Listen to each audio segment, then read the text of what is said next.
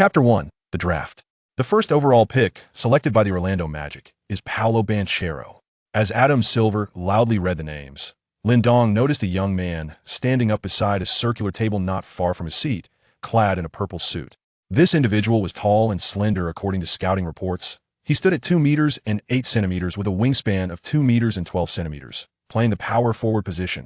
Hailing from Duke University, known for his terrifyingly comprehensive offensive skills during his collegiate career, Banchero appeared rather composed, showing little excitement on his face as he calmly shook hands and shared shoulder bumps with friends and family celebrating around him. Lindong lowered his baseball cap. He did not perceive any extraordinary joy on Banchero's face, leading him to conclude that the Magic must have communicated with Paolo Banchero beforehand, suggesting he was likely already aware of his status as the first overall pick. However, it was indeed surprising, as most believed that Chet Holmgren was the lock for the top spot. This formidable power forward from Gonzaga University, standing at 2 meters and 13 centimeters with a wingspan of 2 meters and 29 centimeters, was known for scoring with ease, akin to slicing through vegetables. Lindong glanced at Chet Holmgren, who sat calmly a few rows ahead, seemingly unfazed by the announcement. Following Adam Silver's declaration, the Oklahoma City Thunder selected Chet Holmgren with the second pick, prompting the shy young man to rise and embrace his mother with palpable excitement. In the eyes of his mother, Lindong saw a genuine joy that sent a shiver through him. It was a kind of maternal love he had never experienced in either of his lifetimes. After the Houston Rockets selected Jabari Smith from Auburn University with the third pick, the top 3 selections concluded.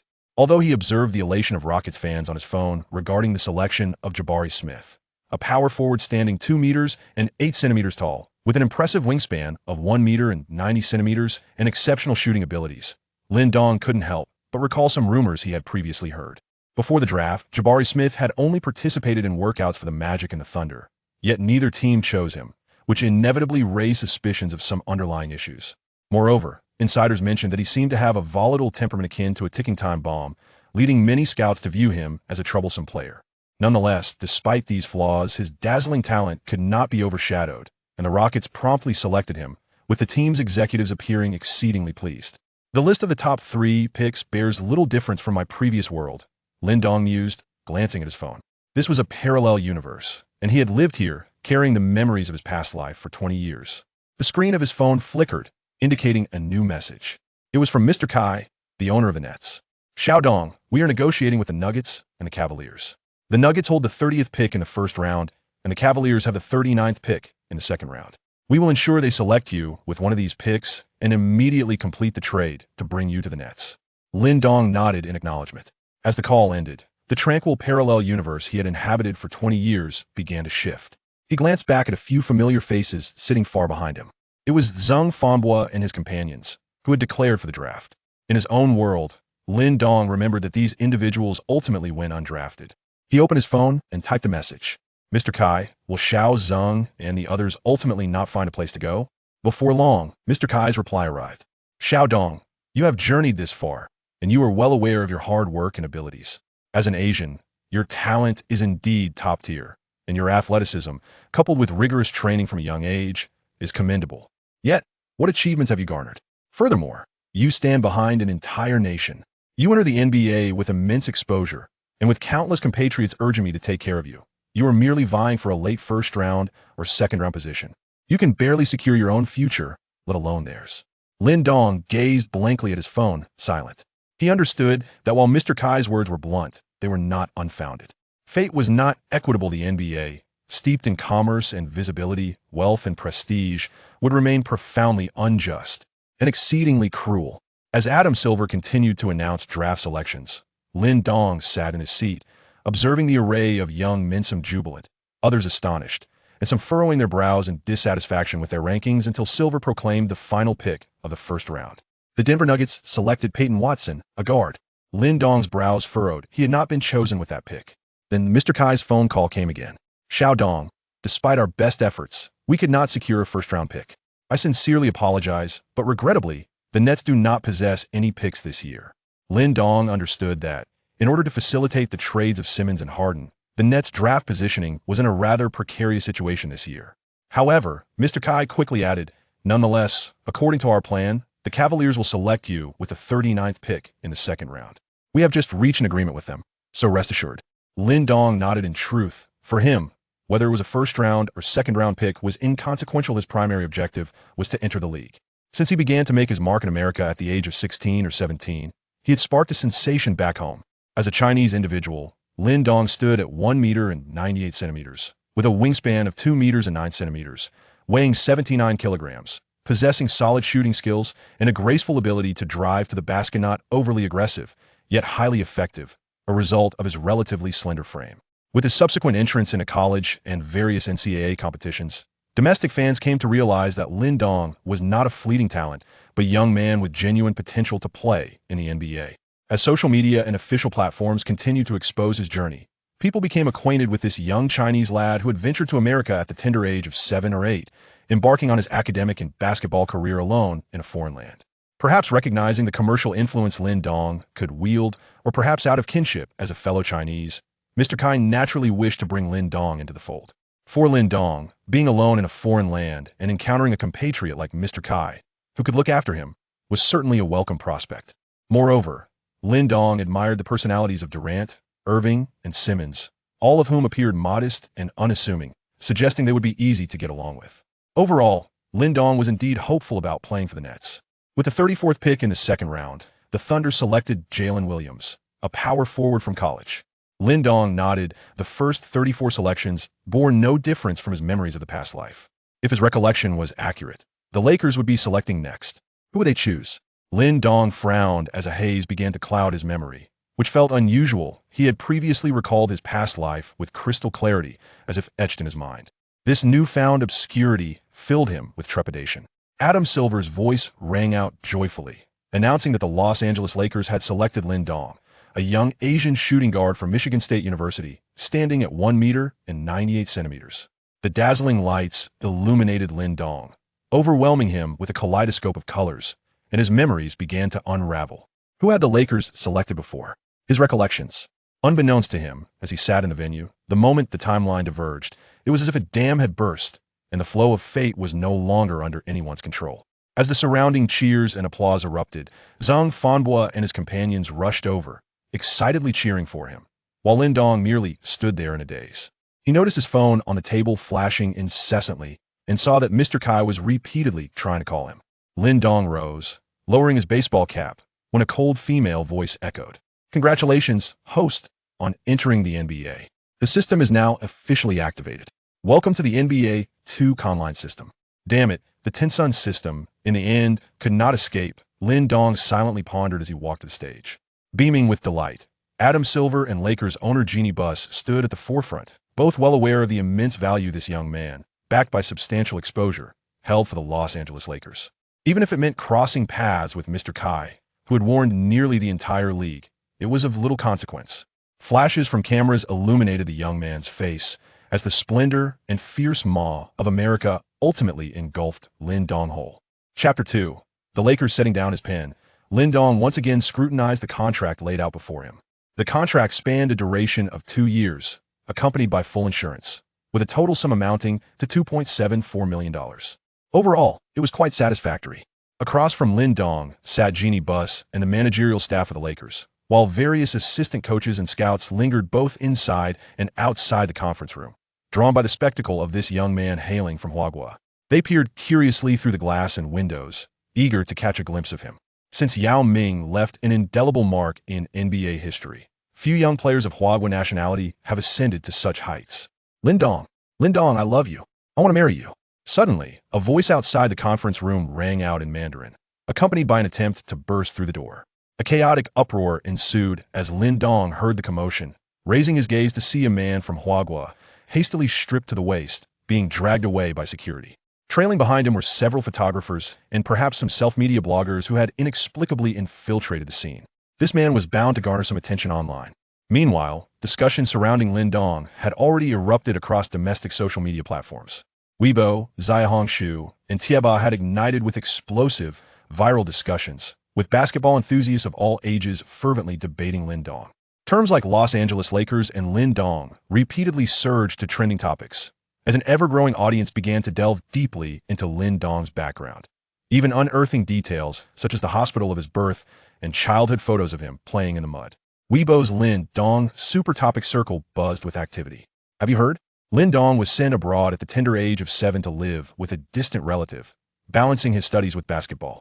I've heard that his parents divorced early and neglected him, but thankfully his distant aunt treated him well. Underwent rigorous training from a young age. It said his aunt provided him with NBA-level trainers. He's a player who averaged 166 in the NCAA. However, amidst the fervent discussions, some disagreements and sighs emerged. Nevertheless, judging by his college performance, he relied heavily on spot shooting, cuts, and fast break floaters to score. While his efficiency is commendable, his finishing ability seems to be lacking. I find that assertion unfounded. Did you not witness the efficiency of his gameplay? Such reliable scoring methods undoubtedly attest to his basketball IQ. Lacking the ability to showcase physicality and finishing prowess does not validate his ball handling skills. If all he can do is shoot, then the NBA loses its allure. I'm truly amused. Have you even considered which team selected him? Does one need to handle the ball while playing alongside Moose? Moose, please show some respect for LeBron. LeBron? I still prefer not to engage. Having read your post, I wonder how the helicopter didn't whisk you away as well. Getting anxious, are we?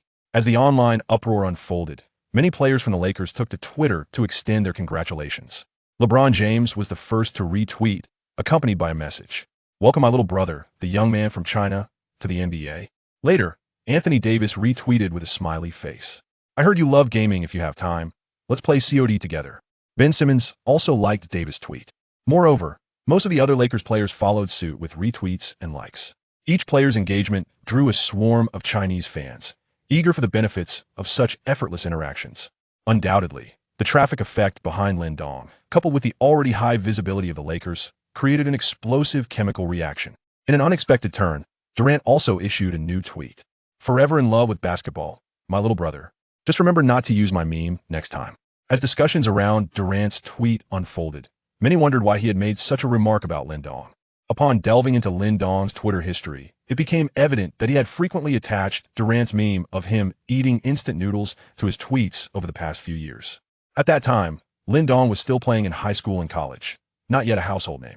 His tweets generally consisted of training updates and lighthearted quips, often accompanied by Durant's noodle meme, which was undeniably humorous.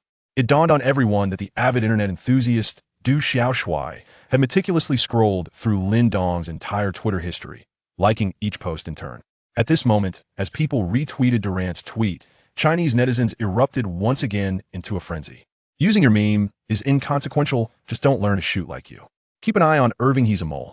Why is there such hostility in the first comment? Which dog fan are you? Go home and drink your bathwater. I love you, Durant. I want to have your children. Finally, as night fell, the weary Lin Dong completed a day filled with contract signings, photographs, and press conferences, finally able to depart in the evening. Trailing behind him was a plump young man, his childhood friend, who also served as his personal assistant and agent. A high-achieving student from Harvard University, Luo Ding. Dong, tomorrow some reporters from Huagua will come for interviews. I managed to decline some unimportant ones, but there are 3 you must attend. Lin Dong wearily rubbed his temples, likely referring to a tongue, a poo, and a yang. Is it truly necessary to endure an interview with a poo? I have a nagging feeling it will be an aggressive one. Luo Ding chuckled and shook his head. There's no escaping it, especially since the traffic there is substantial. What about the interview with Qiao Dong? Isn't the traffic there even greater? Luo Ding laughed. Competing with a tongue is still on a smaller scale. Lin Dong also smiled. It seems I can't escape a tongue after all. I had anticipated this all along. However, Luo Ding's expression shifted to one of seriousness. Lin Dong, while you now wield immense visibility, remember that you are facing countless devoted fans. They can elevate you to great heights, but they can just as easily bring you crashing down. I assure you that I will diligently fulfill my responsibilities. Luo Ding gently patted Lin Dong's shoulder, expressing his faith in him. I believe in you, Dong. You are not one to place yourself above others. It is rather peculiar. At times, I perceive you not as a young man in your early 20s, but rather as a middle-aged individual, burdened by the weight of life, in your 40s or 50s. Luo Ding gazed into Lin Dong's eyes, remarking, your composure is almost unsettling. Lin Dong did not gaze at Luo Ding. Instead, his eyes were drawn to the distant horizon, where the fiery clouds blazed ominously yet magnificently. Indeed, he thought. However, he soon spoke, declaring, everything I have done, whether prudent or arrogant, has ultimately been in pursuit of entering the NBA. Now that I have achieved this goal, he clenched his fist towards the fiery clouds. Today I realize, I am who I am. Everything has changed. Luo Ding stared blankly at his childhood friend, feeling in this moment that Lin Dong seemed so unfamiliar. Chapter 3. Lonnie Walker. Lin Dong rented an apartment near the UCLA Health Training Center, and his aunt had already purchased a Tesla for him. Though his salary had yet to be credited, he had to manage his expenses judiciously. At this moment, the Lakers were still in the off-season. Although the new season was imminent, systematic daily training had not yet commenced. With an interview scheduled for the afternoon, Lin Dong rose early and headed directly to the Lakers' training facility. Driving past the throng of eager reporters and fervent fans at the main entrance, he opted for a side entrance. This area boasted stringent security and confidentiality protocols. The staff had undergone exceptionally rigorous training. Thus, once inside the venue, Lin Dong could ensure both safety and discretion. Lin Dong met with his appointed trainer, Robin, who had been his personal trainer during university and has now accompanied him to the Lakers. In response to Lin's request, Jeannie Buss graciously arranged a position for Robin at UCLA, allowing him to continue providing the familiar training that Lin values. "Good morning, Lin," Robin greeted, his demeanor radiating vitality. "You look well." At 37, Robin, an African-American, maintained an impressive physique due to his profession as a trainer. "The environment here is astonishingly vibrant. I researched on Google, and this training facility spans an incredible 120,000 square feet. Lin, it's simply unimaginable," he remarked. "Indeed, it is quite extraordinary." As Lin Dong drove into the venue, he was utterly astonished. Robin flashed a broad smile, revealing his white teeth. "Look at that whirlpool bath, the reception room, the advanced fitness equipment and health monitoring systems, and even a dedicated barbershop. Most importantly, they are all complimentary." It was a quintessential case of a country bumpkin entering the city. Lin Dong chuckled. "You are absolutely right." Robin made a playful face. "What are we training today?" "Shooting," Lin Dong replied without hesitation. Robin fell silent. Once he entered his work mode, he became serious and focused. He skillfully brought over a basket of basketballs. In the upward phase, flick the ball to stabilize the shooting acceleration and maintain a straight lift. Bend your hips. Pay attention to the ball's position to ensure explosive power. Yes, lock your elbow and apply wrist pressure. As Robin called out his instructions, Lin Dong's three-point shots rained down seamlessly into the net, showcasing an impressive accuracy. He practiced stationary shooting, catch and shoot, ball fakes in transition, and long-range jump shots, causing beads of sweat to form on his forehead. After an hour and a half, Lin Dong's shooting percentage began to decline. Robin casually tossed a basketball to him and stepped in front of Lin Dong. "That will be enough for today." "Not quite," Lin Dong panted, shaking his head. He had engaged in a considerable amount of three-point training, and from the moment he knew he would join the Lakers, he understood the necessity of ensuring his shooting precision. With LeBron, AD, and even Westbrook on the court, the Lakers' outside shooting could become rather awkward. While bringing in a rookie capable of making shots may not necessarily be an enhancement, the Lakers' expectations for Lin Dong were not misplaced. In essence, if he secured playing time, his task would be straightforward: to catch the passes from defenders drawn away and convert those three-point opportunities. Robin regarded Lin Dong and quoted an old Chinese proverb. "It takes more than a day's cold to freeze 3 feet of ice. Training must be measured." Although Lin Dong found the saying somewhat odd, its meaning resonated. "I will consider your training in the future and devise a specialized regimen to improve your stationary shooting ability, but it will be a long-term endeavor." Upon hearing this, Lin Dong could only nod in agreement. "Now, go take a good shower, then find someone to watch a movie or something. I imagine with your newfound fame, that shouldn't be too difficult," Robin jested with a grin. "Get lost," Lin Dong retorted, gesturing with his middle finger. As he prepared to leave with his bag for a shower, he bid farewell to Robin. "Goodbye, Robin." "Goodbye, Lin. By the way, thank you for helping me secure such a wonderful job. It allows me to support my family." As Lin Dong observed Robin's heartfelt smile, he suddenly felt a twinge of embarrassment. After finishing his shower, as he exited the training hall, he noticed a young man standing at the entrance. Upon seeing Lin Dong emerge, the young man immediately straightened his posture, as if he had come here solely to await Lin Dong's arrival. Lin Dong immediately recognized him. Ronnie Walker remained silent, his gaze fixed intently on Lin Dong.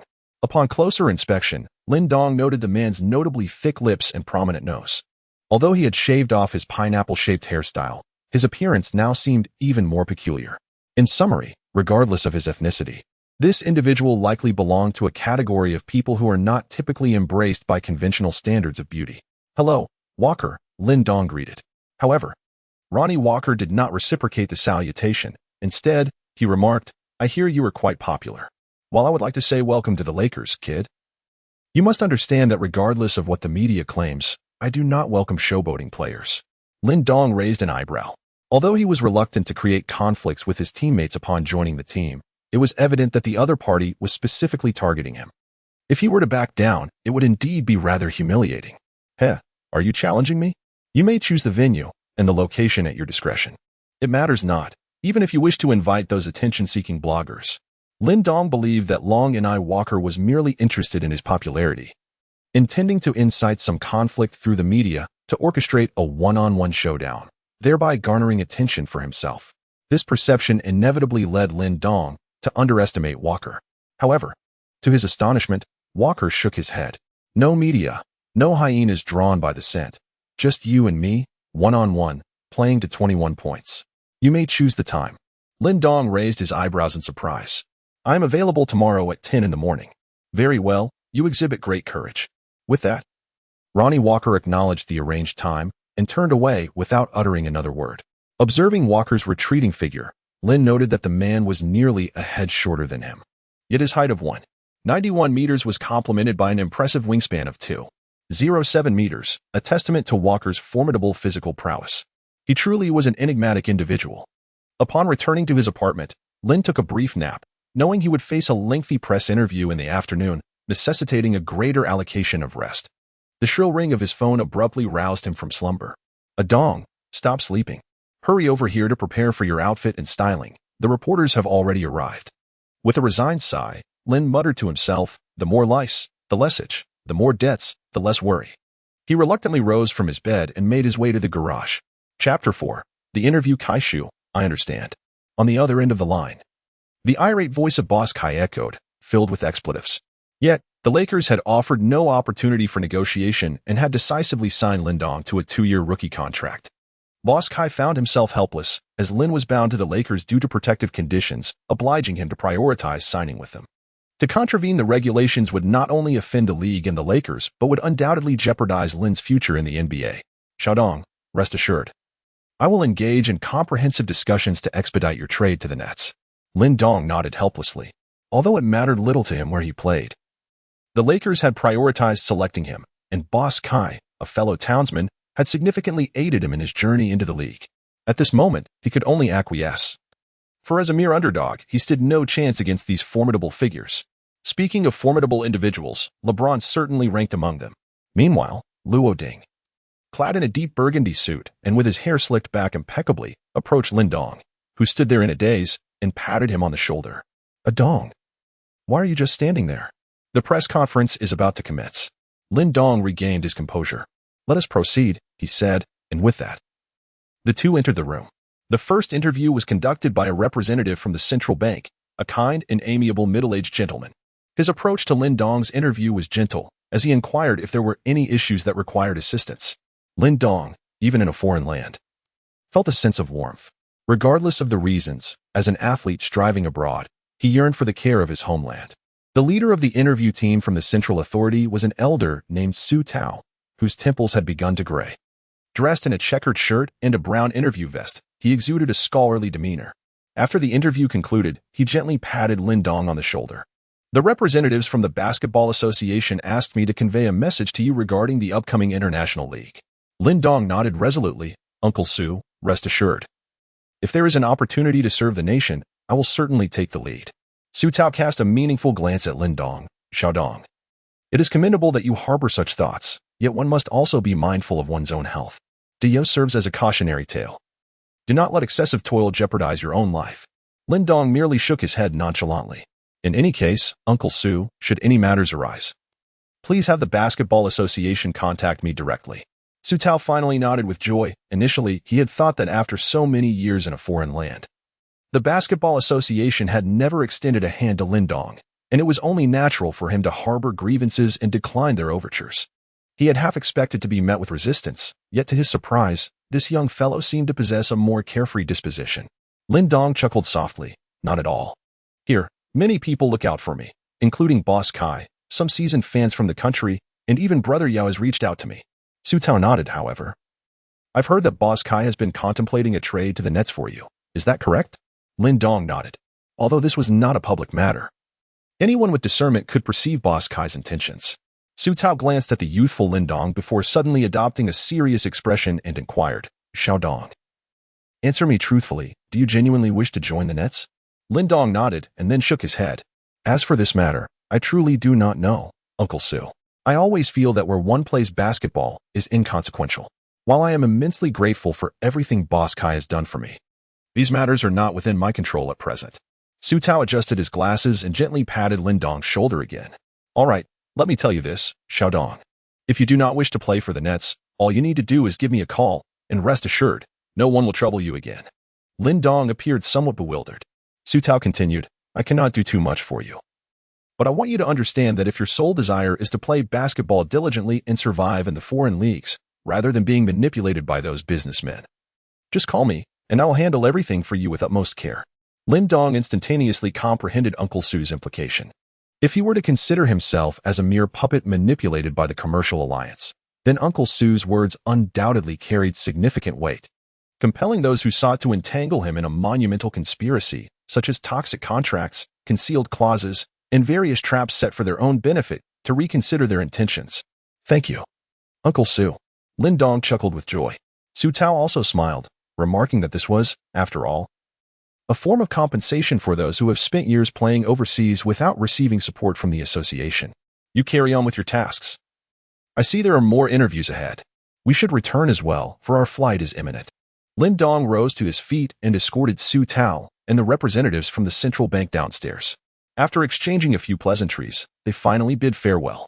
Upon returning upstairs, Lin Dong took a brief respite before commencing the interview with Teng Sun, perhaps influenced by Su Tao's earlier admonitions.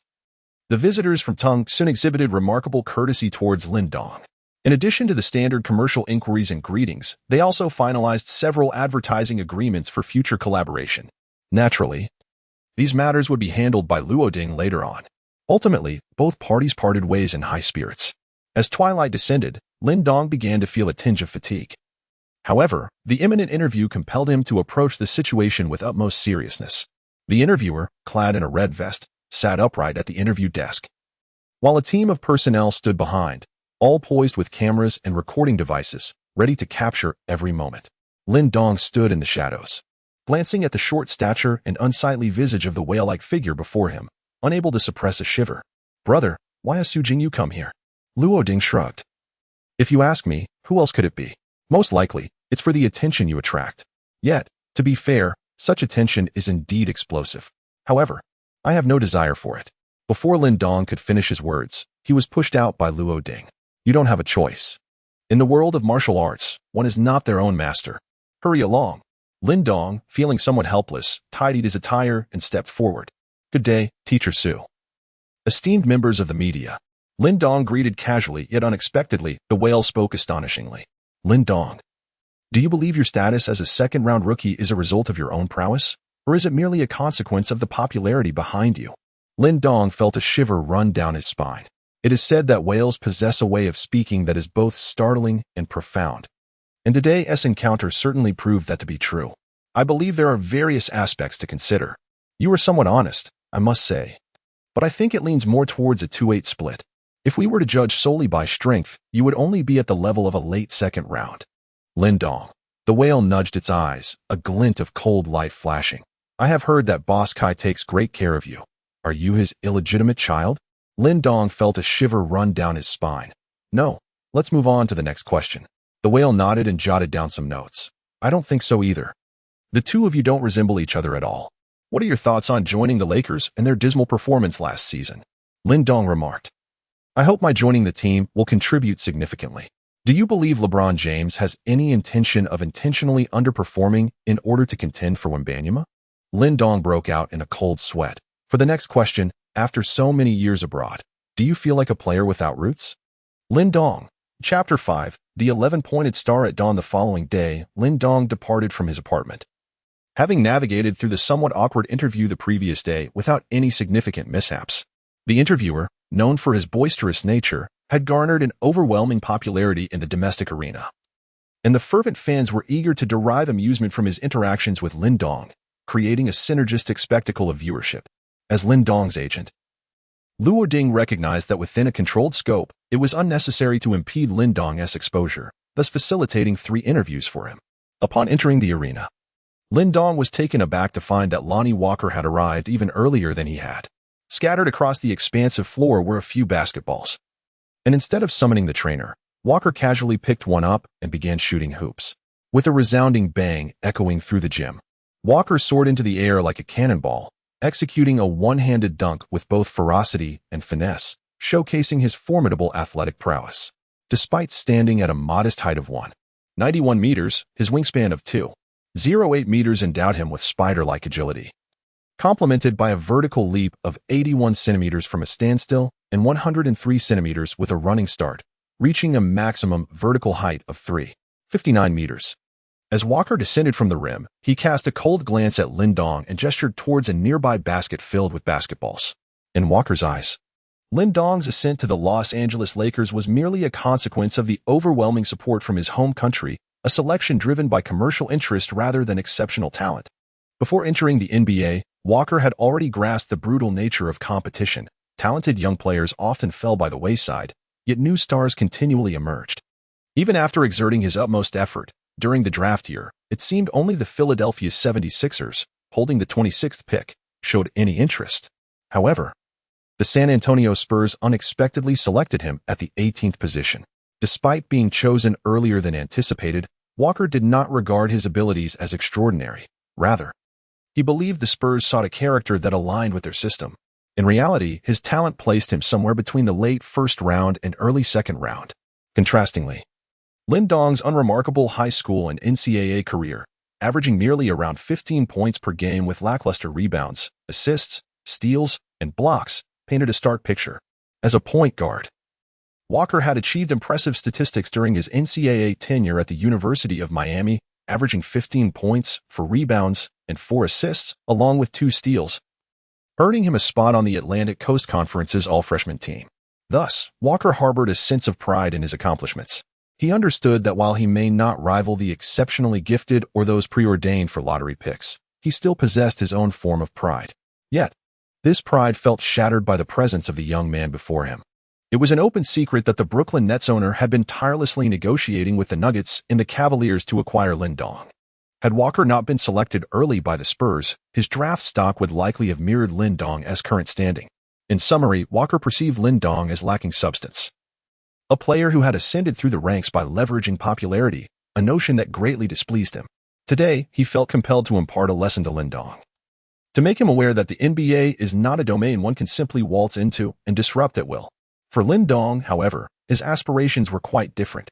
Upon traversing into this parallel world, he had inadvertently inherited a system. Previously, he had perused numerous novels, and it seemed likely that a protagonist like himself would be accompanied by a 2K system, one that could bestow purple badges, experience points, enhanced abilities, and mysterious cards. Yet, upon discovering the nature of his system, he was left in tears of frustration. This system was linked to the online gaming platform known as 2K Online, a gaming experience that had consumed his previous life with both obsession and exasperation. The realization that he had brought this gaming system into his new existence was almost unbearable. Moreover, the system bore an amusingly absurd name, the Overlord of the World. The gaming emperor is no match for the pay-to-win McGrady Online, where dogs always die from the Overlord elbow card animation and tactical dogs dive into a backward disaster. Invincible in the realm of the War God 2K. Lin Dong pondered quietly, deciding to name it the War God system. However, to be honest, since acquiring this system, Lin Dong had never actually accessed it. Each time he attempted to open the system, the loading circle would spin endlessly, ultimately displaying a single prompt. The system would only activate automatically once the host entered the NBA. Lin Dong, however, ever since he was selected in the recent talent show, the system has finally undergone a transformation. In the past few days, aside from his regular training and socializing, Lin Dong has dedicated his evenings to studying this system. As a seasoned veteran of the 2K franchise, having played from Online 1 to Online 2 for over a decade, he swiftly comprehended the essence of the system. Firstly, there exists his ability chart, which is primarily divided into 11 major categories. athleticism, drive, rebounding, under the basket play, steals, back to the basket moves, perimeter defense, interior defense, playmaking, mid-range shooting, and three-point shooting. These 11 categories further subdivide into 34 plus 1 minor attributes. Examples of these minor attributes include driving layup, backhand hook shot, passing vision, and lateral movement speed, all of which are encompassed within the broader categories. Lindong's attribute panel is prominently displayed upon entering the system. His athleticism stands at 80, drive at 69, and under the basket play at 68. Notably, his three-point shooting ability is an impressive 89, along with a mid-range shooting capability of 82. However, Lindong is acutely aware that the system operates on a scoring scale of 120, with no upper limit beyond that, although very few players manage to exceed this threshold. Overall, his attributes align well with the standard expected of a rookie, albeit such a character would have been one he would never have considered utilizing in his previous gaming experiences. Thus, how might he enhance his skills? Lindong's initial thought was that in the previous system, players generally required special training essences, depending on the type of player created, such as an SG three-point shooter. The upper limit for three-point shooting would be exceptionally high. Conversely, the player's driving ability would be relatively weaker. Similarly, an SF lockdown defender could effectively restrict opponents both on the perimeter and in the paint, yet, correspondingly, their offensive prowess would not be as formidable. Lindong meticulously perused his player profile and discovered that his designation was that of a three-point shooter. Reflecting on his past memories, he recalled that a three-point shooter traditionally encompassed three fundamental skills: primary three-point shooting, mid-range shooting, and perimeter defense, embodying a competent 3D player. However, when Lindong accessed his self-created panel, he was utterly astonished. Before him lay a neat arrangement of 11 statistics, none of which were obscured in black as in previous games, signifying that he was not constrained by any maximum thresholds.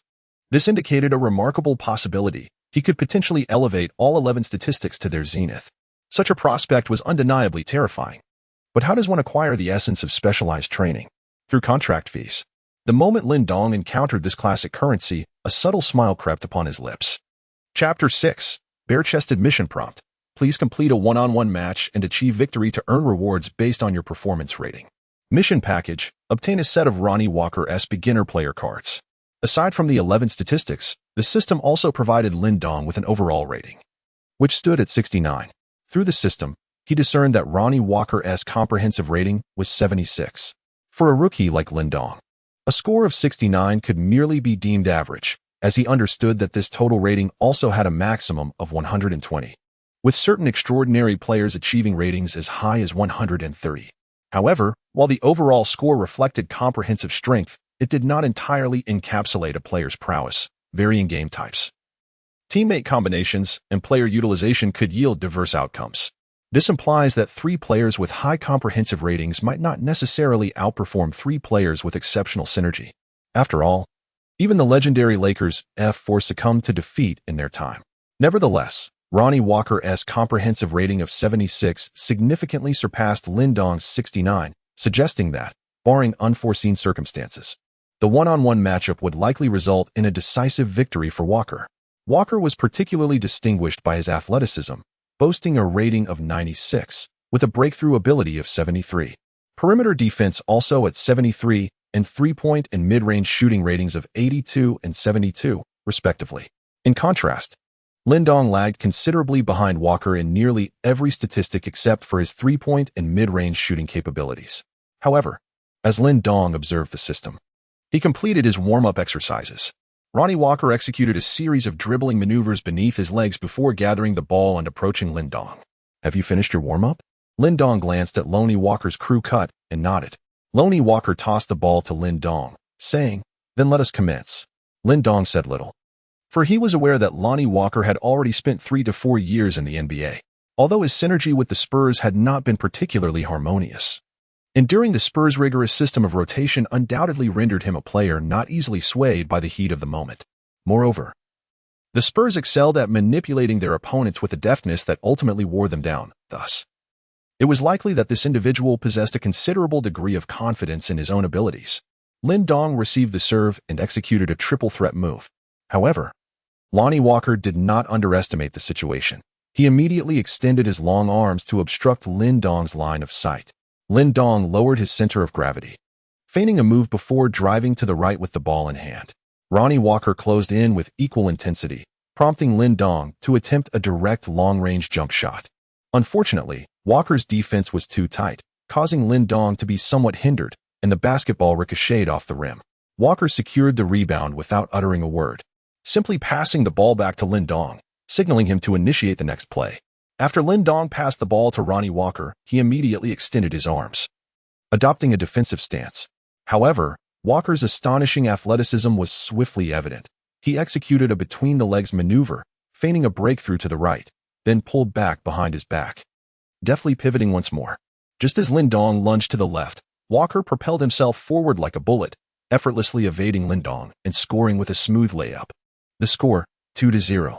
Lin Dong was not one to be underestimated, yet a slight sheen of perspiration formed on his forehead. He could sense that Lonnie Walker's acceleration was no mere fade. This individual possessed an athletic prowess rated at an impressive 96. Consequently, his dual speed, encompassing both velocity and ball handling mobility, hovered around the 90 mark.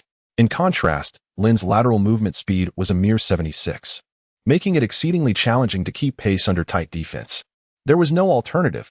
He would have to concede a couple of steps. Lin Dong promptly altered his defensive strategy, for he recalled from his past life that the player Lonnie Walker exhibited a conspicuous flaw on the court, a lack of self-confidence. When Lonnie Walker was not in a position to conclude plays as the ball handler, he often found himself bewildered and hasty, resorting to a rushed shot. The consequence of such impulsive attempts was a dismal shooting percentage, which ensnared him in a vicious cycle, resulting in erratic performances. Granting him a couple of steps, one would find that his stationary shooting ability was indeed lacking. Lin Dong pondered silently. However, he found himself at a loss, for in comparison to Lonnie Walker's shooting prowess, his own ability to penetrate was evidently more daunting. Observing Lin Dong granted him a two-step advantage. Lonnie Walker executed a hesitation dribble beneath his legs and promptly opted for a jump shot. Lin Dong made a valiant attempt to intercept, yet his efforts proved to be rather futile. The basketball arced gracefully through the air, finding its way into the net. The score stood at 5-0. Welcome to the league, rookie. Lonnie Walker's expression remained unchanged as he silently retrieved the ball. Another shot. Upon receiving the ball once more, Lin Dong resolutely approached him. With a deft crossover of his right hand, Walker caused Lin Dong's balance to waver. Sensing the opportunity, Walker swiftly elevated the ball with his left hand for a jump shot. The score escalated to 7-0, then 9-0, and finally 12-0 as the gap widened. Lin Dong gasped for breath, beads of sweat trickling down his forehead. Although Lonnie Walker occasionally faltered, whenever it was Lin Dong's turn to attack, Walker clung to him like an unyielding adhesive. Lin Dong's inadequate ball handling skills often left him forced to a halt, resulting in an awkward shot. This was hardly surprising. Lin Dong's ball control rating was a mere 75, while Walker, as a current regular guard for the Lakers, boasted a commendable control rating of around 86, significantly surpassing Lin Dong in offensive ball handling prowess. Moreover, beyond mere statistics, Walker had honed his skills over 4 years in the NBA, enduring the rigorous, militaristic discipline of the Spurs. Although his defense might not be exceptional, it remained noteworthy within the NBA realm. More importantly, this individual showed no fear when facing star players. Instead, he exhibited a certain tenacity. Ultimately, as Lin Dong leapt to separate himself, he managed to disrupt Walker's mid-range shot, causing the basketball to ricochet off the rim. Walker's sweat continued to cascade down as he noticed Lin Dong exerting every effort to move his feet and extend his arms in defense. From Walker's perspective, while Lin Dong's defensive skills were not particularly high, his determination to defend was evident. In fact, most defensive errors stemmed from a lack of clarity in his own playing style.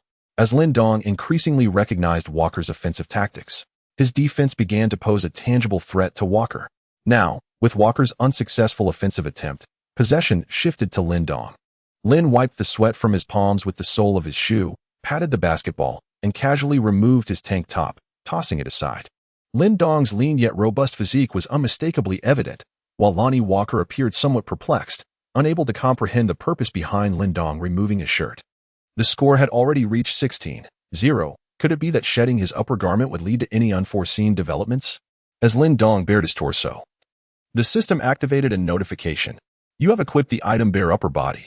Bare Upper Body, a street basketball item that enhances the host's overall capabilities by 10. applicable solely in street mode. Lin Dong felt the surge of power coursing through his body, a sensation he was profoundly familiar with. Bare-chested. It was the first item he had purchased in the game, acquired with the remnants of his lunch money from his middle school days. Lin Dong received the serve. And once again, Long and I Walker opted for a defense as tenacious as chewing gum. However, Lin Dong had already sensed the overwhelming force. Lin Dong executed a direct jump shot without any feints. Lonnie Walker was caught off guard. Despite his earnest attempt to contest the shot, Lin Dong had already leaped to his apex. Standing at 1.98 meters with a wingspan of 2.09 meters, he faced no interference whatsoever. The basketball swished through the net effortlessly. The score, 16-3. Lin Dong smiled at Lonnie Walker, who felt an inexplicable chill. Those who make it to the NBA are undoubtedly rare talents, and Lonnie Walker is no exception.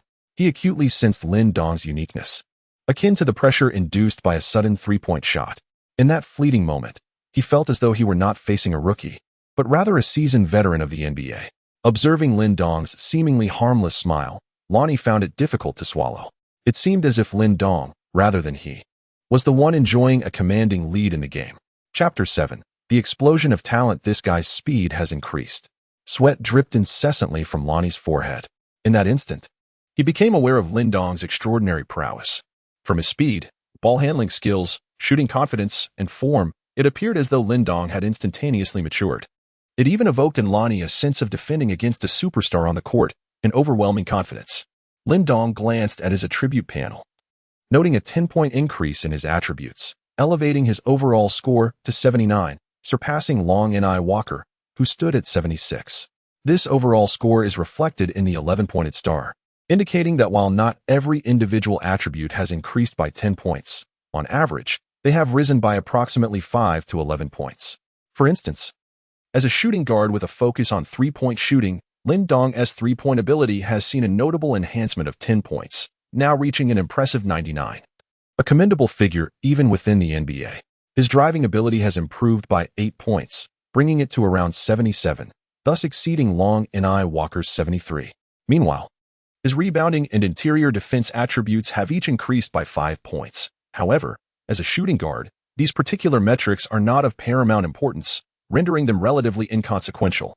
In summary, Lin Dong has experienced a significant enhancement across his various attributes, with an overall score increase of approximately 10 points, representing a remarkable advancement. Lin Dong swiftly dribbled to the left, while Lonnie Walker closely trailed behind. With a swift pivot, Lin Dong executed a back pull, causing Lonnie Walker to lose his balance and shift slightly out of position. Seizing the opportunity, Lin Dong opted for a mid-range shot. After enhancing his mid-range shooting attribute by 11 points, his score reached 93, establishing him as a reliable mid-range scorer. The score now stands at 16-16, leveling the game. Lin Dong showcased his formidable shooting prowess. Although his ball handling may not be deemed exceptionally impressive, it is undeniably effective, devoid of any superfluous movements, thus conserving energy to the utmost. Once he creates space for his shot, Lin Dong unleashes his terrifying mid-range scoring ability to severely punish his opponents. Among current players, it appears that no NBA athlete employs such a traditional style of play, particularly in the shooting guard position. Lonnie Walker had to concede that Lin Dong's displayed talent during the match left him in awe. Since Lin Dong sank that three-pointer, he has not scored a single point. Until now when he has been caught up. "Lin, you are remarkable," Lonnie Walker remarked, giving him a thumbs up. "However, you must understand that your scoring methods are still rather limited. In the NBA, there are countless defenders more formidable than myself. Your ball handling skills are insufficient to create space in front of them. Their relentless defense could even erode your confidence in shooting." Lin Dong remained silent as he glanced at Lonnie Walker, then tossed the basketball into his hands, signaling him to initiate the play. "Lonnie, why don't you attempt to defend against me? I won't shoot," he declared. Lonnie was taken aback, for since the beginning, Lin Dong had relied on practical dribbling and mid-range shots to engage him, and although Lonnie possessed a commendable wingspan, the disparity in height could hardly compensate for the space lost during a feint. Coupled with Lin Dong's steady mid-range shooting, this had led to a continuous loss of points. Now, however, this individual was asserting that he had no intention of shooting. It was utterly absurd. Despite being outscored by Lin Dong, Lonnie could discern that this player's ability to penetrate the defense was rather poor. His hesitance during drives was evident, and his quick abrupt crossovers seemed solely aimed at creating shooting opportunities for himself. The notion that this player would abandon shooting altogether rendered his offensive capabilities virtually null. Lonnie Walker did not believe that Lin Dong could defeat him purely through driving. I acknowledge your exceptional mid-range shooting skills. But to think you can triumph over me solely with your drives is rather naive, he mused as he passed the ball back to Lin Dong. Lin Dong, feeling the rhythm of his dribbling, suddenly broke into a smile. Lin Dong commenced dribbling without a moment's hesitation. Lonnie Walker refrained from recklessly attempting to steal the ball, as his physique was comparatively slender in relation to Lin Dong. A hasty loss of balance could easily result in Lin Dong executing a swift change of hands, leaving him behind. Lin Dong maneuvered the ball beneath his legs, creating space beyond the three-point line, while Lonnie Walker, maintaining a serious demeanor, positioned himself defensively at the arc. Given Lin Dong's assertion that he would not shoot, his actions suggested he was merely seeking room to accelerate. However, through their earlier confrontation, Walker discerned that Lin Dong's speed still paled in comparison to his own. He possessed unwavering confidence in his ability to confine Lin Dong outside the paint. For those attempting to create space for a breakthrough, should their intended direction be anticipated or obstructed by a swifter defender, they are often left with little choice but to halt. Indeed, Lin Dong began to accelerate towards him, prompting Walker to tighten his defense. He aimed to intercept Lin Dong's advance. Yet, Lin Dong executed a deceptively slow hesitation dribble. Walker found this perplexing, as the maneuver appeared to be a misstep. Lin Dong's speed had not yet peaked, and such an inconsequential shift only served to diminish his velocity and disrupt his dribbling balance. Clearly, he was still too inexperienced. His skill set remained wanting. Without hesitation, Walker pressed in closely to the left as Lin Dong's dribble transitioned to his right hand, causing his speed to plummet. It was an opportune moment to seize the ball. Walker, keenly attuned to the situation, lowered his center of gravity and swiftly reached for Lin Dong's waist. However, an unforeseen turn of events unfolded. Lin Dong's right hand seamlessly transitioned into a behind-the-back dribble, and with a swift step of his left foot, he executed a sidestep that left Walker utterly bewildered. What astonishing speed! Walker was drenched in cold sweat, for just moments before, Lin Dong's hesitation had rendered him almost sluggish.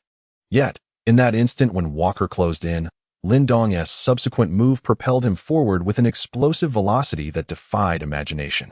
If one were to liken their acceleration to vehicles, the typical NBA player's speed would resemble that of a muscle car, while Lin Dong's 0 to 60 was akin to that of a professional race car, inducing a sense of awe. After elegantly maneuvering past Walker with a behind-the-back dribble, Lin Dong unleashed a powerful dunk upon the rim. The score read 16-18, and Walker stood in stunned silence. He had never witnessed such a display. Why was it that his initial hesitation had seemingly impeded his progress, yet after the behind-the-back move, he accelerated as if propelled by a racing engine? Had Lin Dong's explosive power and athleticism truly eclipsed his own? Walker was left grappling with a myriad of emotions. Lin Dong felt a twinge of embarrassment as he patted Lonnie Walker's shoulder. Brother, it may seem like this misfortune is fleeting for you, but in truth, it is not so ephemeral. Rather, it is the culmination of years of relentless practice, day in and day out. Lonnie Walker lifted his head. Are you suggesting that it is not solely due to physical prowess, but rather the result of diligent training? Lin Dong nodded slightly. Indeed. This technique of transitioning into a reverse movement was something I had practiced over 10,000 times, day in and day out. When I seamlessly connected these two actions, it felt as though I had achieved a profound understanding. So, you see, I progressed rapidly. I see now. Long and I Walker nodded, truly impressed by Lin Dong. Brother, your technique possesses the potential for a breakthrough. I am completely in awe of you now. On the surface, Lin Dong continued to feign humility. Yet internally, he was already elated. Damn it, I executed a seamless crossover. With this explosive maneuver, that street player won't dare to criticize my dribbling skills. Practice 10,000 times? In the game, I must have already practiced it nearly that many times. It's all quite similar. The seamless crossover, also known as the explosive maneuver, is a traditional street basketball technique in 2K, relying on the animation transitions of hesitation and back dribbling. At the moment when these two actions connect, the player's speed peaks, allowing them to effortlessly bypass their opponent. However, should the adversary anticipate the landing of your explosive maneuver, it becomes all too easy to have the ball stolen. Chapter 8. Catch and shoot. With a step back, I launched a three-pointer. The basketball swished through the net. This contest concluded with a score of 16-21.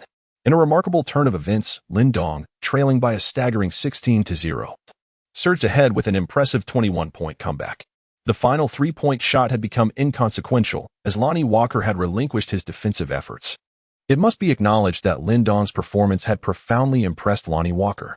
The two sat side by side beneath the hoop, both panting heavily as they recuperated their strength. In 2 days, the team will commence training, and your performance is certain to astonish everyone. Lin Dong smiled and shook his head, choosing not to elaborate. Engaging in one-on-one challenges is one matter, yet stepping onto the court for a match presents an entirely different scenario. The Lakers currently grapple with significant issues in their offensive strategy, particularly a glaring inadequacy in their outside shooting ability, rendering isolation plays a frequent occurrence. However, as these isolation plays unfold, opposing defenses tend to tighten, highlighting the severe repercussions of their shooting deficiencies. Furthermore, there are concerns regarding the distribution of ball possession and the formulation of tactical systems. Overall, Lin Dong harbored little optimism regarding their chemistry. Nevertheless, in order to establish his presence during his playing time, especially as a rookie in an environment lacking in trust, he must rely on the skills of a designated shooter to carve out opportunities for himself. The upcoming preseason matches are pivotal. He must seize every moment. As a representative of potential, once selected by the Lakers, he anticipates securing some playing time to influence public perception. Should he perform well, it would undoubtedly lead to a mutually beneficial outcome. "I must take my leave now, brother. See you at the training ground the day after tomorrow," said Lonnie Walker as he stood up to change out of his short-sleeved shirt. Until then, Lin Dong refrained from saying much, as he was eagerly anticipating the unveiling of his reward. Once Long Niwak departed from the arena, Lin Dong promptly accessed the system and confirmed his claim on the rewards interface. Congratulations to the host for successfully completing the bullfighting task. The basic package has been upgraded to a premium package. You have received a premium player card pack for Long Niwak. Long Niwak Premium Player Card Pack. You will receive between 7 to 24 player cards of Long Niwak. Would you like to open it? Without a doubt. Lin Dong chose to initiate. A burst of golden light flashed, and a series of Ronnie Walker player cards appeared before Lin Dong. Lin Dong counted and found a total of 16 cards. Each player card of Lonnie Walker is rated at a mere 66, which is still lower than Lin Dong's score of 69. Lin Dong comprehended that a single of Lonnie Walker required 1 card, 2 required 2 cards, 3 necessitated 4 cards. 4 demanded 8 cards, and the utmost, 7, required 64 cards. The 16 Lonnie Walker cards in his possession were precisely sufficient to amalgamate into a 5 card. However, Lin Dong did not intend to synthesize the 5 Lonnie Walker. Instead, he meticulously recalled the requirements set forth by the system. The bare-chested item he possessed was a gift from the system, part of the initial starter pack. Yet, this item could only be utilized in street mode and bore no utility in dynasty mode, which was when genuine competitions commenced. Moreover, his overall rating was a mere 69 points, rendering him considerably inadequate for establishing a foothold in the NBA. Thus, what purpose did acquiring these player cards serve for Lin Dong? Primarily, he could opt to sell the player cards, for instance. The current market price for 1 Lonnie Walker card was 16,000 contract fees, meaning that 16 Lonnie Walker cards could potentially fetch approximately 260,000 contract fees. The fluctuations in player values were significantly influenced by their on-court performances, anticipated performances, and the rarity of the cards, with prices updating in real time akin to stock markets. And interconnected with the online system in real life, where the trading system interfaced with every player in the actual world. If Lin Dong possesses contract fees, he can procure desired items in the store, such as action packs, training essences, rare items, and tattoos.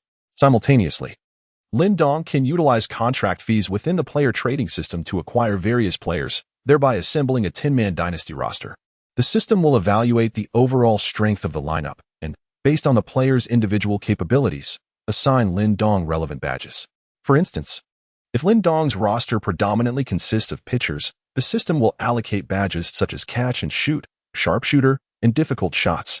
Conversely, if Lin Dong's assembled players are predominantly single cards, characterized by low dribbling, the system may only confer a bronze badge. As the roster's level ascends, the system may bestow silver, gold, or even purple badges. Moreover, the system incorporates a lottery mechanism, allowing redemption of contract fees at 3 tiers, 100,000, 1 million, and 10 million. This lottery system operates entirely at random, offering a chance to obtain various items, including rare cards, historical cards, action packs, and badges. Additionally, the system features an alchemy system, where Lin Dong can opt to form either a 5-man or 10-man roster for alchemy. Alchemy carries significant risk, as it may yield diamond badges, which are not guaranteed to be of high quality, or produce galaxy cards and black hole cards, such as a Galaxy Yao Ming with an overall rating of 133. Nonetheless, Lin Dong's online experience has rendered him exceptionally familiar with the system's rules. Without hesitation, he integrated a Lonnie Walker into his Wang Chao roster, placing him in the starting PG position, primarily due to the scarcity of alternatives. Furthermore, Lin Dong does not intend to engage in alchemy, firstly due to Lonnie Walker's singular card characteristics, which may not yield favorable results through alchemy, and more importantly, his current priority is to enhance his own strength. Therefore, it is imperative for him to swiftly sell the remaining 15 Lonnie Walkers to convert them into contract fees that will bolster his immediate combat effectiveness. At this moment, Lin Dong no longer hesitated. He promptly listed 15 Lonnie Walker cards on the trading platform, pricing them at 15,500. He understood that only by setting a relatively low price could he swiftly dispose of the Lonnie Walkers. Indeed, it wasn't long before the system notified Lin Dong that all 15 Lonnie Walker cards had been purchased. Lin Dong received a contract fee of 230,000, but the system withheld a service charge of 2,500 from him. This deduction was a result of the system's novice protection period. As this period comes to an end, the transaction platform's fees will gradually escalate, potentially reaching up to 50%. In other words, given time, should Lin Dong decide to trade a player card valued at 10 million, he might only receive a mere 5 million after deductions. This is undoubtedly quite disheartening. However, Lin Dong has long since acclimatized to the system's tendencies. Naturally, the essence of special training is the first item Lin Dong intends to purchase. Priced at 10,000 contract fees each, Lin Dong promptly opted to purchase 10. His current 3-point shooting ability stands at 89, and should he elevate it to 93, he will unlock the coveted catch and shoot badge. However, as a designated 3-point shooter, the shooting badges inherent to him will gradually unlock with the enhancement of his skill level. Conversely, the badges associated with breakthrough, lockdown defense, and rebounding remain inaccessible to him despite increases in his skill level. Nevertheless, he can still acquire them through exchanges, lottery draws, and the completion of various tasks. Lin Dong chose to purchase 10 training essences. To enhance his first attribute by 3 points, he required merely 1 essence. However, to elevate the second attribute, he needed 2. Thus, to augment 4 points in total, Lin Dong precisely needed 10 training essences. Moreover, upon the enhancement of these 4 points, he would also unlock the bronze catch and shoot badge. Now comes the pivotal moment. Lin Dong intends to participate in a lottery. With a contract fee of 100,000, the basic lottery mode is activated. Chapter 9. Preseason. Now, the Los Angeles Lakers preseason roster has been announced, featuring LeBron James, Anthony Davis, Russell Westbrook, Kendrick Nunn, Matt Jones, Patrick Beverley, Lonnie Walker, and Dennis S.C. Charter. The roster includes Lin Dong, Bacon, Brown, McCoy, Austin Rivers, Little Pippen, Anderson, and others, totaling 17 individuals. After enduring a month-long training camp, Lin Dong has become quite familiar with everyone. However, he is aware that the current roster is likely to undergo significant changes, as not all of these players may find themselves on the court during the regular season. Consequently, Lin Dong has not engaged deeply with many of them.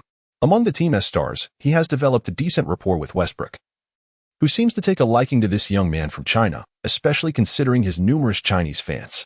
Davis, on the other hand, frequently invited Lin Dong to play Call of Duty, but due to Lin Dong's lack of skill, he eventually stopped including him and opted to play with Simmons instead. Nevertheless, Davis also enjoys playing GTA, a shared interest that has led them to spend time gaming together.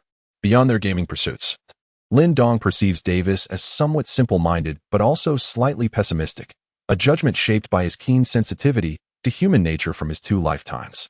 As for James, while he engages amicably with the group during training, he remains rather courteous towards Lin Dong, refraining from extensive interaction with him. Lin Dong comprehended that during such moments, a commercial superstar like James must tread carefully under the media's scrutiny, as every action he takes is magnified. Regarding Lin Dong's performance on the court and his interpersonal relationships, James found it challenging to ascertain whether Lin Dong would bring him benefit or peril. Thus, it is understandable for him to maintain a distance from Lin Dong. However, throughout the 2 months of training, Lin Dong was unequivocally regarded as a pure shooter within the team. Coach Ham aspires for Lin Dong to evolve into a 3D player. Yet he recognizes that Lin Dong's lateral movement is not particularly commendable, while his judgment regarding opponents' offensive maneuvers is nearly exceptional. His lack of athleticism and physical prowess often leads him to be outmaneuvered or overpowered. Nevertheless, Coach Ham is aware that, as a rookie, Lin Dong possesses a certain potential for growth. Furthermore, the young man's threat from beyond the arc, especially when receiving open three-point opportunities from the two sides at a 45-degree angle, is quite reassuring in terms of shooting accuracy. However, this is also related to the training intensity being lower than that of actual games. On the court, opposing defenders will not permit such ample shooting space when he is unguarded. Additionally, no player's shooting ability remains consistently stable. Lin Dong must enhance his physical conditioning. Yet, when he bolsters his defensive skills and increases muscle mass, it remains uncertain whether his shooting mechanics will persist or change.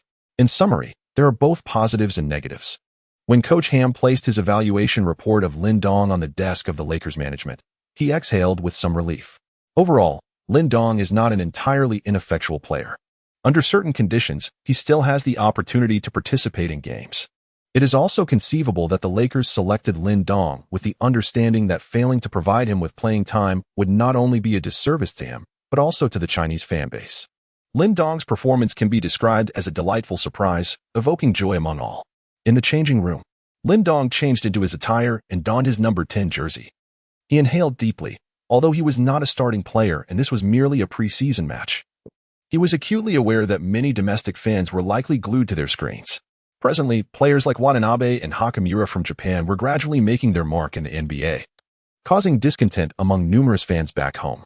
He realized that simply sitting on the bench, with the occasional camera pan capturing his image, would surely ignite excitement among many supporters. After all, behind him stood a multitude of caring individuals who followed his journey, despite the presence of critics. In the Lakers' first preseason game, the starting lineup had long been established: Westbrook, Nunn, James, Davis, and Jones.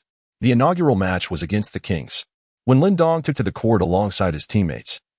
Several Chinese fans in the stands eagerly greeted him. "Lin Xiao, I am studying in Los Angeles, specifically to see you. Lin Dong, you excite me.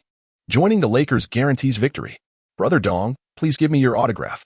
Lin Dong greeted everyone with a smile but did not linger. Instead, he swiftly made his way onto the court to commence his shooting warm-up. The starting lineup for the Kings included familiar faces: Fox, Herter, Barnes, Okpala, and Sabonis. During his early days as an online novice, Lin Dong had utilized the Kings roster for a time, and he held high expectations for the player Fox. As the players warmed up on the court, an assistant coach tossed the ball to Lin Dong, who practiced his three-point shots. This marked his debut on such a grand stage, although he had experienced the spotlight in high school and college. The scale and fervor of the fans were incomparable to the genuine NBA arena. Even though this was merely a preseason game, the presence of media, photographers, enthusiastic fans in the stands, and countless spectators watching from afar who could not attend in person added to the electric atmosphere. Lin Dong still felt a measure of pressure. A three-point shot was passed to him. Lin Dong received the ball and made the shot, the three-pointer smoothly sinking into the net. "Excellent." LeBron approached. Lin Dong then realized that the pass he had just received was from James. "It seems you are feeling a bit nervous," James remarked, displaying his understanding as he conversed with Lin Dong, completely unfazed by the presence of the media's cameras. "Indeed, I am somewhat." Lin Dong candidly acknowledged his stance. If given the opportunity to play, he must have the audacity to take open three-pointers, as a steady shooter is essential for the team. LeBron astutely articulated this notion. "Rest assured, I will strive to make those shots, brother James." The online persona may be laid back, yet the offline presence of LeBron is undeniably formidable. When opponents fail to guard your three-point shot, seize the chance to penetrate the paint. LeBron offered Lin Dong another reminder, then gently patted his shoulder before departing. As the commentators concluded their introductions, the sound of the game whistle resonated, prompting Lin Dong and the others to return to the bench. Lonnie Walker took a seat beside him. "I will pass you the ball, Lin. I have faith in your three-point shooting." Lonnie, having endured the rigorous training with the Spurs, exuded a sense of maturity, and overall, he was quite supportive of Lin Dong. Indeed, Lindong said little. Despite Coach Ham having called him aside before the match to indicate that he would grant him some playing time during this game, however, the specific allocation remained unclear to Lindong. As the whistle blew, the jump ball commenced. Jones effortlessly leaped to secure the ball, and after receiving it, James executed a flashy behind-the-back pass to Westbrook. With a swift maneuver, Westbrook advanced the ball into the front court. Coach Ham began to direct the players in their tactical positioning. Lindong sat on the sidelines, observing the game with keen interest, as it offered invaluable insights into the Lakers' tactical system. Once Westbrook advanced into the front court, he swiftly passed the ball to Nunn. Almost immediately, LeBron set a screen for Westbrook, who surged towards the basket. Jones positioned himself at the corner three-point line, possessing a commendable shooting ability, which prompted Sabonis to refrain from completely leaving him unguarded. Nevertheless, Westbrook's cut posed a significant threat, as Fox closely trailed him, undeterred by LeBron's screen. Meanwhile, Davis moved to the top of the arc. As the Lakers' strategy unfolded, Lindong quickly discerned that after Westbrook's cut failed, LeBron seized the opportunity to receive the ball from Nunn. Without hesitation, Jones dashed from the corner towards the top of the arc to provide LeBron with another screen. Davis then cut towards the basket, continuing to shield Westbrook, who exploited the moment to retreat to the corner three-point line. Upon observation, Lindong recognized the Lakers' issues were laid bare. Initially, when Westbrook's penetrative threat faltered, or rather, lacked any tactical significance, it became evident. Jones's three-point shooting ability failed to compel Sabonis to closely guard him, allowing him to maintain a considerable distance. Consequently, when Westbrook attempted to penetrate, Sabonis still had ample space to protect the rim. Moreover, Jones's three-point proficiency evidently did not suffice to conclude plays effectively. His positioning along the baseline served two purposes: facilitating Westbrook's cut and subsequently moving towards the top of the arc to set a screen for James. However, once Westbrook retreated to the corner, Fox disregarded him entirely, focusing his attention on James.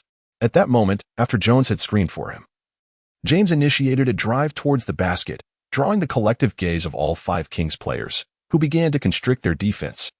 Such a contraction made Lindong's scalp tingle with unease. Overall, the Lakers' tactical setup was convoluted, with numerous potential endpoints, yet it ultimately culminated in failure. Chapter 10. The Kings' tactical shift. Initially, Jones's spacing created opportunities for Westbrook's penetration. Following a screen from James, Westbrook could drive into the paint. However, Jones's three-point capability did not draw Sabonis far from the basket, rendering Westbrook's penetration devoid of any real threat. Fox, adept at navigating screens, remained tightly attached to Westbrook. As Davis entered the paint from the perimeter, Jones executed a cross movement with him, resulting in two tactical options. One involved Jones utilizing Davis's screen for a three-pointer, while Westbrook leveraged the same screen to position himself in the corner. If both were sharpshooters, this offensive threat would be significant. However, both players' three-point abilities left much to be desired. Jones showed no intent to shoot, instead opting to set a screen for James at the top of the arc. After completing the screen, Jones made a rather foolish decision by choosing to cut inside. Yet, Okpala showed no intention of relinquishing his assignment. With the switch, Sabonis matched up against James. Physically, it was evident that navigating through the congested paint for an easy layup would not be a simple task for James. Lindong noted that Jones's decision to cut inside stemmed from a lack of confidence in his three-point shooting. Otherwise, an outside shot following the pick would have at least drawn Okpala or Sabonis' attention.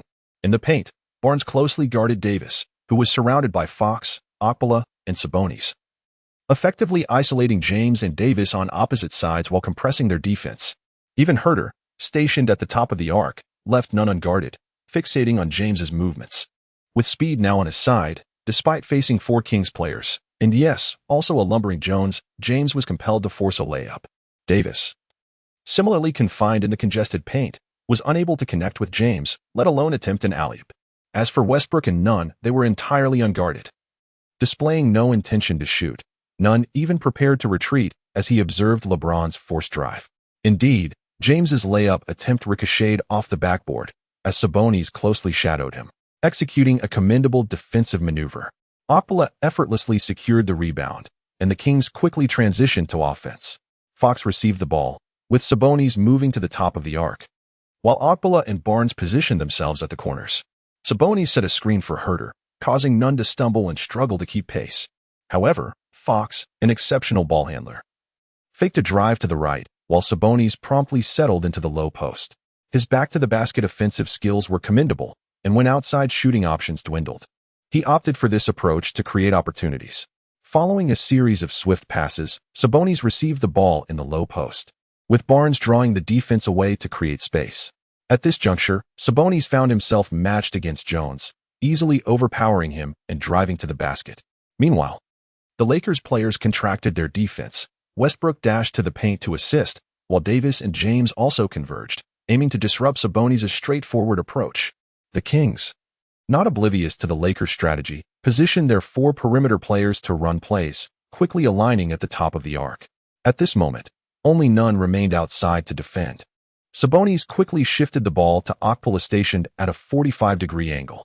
This player possessed a commendable three-point shooting ability, having averaged 1.2 attempts per game last season with a 34.6% success rate, a rather impressive standard. Consequently, none could not afford to be complacent and immediately moved to contest. However, Okpala swiftly passed to Herter, a natural three-point shooter who caught the ball in stride and confidently sank the open shot. At this point, 4 Lakers stood idly beneath the basket: Jones, James, Davis, and Nunn. As Herter received the ball, neither James nor Westbrook made an effort to close out, with only Davis desperately attempting to contest the shot, yet it was evident he was too late.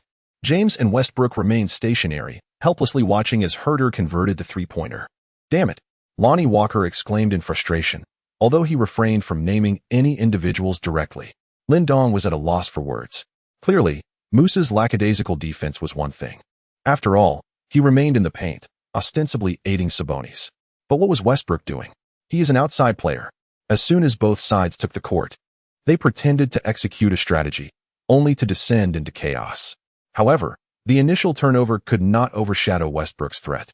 He first utilized a pick and roll to aggressively attack the basket, then completed a three-point play from the corner, scoring 5 consecutive points.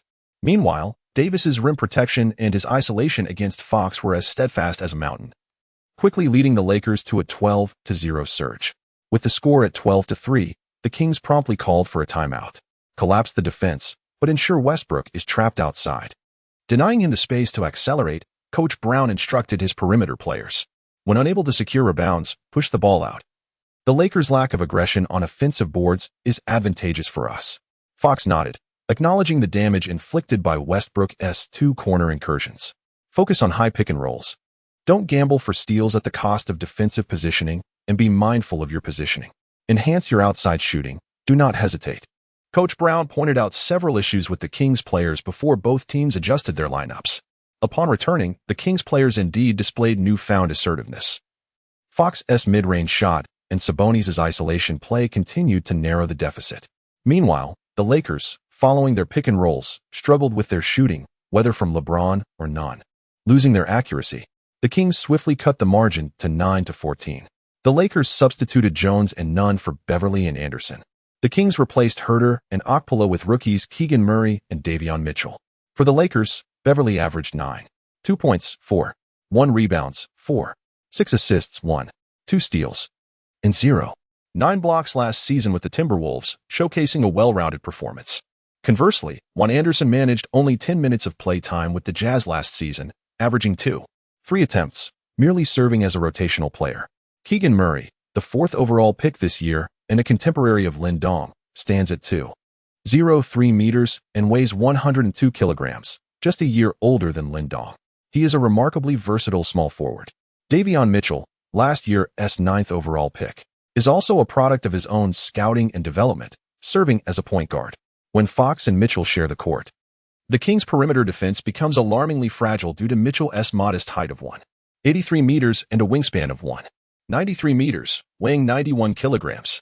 In summary, both teams remain in experimental phases, yet Lin Dong, leveraging his extensive experience in team assembly, discerned that the Lakers were undeniably at a disadvantage.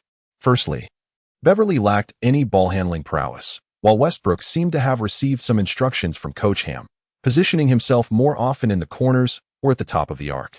As for Juan Anderson, his role was limited to fulfilling defensive duties. Despite the Kings' small ball lineup, they were equipped with well-rounded offensive talents. Chapter 11. Stepping onto the court. Why isn't Westbrook handling the ball? Lonnie Walker whispered into Lin Dong's ear. Lin Dong cast his gaze upon the court, where Westbrook and James positioned themselves at the respective corners. Anthony Davis and the somewhat oblivious Anderson occupied the high post. Surprisingly, Beverly took on the role of the ball handler. Lin Dong found himself perplexed. Logically, given the lineup, one of either James or Westbrook should have taken up the ball handling duties. Yet, as he glanced at Coach Ham, he noticed the coach deep in thought, offering no directives to the players. Perhaps the coach had a different strategy in mind. One could only hope. Lonnie Walker shrugged in resignation. Anthony Davis moved to the high post, requesting the ball from Beverly. "Too high," said a screen. However, Beverly disregarded Davis's instructions, believing that Davis had not established position in the low post. Despite having attempted 3 turnaround jumpers with only 1 successful shot, Davis's frustration mounted. Seeing Davis's reluctance to set a screen, Beverly opted to drive towards the basket. Although Beverly's descent was swift, Deron Mitchell was equally quick.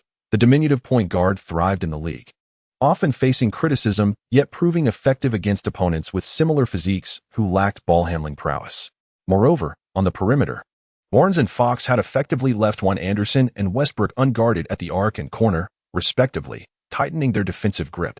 Beverly, ensnared in the congested paint, was forced to pass to James stationed at the opposite corner.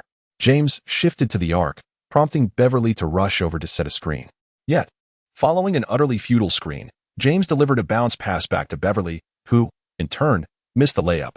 Down low, Sabonis clung closely to Davis, while Fox had abandoned Westbrook to position himself between James and Davis, adding to Davis's discomfort.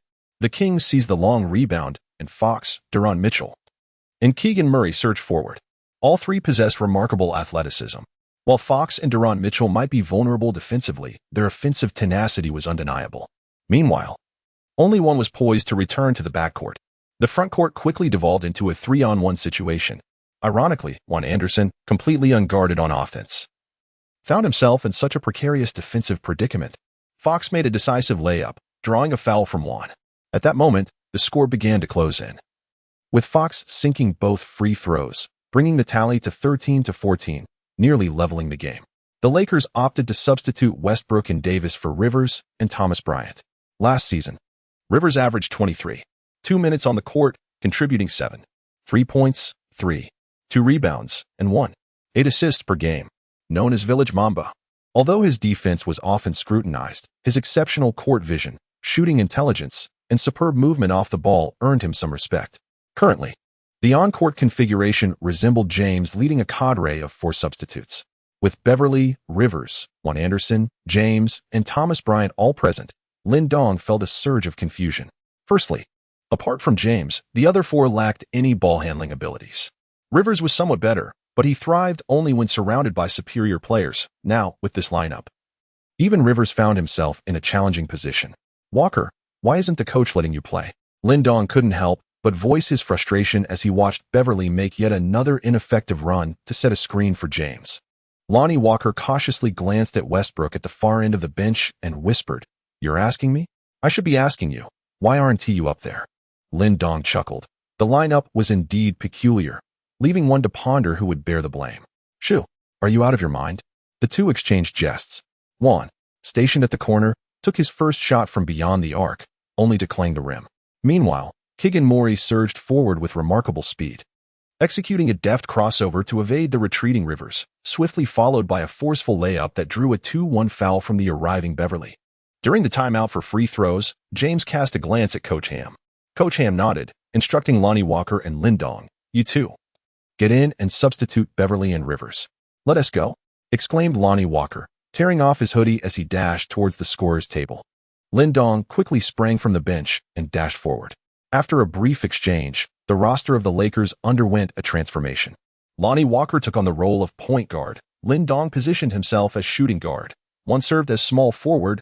LeBron James assumed power forward, and Thomas occupied the center position. Thomas initiated the play by passing the ball to James beneath the basket. With 4 minutes remaining in the first quarter, the score stood at 21-24, with the Lakers trailing by 3 points.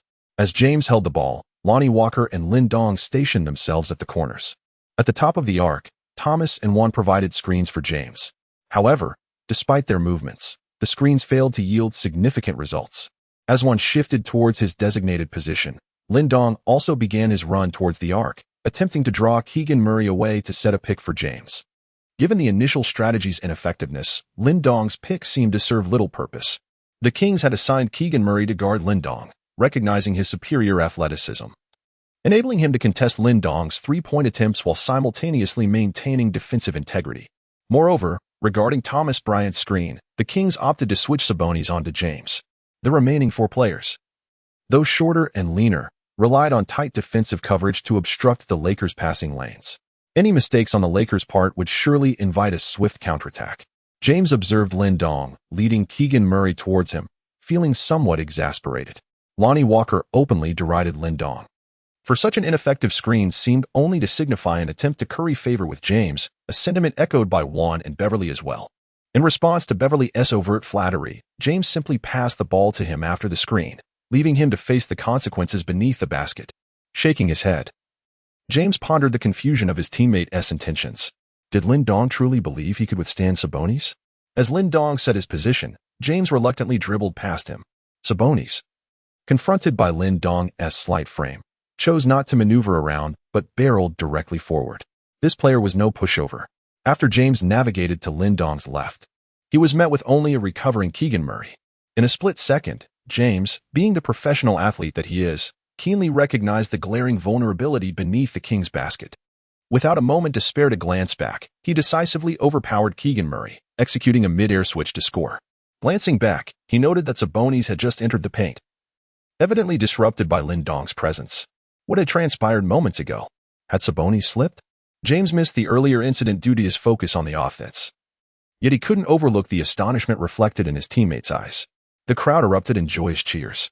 Lin Dong has, astonishingly, managed to impede Sabonis. He used his body, resolutely halting Sabonis' advance. Chapter 12, An Impenetrable Fortress. Teacher Su Kun, it is simply incredible. This fellow has truly blocked Sabonis. Wang Yi, you were right. Our young player Lin Dong appears to possess remarkably solid fundamentals. Surely, he cannot have studied any traditional martial arts. Ha ha ha, yet look at his expression. He must be feeling the strain, as he is indeed experiencing the intensity of NBA-level competition, facing the tallest center on the opposing team. My goodness, Lin Dong blocked Sabonis? Ha ha ha, this is hilarious. Just look at how Lin Dong runs, he seems to wobble. Nevertheless, this fellow has genuinely managed to stop Sabonis, which is nothing short of terrifying. Netizens are commenting furiously, the barrage of messages streaming by. Oh heavens, this individual possesses an inexhaustible charm. He is China's Bruce Lee, Jack Ching. The commentary within the arena is filled with fervor and excitement. Lin Dong struggled to withstand Sabonis' onslaught, sweat beading on his forehead. As he transitioned to defense, Lonnie Walker stealthily approached. Brother, you nearly scared me to death. Shut up. Do you think I'm any better off? You didn't do anything sneaky, did you? What sneaky thing? Lin Dong replied, bewildered. You know, those little tricks. As Walker gestured with his elbows, Lin Dong retorted, setting screens? Come on, I'm not that underhanded. Ha ha ha, I genuinely admire you for that.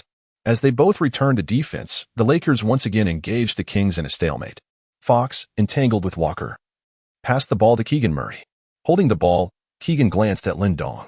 Although he had entered the league in the same draft class, he was merely a second-round pick, while he himself was a legitimate lottery selection. However, Lin was Chinese and appeared to be quite renowned. Scoring on him would surely have a spectacular effect. Moreover, as fellow draftees, Keegan naturally harbored a competitive spirit. It seemed quite reasonable for a first-round pick to dominate a second-round pick, didn't it? At that moment, Keegan chose not to pass and instead, little Sabonis emerged from the baseline to set up at the top of the arc for a high pick. Sabonis pressed his backside firmly against Thomas Bryant, thinking him a rugged brute yet a softy. Just a moment ago, when Lin Dong had approached him for a screen, he had disdainfully bumped into him. However, despite Lin's slight frame swaying under the impact, he displayed remarkable resilience. Though Keegan had not exerted himself fully due to his contempt, he had to admit that Lin's screen quality was indeed commendable. Nevertheless, he deemed it a mere stroke of luck and decided not to grant Lin such an opportunity again. Requesting the ball at the high post while the others executed cross screens, Sabonis noticed Lin Dong often struggled to keep pace with Keegan during these exchanges. Lin's athletic prowess paled in comparison to that of Keegan. Sabonis promptly made a mental note. Following a screen by Barnes for Keegan, he charged straight to the basket. Lin Dong collided forcefully with Barnes, The numerous maneuvers and screens he had executed moments ago had drained him of considerable energy, leaving him utterly exhausted for this final pick. Keegan Murray surged towards the unguarded basket. "Lonnie, what on earth are you doing?" Lindong let out a powerful shout. Hearing Lindong's call, Lonnie Walker, standing at the sidelines, rushed towards the basket without hesitation. Although he believed that the previous play was beyond redemption, he had previously discussed with Lindong on the bench the importance of active defense from every player on the court. The position he occupied was crucial, as he was responsible for guarding the perimeter against Fox, and he was the one most capable of keeping up with Keegan Murray as he surged into the paint. At that moment, Walker was too focused to overthink. He charged in with fierce determination. Fox's three-point shooting had not been particularly impressive last season, which made him reluctant to attempt long-range shots. Having played for the Spurs for several years, Walker understood how to intimidate a rookie like Keegan Murray. He feigned an intention to collide directly with the airborne Murray, barreling towards him. Murray, indeed flustered, perceived Walker's approach as one driven by some deep-seated vendetta, as Walker was not aiming for the ball but rather for him. This being Murray's first season in the NBA, he was keen to avoid injury at all costs. Thus, as he leaped, his balance faltered slightly. Nevertheless, he endeavored to maintain control, hoping to bank the ball into the hoop. However, a gigantic hand suddenly swatted the basketball against the backboard. The ball ricocheted off with a resounding clang, and Thomas Bryant leaped to secure the rebound. It was LeBron. In truth, after Lindong was screened, LeBron found himself half a step away from the penetrating Murray. With the first quarter nearing its end, LeBron had exerted himself throughout the entire period, and in terms of stamina and game condition, he was reluctant to engage in this defensive effort. Yet, fueled by Lindong's invigorating shout, it was Walker, stationed to guard Fox, who charged forward. In that fleeting moment, LeBron realized that if he, the closest defender to Murray, did not make a move, it might reflect poorly on him. After all, Lindong had failed to defend against the screen, which would place the blame squarely on him. However, with Lindong calling Walker into action, if Walker was actively defending while he stood with his hands on his hips, the blame would inevitably shift to him. Such a scenario was unacceptable to LeBron. He would not permit himself to shoulder the blame. Moreover, he was taken aback by Walker's impressive defensive skills that indeed rattled the rookie, causing him to lose his balance midair. LeBron swiftly followed suit, leaping with all his might to deliver a resounding block to the rookie. "Go for it," Walker exclaimed as he scrambled back to his feet, having lost his balance from the previous chaotic jump. Yet, as he regained his composure, he noticed Patrick Beverley pushing the ball up the court. Under normal circumstances, Walker might not have voiced his thoughts, but after such an enthusiastic defensive play, he felt a sudden thirst for the ball when he saw Beverley merely watching. He sprinted to the front court, but due to the Kings' quick transition back on defense, Beverley and Thomas Bryant could not find any opportunity for a fast break. "You go to the corner," Walker instructed Bryant, who was looking to set a screen for Beverley, directing him to the corner. "Give me the ball," Walker demanded from Beverley. Beverley cast a glance at Walker before tossing the ball to LeBron. Seeing LeBron with the ball, Walker felt a bit deflated and retreated to the opposite corner. LeBron, with the ball in hand, glanced at Lindong, who was also positioned high, and nodded at him. Lindong comprehended James's intention, since the recently employed strategy proved effective. They ought to exploit the weaknesses relentlessly, widening the gap and scores. As Thomas drew the diminutive Sabonis away from the basket, he and Lindong executed a dual screen, reverting to the previous switch defense mode. Sabonis faced James, while Lindong matched up against Barnes, and Keegan Murray contended with James. Meanwhile, Lonnie Walker and Patrick Beverley stationed themselves at the corners and the opposite arc's peak. Davion Mitchell shadowed Walker, while Fox left Beverley largely unguarded, as the latter's three-point shooting was notably lackluster, with the Kings tightening their defense, as long as Sabonis could keep pace with James at close range. The concentrated efforts of the other four would ensnare James's offensive maneuvers in a quagmire.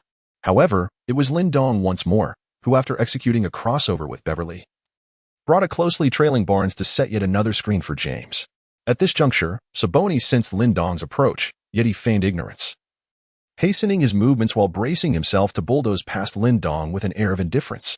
"I am uncertain how much longer I can endure," Lindong silently contemplated as he observed Sabonis charging towards him with a swinging elbow. He shut his eyes, steeling himself like a bronze badge against an iron wall. Chapter 13. The Enraged Sabonis. "Damn you, Sabonis, your hands are so foul. Unleash your fury upon me. The Kings shall remain in darkness for all eternity." Lindong. "Oh, Lindong, What prowess do you possess? Is this a mere screen or a dance with death? The domestic media was inundated with lamentations, indicating that Lin Dong had indeed sustained a significant impact from the collision. Lin Dong took several arduous deep breaths, feeling as though his lungs were on the verge of bursting. Fortunately, he had managed to block Sabonis. Although he had received a subtle elbow that forced him to stagger back a few steps, the young Sabonis did not glance back as he lowered his shoulder, feigning ignorance of the screen. Consequently, the referee made no call. James surged into the paint once again, but at that moment, Barnes and Davion Mitchell, who had darted in from the corner, closed in tightly. With a swift flick of his wrist, James passed the ball to Lonnie Walker in the corner. Walker caught the ball and deftly evaded the approaching Fox, launching another shot. The three-pointer swished through the net. With a minute and a half remaining in the first quarter, the Lakers led by a single point, 29-28. The pick-and-roll strategy employed by Lin has been quite evident to all. It is effective, albeit somewhat labor-intensive. This tactic has enabled the Lakers to close the gap with a 5-point streak. On the transition back on defense, LeBron located Lin. Is he still capable? Lin Dong took several deep breaths, assuring himself that he could do it. If he charged at you again, use your elbow to jab him under his armpit. Huh? Lin Dong was taken aback. He had not anticipated that old James would offer him such advice. James nodded knowingly. The players from the Kings seemed somewhat fatigued, resorting to a tight defense, yet James continued to dominate over them. This meant that the Kings had devised a defensive strategy aimed at neutralizing a single opponent. But it had proven ineffective, significantly impacting their morale. Do not lose heart, keep moving, maintain the outside attack, and be bold in taking three-pointers, Fox shouted loudly.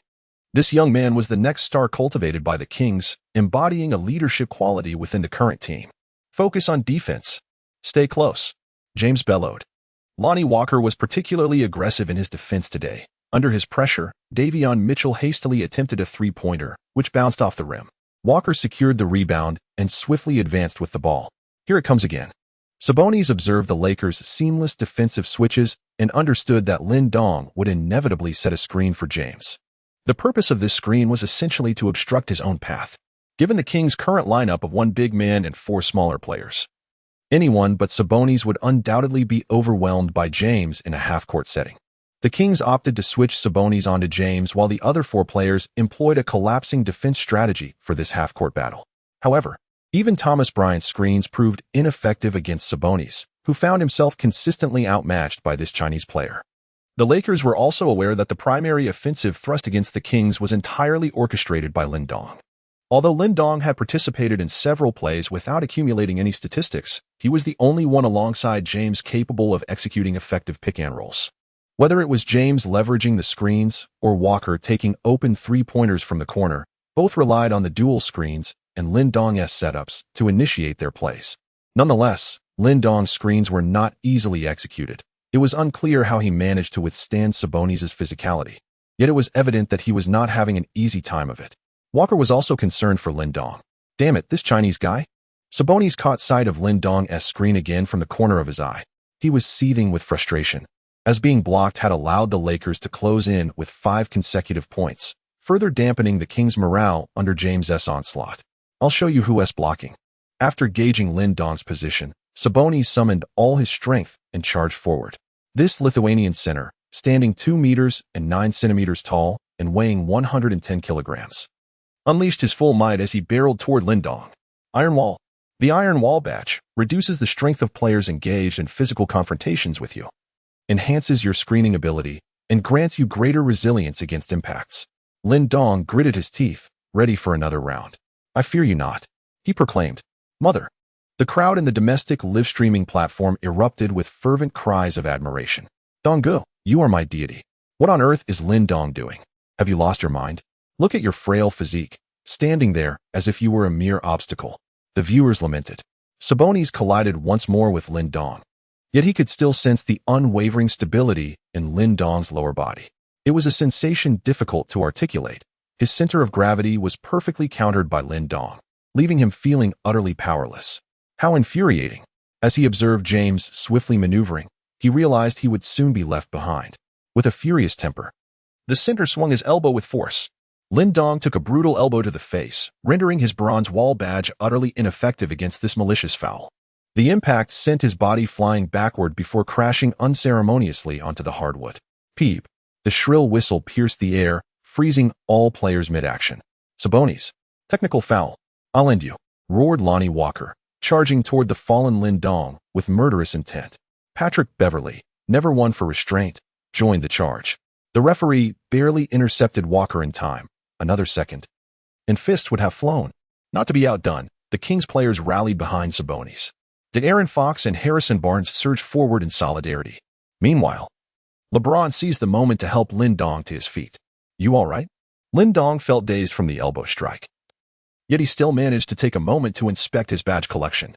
The Wall of Steel badge was something he had obtained after spending a hefty sum of 100,000 contract fees. However, at this moment, his badge collection was utterly barren. Aside from the lone catch-and-shoot badge designated for his player position, his coveted Wall of Steel badge had been utterly shattered. What a shock. Lin Dong was utterly unfazed. "I will kick you to death." At first, James observed Lin Dong's reluctance to charge forward, thinking that this young lad had a commendable mindset. However, after a brief moment of hesitation, Lin Dong suddenly attempted to break free from his embrace and charged fiercely at Sabonis. This unexpected move startled James, prompting him to swiftly restrain Lin Dong. It was an egregious foul, yet fortunately, Lin appeared to be unharmed, his vitality truly remarkable. The referee awarded 2 free throws, signaling that Lin Dong was on the verge of scoring his inaugural point in the NBA. With the conclusion of this altercation, Lin Dong, designated as the free throw shooter for the Lakers, was intentionally positioned to secure his first point in his NBA career. Sabonis was temporarily substituted. Though he was not ejected from the game, the Kings merely hoped for the first quarter to conclude swiftly. Meanwhile, fans back home held their breath, as it had been a long time since a Chinese player scored in the NBA, all eagerly anticipating this moment. This also marked Lin Dong's first statistical achievement. Lin Dong took a few deep breaths, steadily sinking the first free throw. He awkwardly yet skillfully exchanged high fives with his teammates before successfully making the second free throw. At this moment, Lonnie Walker, Patrick Beverley, and Thomas Bryant all applauded Lin Dong wholeheartedly. He continued to execute the pick and roll multiple times, even enduring a flagrant foul, indirectly securing 7 points for the team. Gradually, the Lakers bench players began to acknowledge Lin Dong. His relentless spirit and positive attitude subtly inspired those around him. At this juncture, 2 blue badges in Lin Dong's badge panel began to shimmer faintly. Chapter 14. The task arrives. It's really gone, shattered into pieces. Lonnie Walker, seated next to Lin Dong, observed his fluctuating emotions, sometimes despondent, other times elated, and found it quite peculiar. "Brother, have you been knocked silly?" Lonnie Walker expressed his concern. On the court, the second quarter was nearing its conclusion, and the Lakers were still maintaining their lead. Lin Dong chose to ignore Lonnie Walker's taunts. After repeated confirmations, the system ultimately retracted his imposing shield badge. This was due to the fact that his current fundamental abilities did not meet the requirements for the sustained wearing of the badge. Whether it was a strength, internal defense, or various other attribute values, forcibly wearing the badge would inevitably lead to its shattering, reducing it to mere fragments. However, these fragments still possessed alternative functions, such as enhancing the experience points of similar badges and offering a chance for repair.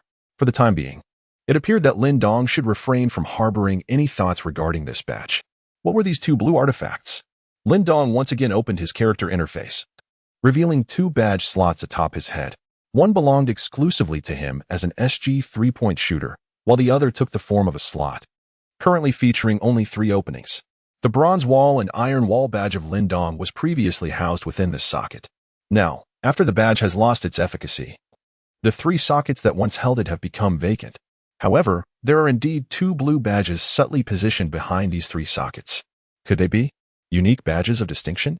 Lin Dong, a seasoned player of the online realm, was well aware of the significance of the blue badge. He clicked to examine the badge. Basic trait badge, Iron Will. Your unyielding demeanor has captivated your teammates, enhancing their defensive capabilities to a certain extent while slightly augmenting your own defensive prowess when you are on the field. Basic specialty badge, Leader. You possess an inexplicable charisma that consistently inspires your teammates, modestly boosting your overall abilities and enhancing the offensive capabilities of all your teammates present on the field. Twisted Sunday. Lin Dong felt a surge of excitement. It seemed that his numerous perilous screens had indeed borne fruit. The Iron Blood badge and the Leader badge, one enhancing defense and the other providing a comprehensive uplift, were both immensely beneficial and precisely what he currently lacked. It is noteworthy that his overall rating had only reached 71. And it was only after acquiring the catch-and-shoot badge that the system granted him a meager 2-point increase from his dismal initial score of 69. Moreover, when he donned the effect of being bare-chested, his dribbling attributes surpassed the threshold, enabling him to unlock the explosive burst capability. However, once he entered the game, he found himself falling short. With a ball-handling attribute of merely 75 and a ball speed of 80, he required a ball control of 84 and a ball speed of 85 to activate the explosive burst.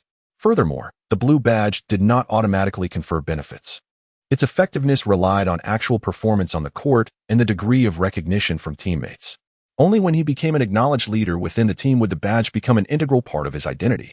As far as Lin Dong knew, the primary leader badge could provide him with an approximate boost of 5 points to his overall rating. This meant that the points allocated to ball control and ball speed might not suffice to meet the required threshold for ball control, while ball speed should be achievable.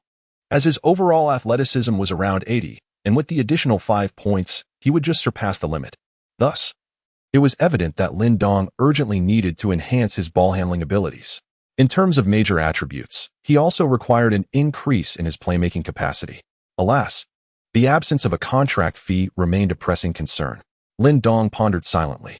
Lin Dong, stop daydreaming. The coach is calling you. Long and I Walker nudged Lin Dong a few times. At this moment, the second quarter of the game had concluded, with the Lakers finishing the first half at 54-49. Upon hearing this, Lin Dong quickly sat up and ran to Coach Ham. Coach, did you call for me? Lin Dong cast a glance at Coach Ham. During the second quarter, the Kings' long-range shooting was notably lacking, while on the Lakers' side, both Beverly and Davis performed commendably. LeBron, on the other hand, seemed preoccupied with facilitating ball movement, as his own shooting was rather unsatisfactory. As for the second half of the game, Westbrook, Anthony Davis, and LeBron would not take the court. Are you planning to field the bench lineup? Coach Ham nodded in affirmation, stating, yes, the Kings will likely do the same. In the preseason, the focus is primarily on development. They have rotated around 12 to 13 players over these 2 quarters. Yet, look at their bench. There are a full 20 players sitting there. Are you calling upon me to take the court? Indeed. I want you to play in the third quarter as a small forward. Small forward? Hearing this, Lin Dong was taken aback. He had initially assumed he might continue to take the stage in the second half, facing off against the Kings herder as part of SG. That fellow was also a sharpshooter, possessing considerable athleticism and defensive prowess. Lin Dong believed he could confidently rack up points against such an opponent. Coach Ham chuckled softly and remarked, do you really think, with our rather cumbersome backcourt, you still wish to compete for a position alongside them? Lin Dong bitterly shook his head, cursing under his breath. Westbrook, Lonnie Walker, Little Pippen, Schroeder, Rivers. This lineup of guards left one speechless. However, the Lakers' forward line was severely lacking in depth should LeBron and Davis be sidelined. The only options available would be one Anderson, Swider, and the formidable Gabriel. Good coach, I can play small forward, he declared. I am not putting you on the court merely to occupy that position. Rather, I need you to closely mark the opposing player, Keegan Murray. Keegan Murray, a contemporary of Lin Dong, stands at an impressive height of 2 meters and 3 centimeters, with a wingspan of 2 meters and 13 centimeters, and weighs a hefty 103 kilograms. He possesses exceptional shooting skills, remarkable athleticism for drives, and solid defensive capabilities, albeit with a lackluster ability to organize plays and a somewhat fragile presence in the paint. Nevertheless, many Kings fans firmly believe that this individual is destined to become an all-star caliber player in the future. In the first 2 quarters, Keegan Murray graced the court for 7 minutes, delivering an efficient performance with 3 points, 2 rebounds, and a steal. In stark contrast, Lin Dong managed a meager 2 points from free throws and failed to register any further statistics. Lin Dong nodded and assured Coach Ham, rest assured, I will not let you down. Coach Ham patted Lin Dong on the shoulder, though Lin Dong felt a sense of uncertainty within. He had no choice but to return to the bench. At that moment, a notification suddenly emanated from the system. Task acquired, the rookie challenge. Task description, Keegan Murray. A fellow rookie from your class must be defeated during the first phase of the preseason match against him. Task explanation, achieve a rating of B or above while keeping Keegan Murray's rating below C. Task reward, a pack of 5 current Kings player cards and a basic Keegan Murray player card pack. Depending on the completion level of the task, the pack may be upgraded. Goodness, a task has indeed arrived. Yet, it is a rating task. Judging solely by the literal description, this task appears to be exceedingly challenging. For it seems that Keegan Murray's abilities undoubtedly surpass Lin Dong's by a significant margin. However, as an experienced online player, Lin Dong was well aware of the methods to enhance his rating. After all, he had faced numerous account bans in his quest to accumulate VC in the past. So dealing with a mere Keegan Murray would pose little difficulty. With this thought, Lin Dong clenched his fists. Keegan Murray, I have you in my sights. Not even Jesus can save you from me. Mark my words. Chapter 15. Tormenting Keegan Murray. Lin Dong has taken the court. Huzzah! I subscribed to Super Membership just to witness Lin Dong scoring just 2 points. What a waste. Be quiet upstairs. Can't you see the 7 points contributed by Lin Dong's screens? As the online chatter erupted, the lineups for the second half of the Lakers and Kings were confirmed. For the Lakers, Lonnie Walker, Rivers, Lin Dong, Juan Anderson, and Damian Jones. The Kings featured Davion Mitchell, Herter, Keegan Murray, Okpala, and Holmes. Lin Dong stood on the court, feeling a touch of nervousness as the Lakers initiated the game. Damian Jones passed the ball to Lonnie Walker, marking the official commencement of the match.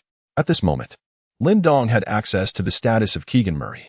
This individual boasted an impressive overall rating of 80, and his current performance on the court had garnered a rating of B-. It appeared that his recent efficient display had earned him a commendable evaluation from the system. In contrast, Lin Dong's system rating was merely C, as his performance had been rather lackluster. Even the 2 free throws he made were not a result of his own efforts, but rather due to LeBron James assigning him the responsibility. Nonetheless, it could be argued that the foul was indeed instigated by Lin Dong, as he was the one who endured the elbow. Lonnie Walker, positioned at the left arc, initiated a one-on-one play without seeking any screens. His adversary, Davion Mitchell, stood at approximately 183 meters, and Walker did not regard him as a significant threat. However, Mitchell's defensive prowess was akin to an unyielding adhesive, as his shorter stature was compensated by his nimble footwork, which posed considerable challenges for Walker. Additionally, Mitchell weighed 93 kilograms, making him a formidable, compact defensive tower. Faced with resistance, Walker noticed that Lin Dong had maneuvered around Juan Anderson's screen. As close friends with a seamless synergy, he promptly passed the ball to Lin Dong. As Lin Dong received the ball at the arc, he released a decisive three-pointer without hesitation. With an impressive three-point rating of 93, combined with the 6-point boost from his catch-and-shoot badge, his accuracy was commendable. Although Keegan Murray attempted to contest Lin Dong's shot, he was taken aback by the swiftness of Lin Dong's release. Despite jumping in an effort to block the shot, he was unable to disrupt Lin Dong, who had practiced this combination countless times with Lonnie Walker during their training sessions. The basketball swished through the net, a flawless three-pointer. What a splendid shot, Lin. Although Keegan Murray was not intimately familiar with Lin Dong, they shared a bond, having played together in the NCAA and participated in the draft, fostering a sense of mutual admiration. Lin Dong chuckled softly, his amusement stemming from the system indicating that Keegan Murray's defense was crumbling, his rating precariously hovering at a B-. How delightful. As Lonnie Walker retreated on defense, he exchanged a celebratory high-five with Lin Dong. Let us execute our training strategy and dismantle them as easily as wringing a chick's neck. Walker continued to murmur playful banter to Lin Dong.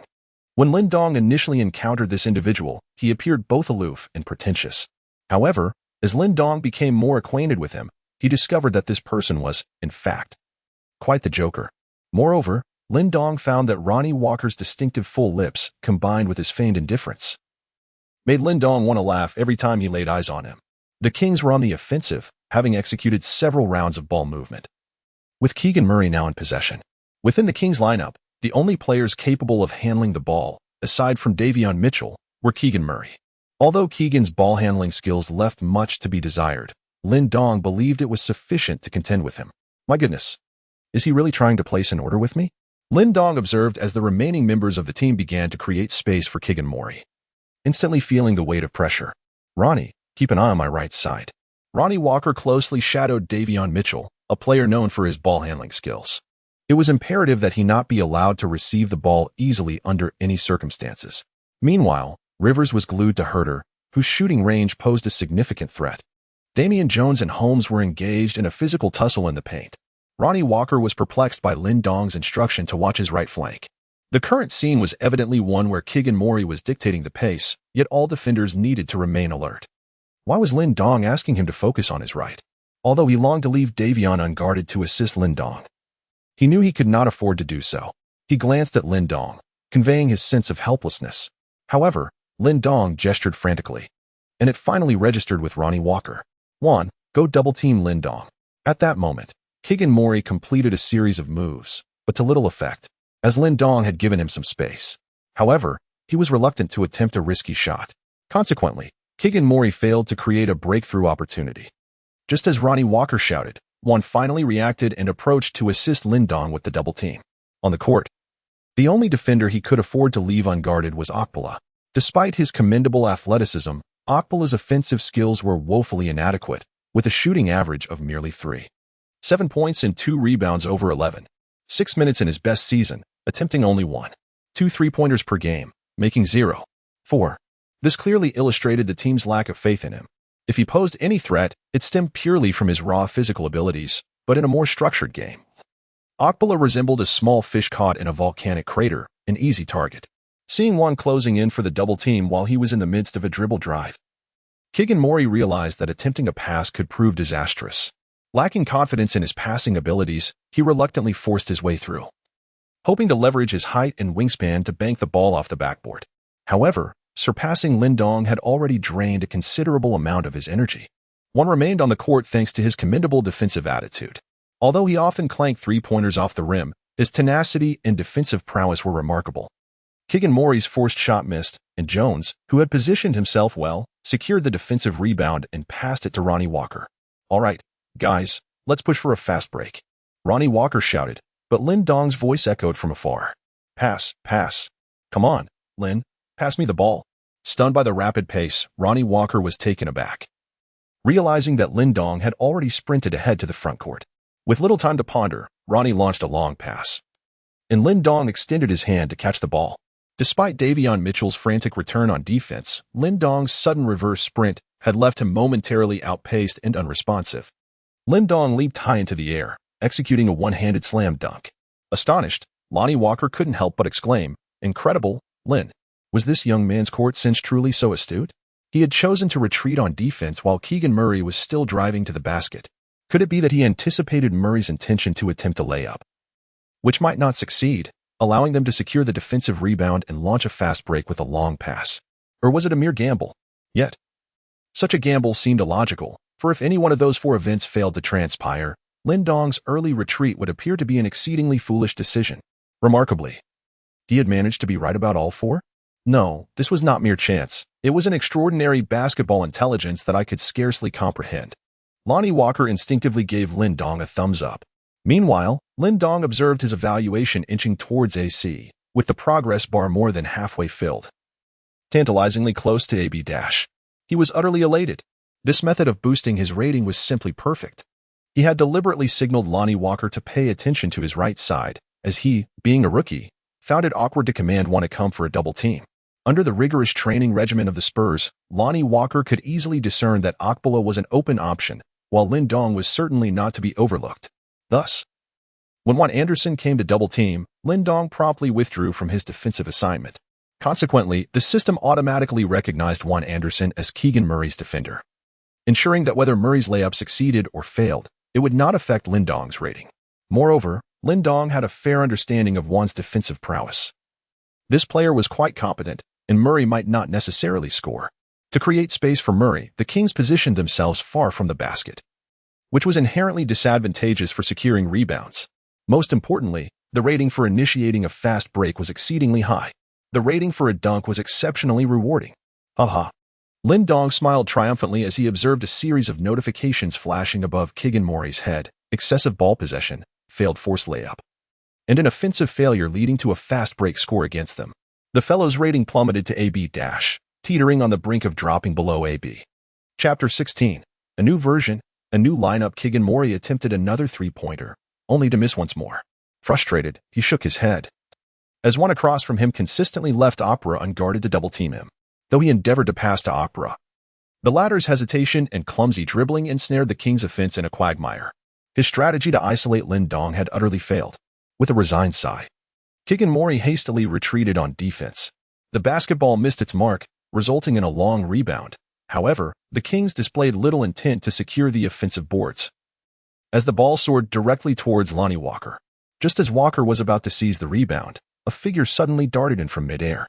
This individual swiftly snatched the rebound and immediately passed the ball to him. What the heck? You're going for rebounding stats too? Is that really necessary, my friend? Walker initially thought Lindong was merely padding his own statistics. Be quiet. I call this being proactive in securing the ball. Lindong observed that he had reached a rating of B-, while Keegan Morley had also plummeted to B-, following a series of unsuccessful offensive plays. Morley's rating was rapidly declining. Seizing the opportunity, Lindong managed to accumulate some impressive statistics, now boasting 7 points and 2 rebounds. If he continued to enhance his performance in this manner, accomplishing his objectives would surely be a foregone conclusion. One could only wonder if this fellow would continue to assist him in boosting his stats. Lindong contemplated silently. Meanwhile, Keegan Murray, while retreating defensively, approached Okpala and whispered something to him. Lonnie Walker utilized a screen set by Rivers to drive towards the basket. While Lindong provided a pick for Rivers at the arc, Lonnie Walker then passed the ball to Rivers at the top of the key, executing a three-point strategy frequently practiced during training. However, after Lindong set the screen to block Herter, a figure suddenly lunged towards Rivers. It was Keegan Murray. Frustrated after several rounds of a sluggish offense, Keegan was eager to reclaim some pride on the defensive end. As Lindong anxiously observed Rivers on the verge of being blocked, he felt an urgent sense of dread. Such a block would significantly enhance the player's rating. Lin, catch the ball. However, Rivers possessed a remarkably high basketball IQ, and he astutely sensed that Keegan Morey's attempt was directed squarely at him. He realized that if he forced a shot, he would likely suffer a resounding rejection, although he was oblivious to the intricacies of Lindong's player ratings. As a dedicated substitute, he was reluctant to squander this offensive opportunity, which could very well lead to a fast break for the opposing team. In midair, Rivers skillfully rotated his body, delivering a horizontal pass to Lindong. Lindong received the ball, feigning a shot, deceiving Herter and driving straight to the basket. Opposing him was Holmes, who, in desperation, rushed to provide support. However, with a subtle flick of his wrist, Lindong sent the basketball soaring into the air. Damian Jones was already poised, ready for the opportunity, eagerly anticipating his moment to capitalize on the pass. With explosive force, Damian Jones thundered down upon the rim as Lindong delivered a lightning-quick assist. My goodness! In a moment of peril when his teammate was nearly blocked, he evaded the defender and penetrated the paint, simultaneously drawing the center's attention and serving up an exquisite pass. The commentators were beside themselves with excitement, and rightly so. Lindong's play showcased an extraordinary level of basketball intelligence and court awareness. It is worth noting that such a quick response in a critical moment is characteristic of a seasoned player, indicating that this rookie is indeed remarkable. The barrage of comments on domestic live streaming platforms erupted. Lin Gu is incredible. Let's not even discuss his looks. Haters, speak up. Whales, chime in. I'd feast on that pass too. Lindong did not overthink the situation. In fact, after sending help flying, he had the opportunity to take the shot himself. However, to achieve a higher system rating, facilitating the team's play was undoubtedly paramount. Thus, Lindong penetrated the lane, compelling Holmes to step up in defense, allowing him to execute a brilliant assist to Damian Jones for an easy dunk. This action elevated his rating straight to AB. Although Keegan Murray was actively defending, he still failed to block Rivers' shot, and surprisingly, Rivers demonstrated remarkable decisiveness and clarity in his judgment during the critical moment. As the third quarter approached its final minute, the score stood at 71-64, with the Lakers holding a slender 7-point lead. On the next possession, Davion Mitchell advanced with the ball. As he issued commands, several players from the Kings began a series of intricate screens. They finally recognized that their average height significantly surpassed that of the Lakers. While attempting to isolate Lindong using Keegan Murray was a valid strategy, Okpala's lack of offensive prowess rendered this approach ineffective. Now, the Kings aimed to leverage their height and athleticism comparable to the Lakers, moving players around the court in search of opportunities. Lindong was naturally pleased, for whenever a screen was set and a switch occurred, the system would not identify him as the defender of Keegan Murray. Thus, regardless of whether Murray made a three-pointer or crashed the rim, his own rating would remain unaffected by the defensive breakdown. Indeed, as the towering Kings continued their intricate cross screens, Rivers, Lindong, and one were knocked off balance, allowing Okpala, who had eluded one, to accelerate directly from the top of the arc towards the basket. Davion Mitchell delivered a precise pass, and Opera soared for a thunderous dunk. "Come on, baby," Opera roared, feeling a surge of exhilaration after the previous rounds of stagnant play. Now, employing high screens, he found the opposition's ability to navigate the picks rather mediocre, seizing the opportunity to accelerate and penetrate the paint. "Yes, keep it up," Coach Brown shouted. The Lakers promptly called a timeout, substituting all players on the court. "Well played, Lin." LeBron approached him for a celebratory high five. "Kiki." Meanwhile, Westbrook pulled Lonnie Walker aside to share a few words. Lin Dong's rating has now reached AB, while Keegan Murray's rating stands at C. Both players have now been substituted, having played nearly the entirety of the third quarter. Both teams must now contemplate their strategies for securing victory in the final quarter. Lin Dong sat on the bench when Lonnie Walker approached him for a conversation. "Lin, I won't be playing in the next segment." "What?" Lin Dong was somewhat taken aback, for Lonnie Walker was his source of confidence on the court. Their camaraderie, whether in private or during training camp, allowed Lin to snatch rebounds just before they reached Lonnie's grasp, knowing that Lonnie would not protest. Yet, Lonnie was now declaring that he wouldn't take the court next. "If you're not playing, how can I rack up points?" Lin blurted out. "What?" "Oh, nothing. I mean, why aren't you playing? Don't you want to?" Lin inquired. Lonnie shook his head. "Brother, it's not that I don't want to play, but the coach wants to test out some new players. Look around, there are still many who haven't had their turn. We must experiment with various lineups as much as possible during the preseason." "Lin Dong," Coach Ham called out once more. Lin Dong jogged over as Coach Ham engaged in conversation with him once more. "In the final quarter, we cannot allow ourselves to be at a disadvantage in terms of height. Little Pippen, you, Swider, Gabriel, and Thomas Bryant will be on the court. And you will play shooting guard." "Ah, can I really play shooting guard, Coach?" "What about Keegan Murray?" Lin Dong inquired. "You will still be responsible for defending him. I will have Swider assist you. That guy's footwork is not as swift as yours, so relying solely on him to guard Keegan might not be effective." "Is Beverly not playing?" Lin Dong timidly asked Coach Ham. "Today, we will experiment with different lineups and contemplate various formations. Enough chatter. Get on the court, focus on defense, and sink those damn three-pointers." "Understood." Lin Dong removed his hoodie and, along with several teammates, sprinted back onto the field. Chapter 17, The Torture of Teammate Swede. Utilizing the cover, Lin Dong received the pass, but Monk was closely guarding him. In the live broadcast, the loud voice of the commentator whale continued to shout, "This Monk, a former player of the Lakers, has now entered the game, and he is known for his reputation as he primarily defends Lin Dong. Does Lin Dong intend to take a shot?" Swade, utilizing a screen, maneuvered around, finding himself in an open position. Lin Dong's aim was impeccable. Swede received the pass. He shot a three-pointer. Alas, it clanged off the rim. "Damn it." The whale erupted in expletives. "Look at you in that pathetic state, missing shot after shot. Utterly useless. If I were Lin Dong, I'd slap a shipping label on your backside and send you away. Someone, pack this Swede up and ship him out." The live broadcast turned into a jubilant ocean of laughter. Lin Dong now finds himself in a state of utter helplessness. Swede, that towering marksman, is struggling to find his rhythm.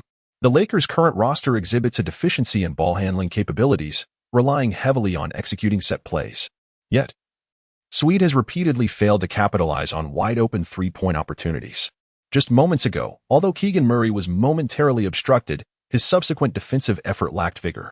As a result, Swede's confidence has waned. Despite his usual stoic demeanor, resembling someone who feels owed a considerable sum, his face is now flushed with embarrassment, and his shooting hand trembles. Laughter erupts from the Kings bench, and Keegan Murray is no exception. Lin Dong wore a look of disdain, for just moments ago. Keegan Murray's lackluster defense had caused his rating to plummet rapidly, now resting at a mere C. This indicated that unless the fellow exhibited some remarkable performance henceforth, his task would likely be rendered futile. Meanwhile, Lin's own evaluation remained at AB, yet the mission stipulation required him to ascend to AB, alas. With the current lineup, even a skilled craftsman would find it challenging to forge success without the necessary resources. Despite his earnest efforts to elevate his score through ball distribution, progress remained agonizingly slow, and a more effective strategy was imperative. System, initiate a scan of Swede's ability assessment. Task acknowledged, scanning Swede. Scan successful. Results displayed for the host. Lin Dong was taken aback. He never anticipated that he could scan Swede's ability assessment. In his perspective, his own comprehensive score stood at 71. and he assumed Swede would, at the very least, possess a slightly higher rating. Apart from a few specific players, he was unable to scan those whose overall abilities exceeded his own. However, as Swede's profile card materialized, Lindong realized that Swede's comprehensive score was also 71. Currently, on the court for the Kings, Dellavedova occupied the point guard position. Monk played as the shooting guard. Keegan Murray held the small forward role. Lyles was positioned at power forward, and Jacobaitis Ryan filled the center position. The opposing team had several offensive threats, as Monk, Keegan Murray, and Lyles were all commendable scorers. Initially, Lindong hoped to engage in some tactical play against the Kings, but Swede's level of proficiency left much to be desired. Today, Lindong was determined to discover exactly what Swede's three-point shooting rating was. As he scrolled through the player card, Swede's abilities unfolded before him. Three-point shooting rating, 81. Lindong finally witnessed this fellow's three-point capability. However, upon seeing it, Lindong was infuriated, for the three-point value of 81 was entirely feasible. Yet this individual failed to make a single shot after running 3 wide-open opportunities. I am utterly exasperated with him. Lindong was about to reach the peak of his anger when he discovered that Swede had a badge slot. How baffling. A player with such low stats actually possesses a badge slot? Lindong focused his gaze and was astonished to behold a bronze badge, King of Difficult Shots.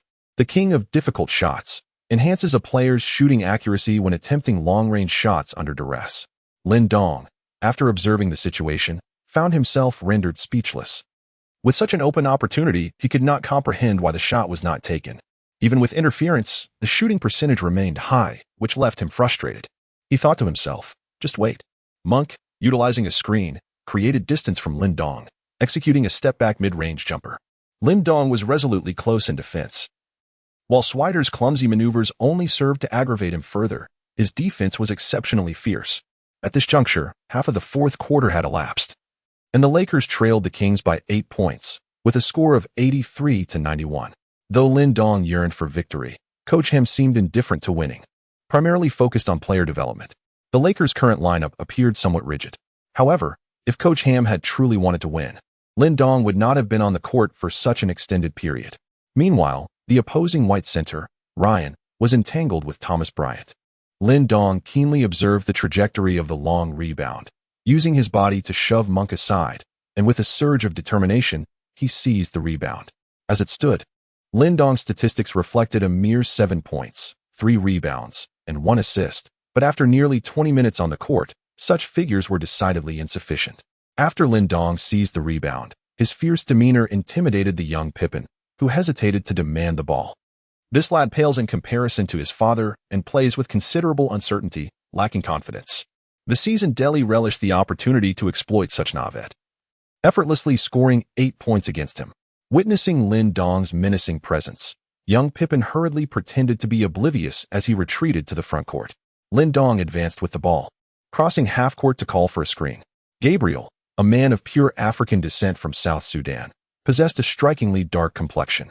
He inherited the fierce spirit of his ancestors, who once chased lions across the savannah, and his athletic prowess was quite remarkable. He set a screen for Lindong, who utilized the pick to sprint towards the right corner. Unbeknownst to him, Lindong had become the primary ball handler among the 5 players on the court, a development that seemed entirely reasonable to all. Perhaps it was due to Gabriel's tenacious defense. Just observe how he effectively contained Keegan Murray in the third quarter and Malik Monk in the fourth. While it may be true that the likes of Scottie Pippen could handle the ball better than Lindong, and that Gabriel and Thomas Bryant could hold their own in the low post, the true orchestrator of the game is always the person who commands respect on the court, regardless of their individual ball handling skills. Much like Barrett, who, in critical moments, disregards his positional role, frequently dominating the ball for extended periods, even when his statistics may appear dismal. Yet, did his teammates ever express discontent? Not at all. They found it entirely justifiable, thanks to his relentless defensive efforts. As long as he was on the court, his teammates felt an unwavering sense of assurance. Moreover, Lindong's ball handling was not without merit. At this moment, the familiar play was about to unfold, where Swider and Gabriel were supposed to execute a cross screen, allowing Swider to run to the top of the arc. However, this individual hesitated. Run, run. Lindong began to issue commands loudly. Swede could only grit his teeth and run the play. But Lindong once again called for Thomas Bryant to set a screen. At this moment, Swede felt a sense of relief.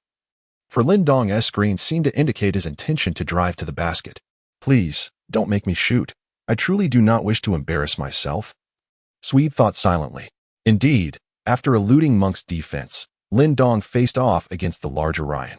The opponent's footwork was sluggish, and Lin Dong's signature skill, a delicate floater, came into play.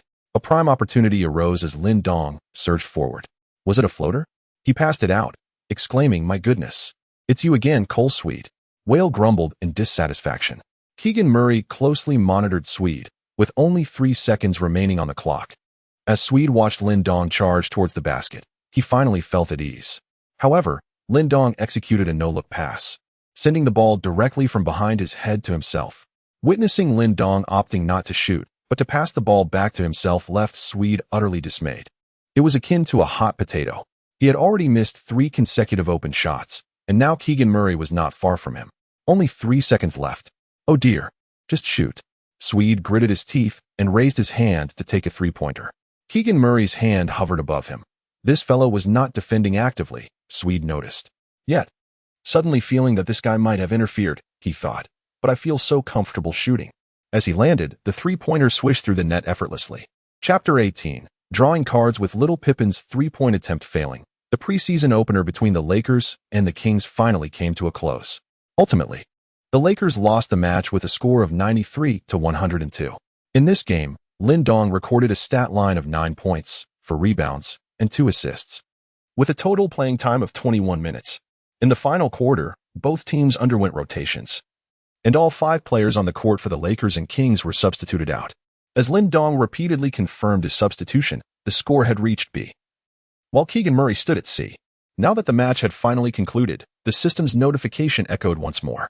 Congratulations to the host for completing the task and receiving rewards. 1 pack of active player cards featuring 1 X-King 5 cards, and 1 pack of rookie player cards for Keegan Murray. Lin Dong clicked to claim his reward with great delight. Why are you so happy after losing the match? Ronnie Walker, puzzled, approached and tossed a bottle of drink to Lin Dong. Is it my fault we lost? How did I perform? He questioned, defensively. Your defense was quite aggressive and tenacious. A commendable display, Ronnie Walker affirmed, nodding in agreement, genuinely believing Lin Dong had played well. The Lakers players were not overly disheartened, as many were substitutes. The team needed to undergo a period of adjustment, and only through various combinations could they discern each player's strengths and weaknesses, thus paving the way for improvement. During the lengthy preseason, LeBron and Davis would surely not see excessive playtime, which was beneficial for many of the bench players. In the locker room, Coach Ham informed everyone that they would review the game footage together that evening and emphasized the importance of punctuality for the next day's practice. As the Lakers were set to face the Suns the day after, Lin Dong returned to the locker room, where he changed clothes and took a shower alongside his companions. Applying ice to soothe his body, Ronnie Walker reclined comfortably in a chair, a small ice pack resting on his leg. Having spent only a limited amount of time on the court today, Lin Dong's knees and legs were enveloped in thick ice packs, and he requested the staff to bring him one that was identical to James's. Lin Dong held a profound admiration for James's regimen of self-care, particularly noting that one of James's most frequent practices post-game was applying ice packs. Are you considering a night out for some fun? Lonnie Walker inquired, addressing Lin Dong. Didn't the coach mention we need to review the game footage? Where do you intend to go? Lin Dong responded, puzzled. After we review the footage, we could indulge in a couple of drinks. It wouldn't interfere with tomorrow's training, Lonnie explained.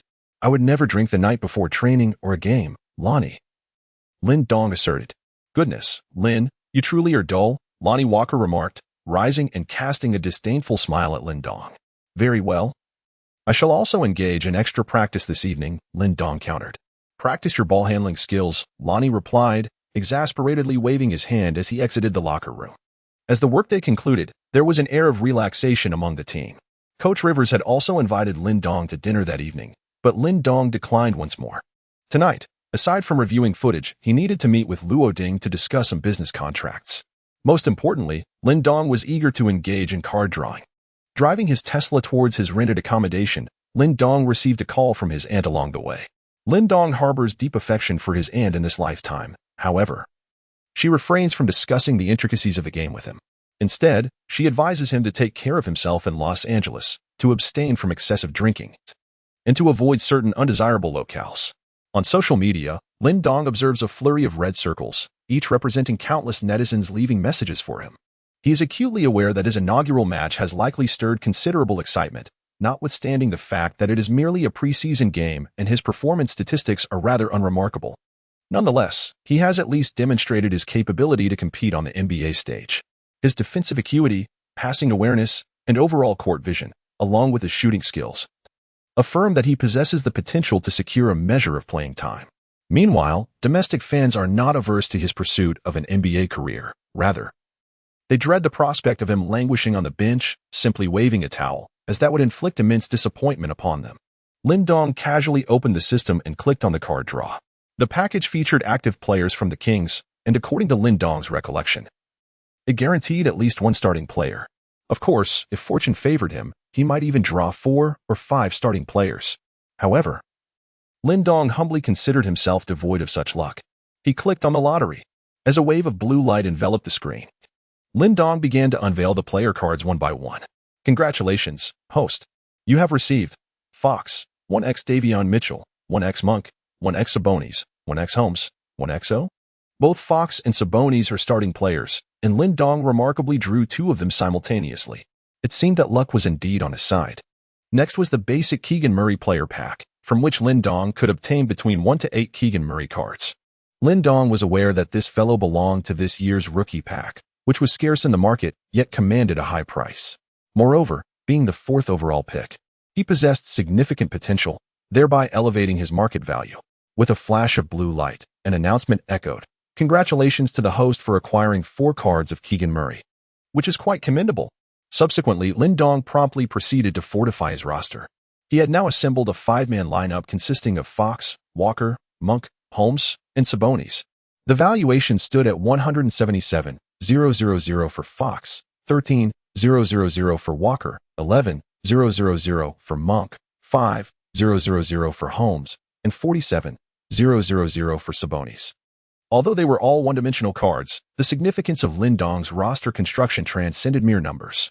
The formation of the lineup was characterized by several key aspects. Foremost was the activation of the Dominator.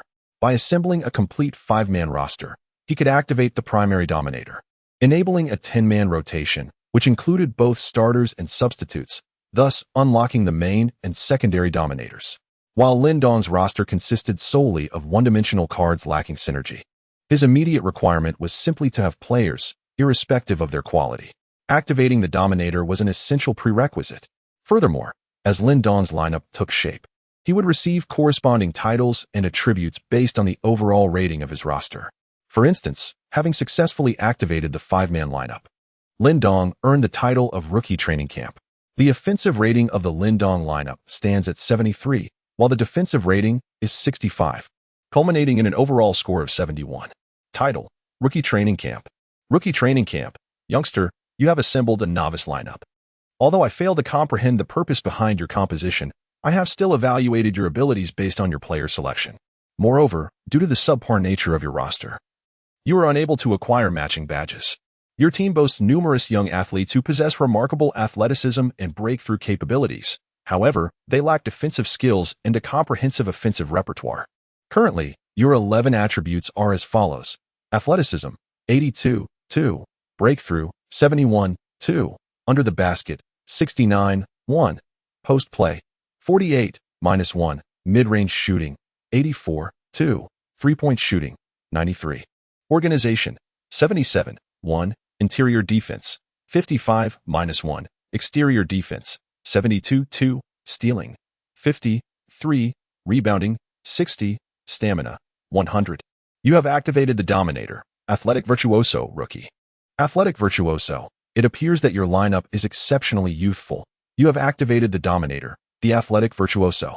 When the Dominator is engaged, your athleticism and breakthrough abilities are enhanced, along with an increase in your stamina.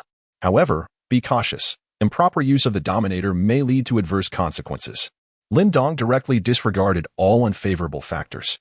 Now he turned his attention to observing the player trading market, specifically the price of Keegan Murray, $310,000, a single card valued at $310,000. Upon observing the price, Lin Dong found himself at a loss for words. unable to discern whether he felt elated or disheartened.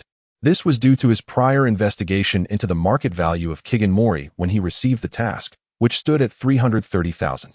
The athlete's dismal performance in this match had swiftly caused a fluctuation in his worth. Nevertheless, there were some who seized the opportunity to capitalize on the situation, swiftly purchasing at the lower price. Lin Dong ceased his contemplation and listed 4 items at the price of $320,000. After a brief wait, they were swiftly purchased. After deducting a service fee of $30,000 from Lin Dong's earnings, the system credited him with a contract fee of $250,000. Ha ha ha, he struck it rich. Lin Dong was joyfully gazing at his balance when suddenly a message popped up on the system interface. It was a note from a buyer. Bro, acquiring the rookie packs is quite challenging now. Where did you manage to get 4 Keegan Murray cards? Do you have any tips? Lin Dong was left utterly speechless.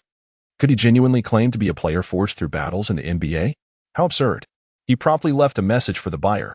I've spent money extravagantly. Even risked my life.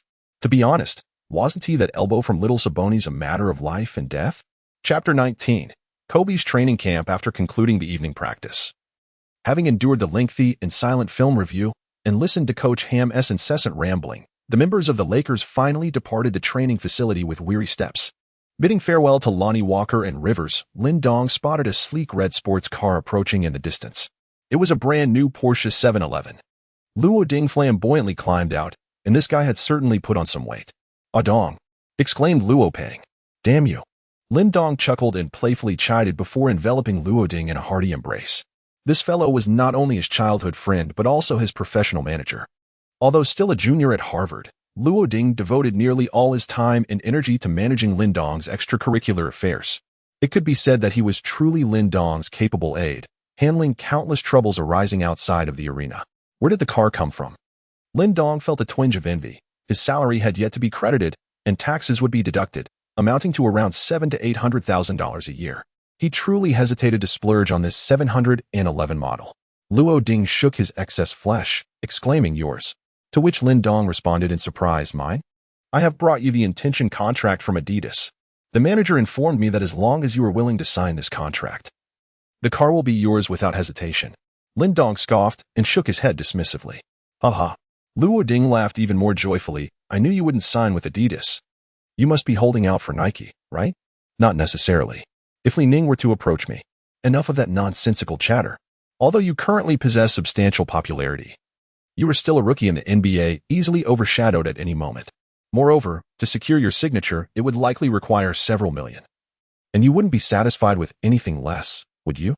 Lin Dong smirked as he patted the sports car, jesting, "I am indeed in dire need of funds. However, I would graciously accept any financial assistance offered."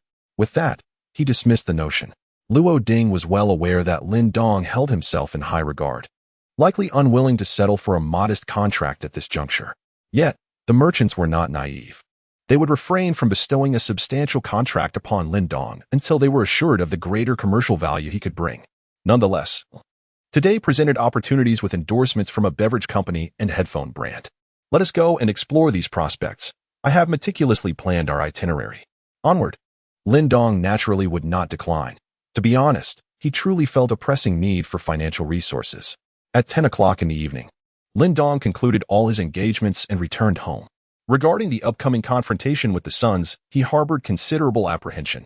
The Lakers had already suffered a defeat. And even in preseason, Coach Ham would undoubtedly be intolerant of a consecutive loss. The Lakers lineup has been the subject of much scrutiny. In recent practices and games, Westbrook has displayed an exceptionally proactive demeanor. On one hand, he yearns for the team to place their trust in him, while on the other, he seeks to demonstrate to the world that the current Lakers roster is viable. At the very least, he does not wish to be the focal point of criticism. Even if defeat is inevitable, Coach Ham would likely prefer the Lakers to lose standing tall. It seems that in the next match, some members of the Lakers may find themselves exposed under the glaring spotlight. Should he take to the court, he might have to contend with Devin Booker, a player with an astonishing scoring ability and an exceptional ball handler.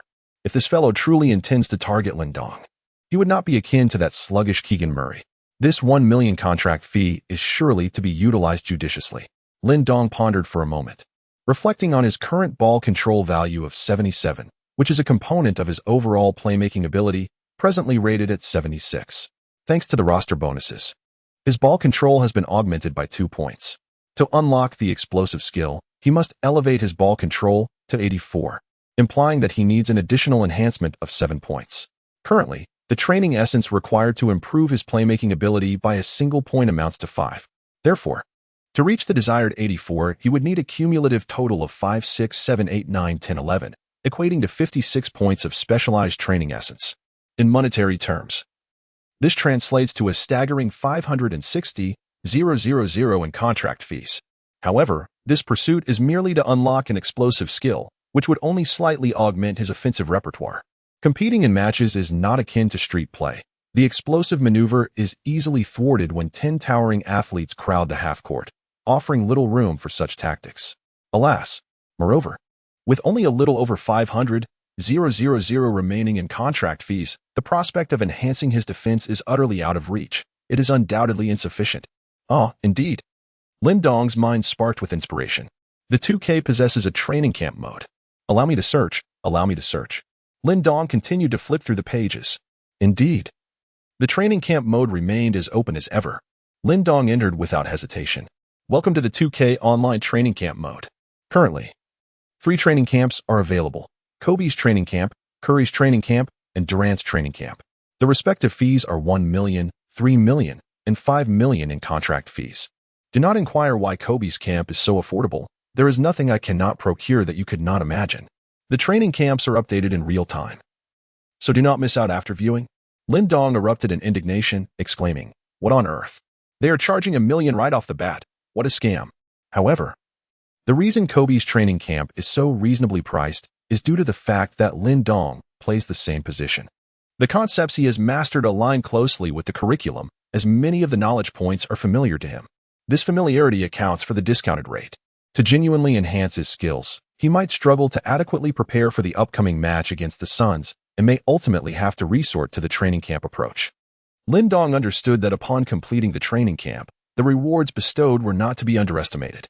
It was akin to investing $1 million in contract fees, with the potential rewards entirely contingent upon one's own performance. It is well known that in the arena mode of Hearthstone, an investment of $20 could yield up to 12 victories, resulting in a reward of $188. However, should one fail, the return would merely be $2. The question now was whether Lin Dong had the audacity to take the gamble. Damn it, of course I can take the risk. As Lin Dong's heart bled profusely, he clicked to confirm his purchase. The ticket vendor, an elderly man, continued to shout enticingly. "Are you truly certain you do not wish to buy Durant's training camp?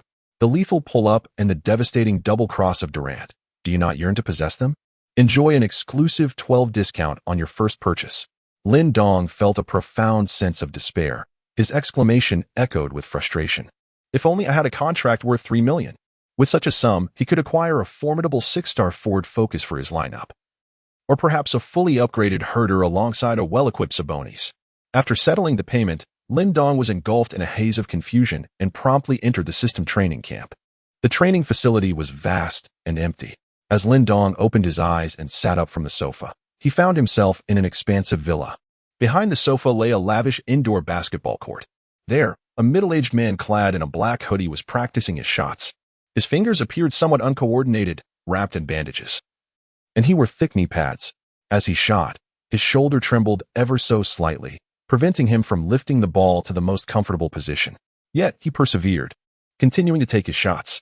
Lin Dong gazed at the figures within the arena, suddenly reminded of his youthful, naive self from years past. A wave of emotion threatened to bring him to tears. Chapter 20, Confronting the Suns as the curtain rose. It was time for the Lakers to face off against the Suns. I am Su Jingyu, here to share this match with you. Lin, the Lakers are unstoppable. United in purpose, ready to take down Booker. A 30-point lead is on the horizon. Is Davis, that soft and not playing? Silence up there. He is merely recuperating. The live broadcast was a cacophony, and the venue was a sea of spectators. Coach Ham, with his distinctive bald head, summoned Lin Dong aside. Lin, you are starting as point guard. What? Coach, I'm starting? Lin Dong was taken aback, for the starting lineup of the Lakers had been finalized the previous night, with Westbrook and Rivers positioned as the dual guards, while he himself was relegated to the bench. Yet, Coach Ham unexpectedly altered the lineup, leaving Lin Dong astonished. Coach Ham rolled his eyes and remarked, "Just take a look at the opposing team starters." Upon Lin Dong's glance, he too was momentarily bewildered. Goodness! The Suns had indeed altered their lineup. Yesterday they spoke of substitutes, yet today they unveiled a star-studded starting roster. How dare they deceive me?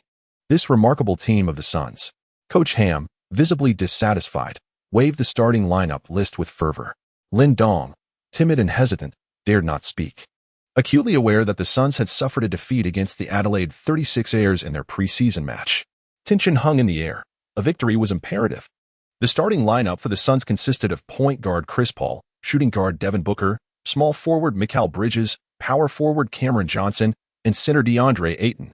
There was an undeniable sense of urgency to redeem themselves. However, Coach Ham cast a disapproving glance at Lin Dong, having previously noted his agility on the court. It was perplexing to see him falter at such a crucial moment.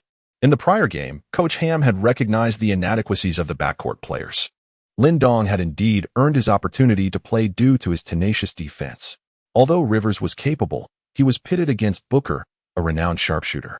Shut the F up and get out there to defend Devin Booker. If he scores over you, I will make sure you spend the rest of the game on the bench. Now, get out there and do your job, Coach Ham commanded. And Lin Dong hurriedly took to the court, his nerves palpable. The Lakers' starting five included Westbrook, Lin Dong, Beverly, James, and Gabriel, forming a small ball lineup. As Davis was sidelined due to injury, the jump ball was contested, and the Lakers officially commenced their battle against the Suns. With the ball secured, Westbrook initiated the offensive play. Lin Dong observed Beverly's seething glare directed at Paul, wishing he could step in to defend him. The tension between the two was palpable, a fact Lin Dong was acutely aware of. Today, Lin Dong's tactical role was somewhat diminished, as Westbrook advanced the ball into the frontcourt. Lin Dong positioned himself at the 45-degree angle, while Beverly and Gabriel remained stationed along the sidelines. Westbrook and James executed a pick and roll. The Suns responded with equal sharpness. Ayton allowed Gabriel a 3-step cushion, and Booker afforded Lin Dong 2 steps, effectively constricting the paint. The pick and roll yielded little success. Upon receiving the pass, James found himself with virtually no shooting space and relayed the ball to the nearest Beverly, who attempted a 3-pointer, only to miss. Gabriel was almost entirely boxed out by Ayton, who effortlessly secured the rebound, illustrating the flaws of the Lakers' small ball lineup. Gabriel stood at a modest 2.05 meters, while Ayton towered at 2.13 meters, making Gabriel's physique seem rather inadequate in comparison. As Paul pushed the ball for a fast break, Lin Dong closely shadowed Devin Booker. However, Booker appeared remarkably composed. To him, Lin Dong was merely an inexperienced rookie, lacking the prowess of Rivers. He remained unhurried. Aware that Suns players did not cling to the ball, when Booker desired possession, he could initiate a one-on-one at any moment. His focus was on solid defense, ready to exploit his individual skills to break the deadlock should the team's offense falter. Whenever the team's offense flowed harmoniously, it only benefited the isolation player. Ayton orchestrated from the high post, while Bridges passed the ball to Ayton, and Cameron Johnson set a pick at the arc. Lin Dong remained crouched in the corner alongside Booker, yet he dared not grant this fellow even a 2-step advantage. However, after Booker observed his teammate executing the play, a resolute expression suddenly graced his face. "Run, run," Booker bellowed with urgency. It turned out that Cameron Johnson had made a tactical blunder. After setting a double screen with Bridges, he should have moved to the arc's apex, thereby creating a one-on-one opportunity for Ayton. Confronted with the Lakers' small ball lineup, Ayton could exploit any matchup, advancing from a high position. Yet, Cameron Johnson had strayed 3 or 4 steps beyond the 3-point line. Lin Dong turned his gaze and immediately discerned the scene before him, swiftly realizing that Cameron Johnson had made a critical error. This individual mistakenly believed that Ayton had established a one-on-one situation, thus lowering his guard. In an attempt to create space for Ayton, he had retreated too far.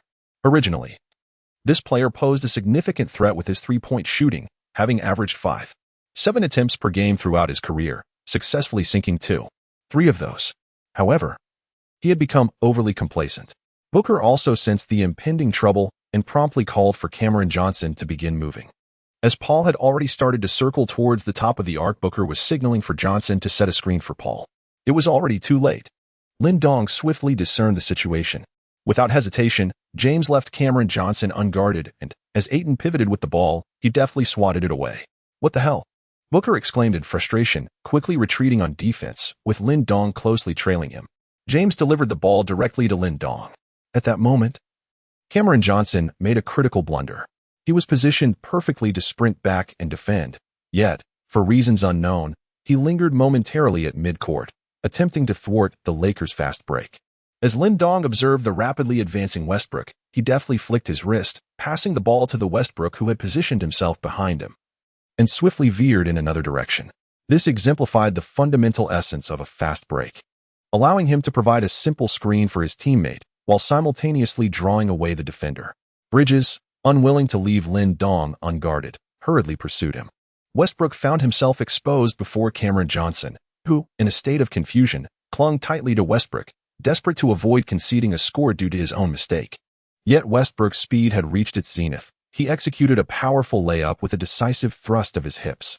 In such moments, those in a state of disarray seldom concern themselves with the possibility of a foul. The whistle pierced the air. Cameron Johnson committed a foul by hitting, and Westbrook strode to the free throw line. "Good pass," Westbrook remarked, exchanging a high five with Lin Dong, his grin wide. Lin Dong nodded in acknowledgement, albeit regretting that this play could not be credited as an assist. This highlights the significance of basketball IQ. Although Cameron Johnson's lapse occurred in the blink of an eye, Booker, Lin Dong, and even the quick-footed Paul, who rushed from the baseline, all recognized the issue. LeBron, ever decisive, reacted promptly, successfully intercepting the ball and converting it into a fast break. Lin Dong was deep in contemplation when the system's notification abruptly sounded. Task acquired, shoot down the Suns. Task 1, restrict Devin Booker's score to below 20 points. Task 2, perform a dunk over the opposing center. Task 3, secure victory in the game. Task rewards: 1 current Suns player pack, 1 historical Suns player pack, and 1 current Lakers player pack. Lin Dong furrowed his brow after finishing. Goodness. He was uncertain how long Devin Booker could sustain his performance, and he himself was also unaware of his own endurance. If this fellow unleashed an unrestrained barrage on the court, he could be substituted out within a single quarter, leading to an inevitable failure of the mission. Moreover, what on earth was this about dunking over the opposing center? Dunking over Ayton? My goodness, this was merely the second match of the preseason. Must it be this exhilarating? Chapter 21. I hear you are the dopey Westbrook, at the arc, poised to shoot a three-pointer. A direct pass. I can't believe it. Bridges has executed yet another steal. Sujingyu exclaimed in dissatisfaction. Lin Dong felt quite helpless. The match had barely commenced, yet Bridges had already amassed 3 steals, truly deserving of his accolade as last season's runner-up for the Defensive Player of the Year. Many believe that Bridges has the potential to secure the title of the true Defensive Player of the Year this season. As an interceptor, he undoubtedly possesses the badge of a formidable defender. As Lin Dong retreated defensively, he couldn't help but reflect on the situation with a hint of resignation. This was Bridges we were talking about. Not only could he intercept, but he likely possessed an entire arsenal of defensive badges, including elite ball-handling defense, relentless pursuit, and adept screen navigation. Paul penetrated the paint and swiftly dished the ball out, allowing Bridges to unleash a long-range three-pointer. The score stood at 17-12, with the Suns leading the Lakers by 5 points. The finest 3D player, Beverly, was utterly infuriating. After all this effort, Lin Dong found himself without a single statistic to show for it. The comments flooded in, and yet he was not alone in his struggles. Even Booker had yet to contribute. Beads of sweat formed on Lin Dong's forehead as he felt the weight of his limited stamina, a mere 100. Barely enough to sustain him for 2 full quarters. In stark contrast, LeBron boasted an impressive 125 stamina, capable of playing the entire game without faltering. Uncertain of how long he could last, and equally concerned about Booker's endurance, Lin Dong realized that if Bridges continued to wreak havoc on their team, victory would remain a distant dream. A strategy was imperative. Currently, Lin Dong found himself stationed at the baseline, unable to execute plays or receive the ball, as the Lakers had both Westbrook and LeBron as primary ball handlers, leaving him without opportunities. After a back-and-forth exchange lasting over 10 possessions, Lin Dong had yet to receive a single pass along the sideline. Westbrook advanced the ball to the front court, where LeBron and Beverly executed a screen. Beverly moved toward the top of the arc, while LeBron switched onto Paul. Positioned at the free throw line, LeBron shielded Westbrook as he quickly moved to the wing, while Paul, keen to avoid a one-on-one situation with LeBron at the arc, followed Beverly, transferring the defensive burden to the on-fire Bridges. One must acknowledge that LeBron's screens were executed with remarkable precision. At this juncture, Beverly held the ball at the arc while LeBron moved up, feigning a screen for Beverly. Bridges, sensing LeBron's intentions, quickly shifted upward, attempting to navigate around the screen. However, despite Bridges' commendable defensive effort, he made a critical error in his choice. Fronting the screen is only advisable against a ball handler with exceptional three-point prowess, and Beverly's shooting was hardly worthy of such aggressive maneuvering. Yet, Cameron Johnson, in his usual fashion, found that Bridges' movement inadvertently obstructed his path, leaving him momentarily indecisive about whether to follow Beverly. This lapse afforded LeBron an opportunity. After faking the screen, he dashed back, charging into the paint. The Suns, suddenly aware of the unfolding situation, scrambled to fortify the paint, with Booker quickly trailing behind.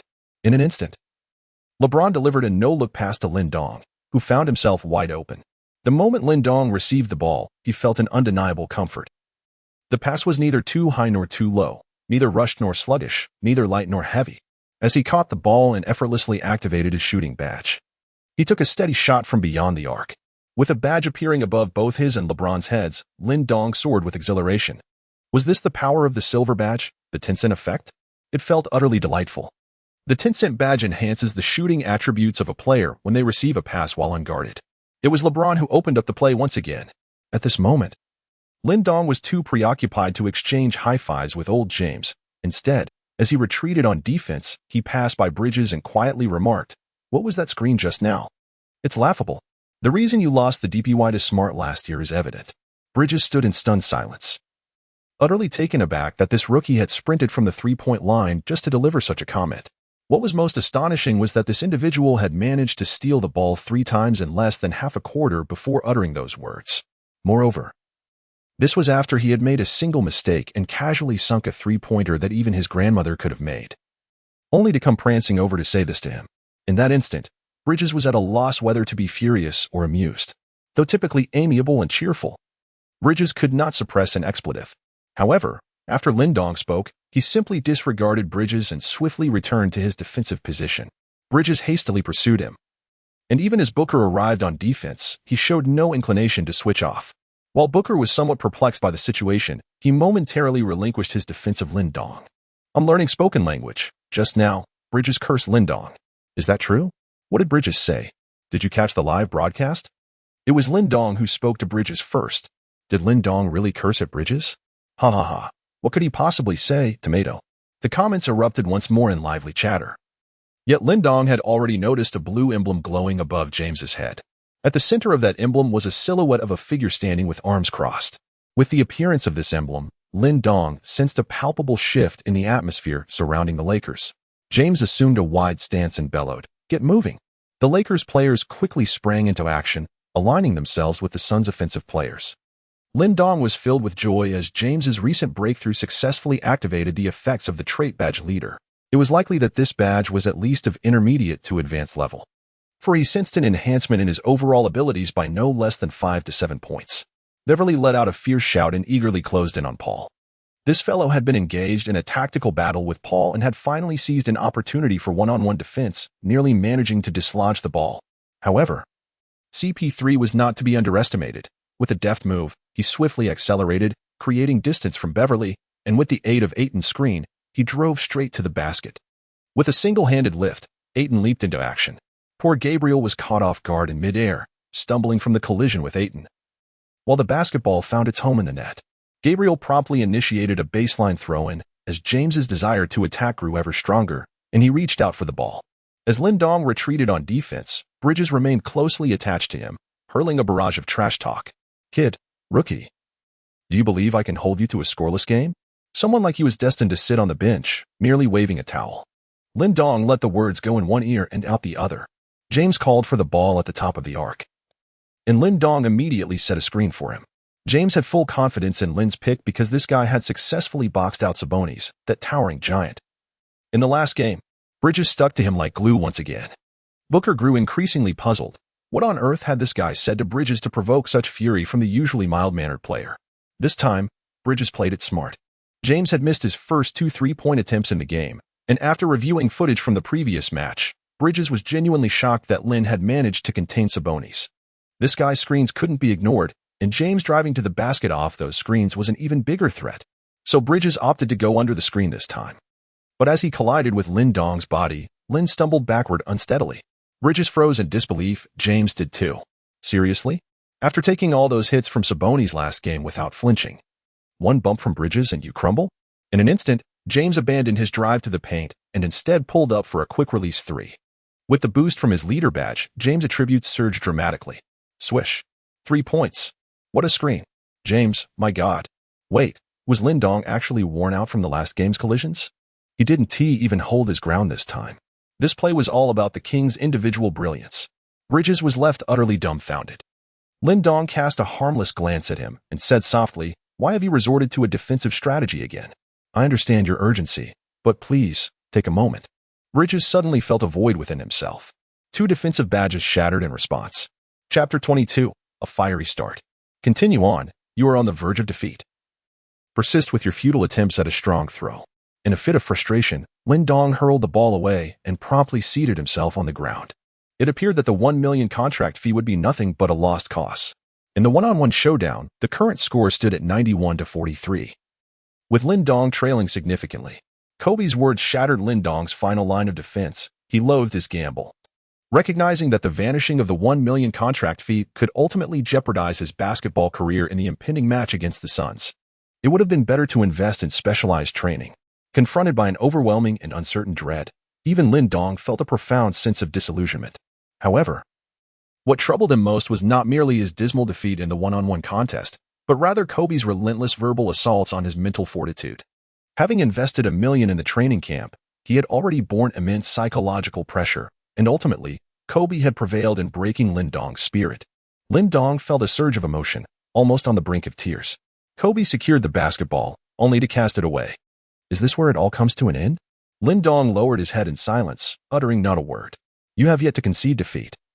What about your mid-range shots from the beginning? What about your three-pointers? Why have your throws become increasingly feeble?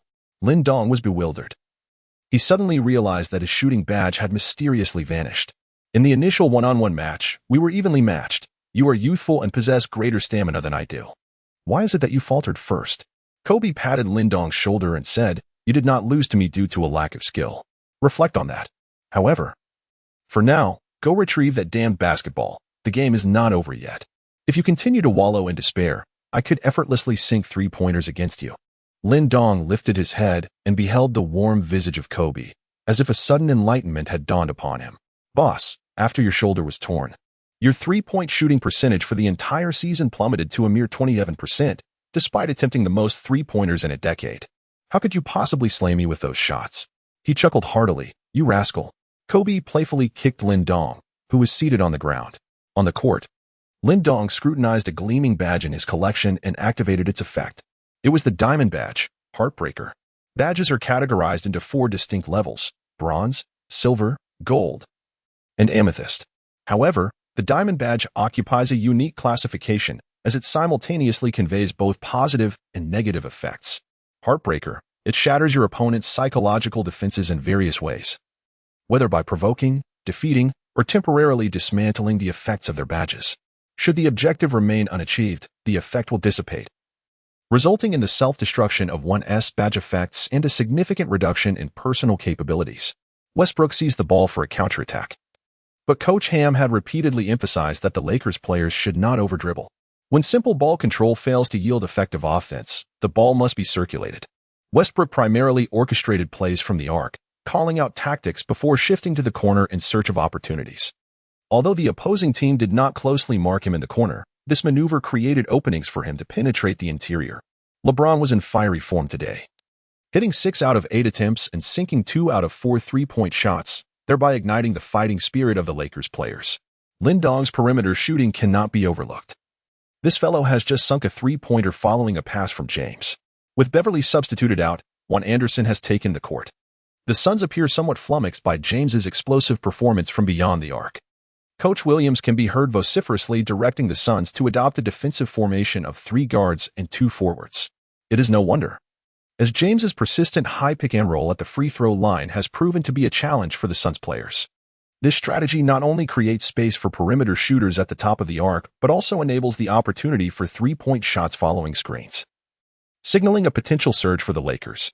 The three-guard, two-forward defensive tactic can congest the area at the top of the arc, causing greater confusion for the offensive team during switch situations. Lin Dong dribbled to the arc's summit, with little time remaining on the offensive clock. The Suns' defenders closed in relentlessly, particularly Bridges, whose gaze upon Lin Dong seemed as if he intended to devour him whole. At this moment, Lin Dong's statistics stood at 6 points and 1 rebound, having successfully made both of his three-point attempts. After the Lakers failed to achieve their offensive objectives following 2 consecutive plays, they passed the ball to Lin Dong, who had been performing admirably from beyond the arc. This indicated their intent to have him take a decisive shot in the final moments of the game. Lin Dong hesitated momentarily. Although his shooting statistics were respectable, the absence of an interference-resistant badge rendered him far from a formidable shooter. Yet, all other defenders were closely marked, leaving only Westbrook unguarded in the corner. Lin Dong, no longer hesitating, deftly passed the ball to Westbrook. Although the latter was left wide open, he did not vocally or gesturally signal for the ball. Lin Dong recognized that Westbrook was still somewhat reluctant to attempt a three-pointer. However, passing up such a clear opportunity held no justification. Most importantly, LeBron's leadership badge had now activated its bonus, amplifying Westbrook's open shot, a splendid opportunity indeed. Upon receiving the basketball, Paul cautiously advanced a couple of steps before attempting to retreat for a rebound, harboring doubts about Westbrook's shooting prowess. Nevertheless, Westbrook steeled himself and launched a three-pointer, which found its mark. In that fleeting moment, a surge of excitement washed over him as he rushed over to exchange high-fives with Lin Dong, who had just recorded another assist. Lin Dong was utterly perplexed. This fellow had a three-point shooting percentage of merely 29.8 last season. Yet now he celebrates a single three-pointer as if he had won the lottery. Bridges, on the other hand, merely snorted in disdain. How spot on that observation was. Lin Dong chose to ignore him. At this moment, Booker began to demand the ball for isolation plays, as the Suns' offensive rhythm faltered and their three-point shooting was rather lackluster. Booker, utilizing a high screen, launched a three-pointer. Although LeBron James rushed to provide help defense, Booker's subtle step-back created enough space, allowing the ball to swish through the net. The score now stood at 21-27, with the Lakers leading by 6 points. It was evident that both teams had ignited their offensive firepower, with the starting lineups featuring formidable scoring threats. Currently, Booker's statistics were 5 points, 2 rebounds, and 1 assist, according to Lin Dong's assessment. If Booker played the entire 4 quarters, limiting him to under 5 points per quarter would be ideal. With 3 minutes and 17 seconds remaining in the first quarter, Booker could no longer endure the situation. He firmly instructed Bridges to stay vigilant and not to wander aimlessly. Iverson, being not only taller than Lin Dong but also more robust, posed a significant challenge due to his aggressive defense. Thus, in Booker's view, it was far simpler to isolate Lin Dong than to face Juan. Moreover, Lin Dong's offensive repertoire consisted mainly of open three-point shots, making Bridges' positioning rather rigid. If Bridges could not afford to leave Lin Dong unguarded, it hindered his ability to assist on other players. However, Juan could be left open, as his three-point shooting was not particularly reliable, granting defensive specialists like Bridges more room to operate effectively. Bridges muttered his dissatisfaction but dutifully returned to guard Juan. Meanwhile, Lin Dong observed the silver badge that had just illuminated above Westbrook's head and smiled faintly. Silver badge, hot start. It had finally been activated. Chapter 23, I am taking off. Westbrook hitting 3 out of 3 from beyond the arc? Had he blinded me with that performance? I can hardly bear to watch. Lin Dong even passed him the ball? Was he merely padding his assist stats? I wouldn't pass to him if he were shooting like a turtle. Why would I pass to you? Damian Lee was simply a pure airborne entity. As Lin Dong watched Westbrook sink another three-pointer from the corner, he too soared with exhilaration. With little time remaining in the first quarter, the Lakers had recently adjusted their lineup once more. The current 5-man formation for the Lakers consisted of Westbrook, Lin Dong, Juan Anderson, Swider, and Damian Jones. Meanwhile, the Suns deployed a backcourt duo of Damian Lee and Shamet, accompanied by Craig, Cabarrot, and Ayton. Lin Dong played nearly the entire quarter, and his statistics now stand at 8 points, 3 rebounds, and 3 assists. All 3 assists were provided by Westbrook. Although every time Westbrook received the ball for a three-pointer from the baseline, the other 9 players on the court exhibited a palpable tension. Even Westbrook himself seemed to tremble slightly during his third three-point attempt. Nevertheless, the basketball danced around the rim several times before finally rolling in. Although Lin Dong was not entirely aware of Russell Westbrook's current capabilities and badge attributes, He distinctly remembered that during the season Westbrook secured the MVP title. He possessed a badge that seemed to be permanently affixed to him, the Hot Start badge. This badge granted a player attribute boost for each successful shot and commendable performance from the outset of the game, continuing until their first turnover. Before Westbrook made his first three-point shot, his statistics stood at 1 point, 1 rebound, 2 assists, and 1 steal. Having only attempted 1 field goal in the flow of play, which did not count due to a foul. The subsequent open three-pointer he sank laid the groundwork for activating his silver Hot Start badge, coupled with LeBron James's leadership badge bonus and the Suns' underestimation. Lin Dong passed to Westbrook, who then scored again. This prompted the Suns to call a timeout and adjust their lineup. Despite LeBron's departure from the court, Westbrook's continued stellar performance had significantly elevated his overall stats. Even though Damian Lee of the Suns fiercely contested his third three-pointer, Westbrook still managed to score. As the first quarter drew to a close, the Lakers held an 11-point lead over the Suns, 35-24.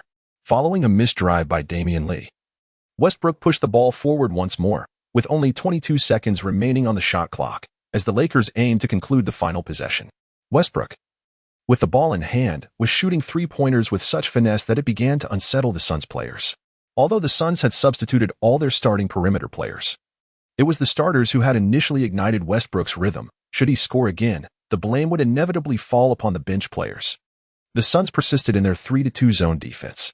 After Jones inbounded the ball and returned to court, he set a screen for Lin Dong on the wing. The 32-year-old veteran Craig, standing at 2 meters tall, closely shadowed Lin Dong.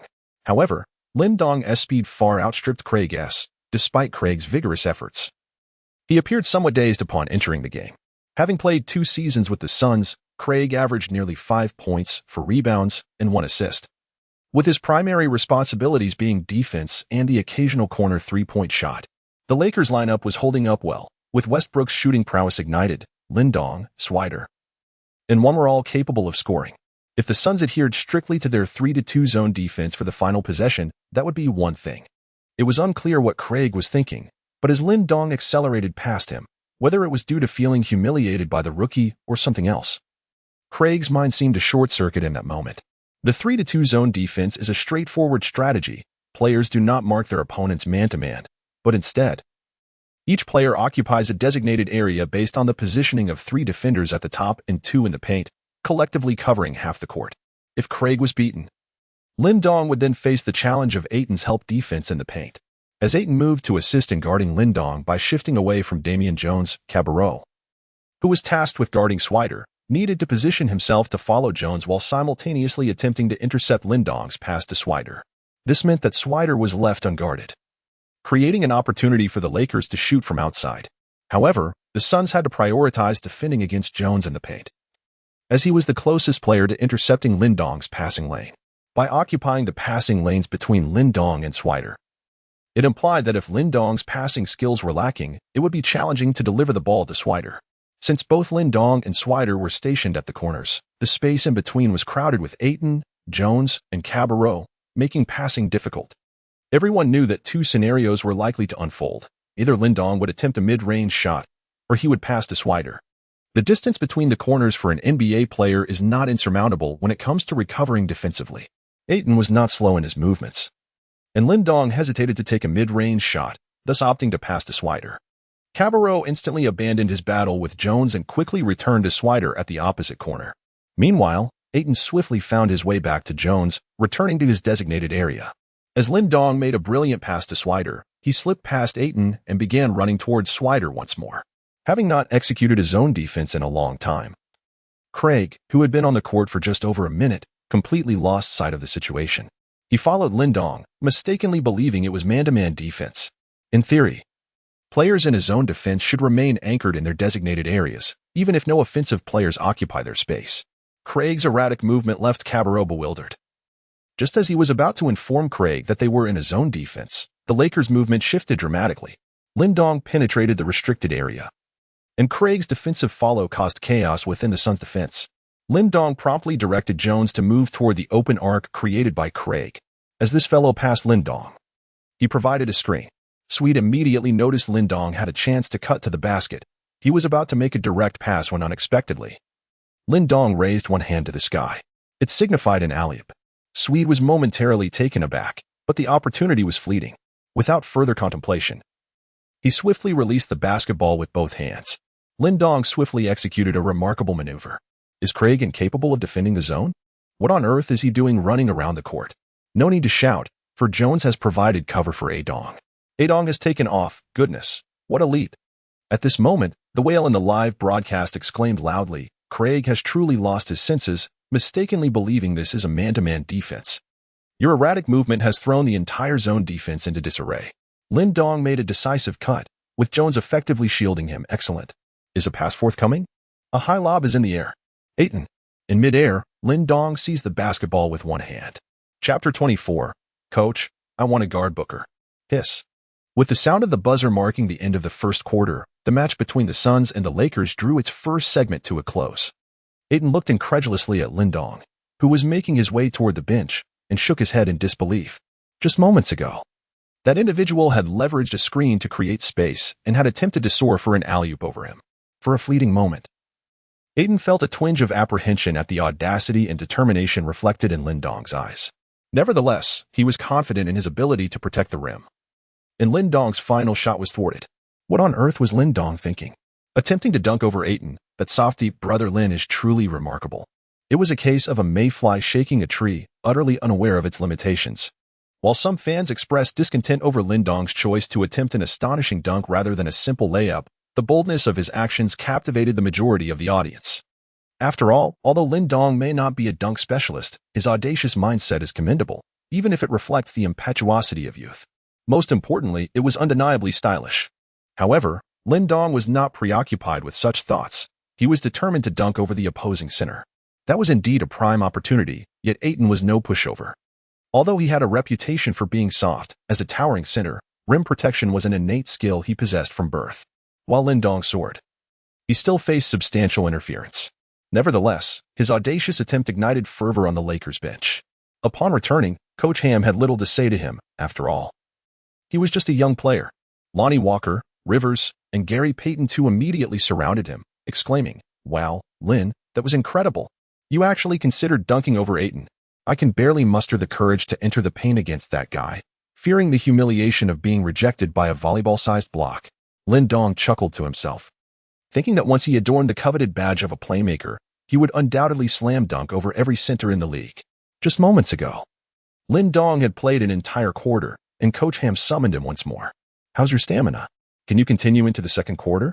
Coach Ham held a high regard for Lindong's basketball intelligence. The young man played with the poise of a seasoned veteran, as if he had been in the league for over a decade. His ability to discern defensive lapses, seize offensive opportunities, exhibit commendable tactical acumen, and maintain a remarkably low turnover rate unequivocally demonstrated his exceptional prowess. Although Rivers, a 195-meter white guard, had shown promise as the only player on the Lakers last season who could outscore opponents while on the court, he was hampered by limitations in athleticism and ball handling skills, which restricted his freedom of play. Furthermore, Rivers' basketball IQ often relied on having the ball in hand or being actively engaged in ball control. In contrast, Lindong excelled in both ball handling and off-ball situations, boasting superior physical attributes that rendered him far more formidable defensively than Rivers. Nonetheless, Rivers could, to some extent, function as a dual guard presence. Whether Lindong could assume such a role remained uncertain, especially given that the Lakers currently did not require excessive ball handling. Without opportunities to control the ball, there was little space for individual expression. Although Lindong was unaware of Coach Ham's true intentions, he would certainly be disheartened to learn that the coach wished to test his ball handling capabilities. After all, he was acutely aware of his own modest passing and ball control statistics, far from impressive, lacking even the requisite playmaking badges. At best, he merely executed short passes during strategic plays. As for his reputed high basketball IQ and tactical understanding, well, that was a source of deep lament. Lindong has been immersed in the world of 2K Online for many years, yet his roster has never quite matched that of the high-spending elite players. Each time he competes, his players' abilities are overshadowed, and after painstakingly assembling a team with a composite rating barely exceeding 100, he invariably encounters opponents boasting ratings surpassing 120. This stark disparity in prowess compels Lindong to meticulously analyze the attributes of every budget player, striving to devise strategies that maximize their unique strengths. Consequently, during matches, It is only through intricate tactical positioning that he can engage in a competitive back-and-forth with those affluent players. Over time, he has developed an acute ability to discern his opponent's strategic intentions with remarkable accuracy upon the positioning or movement of their players, such as the nature of practice making perfect. Coach, I am capable, but I request to be on the court when Booker plays, he asserts. Oh? Coach Ham is taken aback, for he is well aware of Lin Dong's stamina, especially since the Lakers frequently engage in practice matches. Newcomers like Lin Dong typically manage to endure roughly 2 full quarters on the NBA stage. Coach Ham's initial plan was for Lin Dong to play the first 2 quarters entirely, subsequently deciding on substitutions based on his performance. Lin Dong indeed played commendably in the first quarter, despite Coach Ham's occasional urge to reprimand him for persistently passing 3-point attempts to Westbrook. The latter consistently found success. Thus, Coach Ham experienced a peculiar discomfort. Nonetheless, Lin Dong's statistics, 2 successful 3-pointers, 1 mid-range shot, and an efficient tally of 8 points, 3 rebounds, and 3 assists are commendable. Remarkably, he achieved this while being closely guarded by Bridges. On the defensive front, his assignment, Devin Booker, managed only 5 points. Although Booker did not play the entire first quarter and exhibited a lack of aggressive shooting, Lin Dong's defensive performance was nonetheless praiseworthy. After all, if his defense were truly ineffective, would Booker forego an easy scoring opportunity? The notion of Lin Dong guarding Devin Booker piques Coach Ham's interest. He is acutely aware of the Suns' fervent desire to secure victory in this match. Following the Lakers' early lead, if the Suns remain unable to establish their rhythm, Booker will inevitably resort to the actions characteristic of a dominant scorer. His high-post isolation, lateral jump shots, and pick-and-roll assaults are all hallmark displays of his prowess, as evidenced by his potential for a 70-point game. Lin, I recognize your enthusiasm. Coach Ham begins, and I do not wish to undermine your confidence. However, you must comprehend that if Booker returns to the court, it may unleash a tempest of offensive onslaught. Can you contain him? Lin Dong nodded slightly, aware that by that time, he would undoubtedly lack the stamina to exhibit any performance on the offensive end. Moreover, should a prolific scorer manage to score forcefully a few times, it would likely shatter his defensive confidence, particularly during a pivotal moment when the game unfolds in the half-court setting, facing the gaze of tens of thousands within the arena. Additionally, behind those cameras lie hundreds of millions of fans, creating an immense pressure on defense. Coach, trust me. Lin Dong nodded, his gaze resolutely fixed on the individuals seated on the bench of the Suns. He slightly flexed his fingers. Chapter 25. Just shoot, just shoot. LeBron's super long-distance shot. It found its mark once again. With just over 3 minutes remaining in the second quarter, the Lakers led the Suns by 9 points, 59-50. Throughout the first half, James attempted 11 shots, successfully landing 8, thereby efficiently scoring 19 points. It could be said that the Suns were somewhat disoriented by James's singular prowess. Moreover, this occurred while James refrained from dominating the ball excessively throughout the game. The high pick-and-roll at the free-throw line compelled the Suns to resort to a 3-2 zone defense, while his drives, facilitated by screens, forced them into a 2-3 zone. After an entire offseason, many of the Suns players appeared somewhat bewildered while executing the zone defense. However, Lin Dong discerned that Coach Williams' strategy likely bore the intention of utilizing James as a means of honing their skills. After all, defending in a zone not only enhances player communication and collaboration, which would benefit the Suns in adapting to the preseason, but it also represents an effective defensive quality when confronted with star players exhibiting exceptional performances. While man-to-man defense certainly possesses its advantages, it does not imply that NBA players should disregard the importance of zone defense.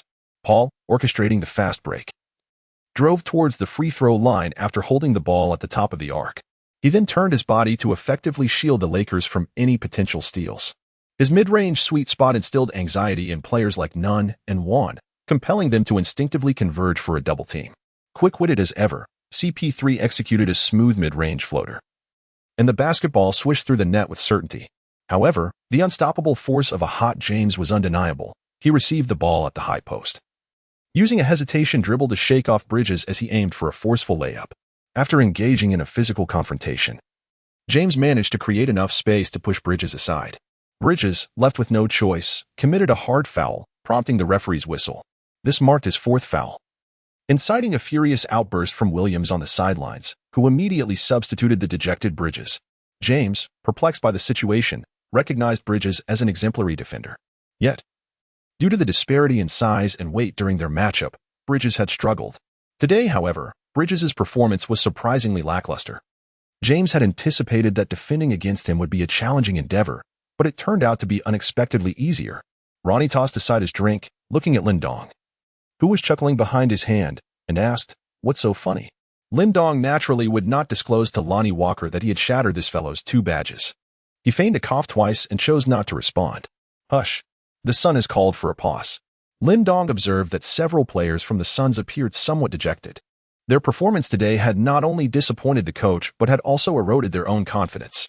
As Paul exited the court, he pulled Ayton aside to converse. Though Ayton's dismal shooting record of 1 out of 7 tonight left much to be desired, it was no surprise, given Ayton's well-known tendency to be somewhat lackluster.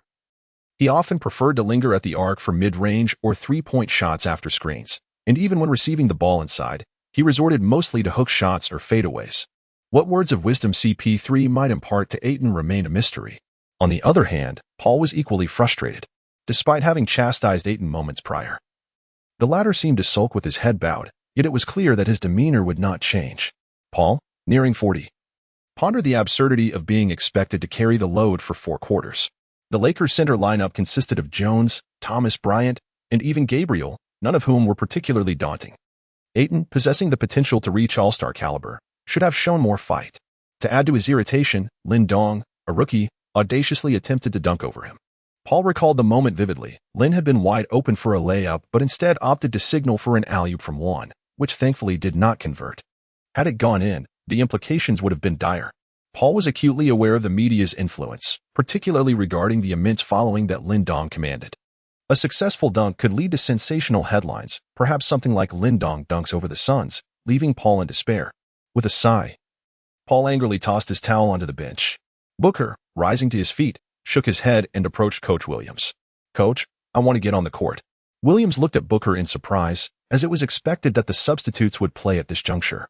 "I understand your desire to win, Booker, but inserting you now seems of little significance. It's merely the second quarter, and we have plenty of time left." "No, Coach, let me play," Booker insisted firmly. "Our team is beginning to lose morale. If we can close the gap by halftime, it will instill greater confidence for the second half." Coach Williams found himself in a dilemma. Preseason games were typically understood as practice sessions. While the Suns had aimed for victory and had fielded their strongest lineup in the first quarter, the idea of pushing Booker into a substitute role was challenging. To put it another way, if Booker entered the game but failed to deliver the expected performance in those few minutes, it would render him, Coach Williams, and perhaps the entire Suns team a laughingstock. However, after a moment's contemplation, Williams reluctantly nodded in agreement. As the substitutes prepared to enter, Lin Dong's participation in the second quarter remained uncertain. "Ham, get Lin Dong in. If you don't, what am I even watching?" one viewer exclaimed. "This is my first NBA game, and all I see are seasoned veterans. Why is Booker getting the nod?" Another voice chimed in, expressing disdain for the apparent favoritism shown to Booker, as the chat erupted with complaints about the lineup and strategy. Ronnie Walker nudged Lin Dong, pointing out Booker warming up on the court. Lin Dong spat out a mouthful of water. Goodness, such disregard for the spirit of the game. The Lakers' starting lineup has been confirmed. Nunn, Rivers, Juan, Gabriel, and Jones. Meanwhile, the Suns feature Shamet, Booker, Craig, Saric, and Jock Landale. Surely, Booker does not intend to merely chase points, my word. Lonnie Walker appeared somewhat astonished. After all, this is merely the preseason. While the outcome of competitive sports often takes precedence, the victories in the NBA are deeply rooted in a robust commercial framework.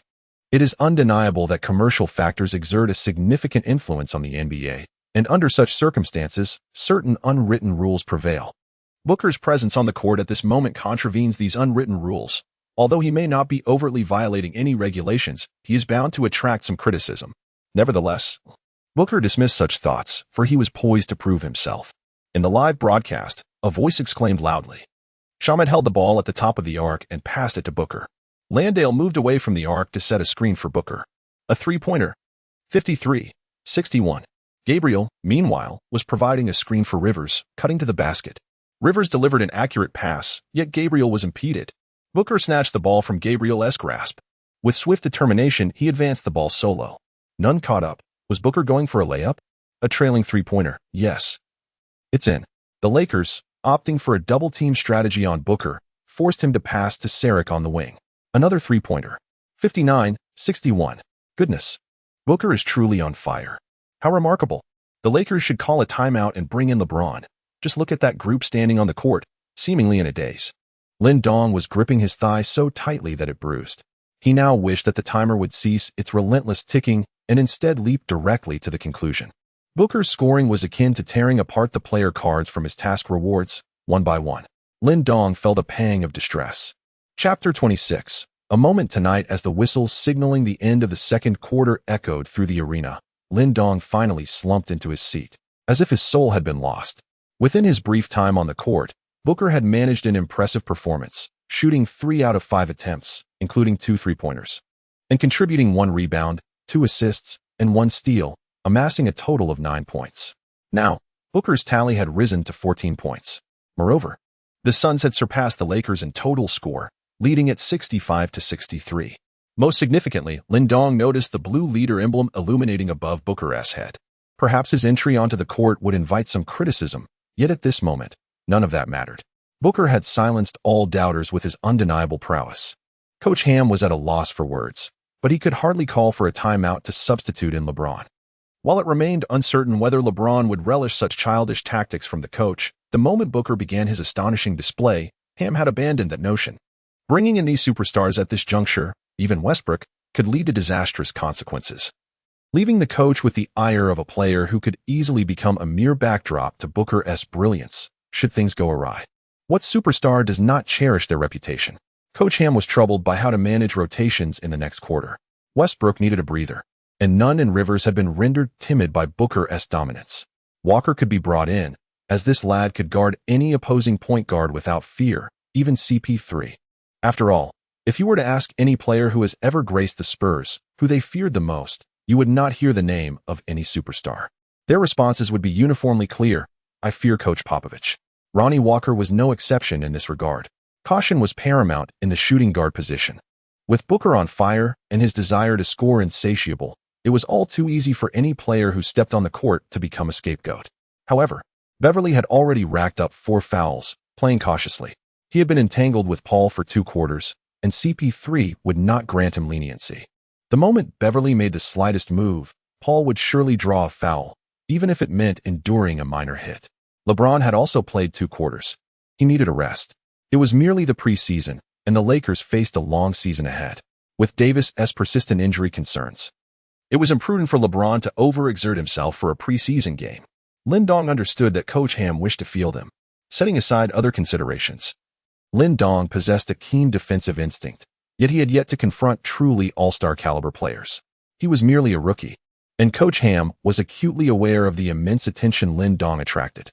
The thought of Lin Dong being overwhelmed on the court and facing public scrutiny was too daunting for Ham to contemplate. My head aches. Nevertheless, as the head coach of the Lakers, Ham resolved to confront this issue directly. Lin Dong. Coach Ham called out loudly. Lin Dong hurriedly ran over. It's your turn in the next segment. Although Lin Dong had anticipated this in his heart, he still nodded with a heavy expression. Coach Ham assumed that Lin Dong was afraid or concerned about being blamed for a potential failure, so he patted him on the shoulder and asked, "You will be primarily responsible for guarding Booker. Do you have confidence?" Lin Dong nodded once more, assuring Coach Ham that this fellow would find it exceedingly difficult to score tonight. Coach Ham gasped in surprise. He had expected Lin Dong to request some defensive strategies or double-teaming assistance, yet here was Lin Dong boldly declaring that Booker would falter this evening. After a brief moment of astonishment, Coach Ham patted Lin Dong's shoulder again, signaling that he could take the court. He was left utterly speechless. Meanwhile, Lin Dong was preoccupied with thoughts of his 3-player card packs and cards. Oh dear, what more could he say? The system had assigned him the task of limiting Booker's score to below 20 points.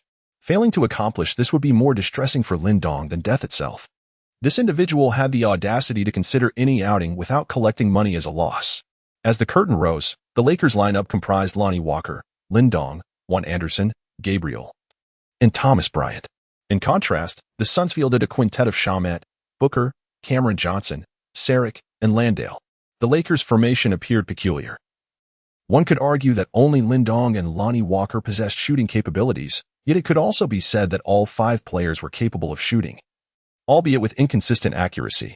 Nevertheless, it is worth mentioning that even the somewhat clumsy Thomas Bryant, during his best three-point shooting season with the Wizards, averaged 2.1 attempts per game over 27 minutes, making a mere 0.9 of those shots. Now, the Sun center would allow him to stand 3 or 4 steps behind the arc. Yet upon joining the Lakers, it seemed as though he had succumbed to the after-effects of a locked-in performance, resembling a zombie. The Suns' strategy was straightforward: for perimeter players and one inside. Booker could initiate a one-on-one play or engage in pick-and-rolls with Landale from the top of the arc, establishing a system designed to support Booker. This illustrates the advantage of having a player capable of creating their own shot. When the lavish lineup is on the floor and performing admirably, the isolation player can enhance the team's efforts. Conversely, when the team encounters struggles, such a player can rally the bench to contribute. Look at the Lakers. Aside from Lonnie Walker, who could be considered a ball handler, the others were left to run the plays out of necessity. However, at this moment, the Lakers' formation was the most favorable for Lindong. If the Lakers sought to score, the three-point strategy set for Lindong would undoubtedly take precedence. Yet, the unfortunate truth was that Lindong had the task of primarily defending Devin Booker. The agony of defending an isolation player need not be elaborated upon. Lindong, oh Lindong, unyielding and resilient, ready to confront the challenge of guarding Booker. The spectators upstairs were in disbelief, feeling nauseated by the prospect. Why was Lindong tasked with guarding Booker? Did he have a vendetta against him? Was the old strategy being abandoned? Last quarter, LeBron had led the team without any issues, and now they were beginning to falter? Lonnie Walker adjusted his attire, casting a meaningful glance at Lindong, concern evident in his eyes. Yet Lindong appeared remarkably unfazed. Alas, child, you have yet to experience the harsh realities of competition. The Suns initiated their play. Immediately, players positioned themselves on one side of the half-court, drawing the entire Lakers team away and leaving ample space for Booker. Juan felt a pang of sorrow. He shared a good rapport with Lindong and did not wish to witness the young man's impending struggles. Thomas Bryant echoed this sentiment, already contemplating a post-game steak dinner with Lindong, accompanied by a fine bottle of red wine to help him forget the evening's tribulations. The live stream was abuzz with excitement as viewers, having become deeply invested in Lindong's journey, tuned in religiously for his games. Tonight would reveal whether Lindong had the mettle to succeed. As anticipated, Booker seized the ball on the right side, preparing for a classic three-threat maneuver. He drove to the right and elevated for a mid-range shot. What happened to the ball? What on earth? What did I just witness? Someone please blind me. A signed basketball by Lindong was being sold for $100,000. The chat exploded, and the streaming platform momentarily lagged under the influx of excitement. Lindong stood rooted to the spot, seemingly in a daze, his hands tightly gripping a basketball. The four players of the Lakers were momentarily stunned for 3 seconds before they dashed towards the front court like madmen. Chapter 27. Side story. Hsiao. Lindong stood quietly beneath the dormitory building, awaiting the arrival of Hsiao. Before long, a girl finally bounded down the stairs, her joyous demeanor evident as she sprinted towards Lindong, a small model toy clutched in her hand. A dong! Hsiao exclaimed joyfully, leaping into his embrace and eagerly showcasing the item she held. It's a figurine from the NBA. I had someone custom make it just for you. Lindong let out a bitter smile. Although his draft had yet to officially commence, he already had a general understanding of the situation. Having languished as a mere substitute in the NCAA for years, he had not received a single invitation from any team or agent. Upon returning to his homeland, he silently resolved to make a decision. However, Hsiao did not allow him the chance to speak, instead laughingly declaring, "A dong. Guess what? I have obtained the opportunity to study abroad in the United States as an exchange student. Moreover, I have also secured a part-time position as an assistant sports reporter for a domestic platform. I was accepted after the interview." "Ah," Lindong exclaimed in surprise. "Why didn't you tell me sooner?" Hsiao suddenly flushed, stammering, "Well, I wanted to give you a surprise." Lindong remained silent, uncertain of how to articulate his thoughts. He contemplated retreating, abandoning his aspirations for the NBA draft. Despite having encountered a plethora of scornful ridicule online, he remained indifferent, for he understood that the girl before him steadfastly supported and encouraged him. However, upon his return to the country, he received the news that Hsiao intended to travel to America. As she walked alongside him, her joy evident, she engaged in conversation, asking, "Once you enter the NBA, which team do you aspire to join? Perhaps the Rockets? I wish to attend university in Houston. Yet, I am aware of your affinity for the Lakers. Should you head to Los Angeles, I would frequently visit you. You must strive to become a player like Kobe, someone who embodies a city." Lin Dong smiled wryly and shook his head. This foolish girl, completely oblivious to the realm of professional basketball, genuinely believed that by participating in the NCAA and enrolling in elective courses, she would have the privilege to choose from NBA teams. Yet, for her own sake, she even signed up for a part-time position as a sports journalist. Lin Dong gazed at the evening glow on the horizon, which illuminated the youthful and vibrant face of the girl before him, truly exquisite. The thought of fleeing lingered in his mind, yet he found himself unable to articulate it. Chapter 28. The Gambling God. The techniques of isolation plays can be categorized into two primary methods, the face-up or the back-to-basket approach. Kobe tossed the ball aside and turned his attention to Lin Dong. The back-to-basket method is inefficient, resulting in rigid scoring, complicating passes, and ultimately harming the team. Kobe meticulously enumerated the shortcomings of the back-to-basket technique, yet he suddenly posed a counter-question. Why do so many isolation players still opt for this method? Lin shook his head. Kobe solemnly remarked, despite having a myriad of shortcomings, the one undeniable virtue of a backcourt player is their resilience against turnovers. In one-on-one situations, safeguarding possession of the ball is paramount. If one cannot even protect the ball, what merit do they have in being called a scorer? Numerous NBA players overestimate their dribbling prowess. Lin Dong silently brought the ball back to the front court. Due to his momentary distraction, the Suns players had already retreated swiftly on defense.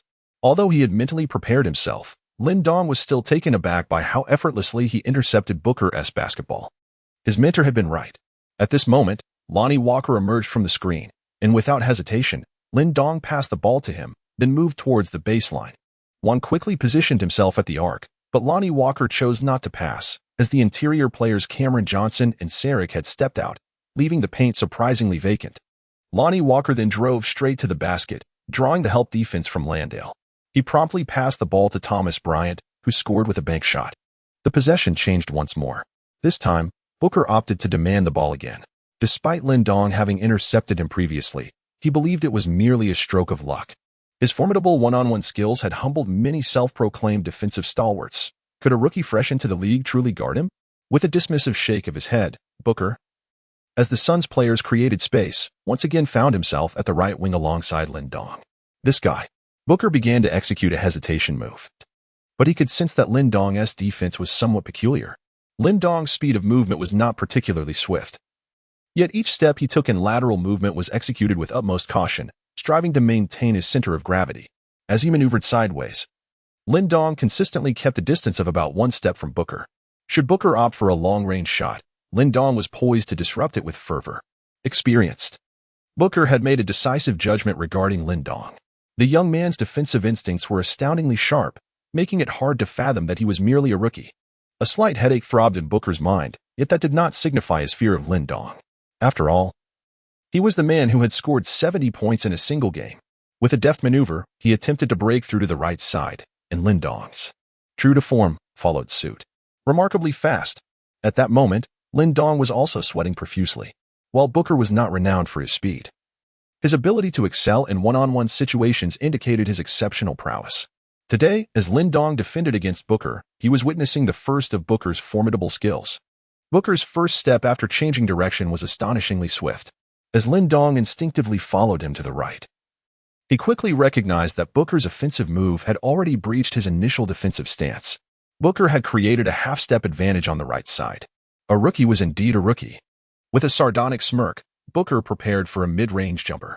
At this distance, scoring these 2 points was as effortless as eating or drinking for a scorer of his caliber. This was not a matter of technique, but rather an overwhelming display of physical prowess. Few in the league could thwart his first step after a change of direction.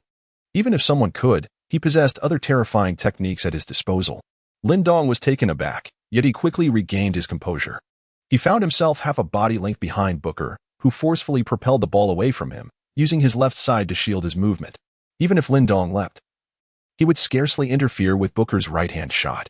However, instead of jumping, Lin Dong chose to lower his center of gravity, lunging toward a specific point. With a sudden change of direction, Booker effortlessly bypassed Lin Dong. Disruption, disruption. Why aren't you jumping? Why did you fall down? Lin Dong was left reeling. The crowd erupted in a cacophony of fervent cheers. Meanwhile, seeing Lin Dong's upper body lurch forward as if he had collapsed at Booker's feet brought a surge of satisfaction to Booker. His movements flowed seamlessly, akin to a graceful dance.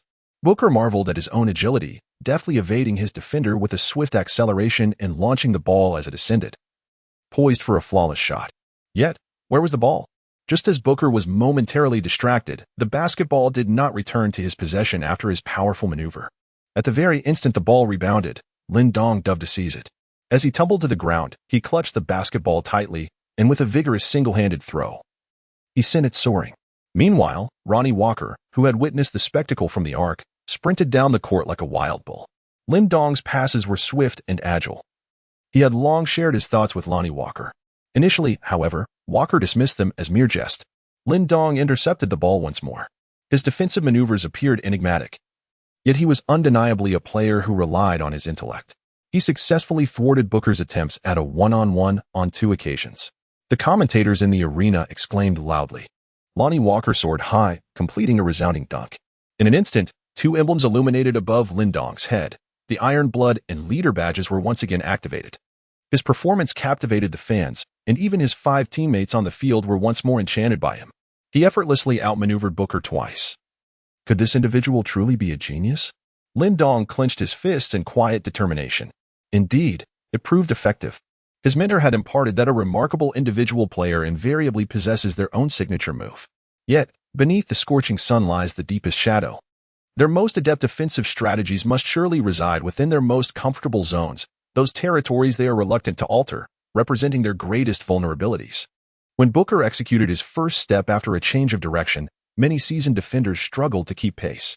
However, this method of scoring instilled within him a burgeoning confidence in his technique. He was assured that once he created even half a defensive gap with his first step, he could effortlessly follow up with a mid-range shot. Booker's choices were not misguided. Meanwhile, Lin Dong discerned that after Booker had bypassed him by half a body length, he could maneuver to a shooting position. This position was not far from Lin Dong, and he remained stable in his stance. It was precisely where Booker would release the ball. As long as he accurately assessed the position, he could predict where the basketball would land once Booker unleashed his shot. Thus, the moment he was bypassed, Lin Dong instinctively surged towards that point. He was taking a gamble. He was wagering on Booker's overconfidence, on Booker's belief in himself, his conviction that he would easily surpass Lin Dong, and his assurance in his subsequent mid-range shot. Lin Dong's gamble paid off. Booker, bewildered, received the ball once more from his teammate, sensing the reluctance emanating from Shamat. The drawbacks of isolation play became evident again when progress faltered. It was all too easy to ignite the disappointment of teammates. He felt a twinge of anxiety. Chapter 29, CP3's Reminiscence. This fellow. Sweat trickled down Booker's forehead. Just moments ago, this rookie had thwarted one of his offensive attempts. Had his speed truly increased, or was it merely that fear had sown seeds of self-doubt within him? Shaking his head, Booker found it somewhat comical that such thoughts had even crossed his mind. Lin Dong stood still, his arms extending gracefully, while his feet moved in a rapid, intricate dance upon the ground. At that moment, 3 emblems above his head illuminated brilliantly. They were Iron Will Leader, and the bronze emblem, Flank Deterrence. Flank Deterrence slightly enhances your imposing presence in the penalty area, impeding opposing players and stabilizing your defensive balance. A sustained display of strong defense will further amplify the emblem's capabilities.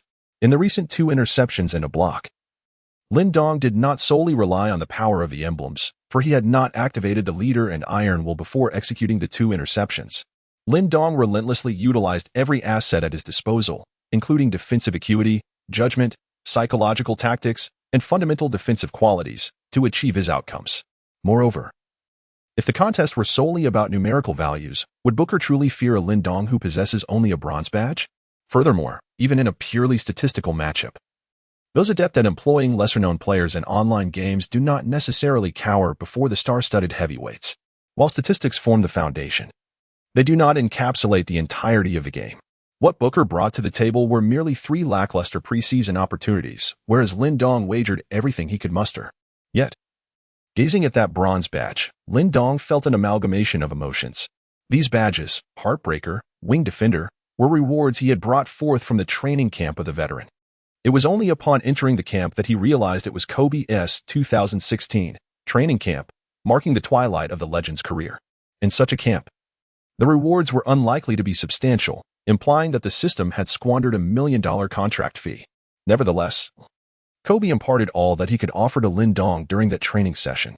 Yet, the only badges the veteran could present were 2 bronze badges and a diamond badge with negative effects. Nonetheless, Kobe taught Lin Dong other invaluable lessons, those that are felt rather than articulated, as evidenced by the previous incidents. What was Lin Dong doing? He was dismantling this family. Booker, the filial son upstairs. Do not call out. Your master is about to be humiliated in such a one-on-one defense.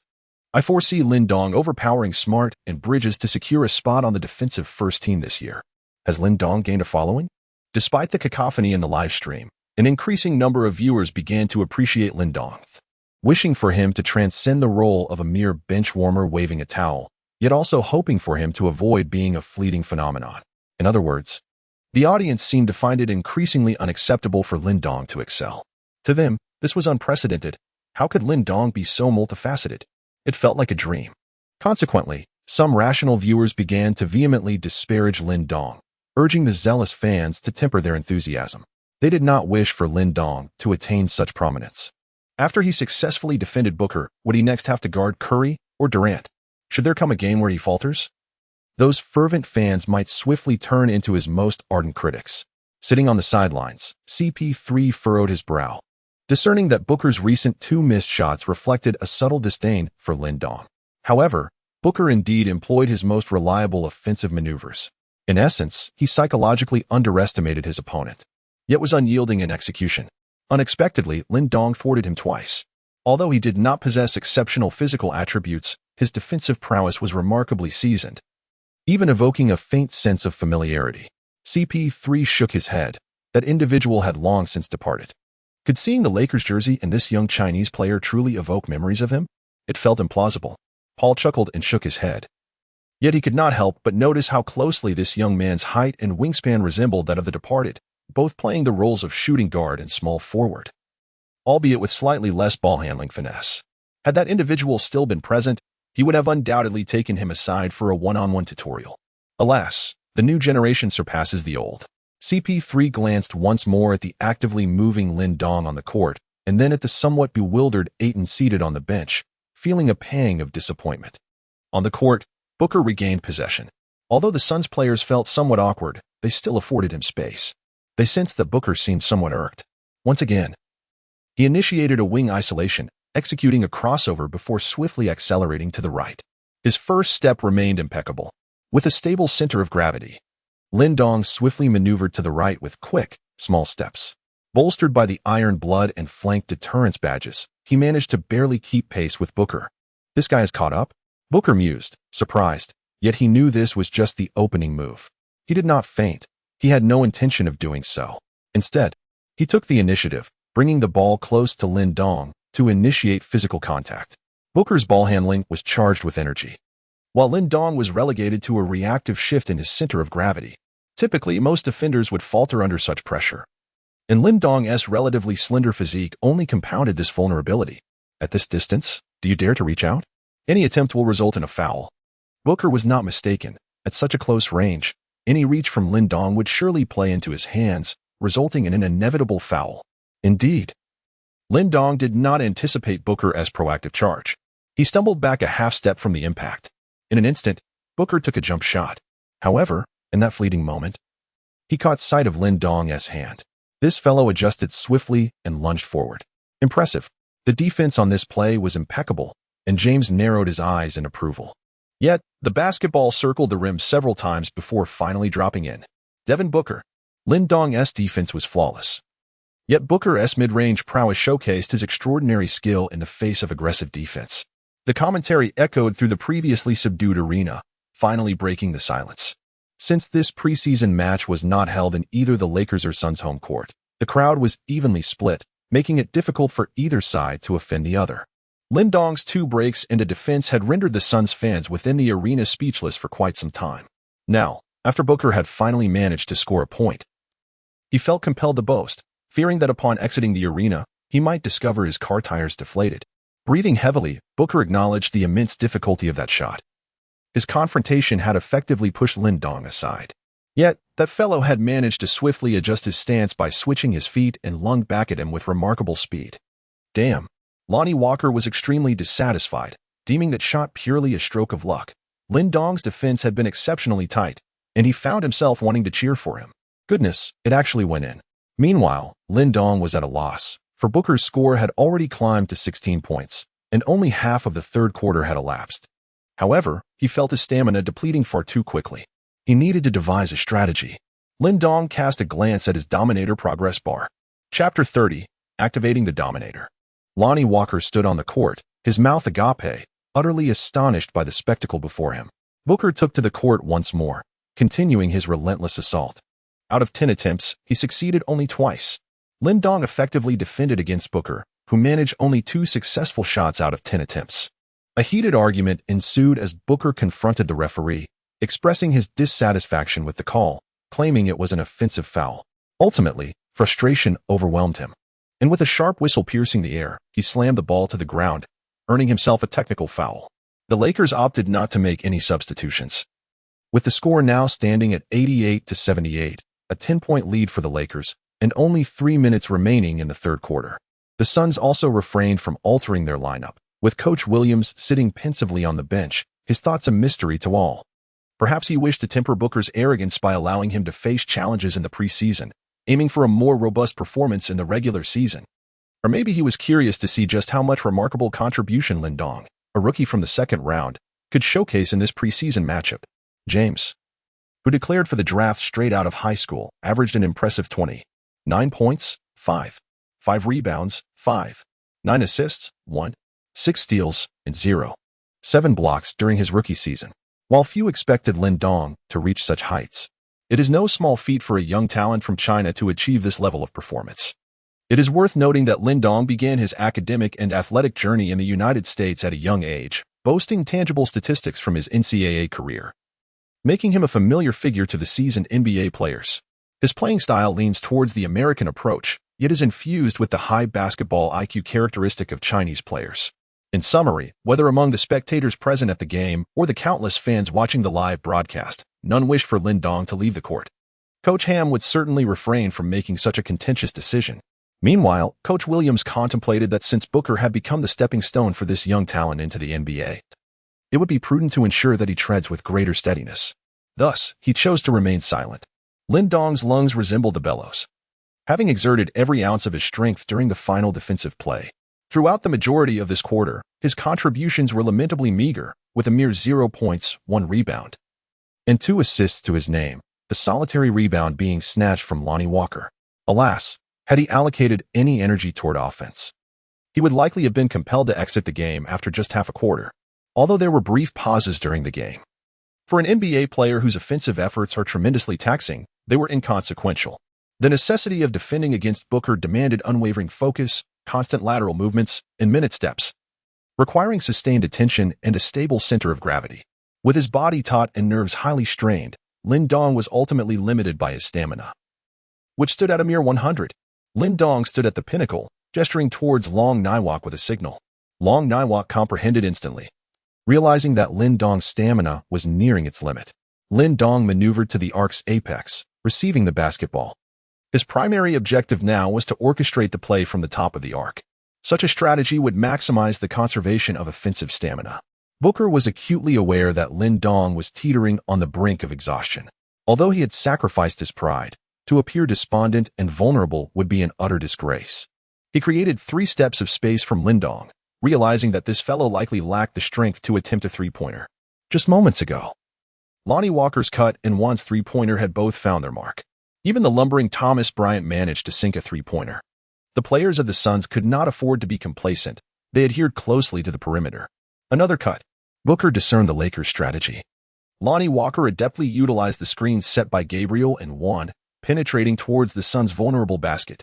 Landale, the substitute center, was sluggish in his lateral movement and defensive adjustments. This 2'10" giant from Australia possessed commendable rebounding instincts and shot-blocking abilities, while he could defend adequately in isolation. Providing help defense proved challenging. Booker swiftly moved 2 steps to the right, positioning himself in the passing lane between Lin Dong and Lonnie Walker. He aimed to intercept this pass. However, Lonnie Walker feigned an inside cut, suddenly slowing his steps before retreating a step beyond the three-point line, seemingly inviting an outside shot. This was problematic. Booker felt a surge of impatience, yet Lin Dong seized the fleeting opportunity, driving fiercely towards the basket. While Lin Dong could not be regarded as an exceptional ball handler, his aggressive drive following the space created was undeniably formidable. This was the last of his stamina. Lin Dong exhausted himself. Lin Dong surged towards the basket. And although Booker was a step behind, he quickly closed the gap in just 2 strides. Booker sensed that Lin Dong was nearing his limits, believing that the shot was destined to miss. However, Lin Dong paid no heed to Booker, forcefully slamming the basketball against the rim. He charged in with fervor. What was Booker doing, providing 3 steps for a defensive recovery? Absurd. You must be a fool not to realize that Lin Dong was exhausted from his defensive efforts. Why hadn't Coach Ham made a substitution yet? Would you step up and show me what you've got? Goodness, it's an alley-oop. Lonnie Walker. Booker was taken aback, and just as he turned, he saw a shadow soaring upward, hands gripping the ball tightly as he thunderously dunked it. Booker leaped in an attempt to block Lin Dong, but with his momentum already off balance from the turn, he was sent crashing to the floor. The live stream erupted in excitement. Humiliation. What a magnificent dunk. JRS guarantees your score today will be 9-9. Speaking of which, Lin Dong's third round showcased the rookie's one-on-one defense against Booker. A brilliant pass that could seal the game. Lin Dong rested his hands on his knees, gasping for breath. His vision was somewhat hazy. Yet he finally noticed that his Dominator progress bar was slowly filling up, thanks to a masterful alley-oop pass. You have activated the Dominator, Sportsmaster. The cold electronic voice remained as indifferent as ever, but at this moment, Lin Dong found the sound to be utterly enchanting. Sportsmaster, when the Dominator is activated, enhance your athletic and breakthrough abilities, augment your stamina. The blurred scenery before him began to sharpen gradually, and his breath became less labored. A red circle appeared beneath his feet, at the center of which stood a shadow poised to leap. Rays of white light flickered and contracted within the circle. He had successfully activated the Dominator. Taking a deep breath, he swiftly returned to defense. James, seated on the sidelines, squinted his eyes. He had just observed that Lin Dong's legs trembled as he re-established his defense, yet after a brief moment of deep breathing, his stamina seemed to have partially recovered. James squinted not out of suspicion, but because in his many years in the NBA, he had encountered few players capable of such a feat. He was oblivious to the so-called systems and badges, perceiving this phenomenon as a form of innate talent, an awakening of potential. It was akin to the moments of Tracy McGrady. The nights of clutch shots, where an adrenaline rush allows the body to momentarily forget all weariness. Alternatively, it could indicate that this player possessed an extraordinary level of physicality, enabling him to restore a measure of stamina with each brief respite, sufficient to sustain him through an entire play. James embodied both scenarios. Thus, he felt a sense of astonishment, as he rarely witnessed such physical prowess in Asian players. Of course, there was the final type, exemplified by the man in jersey number 24. You could tell he had reached his limits, yet he consistently pushed beyond them, making each defensive encounter feel like a nightmare, as if he were perpetually relentless. What an intriguing young man, James chuckled, shaking his head. Chapter 31. Kobe's post-play. Booker had attempted 10 shots in the third quarter, managing to sink only 2 mid-range efforts. Currently, his score stood at 14 points with 4 assists, totaling 18 points. The objective of this match was to limit Booker's scoring to below 20. Lin Dong cast a fleeting glance at Booker's feet, where a glistening snowflake lay, a silent testament to the icy touch. Moreover, Lin could palpably sense the thick fog of despondency enveloping the Suns throughout the oppressive third quarter, likely triggering a collective morale slump. To compound matters, Lin had already notched 2 steals off Booker himself. His current stat line read 8 points, 4 rebounds, 7 assists, and 2 steals. 3 of those assists had been dished to Westbrook, while 2 rebounds were snatched from under Lonnie Walker's nose. Aside from scoring, Lin's performance in less than 2 quarters was nothing short of dazzling. Yet, the allocation of stamina remained his Achilles heel. A truly well-rounded elite player must excel in both scoring and defense. Fortunately, this quarter, teammates like Lonnie Walker had delivered remarkable efficiency, ensuring Lin's tenacious defensive efforts didn't go to waste. As Dominate activated, Lin felt the tremors in his legs subside. A quiet exhale escaped him as renewed vigor surged through his veins. He accelerated, chasing down the play from the backcourt. Lonnie swiftly fed him the ball. The strategy was clear. Lin would station himself near the top of the key, orchestrating plays. This served dual purposes, conserving energy while leveraging his high basketball IQ to maximize off-ball advantages. Yes, Lonnie Walker, though a point guard, was far from a reliable isolation scorer. His greatest flaw? A crippling lack of confidence, rooted in his limited offensive arsenal and subpar ball handling. When positioned as a finisher, whether cutting to the rim or driving and dishing, he thrived. But hand him the reins to create, and he'd often settle for a mid-range jumper after a couple of dribbles. On off nights, his teammates could only watch helplessly as his shots clanked off the rim. His stint with the Spurs hadn't groomed him as a cornerstone. Worse, the shadows of his past had left deep scars. Outwardly aloof, inwardly dimmed. His self-doubt clung to him like a persistent parasite. The Spurs eventually moved on. His temperament made him an unconvincing primary ball handler. Yet with Lin on the floor, something shifted. The man seemed to radiate an inexplicable magnetism. He feared no one, locking down Booker one-on-one, even daring to attempt a poster dunk over Ayton. He relentlessly fed Westbrook. Undeterred by the team's skepticism about the latter's three-point shooting, he fought for rebounds destined for teammates' hands. God, Lonnie mused silently. Was I ever like this as a rookie? This guy's insane. Lin's relentless energy, his lockdown defense, his affable demeanor, the rugged masculinity of his high-stakes defensive gambles, his elite court vision, it all coalesced into an aura that galvanized the entire team. Lonnie felt a stirring within, a sensation foreign to his Spurs days. Bond activated. Lonnie Walker, Lin Lonnie moment, friendship and wisdom, a bond forged between you and Lonnie Walker. Neither may be flawless, but together, facing adversity feels less desolate. Effect: minor enhancements to both players' weaknesses. Lonnie, improved shooting and rebounding. You, enhanced post-play, athleticism, and stamina. Note: to activate this bond, you must include both Lin and Lonnie in your 5-player lineup. Proceed with substitution. Lin Dong was momentarily taken aback. The sudden notification from the system left him somewhat disoriented. However, he soon realized that he had triggered the player synergy effect. It is well known that in 2K Online, there exists synergy effects akin to the renowned Death 5 lineup of the Denver Nuggets, where the simultaneous presence of certain players within a roster can activate various synergies. These synergies are generally categorized into 2 types. Complementary synergies, which serve to mitigate the weaknesses of both parties, much like the moment of Lin Dong's awakening. The other type enhances advantages, similar to the synergy between LeBron James and Dwayne Wade, which further amplifies James's athleticism, penetration, and dunking capabilities, while also enhancing Wade's ball handling, passing, and dribbling skills. Furthermore, there exists an even more formidable tier known as Super Limit. It is said that once a player's overall attributes surpass 120, the Super Limit mode can be activated, unlocking terrifying badges and skill effects. However, such aspirations felt far beyond Lin Dong's reach. The activation of the moment of awakening was, in truth, an unexpected delight. Without a moment's hesitation, Lin Dong exchanged his player card with Keegan Murray from his lineup. Since he was also capable of playing the small forward position, the system did not reject Lin Dong's decision. However, he harbored concerns that replacing Fox, whose attributes were notably high, might diminish his overall team coverage ability.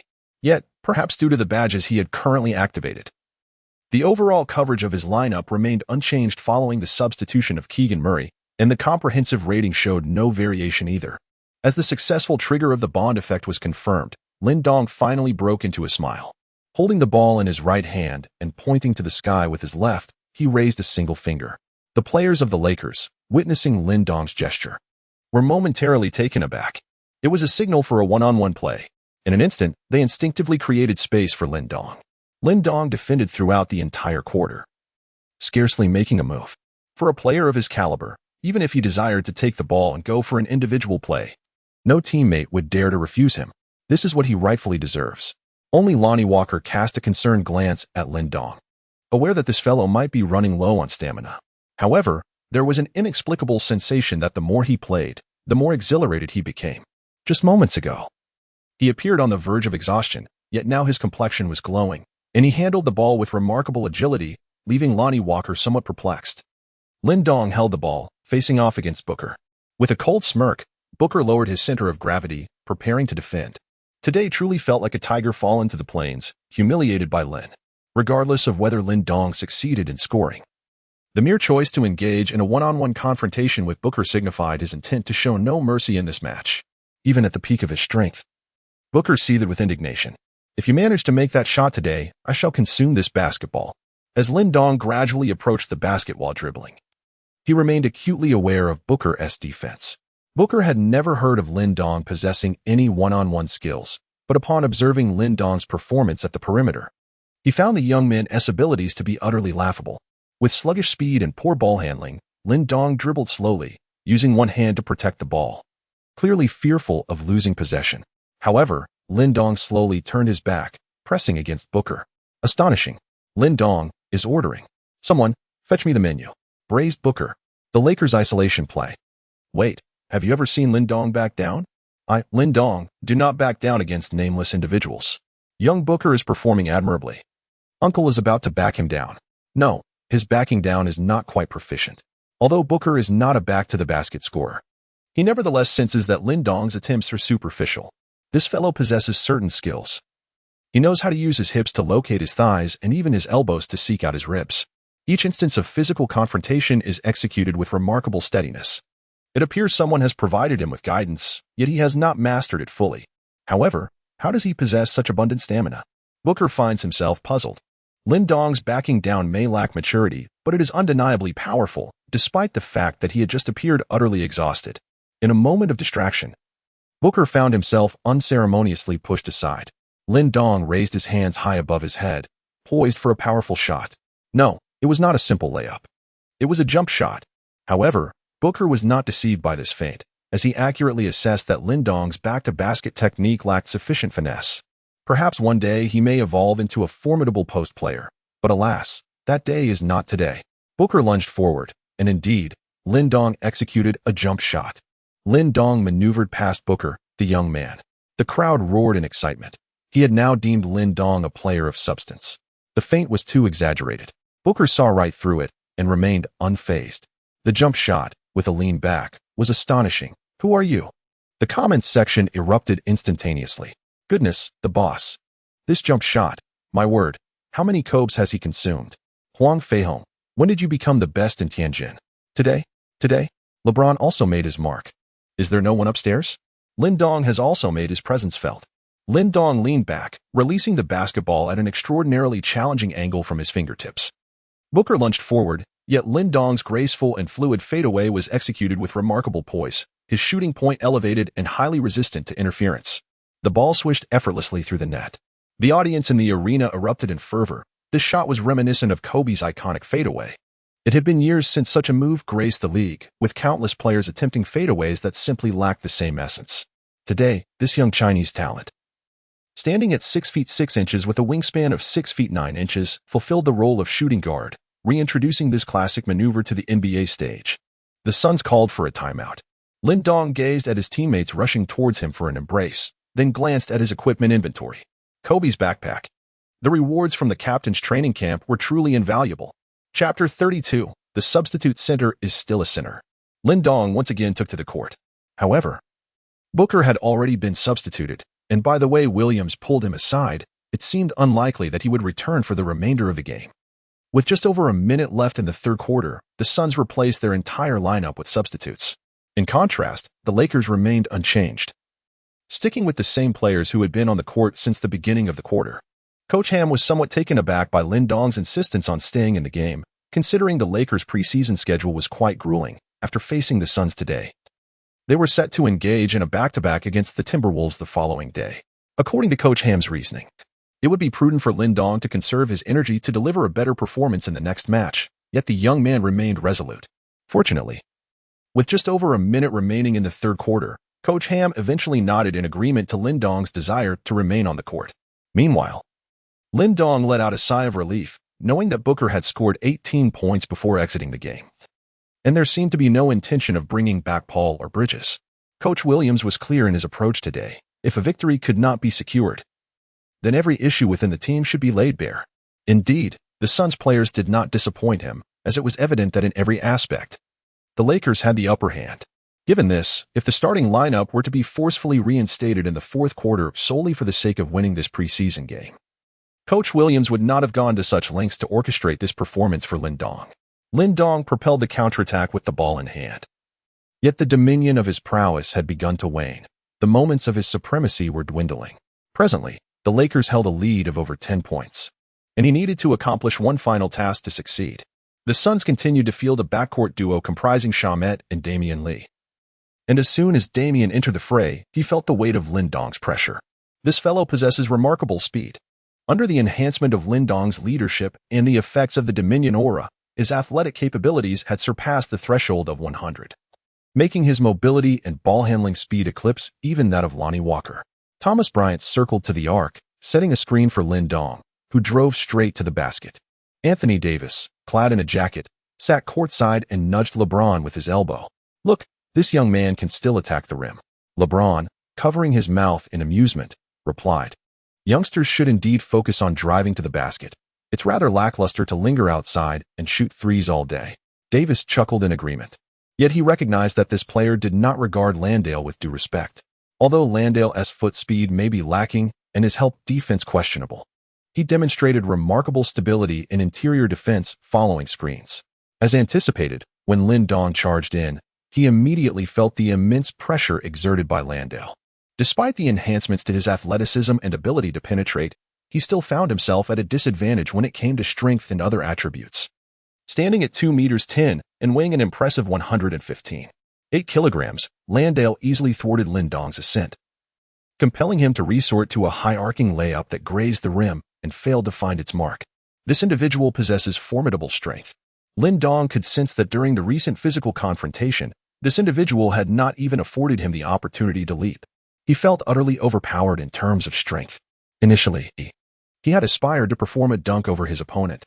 However, it suddenly dawned on Lin Dong that the task assigned by the system was to dunk over the opposing center. Therefore, with Aiton absent from the court, wouldn't he dunking over Landale also fulfill the mission? Lin Dong was initially filled with excitement, believing he had discovered a way to break the impasse. With the remaining time for his Dominion effect dwindling, he needed to complete the task swiftly. Thus, after Thomas Bryant set a simple screen for him, he opted for a direct drive to the basket. However, he underestimated Randall's defensive prowess. Once this individual spread his arms, he resembled an impenetrable shield, leaving Lin Dong with no opportunity whatsoever. It was indeed a challenging predicament. Lin Dong pondered silently. Strangely, only Ronnie Walker discerned Lin Dong's intentions. Ever since their bond was forged, it seemed as though this fellow shared a profound connection with Lin Dong. "Are you planning to dunk on him?" During a defensive play, Ronnie Walker discreetly communicated with Lin Dong. Although he found Lin Dong's approach somewhat perplexing, it was evident that Lin Dong had resolved, even at the end of the first quarter, to execute a surprising dunk over Aiton. It appeared that this individual was determined to achieve a dunk in this match. Lin Dong did not conceal his intentions. Instead, he fabricated a reason, claiming that his aunt was watching his match and that he had promised her a spectacular dunk over the opposing center. Lonnie Walker nodded in understanding, realizing the situation. "Well then, do you have any brilliant strategies to share? The coach might not even let me play in the next quarter." Lin Dong lamented. Since this fellow was not only his close friend, but also part of the Lakers' dynamic backcourt duo, Lin Dong felt no need to hold back. After a moment of contemplation, Lonnie Walker replied, "Just watch me." During the Suns' offensive possession, after a patient ball movement, Shamet, who had been languishing throughout the third quarter, finally sank a corner three-pointer. The score now stood at 99-86, with the Lakers leading by 13 points. Lonnie Walker received the inbounds pass and swiftly advanced the ball into the front court. At this moment, Lin Dong began to anticipate Lonnie Walker calling for a play. Since he had made a promise, he surely had a plan in mind. Lonnie Walker called for Thomas Bryant to set a screen at the top of the arc, drawing Landale out. "Clever move. Truly, he is my esteemed ally." Lin Dong quickly understood that as long as he could draw Landale out, the Suns' interior defense would become considerably weakened. Once the Suns' interior was compromised, he could make penetrating cuts. But wait, if I penetrate, who will I dunk on? It is important to note that Landale's recovery is rather sluggish. Even if Lin Dong manages to cut inside, this fellow might simply opt to retreat back on defense, rather than foolishly rushing back to the basket to allow Lin Dong an easy dunk. "Ronnie, good grief." Lin Dong was rendered utterly speechless. Just as he intended to sprint along the baseline towards the arc to receive the ball, Lonnie Walker unexpectedly executed a move that took him by surprise. Utilizing Thomas Bryant's screen, Walker accelerated, leaving Shamet trailing behind. Randall, who had just completed the pick and roll, rushed forward to provide support, yet Walker maintained his speed, opting to push forward with the ball once more. Randall, aware of the urgency, swiftly shifted laterally. Fully cognizant of Walker's exceptional athleticism, any lapse in his movement could result in being easily surpassed. However, to Randall's astonishment, Walker chose not to drive for a layup, but instead performed a quick pullback, halting abruptly for a jump shot. At this moment, Randall found himself at a loss. His weight hindered his ability to adjust his center of gravity swiftly enough to contest the shot. He could only helplessly watch as Walker leaped gracefully before him, executing a high-arcing jumper. Lin Dong, too, was bewildered. What had initially been a plan to create an opportunity for himself had transformed into Walker's personal mid-range shot. System. May I inquire if I could sever the bonds by delivering a beating to Lonnie Walker? The system promptly replied, indicating that the answer was a resounding no. Well, that is simply splendid. Lin Dong was eager to deliver a thorough beating to this fellow. Chapter 33, Iron Blood Interception. Lin Dong gazed at his Dominion movement bar, feeling an overwhelming sense of despair. Lonnie Walker chose to disregard him not once, but twice, opting instead to utilize his speed to bypass Shamet, followed by a clumsy mid-range jumper over Landale. This fellow had scored 4 consecutive points.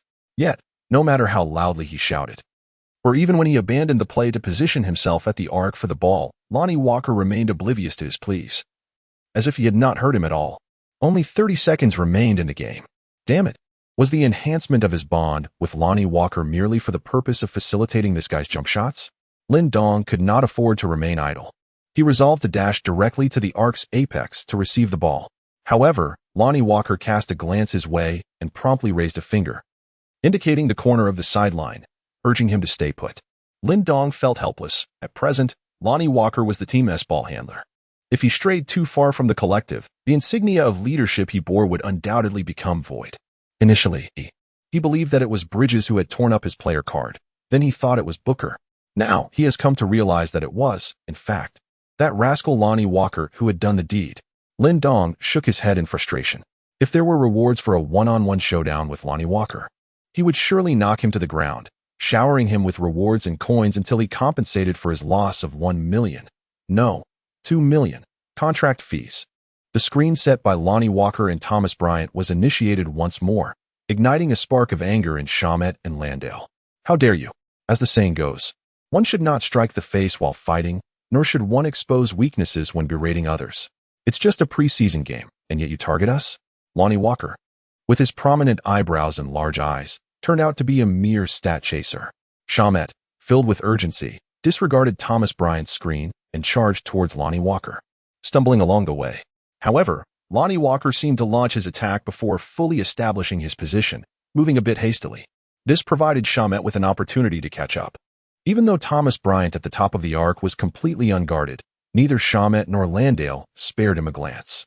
They were determined to take down Lonnie Walker today. At that moment, Landale and Shamet closed in on Lonnie Walker from both sides, akin to wrapping dumplings. Yet, Lonnie Walker remained unfazed, feigning a pass behind his back as if he intended to deliver the ball to the open Thomas Bryant. Landale and Shamet exchanged knowing smiles in such a confined space. If he managed to make that pass, they would concede his prowess, but attempting to deceive them was utterly ludicrous. However, while they trapped Lonnie Walker, they were confident he had no passing options. Only another person was unaware. He shifted 2 steps to the right. It was Damian Lee. No wonder. As Lonnie Walker surged into the depths of the right paint, Lin Dong occupied the left wing, Gabriel stood beneath the left basket, and Sarek positioned himself between him and Lonnie Walker. Damian Lee could not possibly believe that Lonnie Walker could pass the ball to Lin Dong, for between them stood 4 players, Landale, Shamet, Sarek, and himself. Yet, Thomas Bryant was left completely unguarded, having already scored a 3-pointer in this match. Moreover, the double team by Shamet and Landale had shifted the responsibility of defending Thomas Bryant onto themselves. Only they had the chance to cover an unguarded player. Thus, Thomas Bryant was the most likely recipient of a pass from Lonnie Walker. Therefore, Lonnie Walker's feigned pass was not intended to fool Landale and Shamet, but was specifically meant for Damian Lee. As Gabriel swiftly exited the paint, Lonnie Walker finally leaped high, attempting a forceful shot. Landale had been waiting for this moment, determined to make him lose face today. However, what he executed did not appear to be a shot at all. It was a high lob pass. Landale turned to see that Sarek had been drawn out by Gabriel, leaving the paint utterly vacant. Meanwhile, Lin Dong's defender, Damian Lee, stood foolishly in front of Thomas Bryant. "Damn it," Landale shouted, pivoting to provide backup. With a powerful stomp, Lin Dong sprang into the air as if propelled by springs. his hands seizing the basketball with great force. Randall's imposing figure surged forward, his arms directed straight towards Lin Dong's head, a clear sign of his fury. While other players might have dodged to avoid injury or altered their shot to draw a foul, Lin Dong, driven by his insatiable greed, could not bear the thought of sacrificing his task rewards for mere free throws. To him, it would be more painful than a fatal blow. Moreover, in the previous game, he had endured a near collision with Sabonis that could have sent him to the ICU, and he had gritted his teeth through it all. As the saying goes, Yang Ji sells knives, and Qin Xiong sells horses. Though I may perish today, I shall remain the hegemon of the Western Chu. In an instant, as Lin Dong faced the approaching arm, his mind raced with countless thoughts. Yet, with a firm resolve, he activated his badge. Iron Claw enhances a player's ability to protect the ball while rebounding, passing, contesting, and dunking. Lin Dong tightened his grip, forcefully slamming the basketball into the hoop. He soared into the air like a helicopter, demolishing the rim and leaving Randall utterly humiliated. Lin Dong executed an extraordinary dunk over the center, marking a highlight for the preseason. This was undoubtedly the most ferocious dunk of the preseason. The force was so intense that the opponent's nose was left bleeding. Did you witness that? It was a brutal display of athleticism. What on earth was this player doing on the court? My goodness, who can possibly restrain him?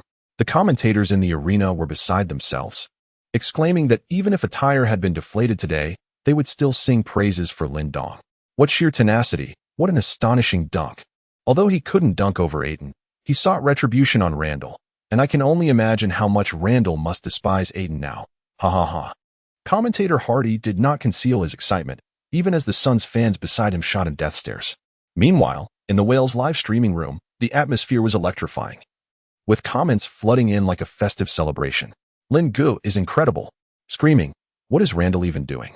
Dunk on him hard. Photographer, please print this image into a massive 5x5 meter poster for my bedroom, so I can admire it every night before I sleep. Oh, how revolting. The buzzer signaling the end of the third quarter rang out just in time, as the Lakers' medical staff rushed onto the court with medical equipment in tow. Lin Dong's nose had begun to bleed, yet he continued to laugh heartily. At last, the task prompt for intercepting the center sounded. Now, all that remained was for the Lakers to secure victory in this match. Lonnie Walker excitedly ran over. Lin, you can't possibly doubt me now. Isn't my passing spectacular? Lin Dong laughed heartily, exclaiming, how extraordinarily powerful. We are truly a match made in heaven. In an instant, as the Dominator's halo beneath Lin Dong's feet finally dimmed, he faltered, his legs giving way, and he collapsed to the ground. The audience erupted in astonishment, while the barrage of comments in the live streaming rooms surged like a tidal wave, causing some servers with poor performance to crash entirely. Chapter 34. Back-to-back. When Lin Dong awakened, only Lonnie Walker was by his side. As there was a game scheduled for the following day, the Lakers players, having received the doctor's assurance that Lin Dong was unharmed but merely fatigued, breathed a sigh of relief and returned home. Lonnie, damn, Lin, you're awake. Did we win? As Lin Dong opened his eyes, he posed this question. However, upon noticing the serene display of 3 card packs on the system interface, he finally felt a sense of relief. Victory was achieved. During the fourth quarter, both our team and the Suns had sent in substitutes, proceeding with a steady pace. None even engaged in a 3-point contest with Shamet, yet those fellows could not match our intensity. You fought until the very last moment. How could we possibly relinquish our advantage? Winning is what matters. Winning is what matters. By the way, it is already afternoon. Now that I am awake, we should not linger here. There is training scheduled for the evening. Lonnie Walker gasped. Lin, what are you saying? Our team must prepare for tomorrow's back-to-back match against the Timberwolves. They will likely board a bus to Las Vegas shortly. There is no training tonight. Lin Dong supported his forehead with a hand, feeling genuinely lightheaded. This was indeed a side effect of the imperfect dominion he had just activated, which had severely drained his physical strength. Now, his legs felt weak, and his head was heavy, as if he had carried an immense weight. The coach has decided that we shall not play tomorrow. It's a rest day, Lonnie Walker remarked. Let us take a few days to recuperate and adequately prepare for the next match. Lin Dong nodded slightly. A break during this match would indeed be beneficial, as his current mental state was regrettably poor. Suddenly, the door to the hospital room was thrust open with great force, and a plump man rushed in, wailing, "A dong, a dong." Lin Dong glanced at Luo Ding with impatience and exclaimed, "What are you shouting about? I'm still alive." Luo Ding wiped the beads of sweat from his forehead and replied, "You nearly scared me to death. For heaven's sake, do you have any idea how many reporters are gathered outside? This battle against the sun has certainly made you quite renowned." Lin Dong felt somewhat disheartened. He loathed dealing with journalists, especially now when he was already feeling dizzy.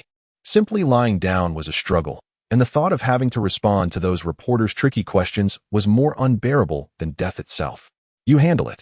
I absolutely refuse to meet with the press today."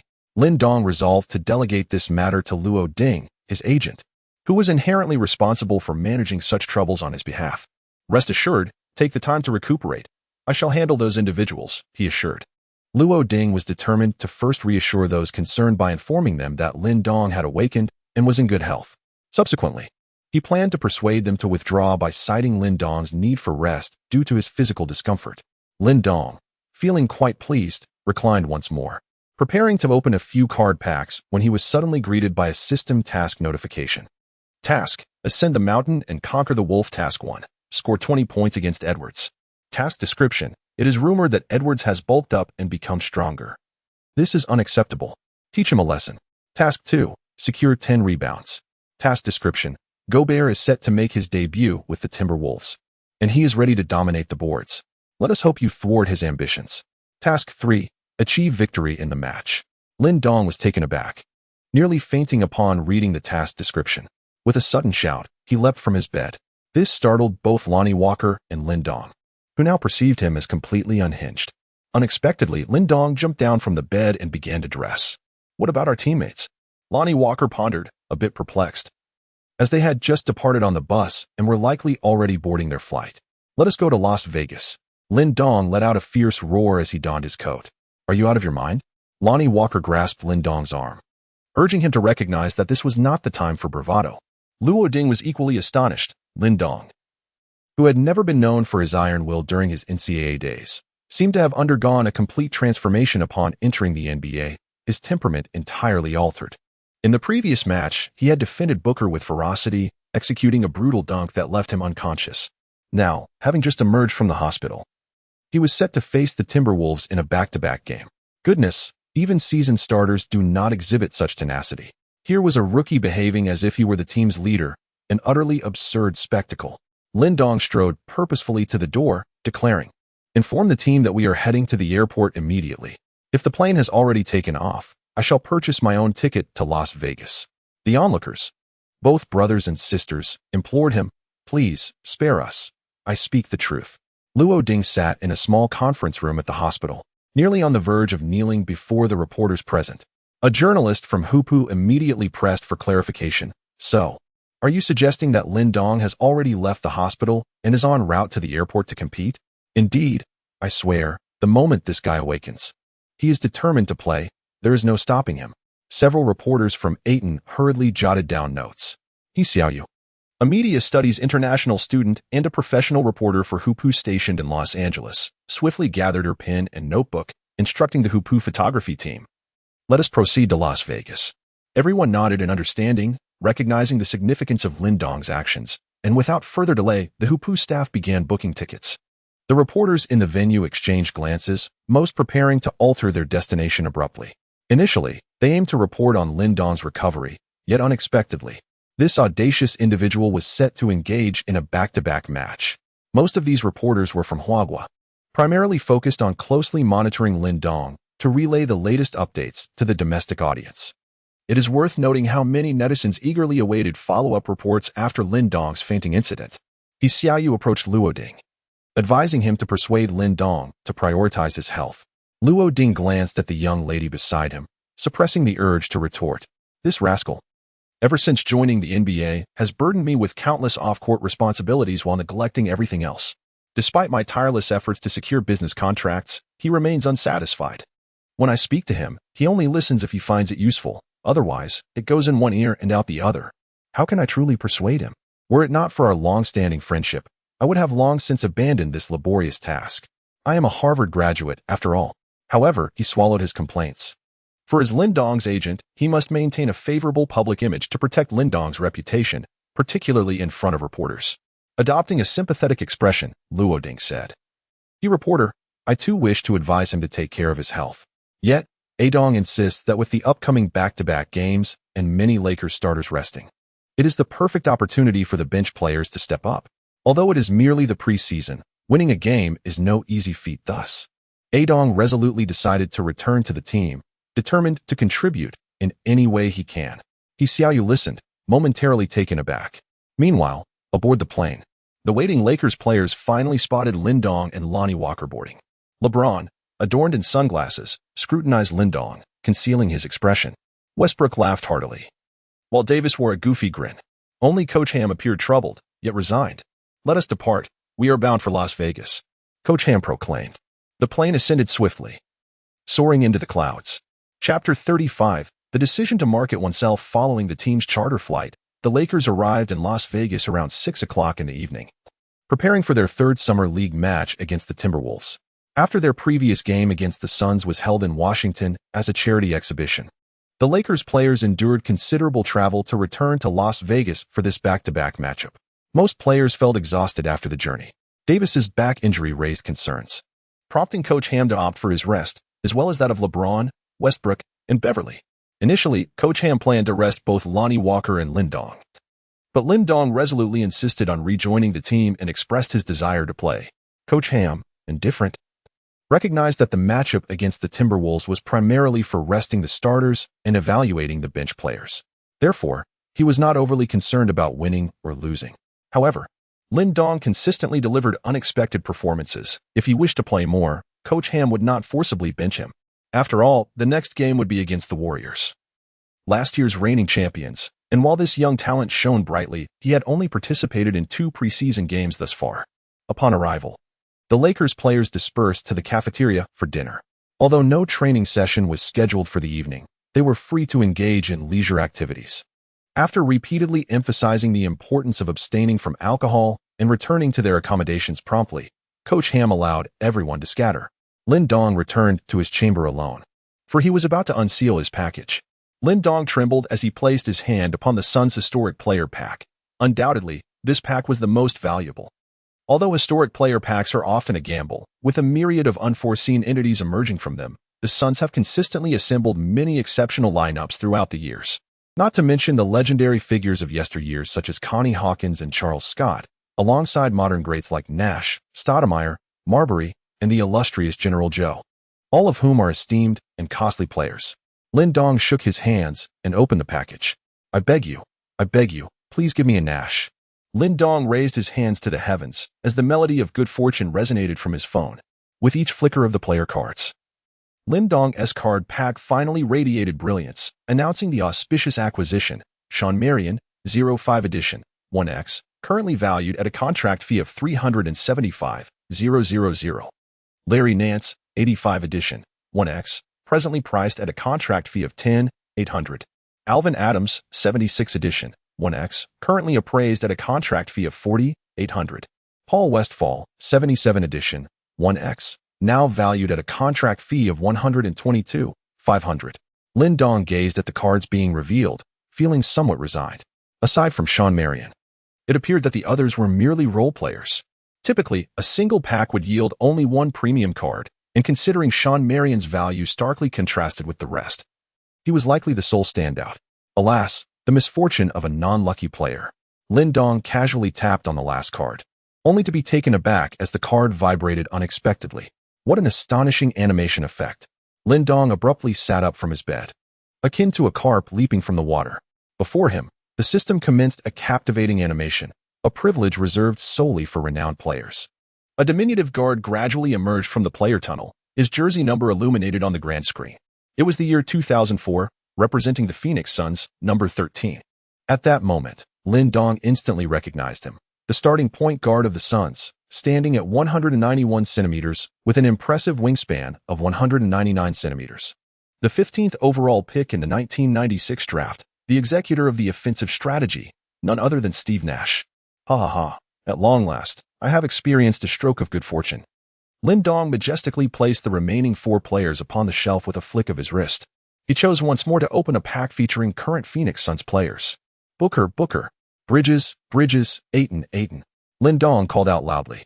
However, this time the pack opening did not yield the desired results. The initial player revealed was merely a card of Cameron Johnson, whose contract value is a mere 37,000. The other for substitutes, Shamet, Damian Lee, Kabaklo, and Sarek, collectively amount to just over 100,000. Lin Dong sighed helplessly and then placed all 5 individuals on the shelf. Finally, it was the package of current Los Angeles Lakers players. Lin Dong was overwhelmed with excitement, for he knew that although Nash was formidable, the value of a single card for this player merely amounted to 790,000 in contract fees. In stark contrast, the contract fee for LeBron soared to an astonishing $274 million. Similarly, Davis's contract fee currently stands at approximately $1.5 million. Both of these players are starters for the Lakers.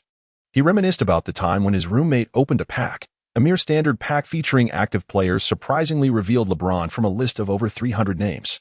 This left Lin Dong utterly envious. Aiding, I implore you, please let me have a James card. I beg you. Lin Dong lay on the bed and bowed several times before promptly opening the player card pack. A flash of light illuminated the room. Who could the starting player card be? Lin Dong opened his player bag and lay down directly. It was Damian Jones, the starting center for the Lakers. The remaining 4 contracts were worth only 5,000 to 6,000, with 1 or 2 contracts amounting to just 20,000 for players like Bacon and Little Pippen.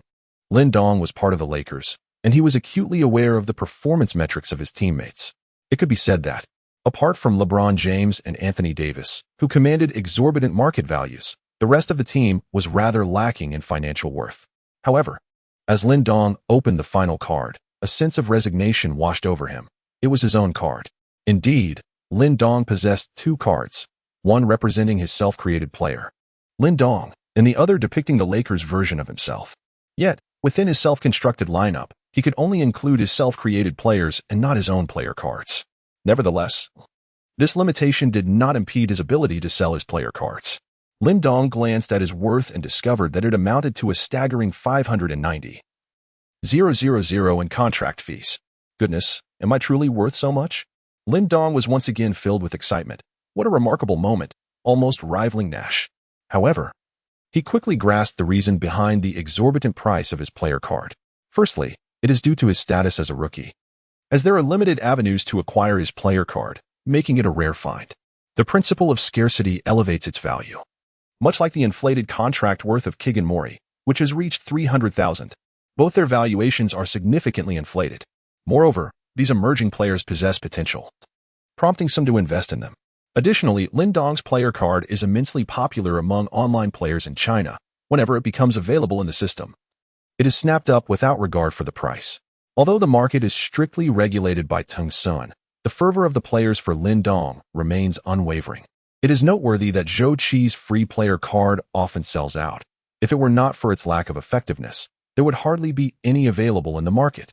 As for historical versions of players like Yi Jianlian and Li Jin, these somewhat usable Chinese players are in demand but scarce, not to mention the historical Yao Ming, of which there exists only one in the entire server. Lin Dong swiftly ceased his hesitation. Apart from retaining Nash's player card, he bundled all the remaining 14 players, himself included, and placed them on the market. Simultaneously, he also packaged and offered for sale everyone in his current roster except for Lonnie Walker. He aimed to reconstruct his self-built team. Before long, Lin Dong's 20-player cards began to flood the market, eliciting a flurry of comments. Wow, is that a historical Suns package? You wouldn't be parting with Nash, would you? Selling off so many players. Are you planning to exit the game? I managed to snag your Lin Dong card. Haha, I finally have Lin Dong. Where on earth are you acquiring all these rookie packs? Last time it was you selling Keegan Murray. Now you have Lin Dong again. But alas, I missed out.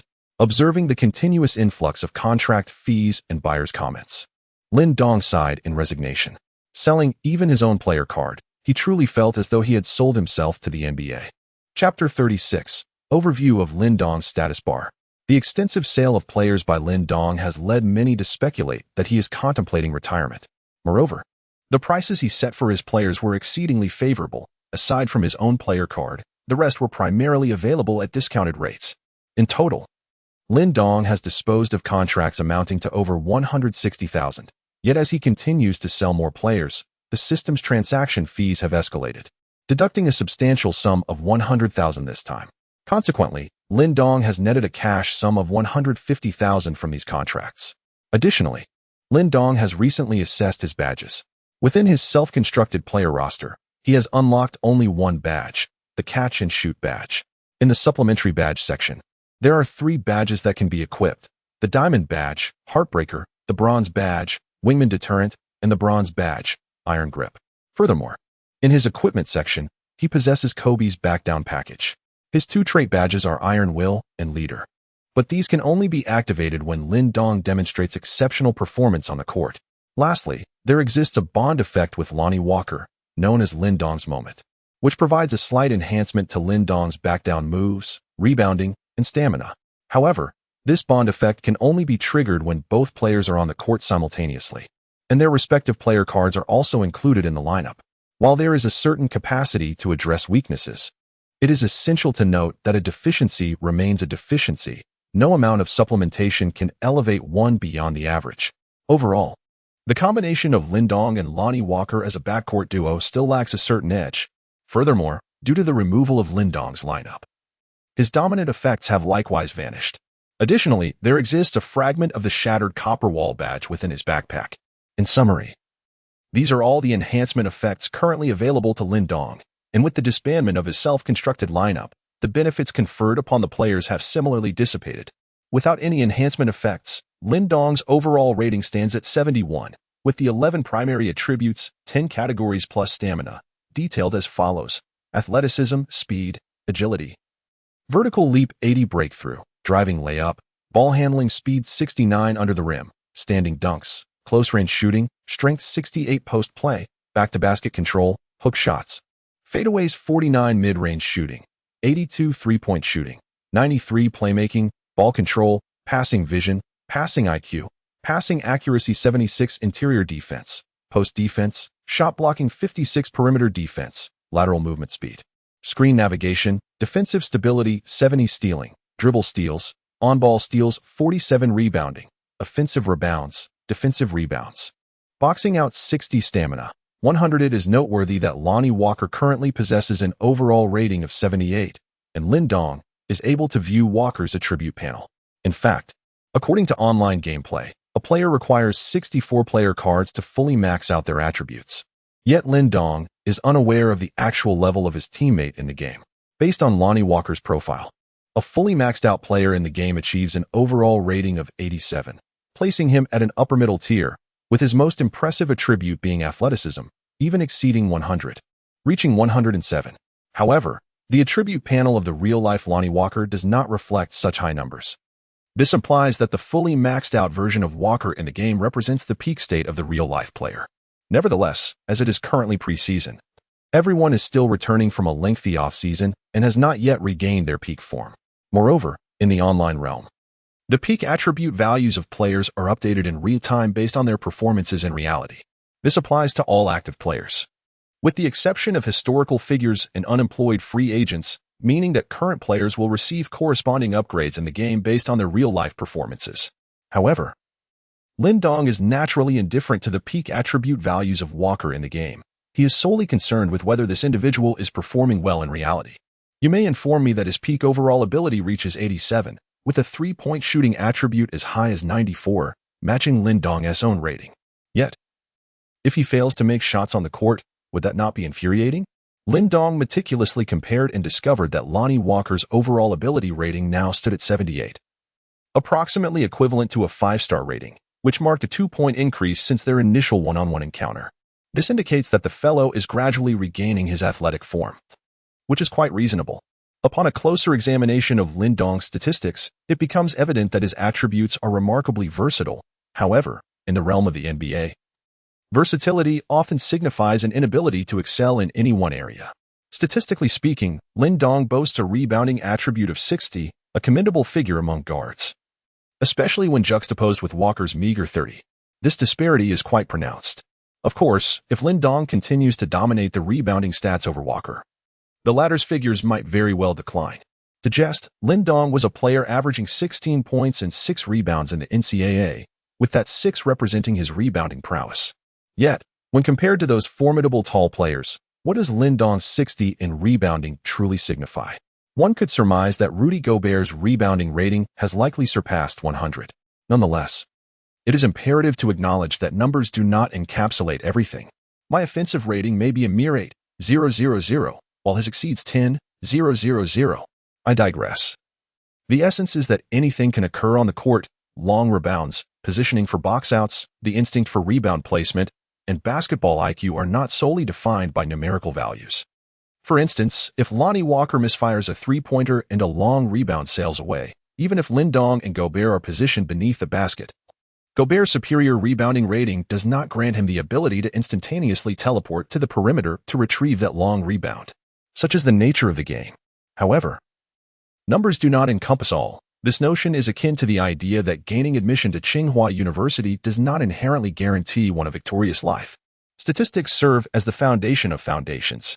Without a three-point attribute of 94 in the catch-and-shoot badge, would Lindong dare to shoot three-pointers liberally on the court?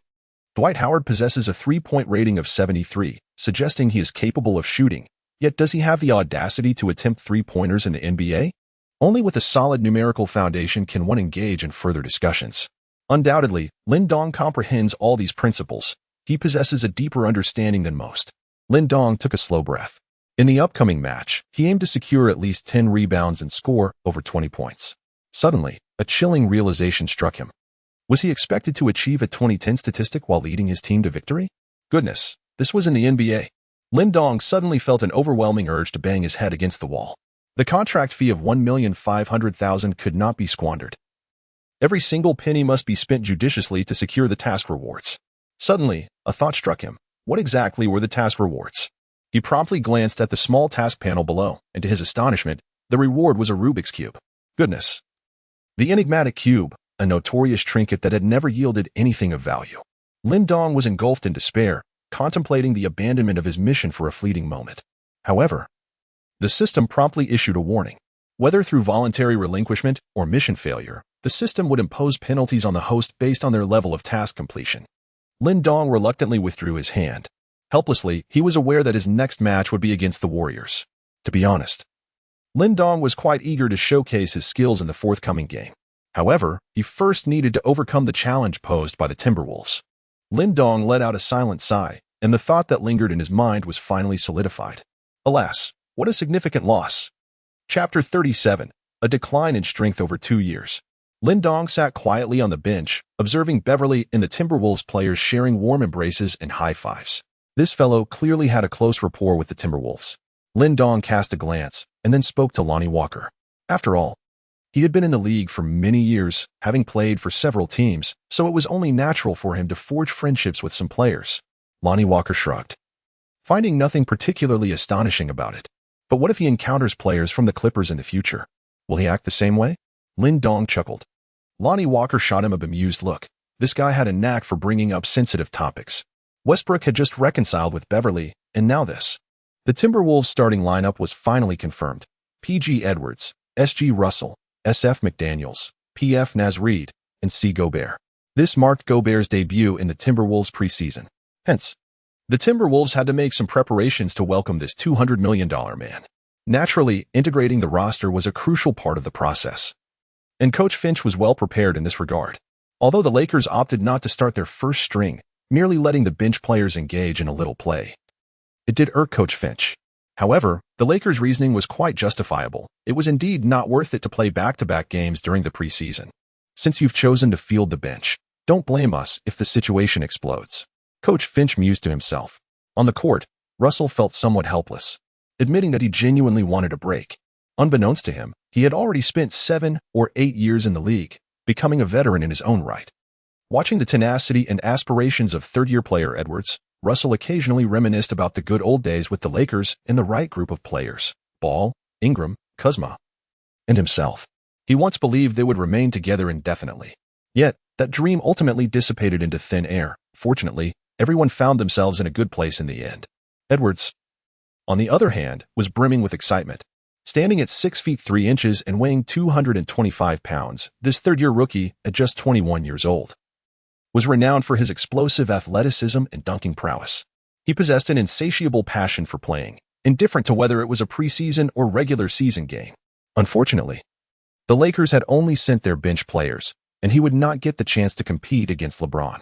On the Lakers' side, The lineup consisted of Walker at PG, Rivers at SG, Lindong at SF, Gabriel at PF, and Thomas Bryant at C. Lindong found himself once more positioned as a small forward.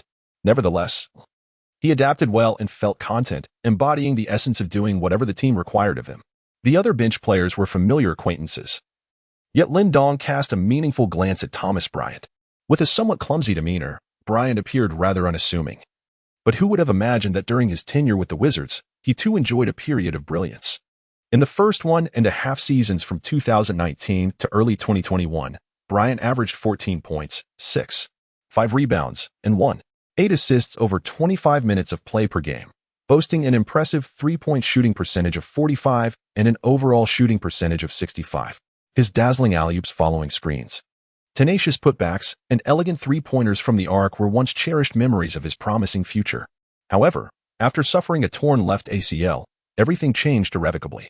The substantial contract that the Wizards had earmarked for him was swiftly redirected to Kristaps Porzingis in Montrezl Harrell, leading to his abrupt departure. He then embarked on a journey of rehabilitation and recovery, ultimately finding his way to the Lakers. Presently, after executing a pick-and-roll, no one seems to believe in his ability to drive to the basket. Even when he stands beyond the three-point line, he seldom receives a pass. And defenders often afford him a generous cushion of 3 to 4 steps. His leaping ability and explosiveness have significantly diminished compared to his former self. Yet, this morning, upon waking, Thomas Bryant sensed an unexpected shift within him. He lifted his gaze and noticed Lindong watching him, or more accurately, scrutinizing his feet. However, upon realizing that he had been observed, Lindong swiftly averted his eyes, feigning ignorance. Shaking his head, Thomas Bryant prepared to step forward for the jump ball. Lindong confirmed once again that beneath the mop, there indeed lay a symbol. This symbol manifested as a white rectangular cross, with 2 red lines encircling the intersection. However, despite its presence, the symbol appeared rather dim, indicating that the efficacy of this package was far from satisfactory. It was highly probable that it would expire after being utilized in this match. Lindong could scarcely believe that, in a moment of folly the previous night, he had entered a lottery for a contract fee of 100,000 yuan, only to draw an unexpected item, a basic tool, injury, leg. At that moment, Lindong experienced a wave of dizziness. To his knowledge, the Los Angeles Lakers currently had no players with leg injuries. Anthony Davis was dealing with a back ailment. Although it was true that every player had their share of minor issues, Russell Westbrook had once suffered a meniscus injury caused by Beverly, and Lonnie Walker was contending with knee effusion. Such ailments did not hinder their ability to compete at a normal level. As he utilized the equipment to assess each Lakers player individually, he was taken aback to discover that only Thomas Bryant was fit for use. Lindong meticulously recalled the life experiences of this individual and suddenly remembered that he had sustained a severe knee injury over a year ago. For Lindong, the necessity of preserving items was negligible. Although Thomas Bryant was merely a backup center, he was set to face off against Gobert tomorrow. For Lindong, securing even a single victory was paramount. However, the conditions for obtaining recovery items were exceedingly stringent, available only through a lottery system, and offered only temporary relief akin to an injection, incapable of altering anyone's physique. As for saving it for future use, Lindong had contemplated it. But the notion of keeping it for his own benefit seemed ominous. Did it not imply a wish for his own injury?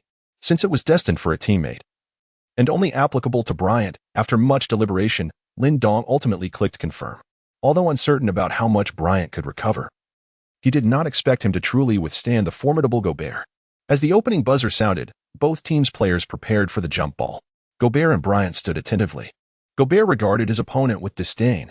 As the basketball soared into the air, he leapt gracefully, his long arms reaching for the sphere. However, mid-air, he caught sight of Bryant's shoulder.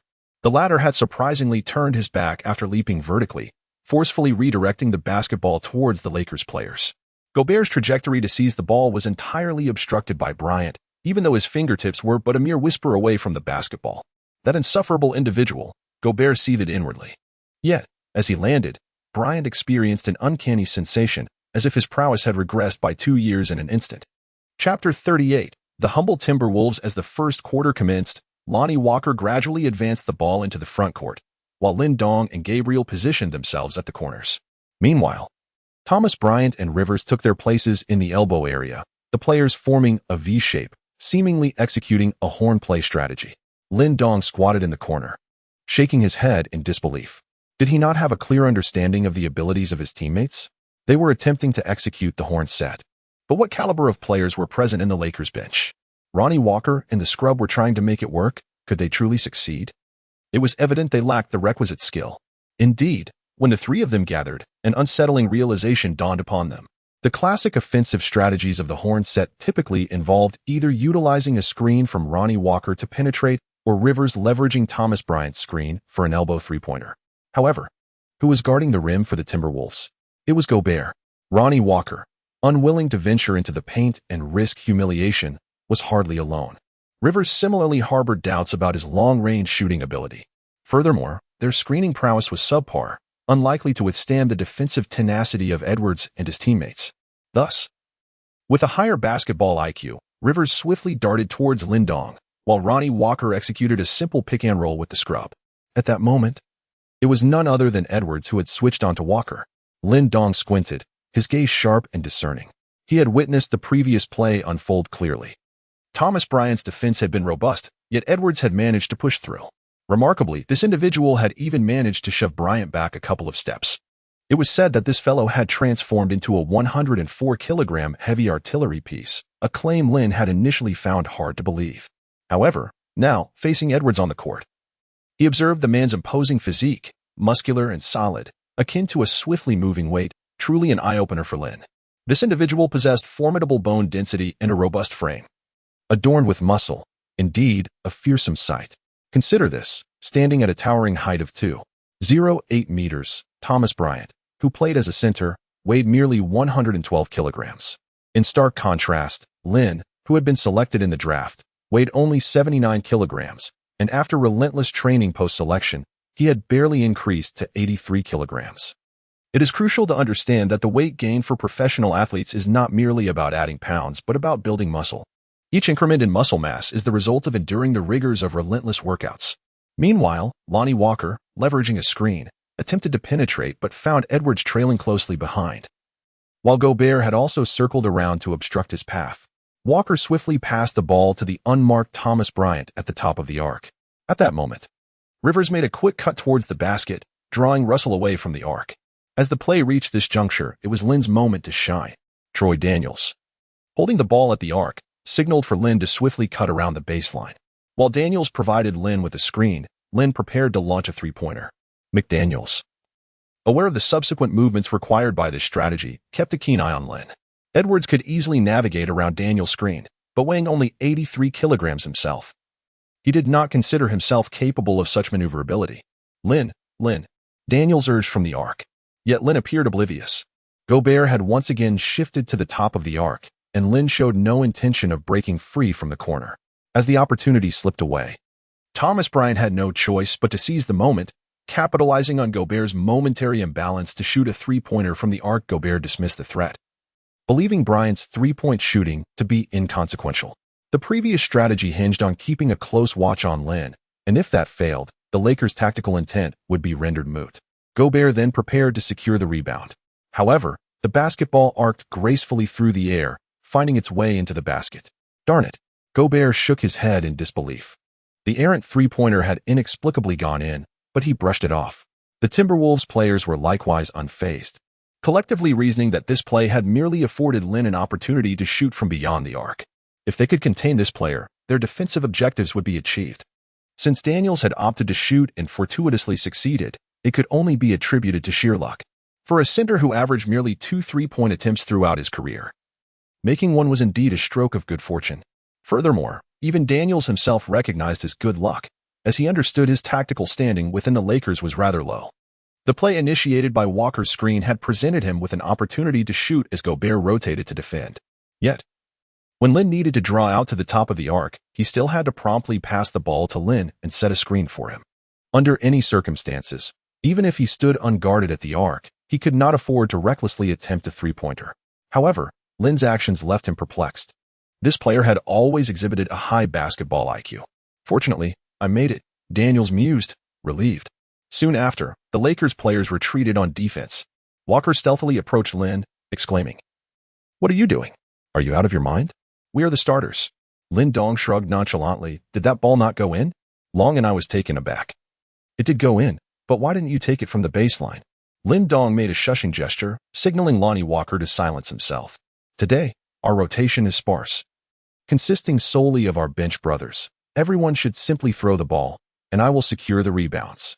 Lonnie Walker nearly spewed blood in disbelief. As the team switched sides, the Timberwolves players appeared somewhat agitated. It is worth noting that apart from Gobert and Russell, the others, Edwards in his third year, McDaniels in his third year, and Reed in his fourth year, are all merely 21 or 22, brimming with youthful exuberance. As for Russell, he had long been worn thin by their antics. Without a mature and steady veteran to guide them, the atmosphere within the team could easily resemble a powder keg ready to explode. Towns did not participate in this match. And even if he had, these young players did not regard him as their leader. His reputation and achievements were not particularly impressive. Edwards, however, often perceived him as a leader. Russell, on the other hand, was indifferent to their antics. He occasionally contemplated imparting wisdom to these youngsters, but felt he lacked the authority to do so. As for Gobert, he was still bewildered upon joining the Timberwolves and, being no ball-dominant player himself, dared not actively seek the ball. Thus, conventionally, during the first possession of the first quarter, both teams would typically execute a strategy. The Lakers had completed theirs. Although Lin Dong did not fully run the play, he had at least made an effort. However, the Timberwolves' inexperienced lads utterly butchered the strategy. Russell, at the top of the arc, watched in dismay as the three players dashed about chaotically, abandoning their screens prematurely and disregarding how many defenders occupied the paint. He felt an overwhelming urge to slam the ball to the ground and retire to his home for a nap. Alas, slumber was not an option. Reluctantly, he passed the ball to Edwards, who had once again circled around after a lengthy detour. These fellows truly seemed impervious to fatigue, Russell scoffed as he created space. Edwards feigned a magnanimous demeanor, passing the ball to Reed. After all, he was the team's leader, of the selfless kind.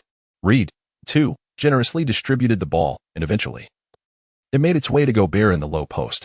At that moment, all the Timberwolves players were content, for this was Gobert's inaugural game, and it was entirely fitting to grant him the offensive possession. As the Timberwolves players gazed with anticipation at McDaniels lofting the ball high into the air, hope filled their eyes. Lin Dong, finally losing patience, seized the abandoned basketball. With a swift motion, he launched it with one hand, executing a pass reminiscent of a quarterback's throw that traversed the entire court. Chapter 39. Slow Lin Dong and Fast Mop. How can one run so fast? Lonnie Walker exerted himself in a fast break, but Edwards, returning from the arc, pursued him like a heavy cannonball. Just a fleeting glance sent a chill down Walker's spine. He was apprehensive about attempting a layup, fearing that a collision might land him in the ICU. Fortunately, Rivers was also present. Walker feigned a layup, then passed the ball behind him to Rivers, who, though trailing the two, had kept pace. Feeling Edwards soar directly above him, Walker sighed in resignation. Youth certainly had its advantages. Rivers effortlessly scored with a delicate shot. This only incited Edwards' ire, upon receiving a pass from McDaniels, who used Gobert as a screen. Edwards stepped back and took a jumper over Rivers, only to miss, with Gobert having pulled away to provide cover for his teammate. Mop had just turned to grab the rebound when he was taken aback to see Lin Dong snatch it almost effortlessly from his fingertips. Mop sighed in exasperation. It was common knowledge among the Lakers bench that Lin Dong relished stealing rebound statistics from his teammates. Yet, he chose not to dwell on it, as he felt something was slightly off about his own performance today. However, this peculiarity appeared to manifest itself in a positive manner. Just moments ago, when he attempted to leap for a rebound, he noticed Lin Dong had already soared into the air, prompting Mop to halt his own jump mid-flight. It was important to note that after suffering a severe injury to his left knee, he had nearly lost the ability to control his body in the air. Yet, that strange yet familiar sensation seemed to return. Could it be that he had slept well last night? Mop shook his head. In truth, he had not slept well at all, having inexplicably woken up in the middle of the night with cold legs, the chilly Las Vegas weather proving to be quite unforgiving. Regardless, Mop decided not to overthink it. The Lakers had granted him an opportunity, and he was determined to seize it during the preseason. Facing Gobert was daunting, after all. The French behemoth stood at an imposing height of 2.16 meters with a wingspan of 2.35 meters, dominating the paint like a looming shadow. Yet, the thought of Lin Dong reignited Mop's motivation. He recalled Lin Dong's performance in the previous game, knowing full well that behind him stood countless Chinese fans, a source of both motivation and pressure.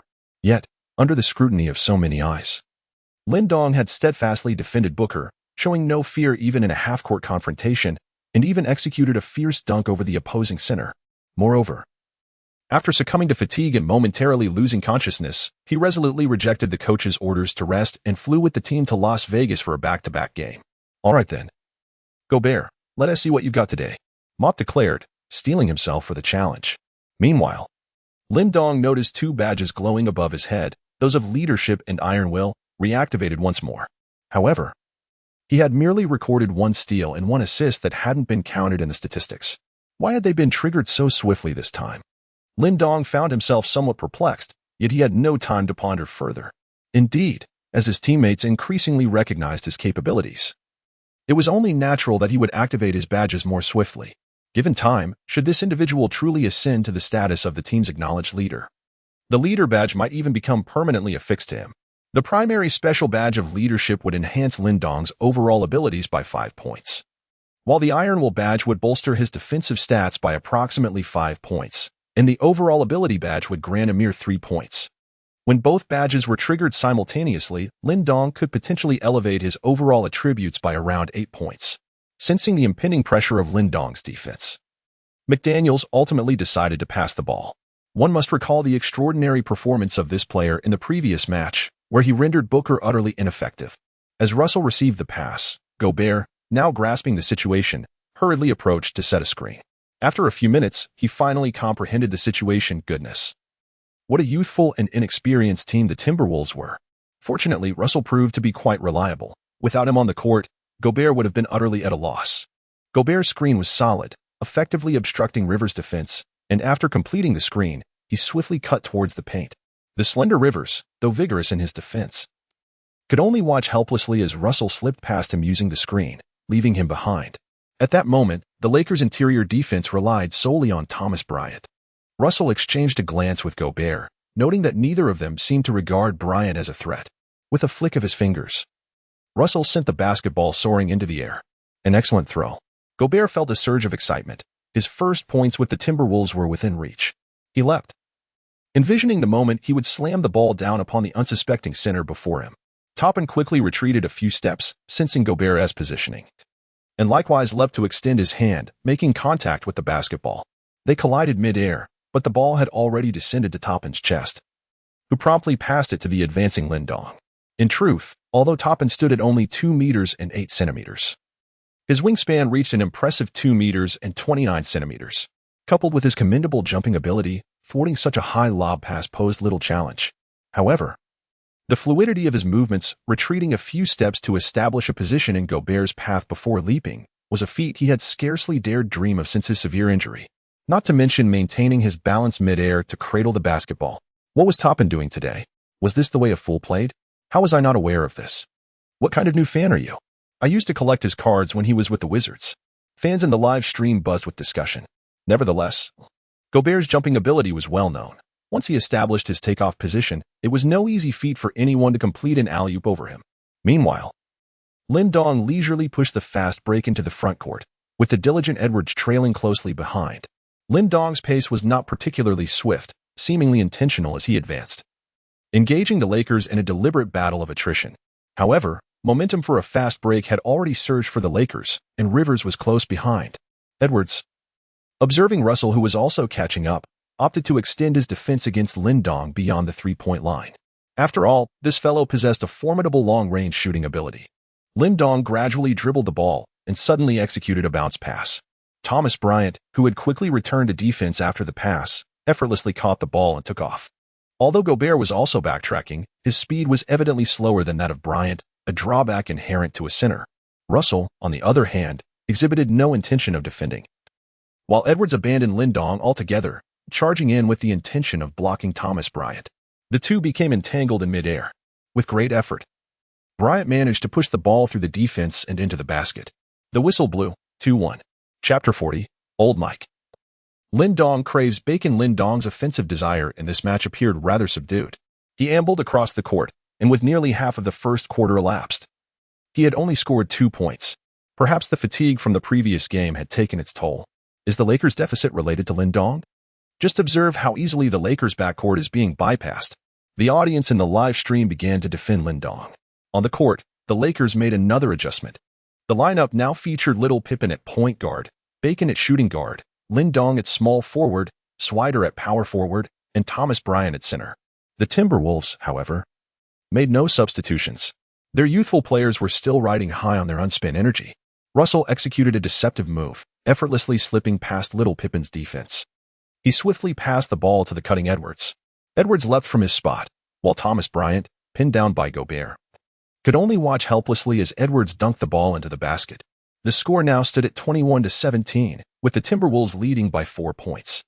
In the brief span of just over 6 minutes on the court, Lin Dong managed to score a mere 2 points, alongside 2 rebounds and 1 assist, reflecting a lackluster offensive efficiency and a notably sluggish pace. The players of the Lakers perceived him as somewhat fatigued during the match, however. He displayed commendable defensive prowess during the half-court battles. McDaniels, having failed to make any of his 3 attempts from the wing, even came close to losing the ball to Lin, who now seemed hesitant to receive passes in that area. Consequently, Coach Ham opted to keep Lin on the court. Recognizing the youthful vigor of the Timberwolves players, any further breaches on the wing could render the Lakers significantly vulnerable. The Lakers' offense currently suffers from stagnation, with Lin primarily stationed in the corner, seemingly abandoning all movements necessary for tactical plays.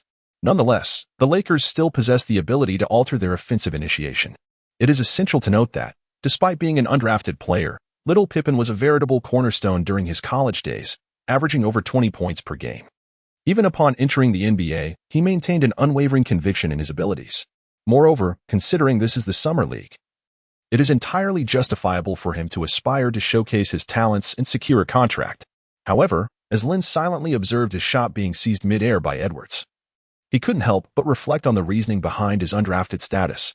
Meanwhile, Swider's shooting became increasingly precarious. His sluggish movement and slow release necessitated the execution of plays to create scoring opportunities. Unfortunately, Thomas Bryant's screen setting was merely average. While the Timberwolves exhibited formidable skills in navigating screens, these players tirelessly darted across the court, akin to a pack of relentless wolves. As Swider's 3-point attempt clanked off the rim once more, Gobert effortlessly secured the rebound. Edwards, Reed, and McDaniels displayed remarkable speed and aggression in their transition defense. Gobert casually tossed the ball to Russell, resulting in an immediate 3-on-1 scenario for the Timberwolves, with McDaniels soaring for yet another dunk. He directed a roar towards the leisurely retreating Lin, as if to vent his pent-up frustration. Lin Dong shook his head helplessly. Now was not the opportune moment. He decided to let these fellows bask in their moment of triumph a little longer. The fast-break tactics employed by the Timberwolves were increasingly vexing him. As the point gap steadily widened, naturally, he wished to substitute in faster players like Lonnie Walker and Gabriel, yet he found himself unable to influence the coach's decisions. It was imperative to find a breakthrough. Meanwhile, on the other side, Little Pippen was jogging over, having missed all 4 of his attempts. His confidence was waning with each shot. Initially, he believed that with the Lakers starters not on the court and Lin Dong reluctant to take the ball, it was his moment to shine. However, when faced with the likes of Edwards and Russell, he realized how ludicrous his earlier proclamations had been. A player who averaged over 20 points in the NCAA could very well end up scoring none in the NBA.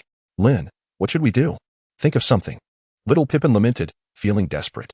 If Lin Dong were to shrug his shoulders and turn a blind eye, Pippen would bear the brunt of the blame. The current Lakers lineup seemed to be a test for him. He had always boasted about his abilities, claiming that his lack of selection was due to the poor judgment of the teams. Now, given the chance to be the primary ball handler, he needed to prove himself.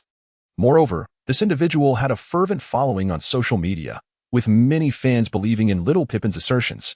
If things went awry today, it would undoubtedly lead to endless repercussions. The prospect of being ridiculed both online and in reality loomed large. Only Lin Dong could provide a solution, and Pippen was firmly convinced that Lin would devise a way. Compared to the skills required to thrive in the NBA, Lin Dong had already demonstrated his capability to establish himself within the league. Unlike the online fans, Little Pippen was acutely aware of the multitude of critics lurking behind Lin Dong. It was a situation that seemed to crush him from both sides. Although Lin Dong felt somewhat helpless, he indeed had a solution. Do it this way, Little Pippen whispered, his expression turning bitter. Can it really work? Lin Dong patted him on the shoulder. Young man, do you have any other paths to pursue? Little Pippen shook his head in resignation and swiftly dashed back to the front court. Dwayne Bacon, standing at 6 feet 6 inches and weighing 216 pounds, is a sizable guard who was selected in the second round of the 2017 draft. Since entering the league, he has played for the Hornets and the Magic, even managing to secure an average of 25 minutes on the court during the 2020-2021 season, becoming a semi-starter. However, his offensive efficiency has been dismally low, averaging 10 attempts per game yet barely managing to score 10 points. Consequently, he found himself without a team during the 2021-2022 season. Currently, the Lakers are lacking in wing capabilities, and since the Summer League allows for experimental training, they decided to sign him without hesitation. Although his height is satisfactory, placing Bacon at small forward is far from an optimal choice. During his time with the Magic, he struggled to achieve a shooting percentage of even 50% when driving to the basket. He could only rely on his height to intimidate shorter opponents. Nevertheless, he has bulked up this summer, and upon joining the Lakers, he likely focused on addressing his shortcomings. Yet, in comparison to the Timberwolves players, he still falls short. Russell, utilizing McDaniel's screen, easily shook off Bacon. Though Bacon had indeed gained weight, his mobility had become increasingly cumbersome, causing him to lose the agility expected of a guard. Now, he finds himself unable to penetrate as a small forward, while defensively, he is being outmatched. As Russell effortlessly maneuvered past Bacon and switched onto Lindong, he prepared to make a pass. He was there to guide the younger players through a leisurely game, and he certainly did not wish to confront Lindong, an utterly perplexing defender. In short, this player is a considerable nuisance, as are Sabonis and Booker. Once they latch on, they are nearly impossible to shake off. Standing at an imposing 6 feet 9 inches, McDaniel's cuts are certainly beyond what Bacon can hope to contain. Tonight, we shall feast on bacon pizza, Russell mused silently. Just as McDaniels, with the same thought in mind, completed his screen and prepared to make a back cut, he noticed within the crowded pick that Lindong discreetly delivered an elbow to his teammate's ribcage. Consequently, Bacon, already struggling to defend against the pick, stumbled and fell to the ground. Wow, McDaniels exclaimed in astonishment. Shoo! The referee's sharp whistle pierced the air, signaling a foul on the screen. Chapter 41. The double phantom strikes when Edwards and Russell are simultaneously on the court. Both can interchange positions seamlessly. They are players who can dribble, drive, and shoot. Although Edwards' passing IQ may slightly lag behind Russell's, his quick, forceful chest passes are remarkably effective, provided his teammates can catch them. This is the advantage of having two versatile guards. In contrast, Lindong found himself facepalming. After completing the screen, Little Pippen was effectively pinned at the top of the key by Edwards' robust physique. He struggled for some time, only to realize that Edwards' defensive pressure was too formidable to allow a pass. With no other option, he attempted a mid-range shot, which clanged off the rim. Gobert reached out to snatch the rebound and promptly flung the ball to the nearest Edwards. Meanwhile, McDaniels and Reed had already sprinted towards the front court. And even Russell jogged leisurely ahead, watching the two with a mix of exasperation. Including Edwards, these three players, upon entering a fast break, sprint like sprinters in a 100-meter dash, as if they believe that sheer speed will guarantee them easy 2-point scores. At times, Lindong found himself wishing that his teammates would run a bit faster, yet they all wore expressions that conveyed their inability to comply. Edwards steadied himself, realizing that McDaniels had secured the first position in the race. He lifted his hand, preparing for a long pass. However, Little Pippen was anticipating this moment. In the brief instance that Edwards hesitated, Little Pippen snatched the basketball into his possession. The Timberwolves committed yet another error, and their mistakes were becoming too frequent. Although this group of young players was remarkably eager in fast breaks, scoring almost every time, their approach relied heavily on speed and straight-line running, which often led to passing mistakes. Given that Gobert lacked the ability for long passes, especially when defenders were nearby, he consistently passed the ball to the Timberwolves player closest to him. Previously, Russell had initiated most fast breaks, but now he was closely guarded. At Lindong's signal, Bacon would closely monitor Russell at these moments. Despite his limited offensive contribution and lackluster defense, his tall stature and broad frame were still capable of somewhat interfering with Russell's receptions. Consequently, fast breaks for the Timberwolves often had to be initiated by Edwards, McDaniels, or Reed. Yet, the passing skills of these three were far from commendable, characterized by sheer force rather than finesse, and relying solely on speed further complicated the passing. Thus, when Edwards momentarily hesitated, Little Pippen swiftly seized the ball. Frustrated, Edwards attempted to reclaim possession, but Little Pippen held the ball tightly to his chest. Showing no inclination to dribble, Edwards could only suppress his annoyance and relent, as Lindong, utilizing a pick-and-roll to draw out Gobert, once again deftly assisted a cutting troop for a score. Edwards' anger intensified. He felt an acute sense that the Lakers had suddenly become quite cunning in their tactics. Russell, on the other hand, discerned the Lakers' strategies with clarity. After McDaniels had been called for 2 consecutive fouls on screens, he had grown timid. It was understandable. These rookies still lacked sufficient experience on the court, often committing minor infractions during screens and frequently making mistakes by moving into the path of the pick. Of course, these small infractions hovered on the edge of being called or not, leaving the outcome dependent on the reactions of the Lakers players. Currently, both Little Pippen and Bacon, the victims of the screens, complained incessantly like aggrieved spouses. Any minor movement by the Timberwolves players during screens elicited strong reactions from them, as they continuously voiced their grievances to the officials, leaving the referees momentarily stunned. Occasionally, Little Pippen would even deliberately collide with McDaniels' elbow. As a result, the Timberwolves players found themselves frequently penalized for illegal screens. In terms of fast breaks, since Russell was unable to receive the initial pass. Regardless of who initiated the fast break, Lakers players lingered along the passing lanes, further exacerbating the Timberwolves' errors. This left Edwards, who yearned to engage the Lakers in a fierce contest, immensely frustrated. He promptly halted his teammates from providing screens, intending to take on Little Pippen one-on-one. Meanwhile, Lin Dong, the architect of the Lakers' countermeasures, nonchalantly squatted on the sidelines, resting his hands on his knees. This was merely a facet of the game. The Timberwolves players could indeed leverage their youthful vigor and explosive athleticism to gain an advantage over the Lakers' less capable players. However, their youthful impetuosity would inevitably exact a toll. Yet, Lin Dong couldn't shake the feeling that this sentiment seemed to reflect back on himself. Sighing, he glanced at Thomas Bryant, who had already scored 9 points and secured 4 rebounds. He pondered whether his dominance would truly manifest.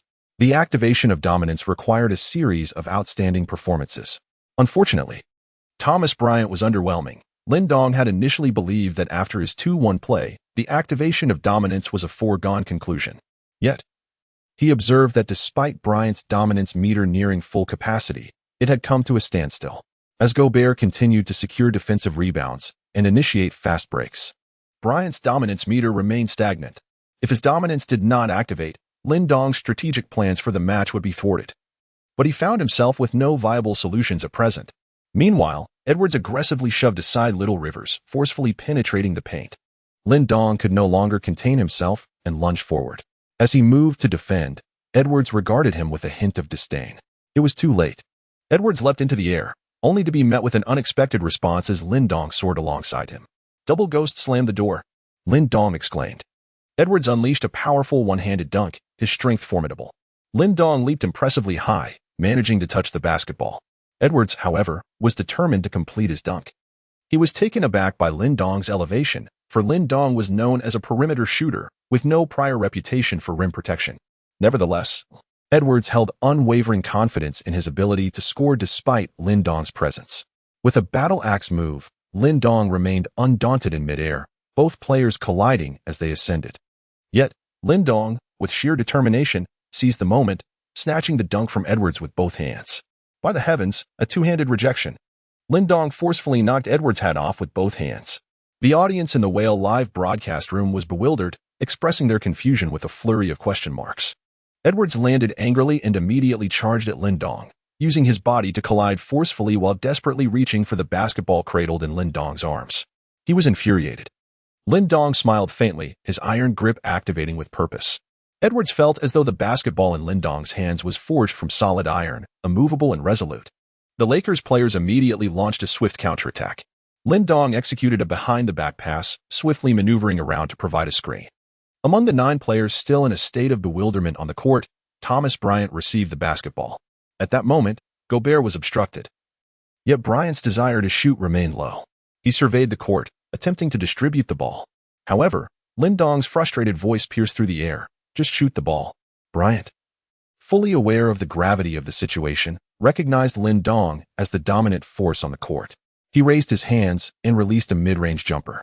The basketball swished through the net, and Lin Dong noticed the dominance indicator for Thomas Bryant light up, finally allowing him to exhale in relief. Now, it was time for my counterattack. Chapter 42, The Black and White Bears. Thud, thud, thud. The basketball crashed against the floor, each sound reverberating as if it were striking at McDaniels' very heart. This guy is back. Lin Dong, with his back to the basket, held the ball firmly. He executed no feints, instead simply using his strength to fend off McDaniels and swiftly pivoted to drive towards the hoop. Edwards, propelled by adrenaline, soared once more into the air, his judgment clouded by the intensity of the moment. Lin Dong's relentless post plays had already amassed 7 points over McDaniels, including a remarkable 2-1. With only a short time remaining in the first quarter, the Lakers had narrowed the gap to a mere 2 points, trailing 24-26. In the previous match, Lin Dong executed a back-to-the-basket move against Booker, employing a fadeaway jumper that bore a striking resemblance to Kobe's signature style, garnering significant attention on social media. However, this player has predominantly relied on back-to-the-basket techniques, transitioning into turnaround hooks or drop steps, an approach that is rather unconventional. Westbrook, seated on the sidelines, tightly gripped the towel in his hands, recognizing the comprehensive skill set of his counterpart. This traditional yet highly effective maneuver left McDaniels utterly unprepared to defend against it. Edwards engaged in a fierce aerial tussle with Lin Dong once more, despite his exceptional athleticism. He found himself slightly winded after sprinting throughout the entire quarter. Fortunately, that shot was successfully contested. Lin Dong's shot veered off the mark. And just as Edwards prepared to leap, Lin Dong's speed of ascent was astonishingly swifter. Though his vertical leap was not particularly high, his ability to jump repeatedly was remarkable. Edwards was genuinely fatigued, beads of sweat cascading down his face. Simultaneously, Gobert found himself fiercely contested by Thomas Bryant beneath the basket. The Timberwolves players had already been whistled for numerous fouls in the first quarter, igniting tensions on the court. Consequently, the referees eased their officiating standards, allowing the Lakers, led by Lin Dong, to relentlessly penetrate the paint. If they wished for a brawl, then a brawl it would be. As Lin Dong soared once more, aiming to score, Edwards exerted all his energy to leap, yet still fell short by a fraction. Lin Dong secured another 2 points. This rascal had already accumulated an impressive tally of 11 points, 6 rebounds, and 3 assists in the first quarter. At that moment, Gobert was intensely frustrated. Thomas Bryant was clinging to him as if possessed, both players continuously vying for position under the basket. However, Gobert found himself utterly helpless. For Bryant's intent was not merely to contest rebounds, but to push him out of the restricted area. It was baffling where he derived his confidence, believing that the Lakers could secure boards without him in the paint. Was he relying on that undrafted player, Little Pippen, or the hapless shooter, Swider? Yet, the Lakers indeed succeeded, and it was none other than Lin Dong, that rascal. His instinct for rebounding was alarmingly acute. Gobert, a seasoned rebounder, recognized all too well that the Timberwolves' erratic jumpers were no match for him. Lin Dong wiped the sweat from his brow, shaking off the beads of perspiration. A flash of blue light flickered above his head, signaling the activation of the Black and White Bears bond. The Black and White Bears. This bond is triggered when both Marc Gasol, center, 2013 version, and Zach Randolph, power forward, 2013 version, coexist within your lineup. Bond effect significantly enhances the host's back-to-the-basket ability, rebounding prowess, and defensive capabilities in the paint. Red alert! Due to a positional mismatch between the host and the triggering bond player, the enhancement of defensive abilities in the paint is diminished, while other capabilities of the host face penalties.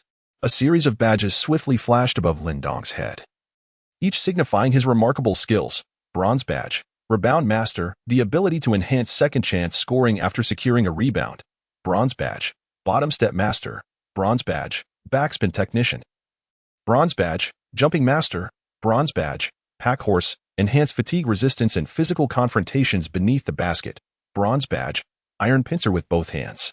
Subsequently, Lin Dong cast a disdainful glance at Edwards before rapidly sprinting back to the front court. So what if you're the first pick? To everyone's astonishment, Lin Dong scored again, showcasing an impressively diverse offensive repertoire. Indeed, his dominance in the low post was on full display during this match, as McDaniels had already accumulated 3 fouls, causing his defense to become increasingly timid, which allowed Lin Dong to continuously punish him. Edwards, you must guard Lin Dong. Russell finally could no longer remain passive. He needed to adapt on the court. Currently, Gobert was being thoroughly contained by Towel, and Russell did not blame him. For Towel was wholeheartedly committed to pushing Gobert out of the paint, disregarding everything else. Initially, Towel was quite surprised by Lin Dong's directive. The request was straightforward: to keep a watchful eye on Gobert and prevent him from stepping into the restricted area, while completely disregarding help defense and rebounding duties. Though this demand seemed unreasonable, Towel found himself increasingly convinced by Lin Dong's wisdom, believing that the words of this astute young man were undeniably correct. Reality soon validated this belief. As long as he could keep Gobert out of the paint, no player from the Timberwolves could secure a rebound over Lindong. In the past, Tal may not have had the confidence to withstand Gobert, but today he felt capable of doing so. With unwavering self-assurance in both his legs and athletic condition, he was ready to rise to the challenge. Lindong quietly gazed at the top of the mop's head. Currently able to observe the status bar of the mop, 2 bronze badges gleamed there. After Lindong applied a leg injury healing item to the mop, he noticed a row of badges on the mop's player card, prominently displaying 3 badges: Master of Positioning bronze, Master of Rebounding bronze, and Master of Recovery bronze. However, all 3 badges appeared transparent, indicating that the mop had once possessed these accolades during its peak but had since lost them due to a decline in fundamental attributes. Even after utilizing the leg injury item, the badges remained in their transparent state, signifying that they could not be activated. Yet, there existed a singular, efficient method to reactivate the badges, which was to unleash the Dominator. Lindong understood that even if he assembled the formidable duo of black and white bears, his position conflicted with that of Pau Gasol. While he could barely manage to play as a power forward, he was utterly incapable of taking on the role of a center. Forcing a mismatched lineup would subject him to severe penalties, drastically diminishing his speed, 3-point shooting ability, and athletic prowess across the board. Had it not been for Nash's presence in his lineup and the bond he forged with Lonnie Walker, complemented by the enhancements from his leadership and tenacity, Lindong's movement speed would likely have been slower than that of a tortoise. Furthermore, his 3-point shooting ability had plummeted by over 50 points, leaving him with a mere 30 to 40. Consequently, he dared not attempt any shots from beyond the arc. However, his system possessed an extraordinary capacity for limits, implying that Lindong's 11 key attributes were not capped. Should his foundational values improve, it was conceivable that the system would eventually recognize his potential to play as a center, thereby lifting the penalties imposed on him. When both black and white bears occupied the lineup, Lindong had nearly exhausted all his attributes to enhance his post and interior defense capabilities. Yet, this approach came with significant drawbacks. He lacked rebounding badges. Although his rebounding ability had reached a commendable 101 due to the lineup's coverage boost, it still paled in comparison to Gobert's prowess. Thus, if Gobert positioned himself near the basket, Lindong would inevitably find himself at a disadvantage. Moreover, the badge slots for lineup coverage exceeded 3, which encroached upon Lindong's 3 independent badge slots, rendering his own badges unusable. However, he didn't possess any particularly useful rebounding badges. Even his iron grip was a result of the synergy from the black and white bears. Despite activating the Dominator, the mop still failed to trigger the Rebound Master badge, but 2 rebounding badges sufficed. After all, his mission was to engage Gobert in a relentless battle for position, successfully pushing him out of the paint. Lindong wiped the sweat from his brow, realizing that his stamina was still insufficient. His progress in mastering the art was painfully slow, and the session was drawing to a close. He could see it fading away. Yet he still had 4 rebounds to secure. His relentless exertion was taking a toll on his body, and the adverse effects from his previous endeavors had yet to fully dissipate. It was likely that he could endure for no more than half a period longer. A solution needed to be devised. Chapter 43, The Frenzied Demon. Lindong gasped for breath, his mind oscillating between clarity and emptiness. It felt as though he had injected a copious amount of adrenaline while on the brink of death. Outwardly, he appeared rejuvenated and vibrant, yet internally, he was already riddled with wounds. He had to fight with all his might. Lindong once again demanded the ball, executing a powerful back pivot that even Edwards found challenging to withstand. It is important to note that despite the physical disparity between the two, Lindong adeptly utilized the robust strength of his shoulders, back, and hips to target Edwards' chest and thighs. Moreover, Lindong would strategically employ his elbows to probe Edwards' ribs and abdomen. Naturally, Edwards was not to be outdone. He retaliated with his forearms, elbows, and knees, engaging Lindong with fierce intensity. The two competitors frequently grappled in a low position, leaving the referee in a difficult position to favor either side with calls. Lindong leaned back once more, and Edwards, unable to catch his breath, finally took a step back. Lindong seized the opportunity, pivoting away from his opponent as he activated his masterful technique once more. With his left leg providing support, he propelled himself towards the basket. However, at the moment he turned, his body abruptly stiffened, and his mind briefly halted. This was a signal of overwhelming fatigue, although Lindong had forcefully persevered to this point. He had truly reached the limits of his endurance. Edwards, quick on the draw, intercepted the basketball and swiftly passed it to the fast-breaking Russell, who effortlessly scored with a layup. James and Davis exchanged a knowing glance, recognizing that while Lin Dong did not exhibit the same trembling exhaustion and heavy breathing as in the previous match, his condition remained far from optimal. James had experienced those harrowing nights of last-second heroics, the rush of adrenaline following a victory that could lead to sleeplessness. He understood that such a state of heightened emotion could linger for days, yet he was acutely aware that this did not signify a lack of fatigue. Rather, it masked the underlying exhaustion. Lin Dong is still quite young, and he is exhausting his body while playing. Ham, call a timeout. Upon making this judgment, James immediately shouted to Coach Ham, although Coach Ham was puzzled by James's sudden request. Given that there was less than a minute remaining in the first quarter, and it seemed unnecessary to waste a timeout, he adhered to his unwavering trust in James and promptly called for a pause. Watching Lin Dong run over as if nothing were amiss, James furrowed his brow once more. You shouldn't take the court in the next game. Just sit out now, or go rest. Coach Ham was equally astonished, gazing at James, unable to comprehend why he was speaking to Lin Dong in such a manner, especially since Lin had showcased a dominating performance in the latter half of the first quarter. The Lakers players exchanged bewildered glances, with only Lonnie Walker appearing somewhat dazed, though he did not fully understand why. Walker felt an immense sense of crisis emanating from Lin Dong, as if they were in sync. At that moment, he urged Lin, "You really should not play. You must rest well." Coach Ham quickly concurred. "Yes, Lin, I also recommend you take a breather. You are performing exceptionally well, but we have a long season ahead. This is merely an inconsequential preseason game."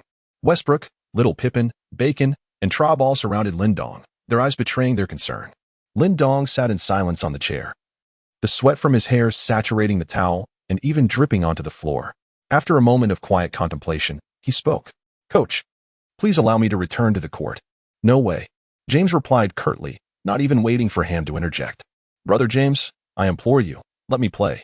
Lin Dong suddenly sat up, walking towards James, his gaze fixed upon him, filled with earnest pleading. The two locked eyes while the thick-browed figure stood behind James, an expression of reluctance in his eyes. He attempted to poke James with his finger, urging him to relent. With a sense of resignation, James looked once more at Lin Dong, saying, "If you truly wish to fight, we face the Warriors in our next match. Rest well, and there will be an opportunity for you then. Why concern yourself with this game?" Lin Dong remained silent, having said nothing at all. He cast a glance towards the distant Forest Wolf bench, where a familiar figure lingered. It had been over 20 years since he had last seen this girl. Ever since his rebirth into this parallel timeline. "I must fight. I must fight. Allow me to take the stage. No one can impede me." Lin tightly gripped the towel in his hands, his eyes bloodshot, resembling a frenzied beast. The grievances of his past life, familial discontent, the trials of university life, and the disdain he faced during the draft all surged within him. He had relentlessly defended against Booker, risking everything to set screens, and engaged in an exhausting back-to-back effort. "Have you ever heard of my name, Lin Dong, in China? Have you finally caught wind of my achievements?" In a fit of rage, James hurled the water bottle he held onto the ground and stormed out of the arena, followed anxiously by Davis. Coach Ham sighed helplessly and waved his hand, signaling for Lin and the others to continue playing. Despite James's fury, it was evident he had relinquished his stance, thus allowing Lin's desire to take the court to proceed unimpeded. The Timberwolves players chose not to substitute, with only one possession left in the first quarter. Bringing in a substitute would be purely provocative, a move Coach Finch would not entertain. Although they were puzzled by the Lakers' seemingly arbitrary timeout, it appeared some conflict had arisen, particularly between Lin and James. This newcomer had already stirred discord with the team's veteran leader. Initially, Edwards had admired Lin, yet now he was eager to assume the mantle of team leader, feeling a sense of kinship with Lin. Meanwhile, Russell found himself at a loss. He understood that crossing James would yield no favorable outcomes, and even staying neutral offered little respite. This was merely his personal perspective.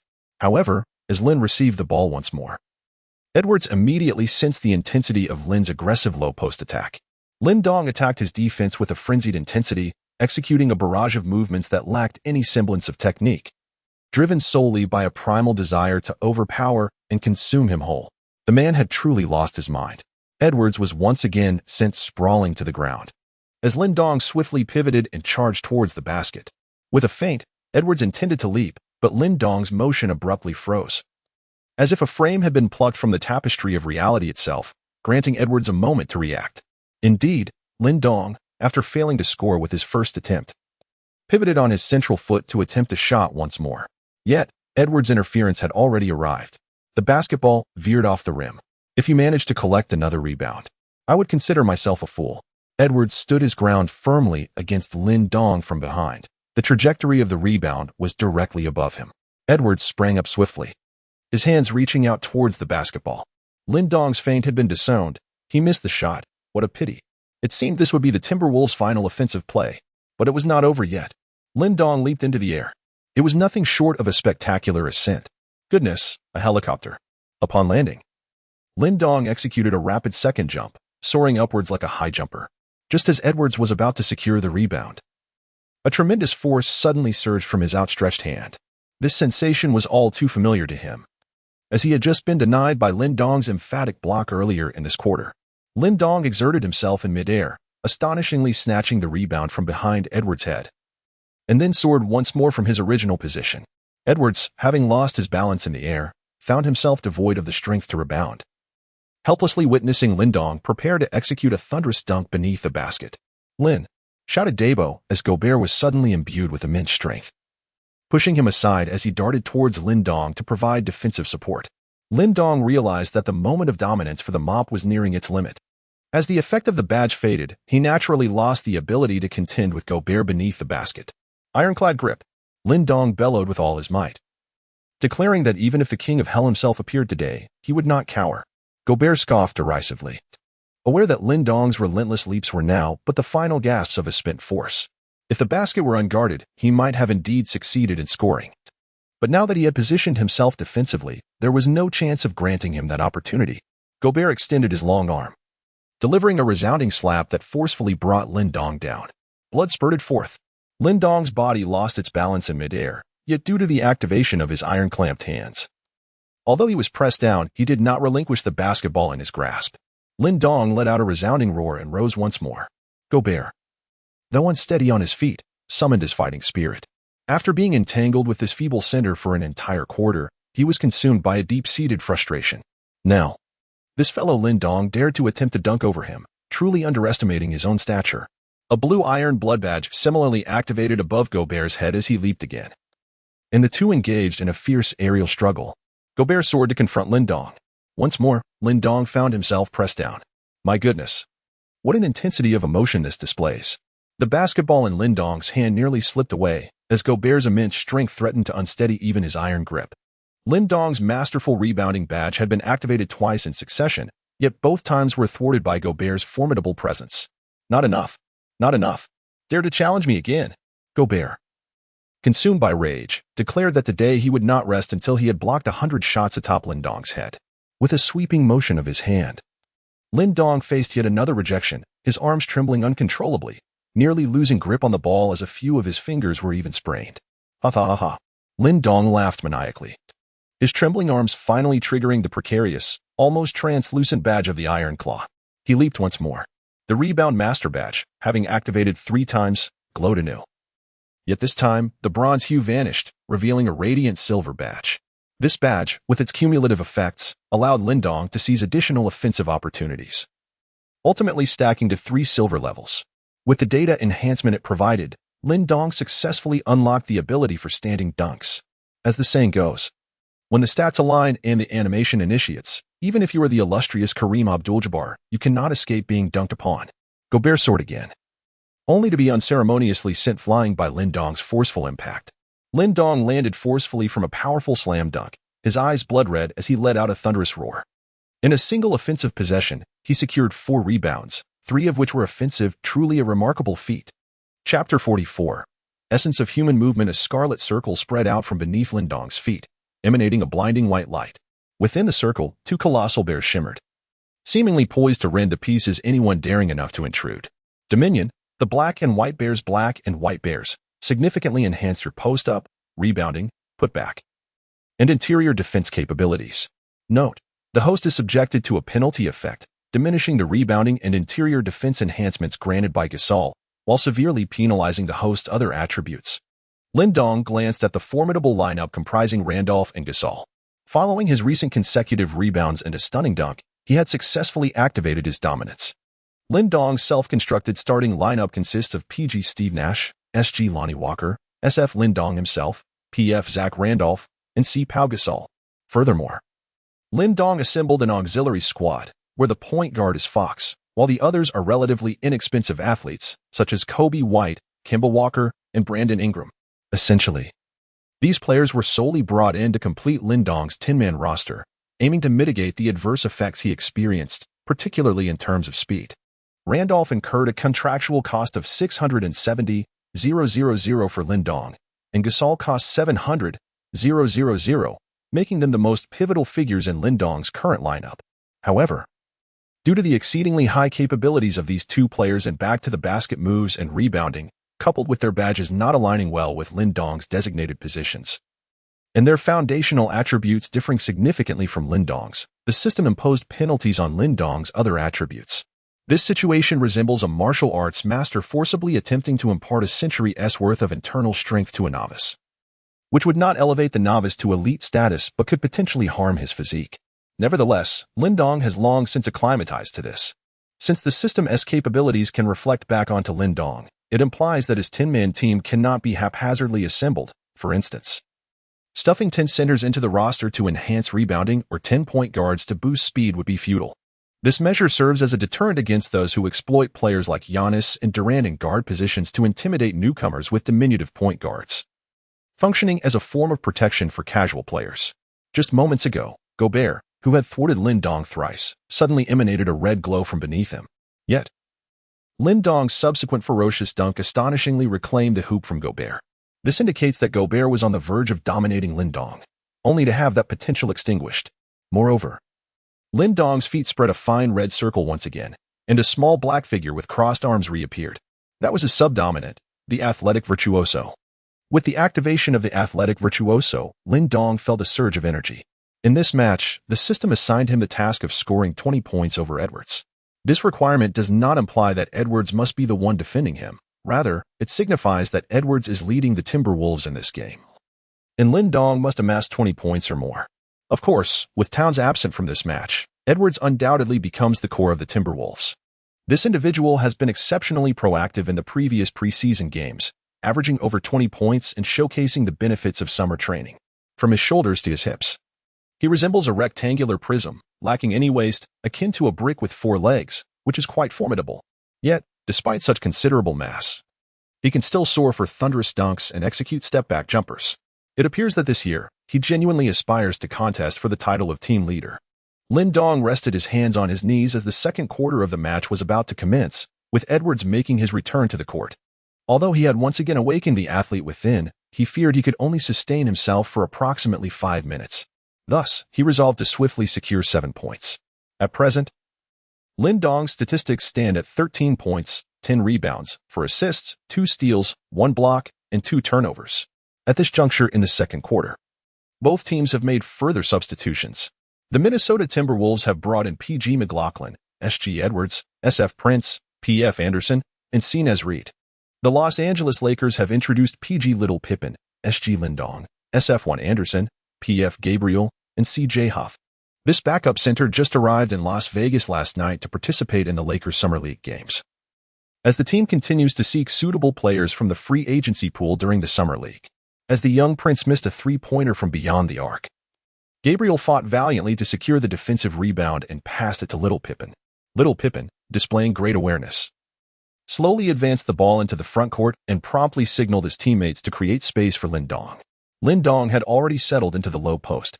At this moment, feeling a burning sensation in his lungs, Edwards had long retreated to the sidelines, entrusting the task of guarding Lindong to the formidable Anderson.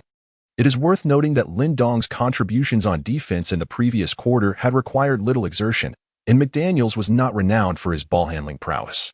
In fact, he was aware that Lindong had not even executed any three-point plays in the last game, consistently positioning himself in the corners or along the wings, showing little interest in his teammates during offensive plays. In contrast, he had expended significant energy in the first quarter, handling the ball, pushing the fast break, and tirelessly contesting rebounds. The disparity in their physical exertion was stark. Thus, upon seeing Lin Dong establish position in the low post, he immediately summoned Anderson over. Reluctantly, Anderson complied with the directive. Kyle Anderson, the 30th overall pick in the 2014 draft, possessed 1/8 Chinese heritage, stood at 2.05 meters tall, had a wingspan of 2.13 meters, and weighed 104 kilograms, earning him the moniker Human Sloth and Sloth Mamba. While sloth might imply a lack of speed, it also indicated his exceptional basketball intelligence and physical attributes, coupled with a unique rhythm and hang time. At this juncture, Lin Dong was unconcerned with who stood before him. His singular focus was on scoring, be it Kyle Anderson or Birdman Anderson. He was ready to take on anyone. However, as Lin Dong once again turned to establish his back-to-basket position, he realized that Kyle Anderson was far from an ordinary player. Anderson was well-versed in the nuances of post defense. He did not engage Lin Dong in a direct physical confrontation, but rather often retreated to a more strategic defensive stance. Lin Dong repeatedly attempted to target Kyle Anderson's legs, aiming to destabilize his balance. However, despite Anderson's relatively slow movement, he adeptly adjusted his defensive stance whenever Lin sought an opening, resulting in numerous missed opportunities for Lin. It is noteworthy that Anderson spent 3 seasons with the Spurs. Had he lacked defensive acumen, Coach Popovich would surely have admonished him long ago. Moreover, during his tenure with the Grizzlies, he entered the league just as the formidable duo of Marc Gasol and Zach Randolph dominated the court, rendering him well aware of their prowess. Thus, Kyle Anderson possesses considerable expertise in low-post defense. He discerned that Lin primarily relied on back-to-the-basket maneuvers and footwork. If Lin could not overpower his defender, the effectiveness of these techniques would be significantly diminished. Consequently, Anderson continually employed strategic retreats and variations in his defensive rhythm to keep Lin off balance, preventing him from seizing favorable offensive opportunities. Lin Dong once again failed to uphold his defensive position, reluctantly pivoting to make a play. Kyle Anderson swiftly leaped into action, deftly swatting the basketball away. He successfully executed a block against Lin Dong. Chapter 45. The Gentleman Lin Contemplates a Kick. Lin Dong gasped heavily for breath. It must be said this was the first time he had encountered such intense defensive pressure during preseason. The towering height and expansive wingspan of his opponent effectively constrained Lin's post-up game. Moreover, by maintaining loose defensive pressure while retreating, the defender had cleverly preserved ample space for his own vertical leap. Consequently, he could even disrupt Lin's shooting rhythm with well-timed jumps. This nearly rendered Lin's drop step and spin move badges ineffective. Yet Lin Dong, with both his dominant abilities activated, was no easy adversary. Since Anderson persistently retreated, Lin took the initiative to engage him physically in the post. Anderson inhaled sharply, startled by Lin's ferocious aggression and overwhelming strength. This opponent no longer probed methodically for defensive positioning or balance. Instead, he sought to bulldoze through with sheer force. Most terrifying of all was his seemingly boundless power, explaining why even Edwards had momentarily struggled to contain him. Lin Dong explosively propelled the ball, his body leaning back forcefully. Anderson lowered his stance, bracing himself for the impact. However, just as Anderson intended to gather his strength and retreat, Lin Dong surged forward again with his back turned. Such swift power. This time, Anderson had no time to withdraw. Taking advantage of Anderson's unstable center of gravity, Lin Dong collided with him directly, sending him sprawling. Lin Dong executed a deft reverse turn and scored with a hook shot. At this moment, James had returned to the court, seated silently on the bench, observing everything unfolding on the floor. As Lin Dong sprinted back to the front court, he suddenly noticed a familiar figure occupying a seat in the front row. It was none other than Wembanyama. Lin Dong first cast a puzzled glance at Wembanyama, and then suddenly recalled that this individual had also participated in a match in Las Vegas yesterday. Gobert had attended the game last night, and even LeBron, after returning by plane, went to join Westbrook. However, Lin Dong had been preoccupied with card drawing and lineup selection last night, thus paying little attention to these events. Moreover, it was said that this player had performed exceptionally well, with both LeBron and Curry taking to Twitter to commend him. LeBron described him as a unicorn-level player, while Curry remarked that he seemed more like a creation from a video game rather than a real person. As for Gobert, his admiration was almost palpable. It was no surprise, given that 2 years ago, this player, who had once been dunked on by Wembanyama, had been thoroughly outmatched in a one-on-one game. Feeling Lin Dong's gaze, Wembanyama also lifted his head to meet Lin Dong's eyes. Suddenly, Lin Dong developed a peculiar sense of mischief. He shot a glare at Wembanyama before flashing a toothy grin at him. Wembanyama was momentarily taken aback, although he was not very familiar with Lin Dong. He couldn't help but admire the ferocious dunks Lin had executed in the previous 2 matches. Moreover, Lin Dong had a commendable reputation during his NCAA days. Known as Gentleman Lin for his humility, amiability, and kindness towards his juniors. Renowned for his good temper, he had never been involved in any scandal. Despite carrying significant public attention, as he prepared to enter the draft next year, Wembanyama noted that he was merely 1 year younger than Lin. However, upon Lin's entrance into the NBA, it seemed he had undergone a transformation, completely shedding his former demeanor. There was no trace of the kindness he once exhibited towards newcomers. This fearless individual even argued with James. He glared at me. He bared his teeth at me. Wembanyama felt a pang of injustice. He could barely hear the commentary team inviting him for an interview. Meanwhile, Westbrook, James, and Davis sat on the bench, dressed casually. Listening to Wembanyama's interview while watching Lin Dong on the court, performing like a jester, it was becoming increasingly evident that this player was teetering on the edge of exhaustion. His shots lacked power, his steps faltered, and just moments ago, he was blocked by Anderson again. Lin jumped up, flailing his arms, retrieving the basketball. Only to be blocked once more. Davis stifled a laugh, but seeing James, who remained silent behind his sunglasses, Westbrook rubbed his temples in exasperation, forcing himself to suppress a smile. Regarding the praise you received from James and Curry last night, do you have anything to say? The commentator inquired. Wembanyama responded, well, I would like to say that I have yet to enter the NBA and have not achieved anything significant. For now, I hope to remain focused, improve myself, and contribute to the team. James nodded slightly in acknowledgement. Davis remarked in surprise, this guy is remarkably humble. Westbrook, observing Lin Dong leap once more to reclaim the blocked ball and finally score, remarked with resignation, we also have a rookie on the court, don't we? How many blocks did he suffer tonight? 7? No, wait, it should be 8. Davis was keeping count. Almost a triple-double. 10 points, 10 rebounds, and 10 blocks, Westbrook quipped. Laughter erupted from Davis, who could no longer contain himself. James silently glanced at the stats board. Lin Dong, 17 points. The incessant chatter of the announcer reverberated throughout the arena, reporting on the commentary team's interview with Wembanyama. Lin Dong, already in a state of distraction, found his thoughts muddled by the incessant noise. He felt an overwhelming urge to unleash a tirade, wishing to kick Wembanyama off the commentary stage and silence his incessant prattle. Of course, if such a kick were feasible, Lin Dong would prefer to direct it toward Dechue first. Meanwhile, as McLaughlin stealthily sank a three-pointer behind a screen, the Lakers maintained a slender lead over the Timberwolves, 34-31. Lin Dong once again held the ball in a low position, his leadership badge now hanging by a thread. He had committed numerous errors during this match, while being blocked may not count as a turnover. The humiliation it inflicted was hardly less severe than a mistake. Furthermore, his persistently ineffective low-post offense was inflicting damage upon the team. If this continued, the removal of his leadership badge would be inevitable. With a mighty roar, Lin Dong plunged once more into the paint. The more he understood Lin Dong's back-to-basket style, the more at ease the Hammer felt, yet he could distinctly sense Lin Dong's waning stamina, his offensive prowess diminishing with each moment. Regrettably, while attempting to contest Lin Dong's shot from a distance, he inadvertently positioned himself too far from the ball, hampering his ability to secure a second jump.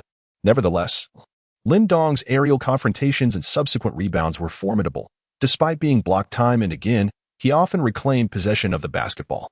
This time, however, the weary Lin Dong turned his back once more, intent on a right-handed hook shot. Too slow, my friend. The Hammer stepped forward, decisively encroaching upon Lin Dong's shooting space. His energy abundant, arms spread wide like an all-encompassing shadow, Lin Dong found himself completely stifled beneath the basket. Just as the Hammer contemplated a victorious smirk, Lin Dong summoned his last reserves of strength to nudge him aside and swiftly spun around for a back-to-basket mid-range jumper. The Hammer, aghast, lunged toward him. Recognizing that this moment, now trending online, strikingly mirrored Kobe's signature fadeaway. In Lin Dong's mind, a tempest of thoughts surged. Despite the significant decline in his overall statistics, particularly his three-point shooting plummeting to the 30s, his mid-range shot remained an impressive 94. This was largely due to Randolph, who possessed an unexpectedly proficient mid-range shot that not only failed to impose a penalty on Lin Dong but seemingly enhanced his performance, coupled with Kobe's back-to-the-basket maneuver, which diminished the interference from the opposing defenders. Lin Dong leaped back with great intensity. Dechue, feeling the pressure, was acutely aware of his own fan base in China. He understood the terrifying nature of the online community. If Lin Dong succeeded with the shot, He would likely become the subject of viral clips across social media that very night, a monumental embarrassment. With tears in his eyes, Dechue lunged forward. The basketball rolled precariously around the rim before finally sinking in, and the whistle blew 2-1. Lin Dong steadily hit the free throw. In Chapter 46, Wembanyama is just a bully. The defense faltered, and little Pippin was unable to stop the drive. What are the three of them doing, standing foolishly under the basket? How could we let that rebound slip away? Coach Ham and assistant coach Chris sat in stunned silence on the bench, watching Lin Dong, who was incessantly directing from the sidelines. The Lakers led the Timberwolves by 16 points, 108-96, in the fourth quarter. After the first two quarters, Edwards and Gobert exited the game, and the Timberwolves, having adjusted their lineup, replaced their starters entirely with the bench for the second half. Coach Finch felt helpless.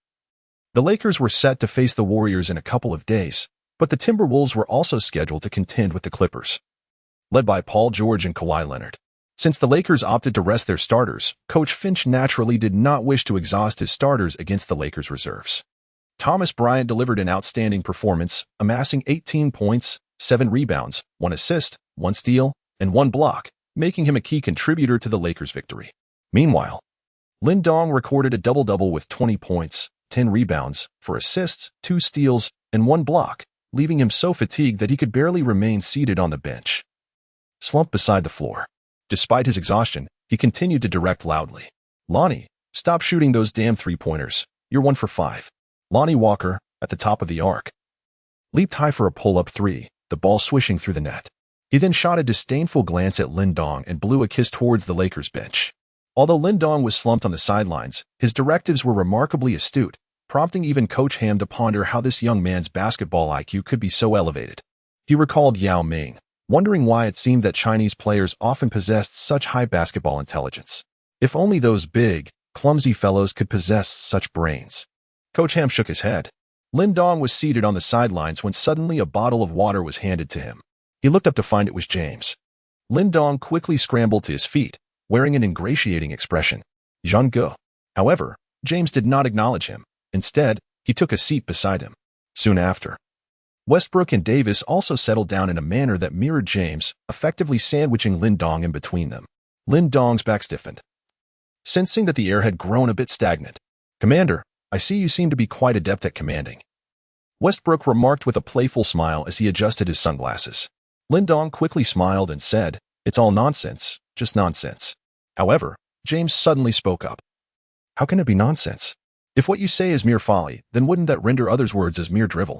Lin Dong found himself in an awkward situation once more. At this moment, the eager media had begun to adjust their focus for photographs, and a picture of the four of them seated together on the bench was likely to spark another wave of attention. A multitude of media outlets had gathered for this match. LeBron James suddenly remarked, "What do you think is the reason behind this?" Both Westbrook and Davis turned their gazes toward Lin Dong. Lin Dong hesitantly pointed towards the still aggrieved Wembanyama seated across from him, remarking, "Who can say? It must be for an interview with that fellow." However, James shook his head once more. At the outset of this match, no one could ascertain whether Wembanyama would even attend. He had just completed a game yesterday. It was entirely plausible that he wished to rest today. Furthermore, I noticed a considerable number of Chinese media reporters present. Perhaps they are eager to witness Gobert starting for the Timberwolves. At last, James could no longer contain himself, exclaiming, "How is it that you utter not a single truth? Surely, these media are likely brought along by you, aren't they? After fainting in the last game, and now facing a back-to-back? Are you deliberately seeking to play solo? Do you yearn for attention to the point of madness? Are you not aware that you may very well be courting disaster?" Lin Dong suddenly had an epiphany. He realized that James had misconstrued his intentions. Firstly, James assumed that Lin's eagerness to participate in the game led by the Lakers' substitutes stemmed from a desire to inflate his statistics, and that he was willing to endure back-to-back games merely to leave a favorable impression in front of the media. James thought that Lin's relentless pursuit of individual stats, including isolating plays and commandeering rebounds from his teammates, was fueled by the presence of numerous reporters, compelling him to prove his worth. James continued to impart his wisdom. "Let us momentarily set aside the notion of attracting unnecessary attention. I possess a far greater understanding of media dynamics than you do. How long do you believe you have been in the limelight? I have been under scrutiny for an extensive period. Moreover, you are a coveted rookie selected by the team. With a guaranteed contract, you are not like those players chasing short-term contracts in the summer league.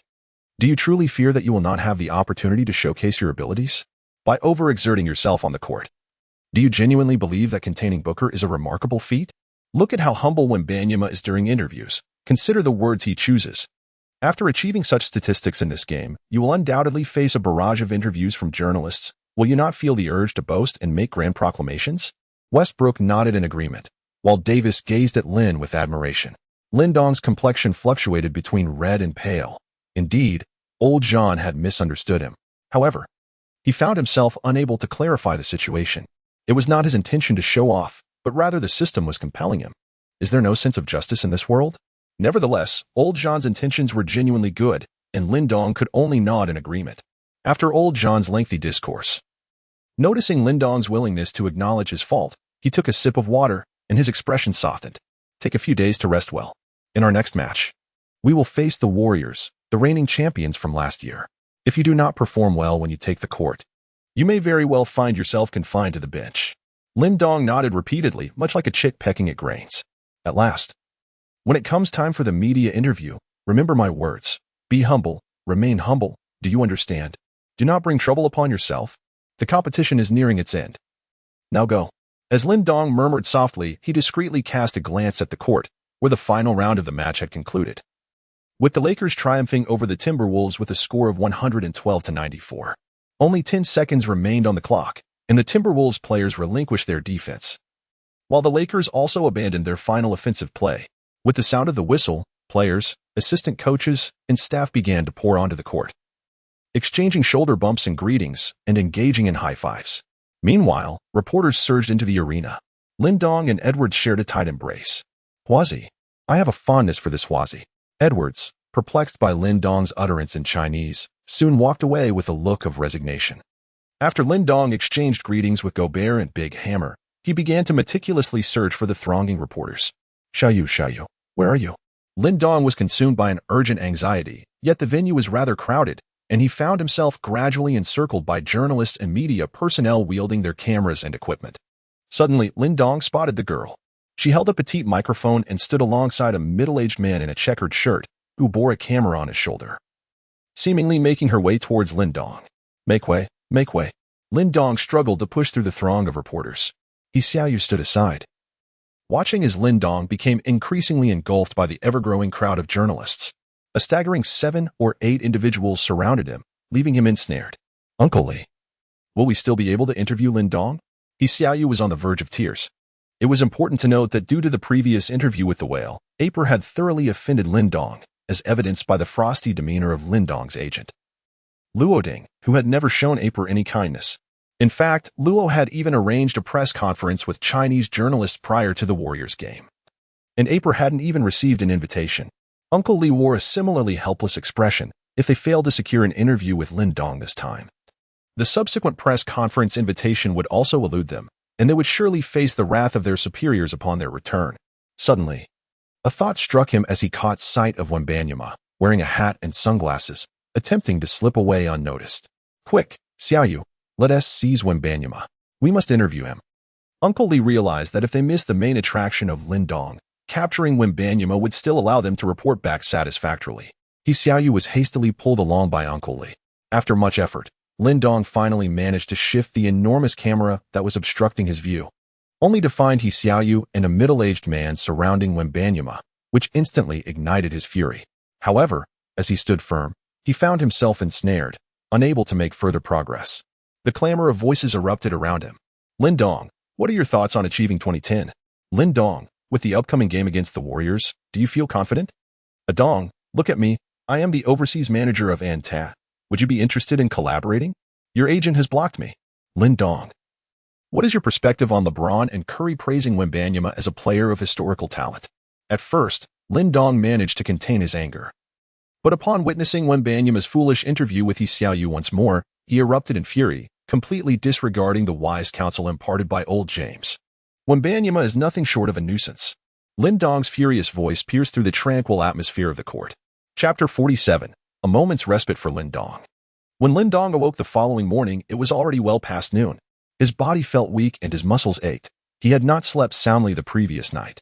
After casually deleting a dozen missed calls and an overwhelming number of unread messages, Lindong first replied to a message from his aunt. She had cautioned him against engaging in frivolous activities while in Las Vegas and urged him to return to Los Angeles promptly after the preseason games. The fatigue. Lindong then stretched lazily and took a refreshing shower in the bedroom, only to be interrupted by another phone call. Lindong finally answered Luo Peng's call, mumbling indistinctly while brushing his teeth. "How dare you ignore my call? I will come to your house and deal with you," shouted Luo Peng from the other end of the line, prompting Lindong to hold the phone away from his ear. "Speak plainly, or let it be," he replied, feeling no inclination to engage in idle chatter with his childhood friend of 20 years. "Do you have any idea how many media reporters you ranted at last night? You truly infuriated me. What on earth were you saying about Wenbanya?" Lindong scratched his head. I forgot. I could strangle you. Do you have any idea how much effort I expended to smooth things over for you? How do you intend to make amends?" Upon hearing this, Lindong was somewhat taken aback. Now awake, he felt a twinge of regret for his furious outburst the night before, yet he remained indifferent. Perhaps Wenbanyama truly was a unicorn, as Curry had suggested, a character that could only be crafted in 2K. But what of himself? The 2K system resided within him. By all accounts, Wenbanyama was merely a junior in comparison. Nevertheless, the words he had spoken would undoubtedly stir a significant uproar. How could Luo Peng quell the ensuing chaos? What on earth happened? Lindong inquired out of curiosity. "Are you not aware of the events that transpired with the Warriors yesterday?" came Luo Ding's equally astonished response. "I returned home last night and fell into a deep slumber, utterly exhausted. I didn't even glance at my phone," Lindong replied, shaking his head. However, Luo Ding promptly sent him a flurry of reports from various media outlets. Poole berates Green in a fit of anger, facing potential expulsion from the Warriors. The Warriors' prince creates divisions, marginalizing the veterans. Green and Poole clash, both parties set to battle in the octagon. Green's furious punch leaves Poole momentarily deaf. Internal strife within the Warriors over contract renewals, leading to a veritable battlefield over unequal profit sharing. Lindong, what the hell is this? Is this report for real? Lindong flipped through the pages in disbelief. The truth is elusive. However, according to the informant, it is indeed true that Green punched Poole, and Poole suffered a mild concussion. Lindong, with a look of helplessness, inquired, "But why are these reports so outrageous?" "Damn it," Luo Ding exclaimed in frustration. "Isn't it because you were spewing nonsense last night, causing the media to swarm around my doorstep, nearly turning me into a pancake? But what does this have to do with the Warriors?" Lindong replied, feeling exasperated.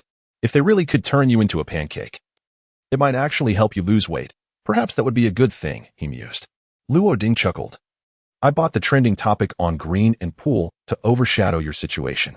"Wow," Lindong said, giving a thumbs up. "Brother, you truly have your ways. Stop bragging. You need to rest well today. I've scheduled 2 business meetings and a press conference for you tomorrow afternoon." Luo Ding promptly stated, "You mustn't skip out on this. I've already accepted the payment." With a sense of resignation, Lindong remarked, Understood, boss." He then settled into his chair, once more acutely aware of the pervasive aches throughout his body, and casually reached for a bottle of milk to sip.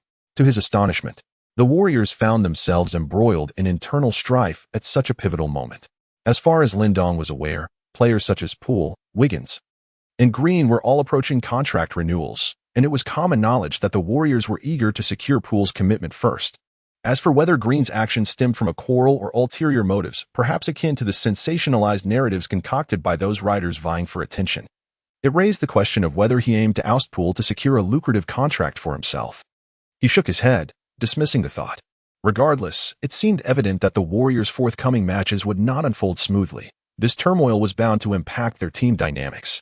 Addressing the repercussions and reintegrating the players into the fray would thus fall upon the shoulders of the Warriors' management and Curry. A season of tribulation lay ahead. Lindong, supporting his aching waist, rose to his feet and activated the system, his hands gliding swiftly through the interface. Randolph and Marc Gasol had already been added to the roster, along with those less-than-stellar players from the bench. Unfortunately, Lindong's current basic stats were insufficient to sustain the enhancements provided by these 2 formidable big men. As he prepared to face the Warriors, renowned for their nimble small ball strategy, his meager speed would surely spell disaster. Presently, his lineup consisted solely of Nash, Lonnie Walker, Fox, and himself, and the self-constructed team had once again been disbanded due to a lack of players, resulting in the removal of the corresponding dominance effects and lineup bonuses. The penalties imposed on Lin Dong's basic attributes had similarly dissipated. The system had withheld $200,000 from his contract fee, with the processing fee nearing 20%. A consequence of Lin Dong's previous ventures into player trading. He was left with approximately $980,000 in contract funds. Yet he remained uncertain about how to assemble his team. Given the current congestion in the Lakers' backcourt, even without Schroeder's return, the competition was fierce. And Lin Dong found himself relegated to the small forward position. If he were to play as a small forward, it was inevitable he would face off against Wiggins, which, considering his current basic stats, could lead to a humiliating defeat. Moreover, Lin Dong's self-constructed player bore a frail white figure icon, indicating a deficiency in both energy and stamina, with his overall rating having dropped by 5 points. At that moment, his phone buzzed once more. It was a call from Lonnie Walker. "Hello, Lin. Tonight, I've arranged a massage outing with Jones and the others at a Chinese place. You're going to love it." Upon hearing this, Lin Dong was filled with joy. It is worth noting that his knowledge of Las Vegas was rather limited. However, due to the NBA preseason games being held there in recent years, he had become somewhat acquainted with his teammates. As for the massage, he certainly felt an urgent need for it. Otherwise, he would be left with soreness for several days. Ideally, he would also like to try cupping therapy. Lin Dong felt a surge of joy, yet he soon came across a message from old John. "Lin, tomorrow evening is my son's birthday. I am hosting a party, and my family is currently in Las Vegas. If you have no prior commitments, please remember to attend. Most of our teammates will be there." Lin Dong scratched his head, realizing that beyond the competition, he had to navigate some social obligations as well. Tomorrow would certainly be busy, starting with interviews, followed by business contracts, and culminating in a party hosted by old James. Suddenly, he recalled the press conference scheduled for tomorrow and hurriedly messaged Luo Ding. "Have you scheduled the interview with Apu's reporter?" "No. Didn't you say you dislike those people? I can't stand you. Hurry and extend the invitation." Chapter 48. Facing the Warriors, Steve Kerr sat silently on the sidelines, intrigued as he observed the young Lin Dong across the court. This young fellow displayed extraordinary dominance in the game against the Timberwolves, achieving a remarkable 20-10 statistic, and similarly shown in matches against the Kings and Suns. Although he had not showcased significant ball handling skills, he could adeptly fill the small forward position as a shooting guard, boasting commendable rebounding abilities and a high basketball IQ. His perimeter defense was respectable, yet his lateral movement on the outside was somewhat sluggish, and his ability to navigate screens appeared average. Inside the paint, aside from his floaters, he performed moderately against rim protectors. Furthermore, as a quality 3 and D player, his defensive capabilities still required enhancement, and his three-point shooting had yet to be tested under pressure from defenders, as most of his attempts had come from wide-open situations. However, defense can be cultivated, and had he been brought into the Warriors, he could have been nurtured as Thompson's successor. Reflecting on this, Kerr shook his head. The current generation of young players each possesses distinct personalities and temperaments. It was well known that Poole had a penchant for trash-talking during his college years, while Lin Dong was noted for his humility and politeness, even earning the nickname Gentleman Lin. Yet, this audacious young man had unleashed a tirade against Wembanyama in front of the media just yesterday. The youth of today truly left one speechless. Kerr rubbed his temples, observing the players from both teams beginning to enter the court. He stole a glance at Curry, whose expression appeared calm, though it was impossible for him to remain unaffected by the current turmoil within the team. Moreover, it was common knowledge that the Warriors were eager to retain Poole. Despite the significant upheaval, the management promptly decided to have Poole start, granting Green a rest. As the head coach, Kerr had attended several press conferences. However, when thrust into the spotlight, he could only utter trivial remarks. His primary concern was stabilizing the team and ensuring they delivered a normal performance on the court. Meanwhile, Lakers coach Ham sat unfazed on the sidelines. After hearing about the Warriors' turmoil, James resolutely opted for a rest, as he did not wish to face inquiries about the situation in the post-game press conference, especially since it was merely a preseason game. Additionally, Lin Dong had not made things easy for him. Just the night before, he had lectured James for an hour at the party. James sighed, feeling a headache coming on. If he played in this game, the media would undoubtedly pose two awkward questions. "I heard the conflict between Green and Poole arose due to contract renewal issues. Do you believe any players on the Lakers have contracts that unreasonably restrict the inclusion of other team members? And as the leader of the team, what are your thoughts on this year's draft prospect, Wembanyama, who is projected to be next year's #1 pick?" James sighed in resignation. Honestly, who didn't he know that Westbrook's contract was unreasonable? This guy's contract was worth a staggering $47.06 million, higher than his own. Besides, how Lindong commented on Wembanyama had nothing to do with him. Hadn't he already expressed his thoughts on Twitter? What standing did he have to give him face? Frankly, Lindong's comments were not without merit. He was just being a brat. With the drama involving Westbrook, and since James preferred to avoid the spotlight, the Lakers decided to rest Westbrook as well, bringing Beverly along for good measure. Thus, the Lakers planned to play dead in this game, quickly retreating after the match to evade the massive media whirlwind surrounding the Warriors. Only Davis remained oblivious, having spent several days gaming at home. When he donned his jersey and prepared to face the Warriors, he discovered that old James and the others were not playing and opted to rest as well. "Weren't we all supposed to play?" he inquired quietly of Lindong standing beside him. "Oh, I think old James has some discomfort in his shoulder." And Beverly went with Westbrook to check on his meniscus. Lindong was engaged in casual banter with Davis on the court. Davis nodded, acknowledging that prioritizing recovery was paramount. "If it weren't for the slight concern with my back, I would have preferred to complete the preseason," Lindong inquired. "Will the techniques we practiced the other night be effective?" The tall figure nodded in agreement. "I believe they should suffice. We must give it a try." Lindong nodded emphatically once again. As the buzzer sounded, the two sides commenced the jump ball. The Warriors' starting lineup consisted of point guard Curry, shooting guard Poole, small forward Wiggins, power forward Kuminga, and center Looney. The Lakers countered with point guard Lonnie Walker, shooting guard Rivers, small forward Lindong, power forward Juan Anderson, and center Davis. The Lakers deployed a 4-out, 1-in strategy to contend with the Warriors' smaller lineup. At the onset of the jump ball, Looney showcased his remarkable dexterity, deftly directing the ball to Poole. Poole advanced the ball, embodying a dual-role guard alongside Curry. In their previous encounter, Timberwolves Edwards and Russell also operated as dual-role guards. However, Edwards exhibited superior finishing ability, albeit with average shooting and playmaking skills, while Russell demonstrated decent playmaking but was similarly average in shooting and finishing. In contrast, the Warriors' dual-role guards displayed a more comprehensive skill set, particularly excelling in shooting. On the Lakers' side, Lonnie Walker was compelled to assume the role of point guard, while Rivers, lacking ball-handling prowess, could only function as an off-ball facilitator, rendering his positioning rather rigid. Poole passed the ball to Looney at the top of the arc, quickly cutting inside to draw Rivers away. Simultaneously, he set a screen for Curry, who made a backdoor cut toward the arc.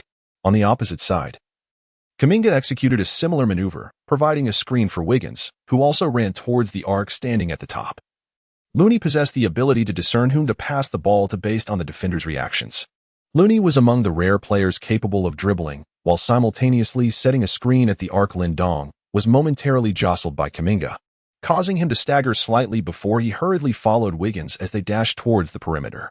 Meanwhile, Uncle Lou skillfully dribbled and executed a behind-the-back pass, once again providing Wiggins with a screen.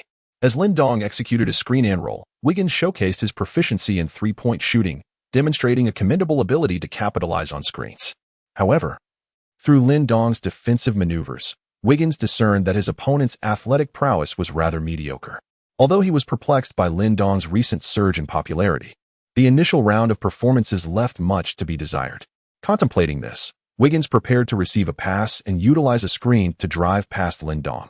Yet, amidst the congestion of four players executing the pick, Wiggins suddenly felt a gentle push, causing him to lose his balance just as he was about to make his move. The ball inadvertently bounced off his foot and rolled out of bounds. Wiggins turned back in confusion, only to find Lindong, Uncle Lou, and Anthony wearing innocent expressions. Wiggins. The referee's whistle pierced the air. Substitution. Chapter 49. The melancholy of Curry at the arc. Lonnie Walker held the ball, while Wiggins, under the coach's directive, closely monitored him. It was no surprise, given that Walker was currently the Lakers' most pivotal perimeter scoring threat, adept at creating his own shooting opportunities through dribbling. Consequently, the Warriors assigned Wiggins to specifically guard Walker. As Walker surveyed the court, he couldn't help but mutter a curse upon seeing Lindong lounging casually in the corner. "You, Lindong, don't act all innocent. If I find myself in this predicament, it's partly because you can't play as a dual threat guard. You may be relishing your position as a small forward now, but your time will come." Subsequently, Walker passed the ball to Rivers and cut into the paint, with Wiggins closely trailing him. Rivers executed a screen and roll with Davis, who then made a swift cut toward the basket. Rivers lofted the ball high, but the Warriors quickly collapsed into the paint. Uncle Lou and Kuminga effectively obstructed Davis's path, while Curry swiftly moved to disrupt Rivers' alley-oop pass. Indeed, the alley-oop was thwarted, and Poole seized the loose ball. Lin shook his head. Although he had just provided cover for Lonnie Walker as he cut in and ran along the baseline, it was evident that the Lakers' focus remained steadfastly on Anthony Davis, completely disregarding the perimeter threats posed by Iverson and Lonnie. This exemplified the pitfalls of inconsistent three-point shooting. Furthermore, in terms of pick-and-roll cooperation, it could be said that Rivers played no significant role or posed any real threat within this strategy, leading the Warriors to overlook him entirely. As Poole received the ball and advanced, he found himself matched up against Lin. The two were acquainted, having crossed paths during their collegiate days, one from the University of Michigan and the other from Michigan State University, further intertwined by their connection through Draymond Green, a fellow alumnus of Lin's institution. Lin, however, was not one to engage in social niceties. Despite being aware of these connections, his entire collegiate experience unfolded under the watchful eye of his coach, leaving little room for personal relationships. Consequently, everyone was aware of his draft timeline and the team he was likely to join. Moreover, with Durant's departure from the Warriors to the Nets, if Lin were to follow suit, it would create an awkward dynamic with his former teammates. Unexpectedly, Lin ended up with the Lakers, which strained his relationship with his coach even further. Faced with such intricate relationships, all parties involved chose to feign ignorance, as if they were strangers to one another. After all, most fans only focus on players from the lottery picks, and outside of the local residents familiar with college basketball, who could possibly unravel the complex web of collegiate connections among all NBA players. Moreover, the NBA operates as a commercial league while the NCAA is merely a platform for youth basketball. Preserving those relationships in the NBA might not necessarily serve one's future well. As soon as Poole spotted Lin, he eagerly initiated a one-on-one confrontation, not waiting for his teammates to create space. With a hint of bravado, he thought to himself that Lin was even more audacious. Feeling emboldened despite the lack of news regarding Victor Wembanyama, while he himself had stirred up considerable trouble after taking a hit, Poole executed a deceptive move, transitioning into a back dribble to set up a one-on-one against Lin on the wing. Curry, resigned, sprinted towards the top of the arc, but Poole, caught up in his own momentum, disregarded any tactical plan. After the back dribble, Poole drove to the basket with his left hand while Lin activated his defensive badge, ready to impose pressure from the wing. On the wing, due to the constricted path of the offensive player, the space was not as expansive as at the top of the arc, allowing Lin to match Poole's pace with his quick footwork. Sensing the impending pressure of Lin's defense, Poole was left with no choice but to seek out physical contact. Lin Dong could discern that Poole's premature and deceptive maneuver was nothing short of a blunder, merely an exhibition of skill that ultimately hindered his dribbling and pace. Even after breaking through with his left hand, he failed to shake off Lin Dong. "Do you think you are engaging in a display of explosive prowess with me, my friend?" Lin Dong silently scoffed. After the physical confrontation, Poole discovered that Lin Dong remained as steadfast as a mountain, leaving him with no choice but to force a shot, attempting a bank shot. Lin Dong decisively blocked the ball. As Curry's high pick-and-roll resulted in a missed three-pointer, Lin Dong suddenly noticed a unique badge displayed above Curry's head. Generally speaking, personality badges do not confer any numerical advantages to players. Numerous known personality badges exist, such as eloquent, erratic, and composed. The erratic badge signifies unpredictable behavior, while composed indicates that a player is not easily provoked. Eloquent suggests that a player is more communicative with teammates on the court. These badges are often assigned based on a player's recent behavior, mindset, media interviews, and public perception. However, the badge currently illuminated above Curry's head was particularly intriguing to Lin Dong. It read melancholic. This was understandable, as the Warriors' star player, Curry undoubtedly harbored some thoughts about the team's recent tribulations, yet he often had to maintain silence. Much like LeBron's attempts to evade controversy, any statement made by such prominent figures would be meticulously scrutinized by the media, potentially leading to unforeseen consequences. For instance, Lin Dong himself bore two personality badges, brash and resilient. This was no surprise, considering his previous use of the heartbreaker and his outspoken nature in front of the media. Coupled with his on-court performances, his image had shifted from that of a humble gentleman to a more assertive persona. Nevertheless, Lin Dong was indifferent to this perception. Many Chinese fans appreciated his tougher demeanor, who needs to maintain a facade of humility in these times. It's exhausting. It's time to seize the NBA with fervor. Of course, these were extraneous factors. What truly concerned Lin Dong was the potential impact of the melancholic badge on Curry's performance in this game. Typically, while personality badges do not provide any enhancements, they can influence other aspects. For example, the unpredictability associated with the melancholic badge could manifest in ways similar to Poole's recent solitary plays or Lonnie Walker's preferred step-back threes. It's difficult to categorically deem them good or bad. A successful shot might lead the coach to bury his face in his hands, while a missed attempt could invite scorn. The composed badge, while signifying that a player is less prone to emotional fluctuations, also implies a diminished effect from teammates' encouragement. As for the melancholic badge, Lin Dong understood it to possess both positive and negative connotations. The downside is that a player may become less inclined to demand the ball for isolation plays and could be prone to lapses in focus, resulting in errors. Conversely, if a player approaches the brink of melancholy or successfully resists such emotions, it could trigger a rebound effect, enhancing certain attributes. Naturally, for a superstar like Curry, Lin Dong hoped no badge would manifest above his head. Such players have transcended the ordinary. Even the most detrimental badge could yield unexpected advantages. For instance, if Curry were to suddenly direct harsh words at Kuminga during the game, Kuminga would not harbor resentment. Instead, he might question whether he had erred, leading him to intensify his defensive efforts. Sighing, Lin Dong suddenly received a system notification. Task: achieve victory in this match. Reward: Warriors first-year player card pack, 5 cards, 2x advanced contract fee gift pack, 700, 000, 5, 000. 3x tattoo lottery tickets, 1x training ground experience ticket. Lin Dong was suddenly taken aback. Chapter 50, The Assault Specialist Wiggins. Following another awkward pick and roll by Rivers with Davis, the latter simply halted his movement instead of opting for an inside cut. Rivers' effectiveness in executing the pick and roll was remarkably inadequate. Even when he managed to obstruct his defender, his penetration ability was so lacking that the defender could easily recover and re-engage. Subsequently, Davis received the pass and effortlessly sank a mid-range shot. He had not participated in the first 3 preseason games due to concerns regarding Anthony's back injury, which prompted the team to rest him for those matches. Truth be told, Anthony Davis was eager to compete. His desire for victory was undeniable, yet he was prone to bouts of negativity. If his teammates made too many mistakes, he would easily become disheartened.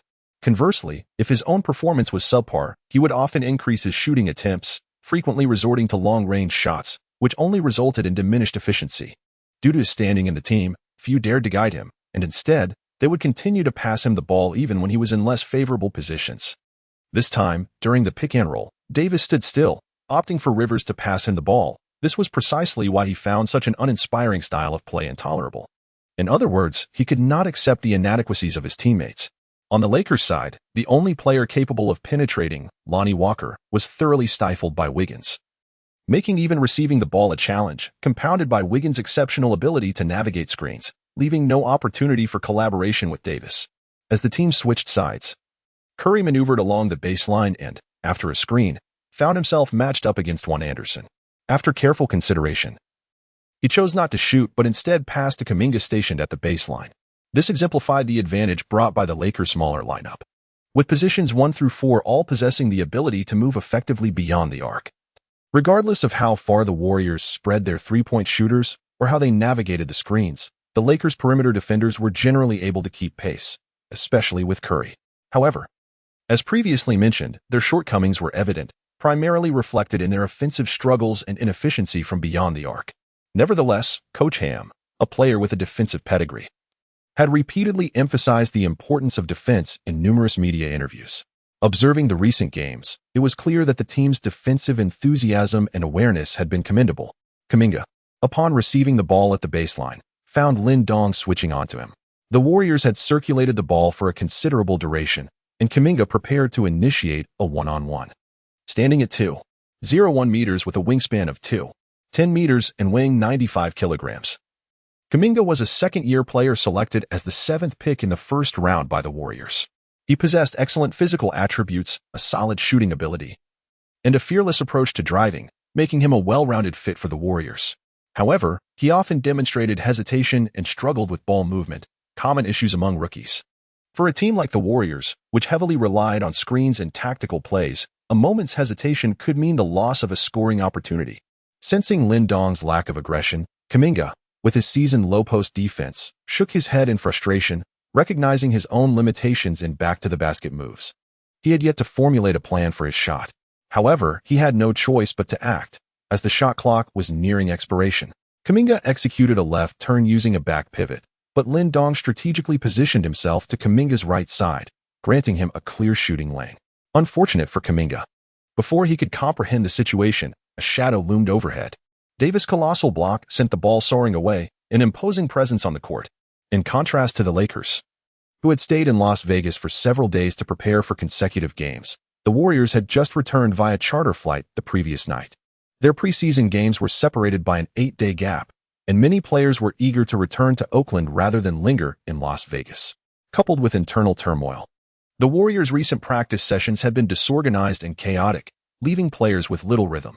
As Poole attempted to penetrate the lane without success, he quickly passed the ball to Wiggins at the top of the arc. Wiggins glanced at his defender, Lin Dong, and confidently launched a three-pointer, which found its mark. Lin Dong shook his head. He had defended that shot well, yet Wiggins, leveraging his physical prowess and shooting finesse, effortlessly sank a three-pointer. It is well known that Wiggins, while serving as a defensive stalwart for the Warriors, also embraces the role of a clutch scorer. Although the roles of a clutch scorer and an isolation player may appear similar, their significance to the team diverges greatly. An isolation player demands substantial ball possession to single-handedly rescue the team and demoralize the opponent. In contrast, a clutch scorer must possess unwavering conviction in their shooting, unafraid of blame, and courageous enough to strike decisively. Wiggins exemplified this perfectly. The score stood at 10-7, with the Lakers leading by a mere 3 points. Lonnie Walker, feeling the pressure, was effectively contained by Wiggins on the offensive end, while on defense, he could only watch helplessly as Lin Dong faced Wiggins at the arc. Compared to the wing players Lin Dong had previously encountered, McDaniels had little chance to receive the ball at the top. Booker preferred mid-range shots after penetrating from the wing, and Keegan Murray still had room for improvement. Yet Wiggins was unlike any of them. Sensing the activation of Lin Dong's momentary boost, he glanced at Lonnie Walker, who was gesturing encouragement, not in mockery, but with genuine support. Wiggins once again took control at the arc, initially passing to Kuminga at the baseline, as he perceived an opportunity for a mismatch against Rivers. However, Kuminga simply returned the ball to Wiggins, still haunted by the memory of being dunked on by Davis. Kuminga was unwilling to subject himself to further embarrassment. Wiggins smirked, accelerating past Lin Dong with ease. Even under the influence of Lin Dong's momentary enhancement, the latter was astonished. Having previously been outclassed by Wiggins' three-pointer, Lin Dong was now applying fierce pressure, creating an opening for Wiggins to penetrate. With Wiggins bypassing Lin Dong, Davis, fully aware of the situation, positioned himself firmly in Wiggins' path. Lin Dong chuckled, confident in having the formidable Davis guarding the rim. However, Wiggins executed a quick 2-foot hop, rising up from 2 steps beyond the free throw line, launching the ball with his right hand. As the basketball slipped through his fingers, Wiggins showcased remarkable skill, releasing it high.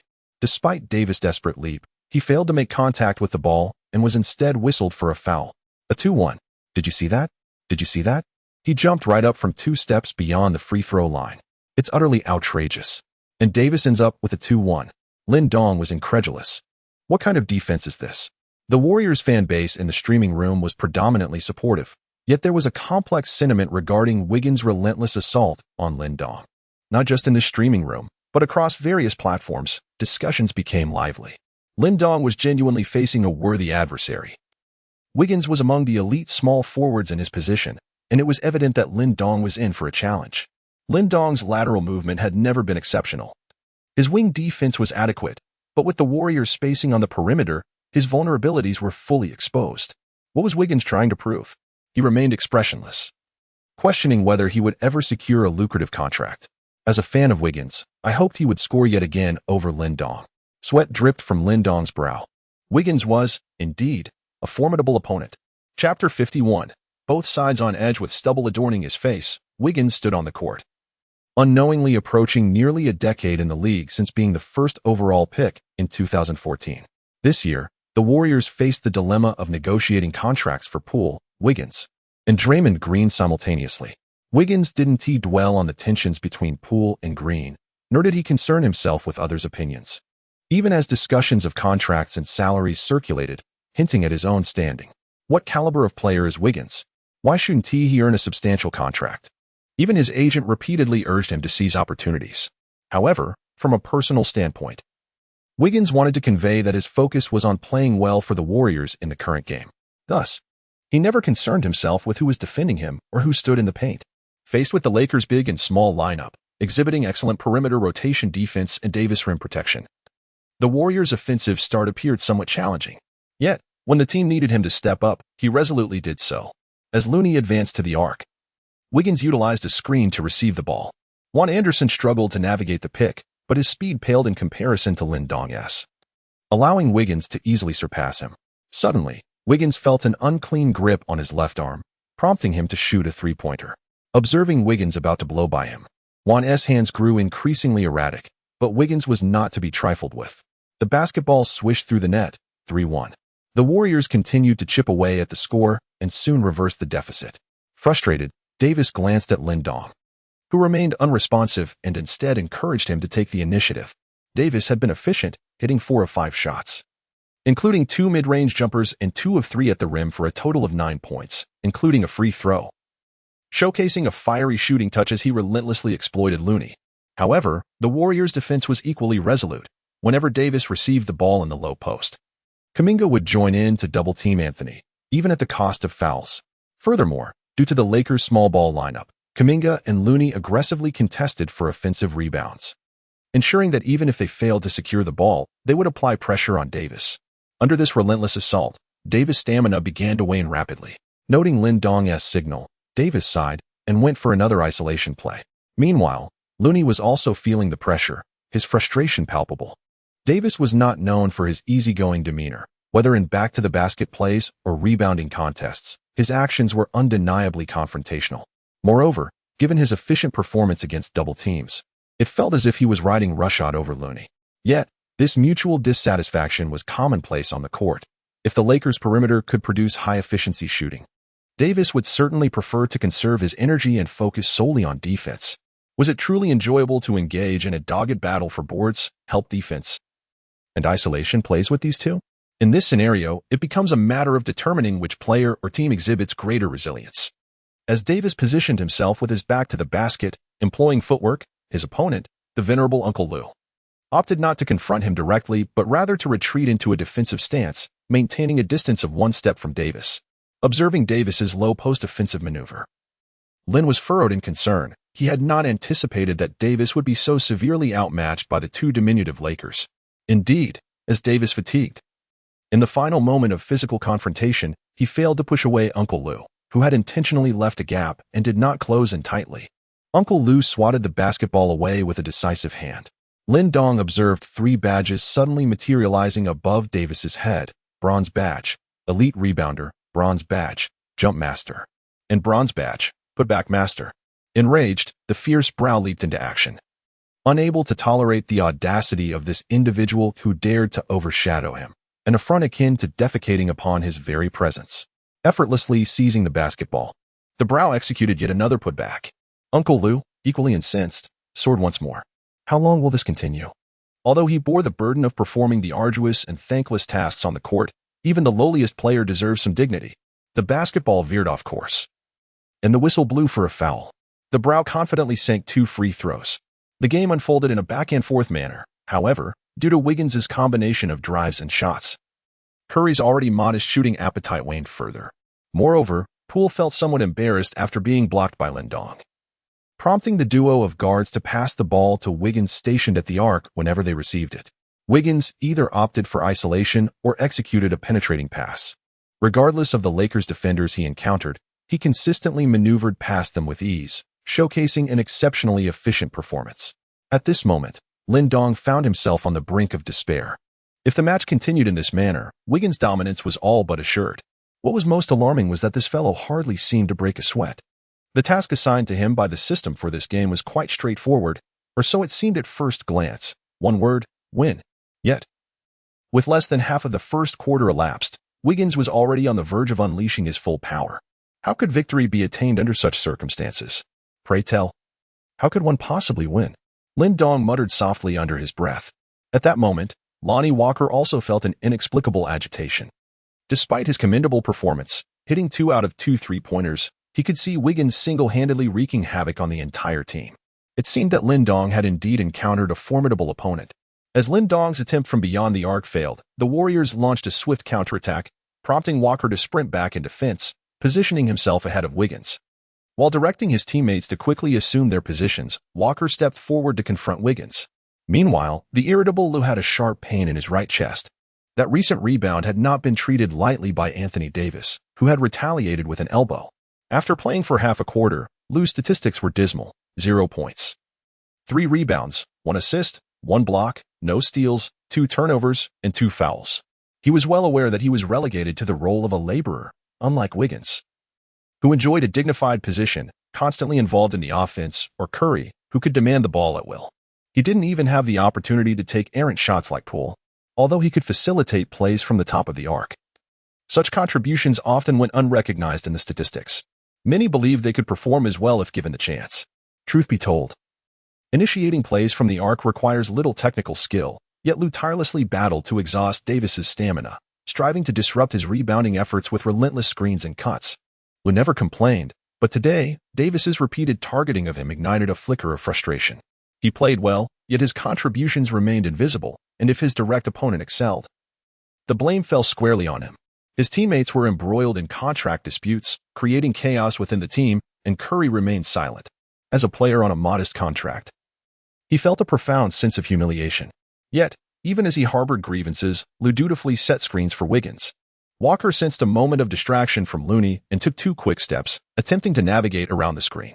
In a moment of mental blankness, Looney shifted forward after establishing his position. Walker fell in response, drawing an offensive foul. Chapter 52. A grueling battle. Lou had accumulated 3 fouls and was forced to leave the game after playing just over half of the first quarter in this brutal contest against Davis, causing his mindset to unravel. The Warriors substituted in backup center JaMychal Green. Curry's melancholy, Wiggins' unpredictability, and Poole's apparent indifference seemed to convey their calmness and resilience. However, these appearances did little to alleviate the underlying turmoil within the hearts of the other Warriors players. The Warriors, in turmoil. Effect: instability impacting players lacking resolute willpower. Lin Dong observed a negative effect popping up on the Warriors logo, momentarily taken aback.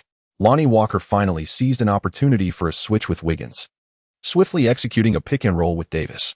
Curry opted to navigate around, mirroring Walker's physique, unwilling to grant the Lakers any advantage. However, the quality of the pick from Davis was exceptionally high, and by the time Curry maneuvered around it, he found himself 2 steps behind. JaMychal Green quickly spread his arms to provide help defense, and Curry trailed closely behind. At that moment, if JaMychal Green were a perceptive player, he would have impeded Walker momentarily, awaiting Curry's arrival before promptly shifting his focus to Anthony for defense. Alas, he was not. Walker then retreated, and Davis, understanding the cue, made an incisive cut. Oblivious, JaMychal Green had been tightly guarding Walker, yet he failed to react in time to the simultaneous retreat of Walker and the cut from Davis. Davis effortlessly penetrated the paint, and Kuminga was left with no choice but to rush forward for help. After easily brushing past Kuminga in midair, Davis scored yet another 2-1. JaMychal Green stood by, dumbfounded, while Curry shook his head in silence.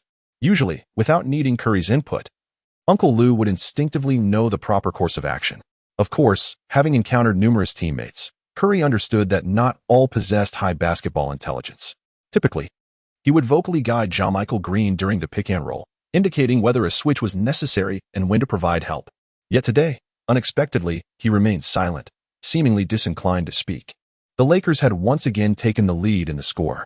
Following a timeout, with just over 3 minutes remaining in the first quarter, both teams adjusted their lineups. The Lakers' current roster comprised Nunn, Lin Dong, Swider, Gabriel, and Matthews. The Warriors, led by Curry, included Moses Moody, Anthony Lamb, JaMychal Green, and Wiseman. Lin Dong returned once more to the shooting guard position. His energy expenditure today was minimal. He hit 1 out of 2 three-point attempts, accumulating a modest tally of 3 points, 1 rebound, and 2 assists over the course of the majority of the quarter. While he certainly bore some blame on the defensive end, the Lakers' 4 perimeter players struggled to contain Wiggins, thus mitigating his culpability. Fortunately, Lin Dong was able to breathe a sigh of relief as Wiggins' dominance was stifled, perhaps due to an abundance of turnovers by the Warriors, preventing him from fully unleashing his prowess.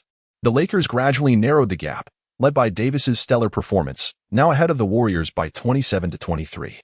Wiggins had efficiently tallied 13 points, 2 rebounds, and 2 assists before being substituted for a breather. Meanwhile, Curry remained on the court, maintaining his rhythm during the first half. He had made no three-point attempts and only one mid-range shot, resulting in a mere 2 points and exhibiting a notably low desire to shoot. As for Lin Dong, Coach Ham opted to keep him on the floor, hoping to bolster his confidence despite facing Wiggins in this preseason matchup. It's worth noting that Lin Dong had previously delivered a commendable performance of 2010, garnering considerable attention online. The prospect of a lackluster showing in this game would undoubtedly weigh heavily on his psyche, as none missed a three-point attempt.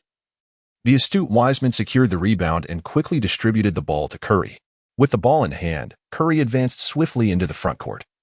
Acutely aware of Coach Kerr's intentions to instill a resolute shooting mindset in him, as the Lakers hurriedly retreated on defense, Matt Ryan found himself matched up against Curry. Utilizing his quick instincts, Curry identified Ryan's weakness, his sluggish lateral movement, a common shortcoming among many white centers.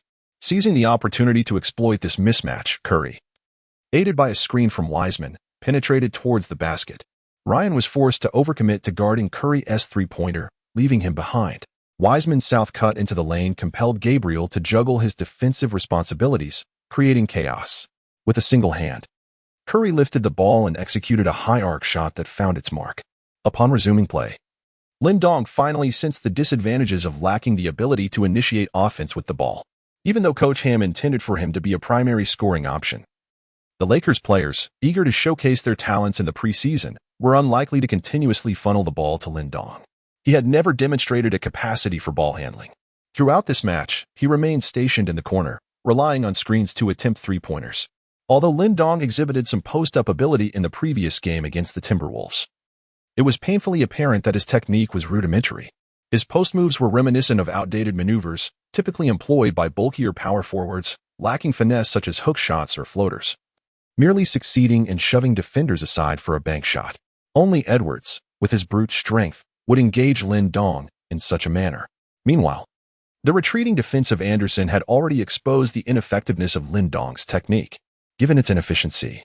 The current Lakers roster was unlikely to afford him sustained opportunities for such post-ups.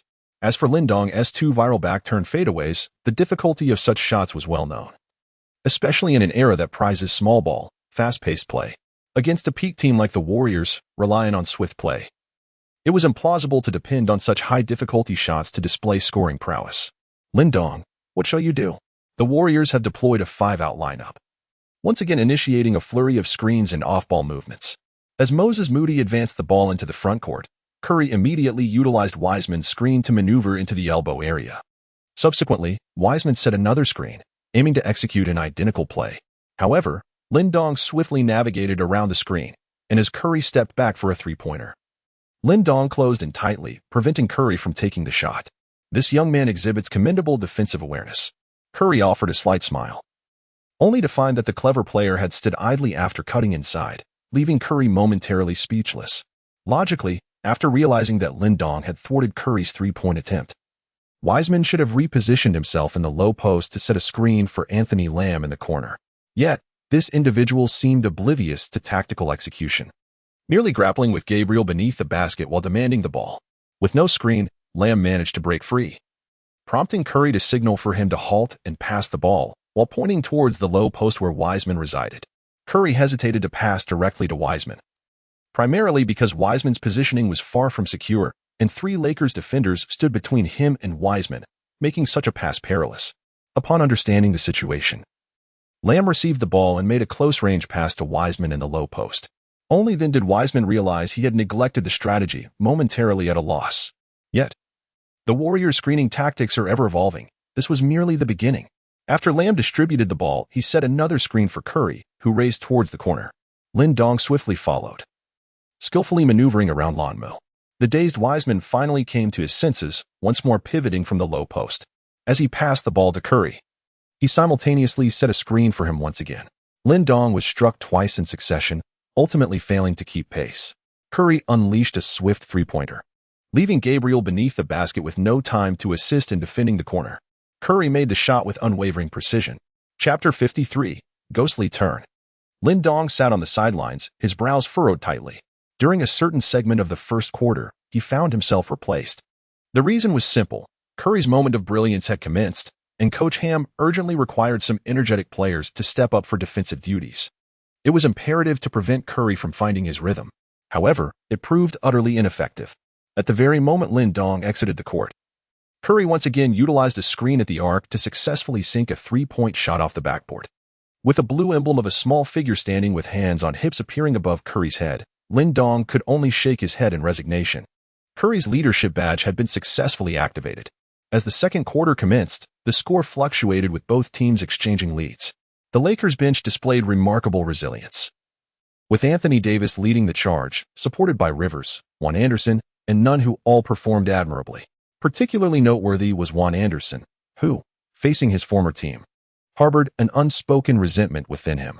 As Lin Dong completed his warm-up on the sidelines, following a brief timeout, the starters for both teams nearly returned to their positions. For the Lakers, it was Lonnie Walker at point guard, Lin Dong at shooting guard, Juan Anderson at small forward, Gabriel at power forward, and Davis at center. In contrast, the Warriors had Curry at point guard, Poole at shooting guard, Wiggins at small forward, Kuminga at power forward, and Wiseman at center.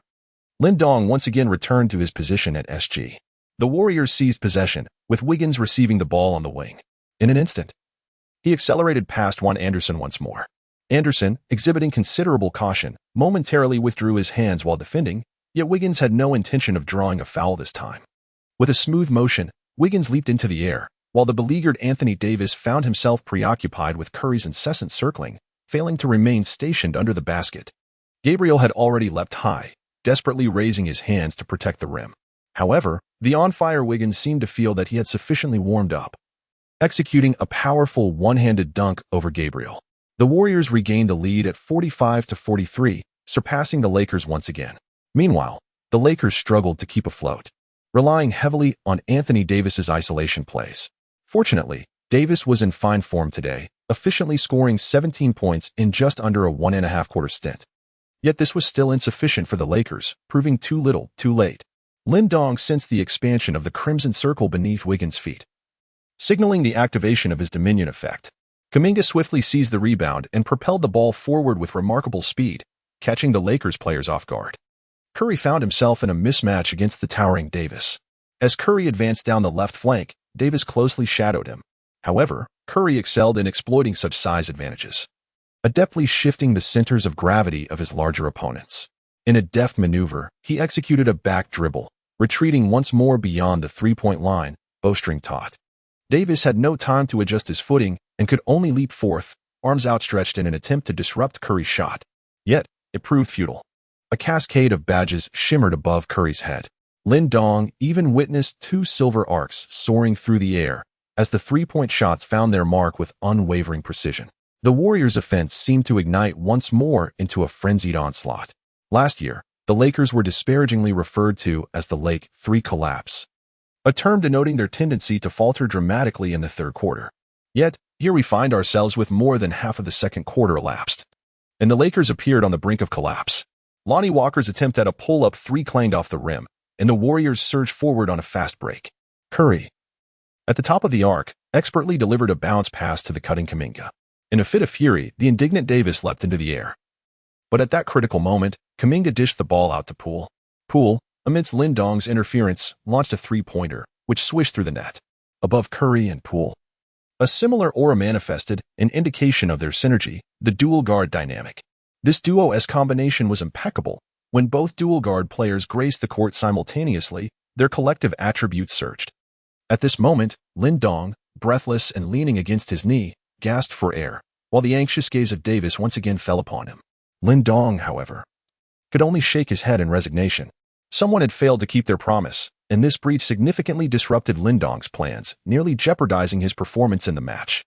Gazing at Curry's captain insignia in the dual synergy with Poole, Lin Dong found it hard to fathom the extent to which their shooting prowess had escalated.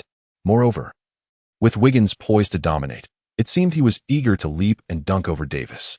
This time, Lin Dong did not retreat to the baseline. Instead, he positioned himself at the top of the arc. Lonnie Walker appeared somewhat surprised but soon understood, passing the ball to Lin Dong without further comment. Lin, receiving the ball at the arc, was primarily known as a tactical three-point shooter and low-post attacker, yet he seldom caught the ball at this position. Was he about to showcase his ball-handling skills? Poole curled his lip in disdain, aware that Lin Dong's capabilities in this area were far from remarkable. It was likely that Poole, still feeling the sting of Lin Dong's earlier shot over him, harbored a desire to reclaim his pride through a one-on-one confrontation. However, did he truly believe he possessed the requisite skill? Lin Dong slowly dribbled the ball, lowering his center of gravity before turning his back to the defender. Could it be a mistake? Lin Dong actually chose to back down from beyond the three-point line? Could it be that he considers himself akin to Barkley, attempting to bulldoze his way to the basket from such a distance? Shaquille O'Neal chuckled and turned to Barkley beside him, inquiring about Lin Dong's performance in the game. Barkley shook his head, recalling his youthful arrogance that had led to his belittlement of Yao Ming, a folly that had brought him considerable regret. With the camera trained on him, he naturally refrained from uttering any incendiary remarks, particularly regarding Lin Dong, a young player burdened with immense public scrutiny. What I wish to convey is that Lin Dong's performance in this game left much to be desired. However, it is essential to recognize that Wiggins unmistakably opened the floor for his team. I assert that even if Curry and Poole had not made as many three-pointers, no perimeter player from the Lakers could effectively defend against Wiggins. O'Neal nodded, continuing to lead Barkley into a trap. Online commentators remarked that Lin Dong's back-to-the-basket three-point play exuded a certain flair reminiscent of your style. How would you assess that? Barkley felt a bead of sweat forming on his forehead, realizing that this old friend had indeed placed him in a precarious position. Firstly, Lin Dong merely held the ball with his back to the defender. He did not attempt to back down into the paint. Furthermore, I believe he is still quite young and should rely on his strengths to dismantle his opponents rather than engaging in futile one-on-one plays, especially from the perimeter, which is not his forte. Lin Dong, with his back to the basket and the ball in hand, confirmed that Poole was not pressuring him to attempt to steal the ball before once again adjusting his stance to face the hoop. Poole, with a teasing glance at Lin Dong, even allowed him a couple of steps. He was genuinely curious about how this young man, seemingly lacking in ball-handling skills, would attempt to engage him in a one-on-one situation from this position. Lin Dong skillfully dribbled the ball with his right hand, suddenly pulling it back with the same side hand. This maneuver is often utilized during a fast-paced advance, attempting to throw off an opponent's balance while in motion. Poole couldn't help but chuckle. If Lin Dong had resorted to a typical crossover or a similar commonplace technique, he might have deemed it mediocre. Yet it would have been a standard offensive approach. However, performing a backward pull in front of a defender beyond the three-point line, was he aiming for the four-point line?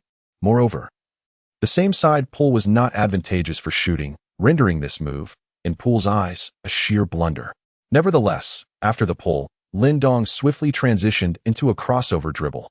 Poole was momentarily taken aback. It was the first time he had witnessed a player utilize a same-side pull to connect with a crossover dribble. Yet, Lin Dong's center of gravity had already shifted to the left, making it implausible for Poole to remain idle and allow Lin Dong to drive past him.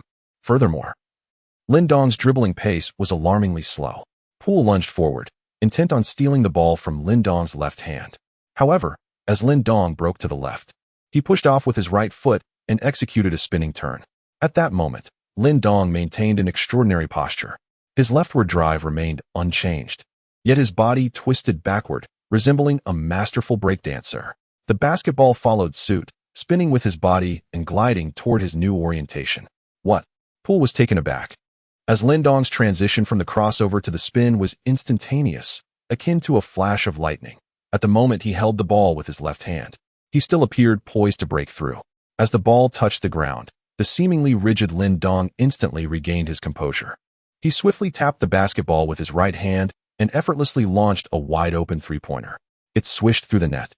The ghost spin is a classic move for isolation players in 2K, executed by connecting a same-side pull with a crossover, followed by a rapid spinning motion, so swift that it could cause animation frames to drop. Yet, if the opponent anticipates this maneuver and positions themselves at the ball's landing spot, it becomes exceedingly easy to lose possession. Chapter 54, the late arrival. What just transpired? It seemed as though Lin Dong had performed a series of movements that left Poole staggering back 18 meters.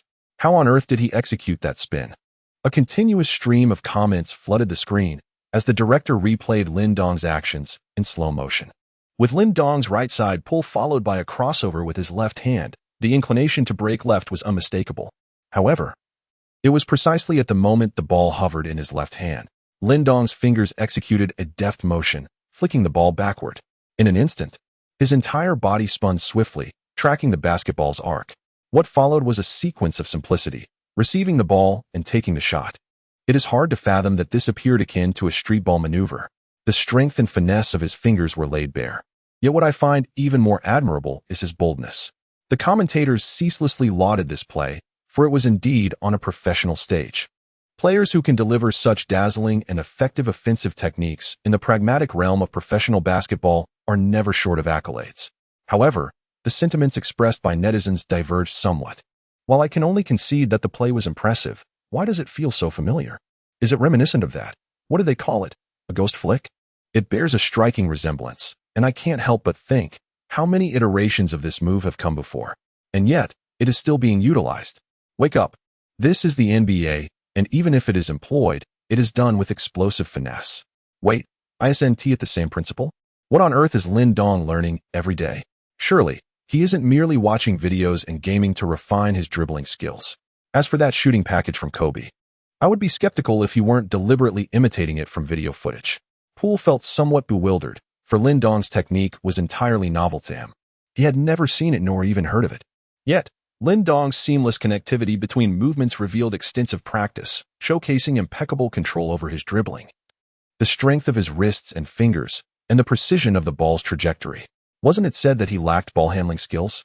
With Lin Dong's successful three-pointer, the Lakers' morale saw a slight uplift. As the Warriors continued to sink three-pointers, Lin Dong decisively hit an answer ball in a one-on-one situation, significantly boosting team spirit. However, this did not imply that the Warriors players would be demoralized by this play. Curry received the ball at the arc, and Wiseman set another screen. The Warriors' five-out lineup posed considerable challenges for Davis, as once he was drawn to the perimeter, Curry would exploit him with a size mismatch. Moreover, with Davis pulled out, the Lakers severely lacked rim protection and rebounding capability. Curry maneuvered off the screen, and with a powerful stride, Davis attempted to contest. Simultaneously, Gabriel moved in for support. Yet, with a single-handed flick, Curry sent the ball soaring to Wiggins, who was sprinting to the high post. Wiggins' astonishing speed emerged once more, igniting an even greater desire to dominate as he surged toward the basket. In a single step, he bypassed Juan Anderson, eschewing any flamboyant moves, opting instead for pure simplicity as he released the ball and accelerated. Lin Dong swiftly provided assistance, forming a double team with Juan to block Wiggins' offensive avenues on both sides. Wiggins deftly passed the ball to Poole, who had maneuvered into the elbow area using a screen. Poole elevated for a three-pointer. Despite Lonnie Walker's valiant efforts to contest the shot, it still found its mark. The Warriors, showcasing a multifaceted offensive approach, rebounded from their earlier lackluster performance. Even Kuminga charging towards the basket after receiving a fast break, drawing a foul. On the Lakers' side, Lin Dong once again sought the ball at the arc, poised to take on Poole. Having already exploited this tactic to steal 2 three-pointers, Poole, now shedding his dismissive demeanor, spread his arms and actively shifted to defend. From the high left side, Lin Dong pulled the ball back with his right hand while swiftly dribbling between his legs. Here comes that move again. Do you truly underestimate me? Poole, instead of lunging to the left in pursuit of Lin Dong's drive, instinctively reacted, darting directly behind Lin Dong to intercept the ball's trajectory. That spot marked the landing point of the basketball after Lin Dong's turn.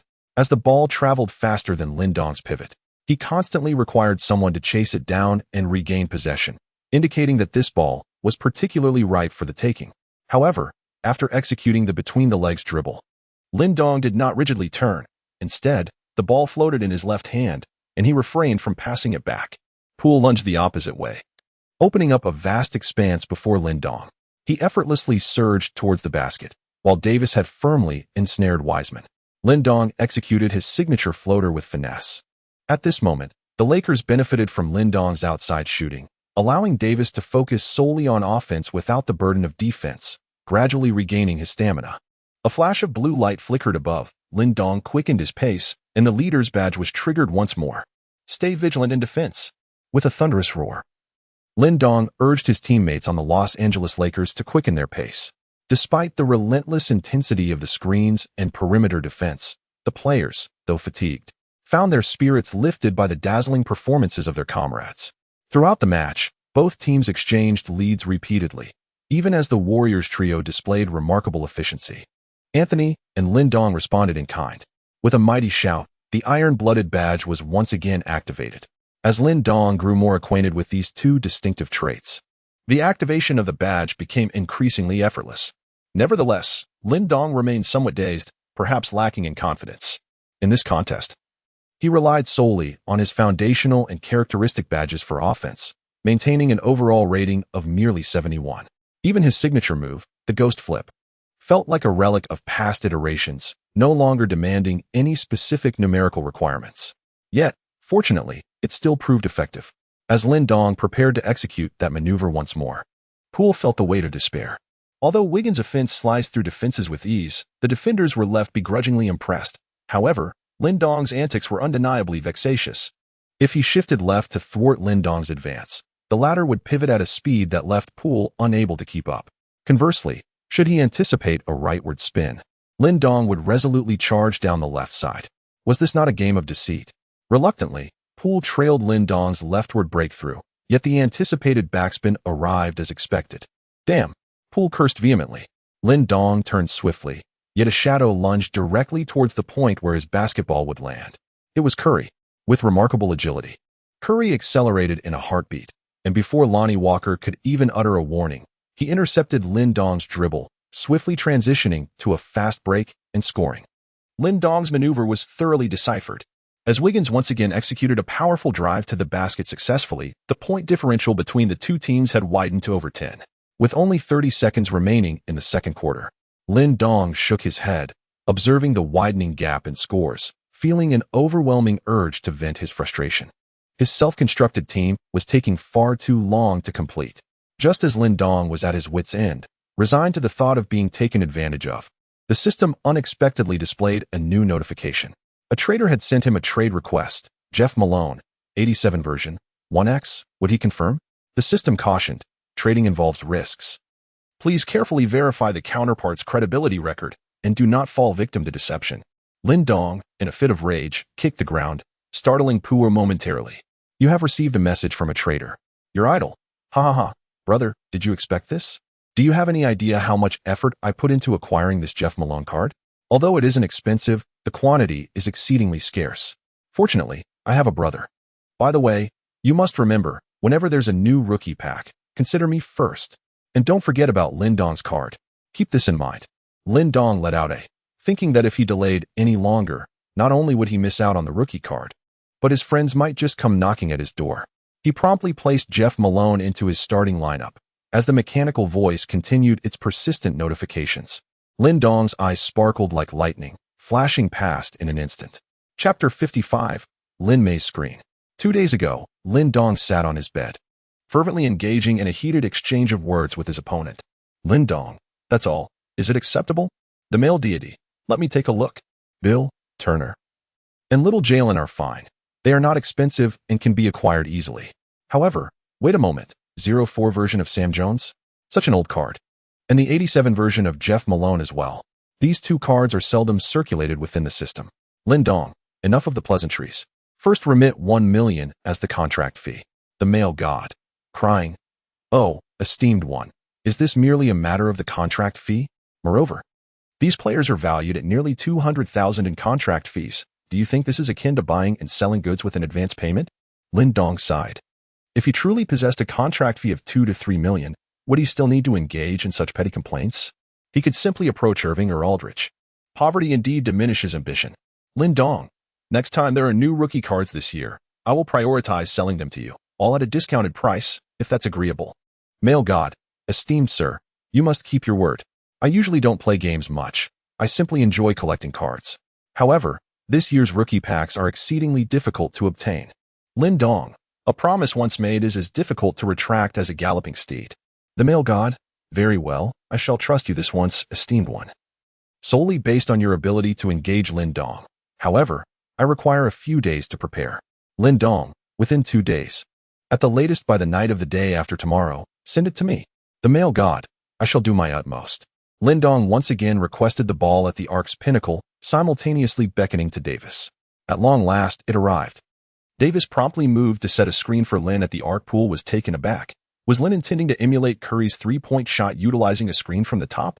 It is essential to recognize that stationary shooting and dribble shooting are two entirely different concepts. A player who relies solely on corner positioning and tactical maneuvers for three-point shots is indeed underestimating their own capabilities.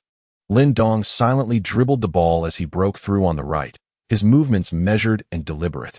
After setting a screen, Davis swiftly cut towards the basket. Wiseman instinctively prioritized guarding Davis. Poole once again matched Lindong's pace, effectively blocking his path to the hoop. However, Lindong executed an unexpected maneuver that astonished everyone. After a swift tap on the basketball, he unleashed a mid-range jumper. The ball sailed smoothly through the net. With the sound of the buzzer, the second quarter concluded, and both teams retreated for a respite.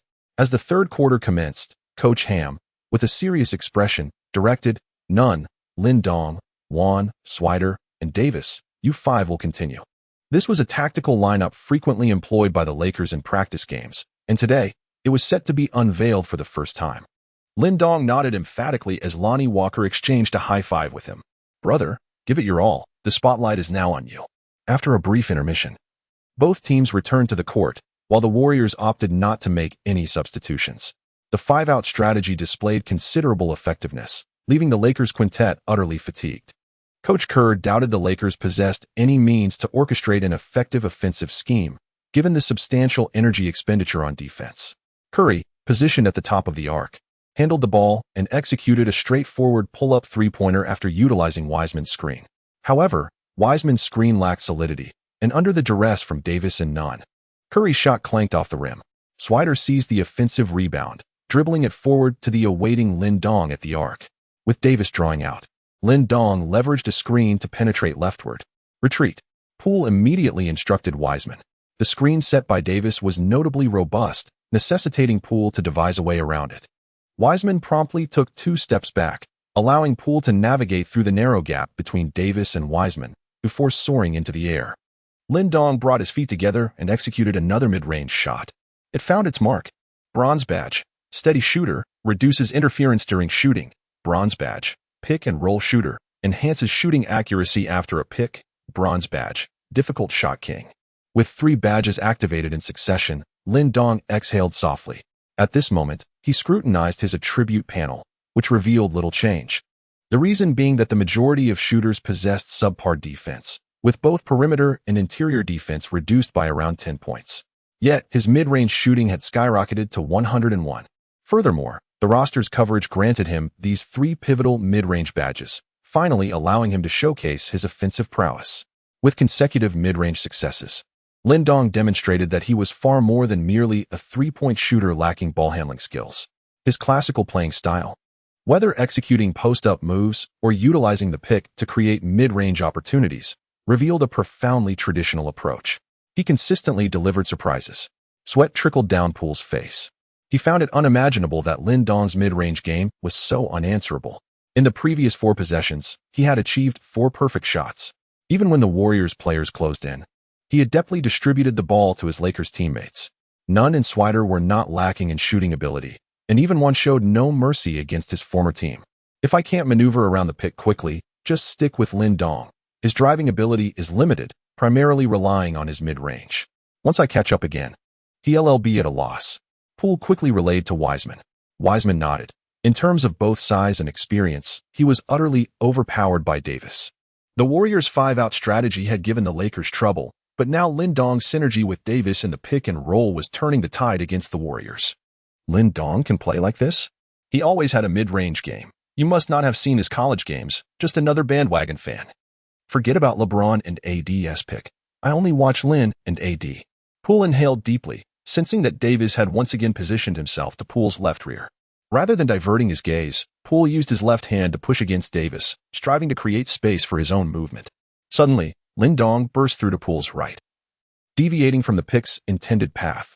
Davis, with his imposing stature, effectively blocked Poole's legs, leaving him unable to escape momentarily. Wiseman anxiously shifted toward Lindong.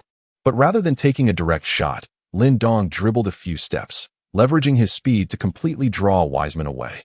In an instant, Poole realized Lin Dong's intention as Davis once again rolled toward the basket. Poole could only helplessly trail behind, hoping to thwart Lin Dong's shot. However, the basketball soared through the air. Davis executed a thunderous alley-oop dunk. "Wiggins, go guard Lin Dong," Curry commanded sternly, and Wiggins immediately abandoned his tussle with none.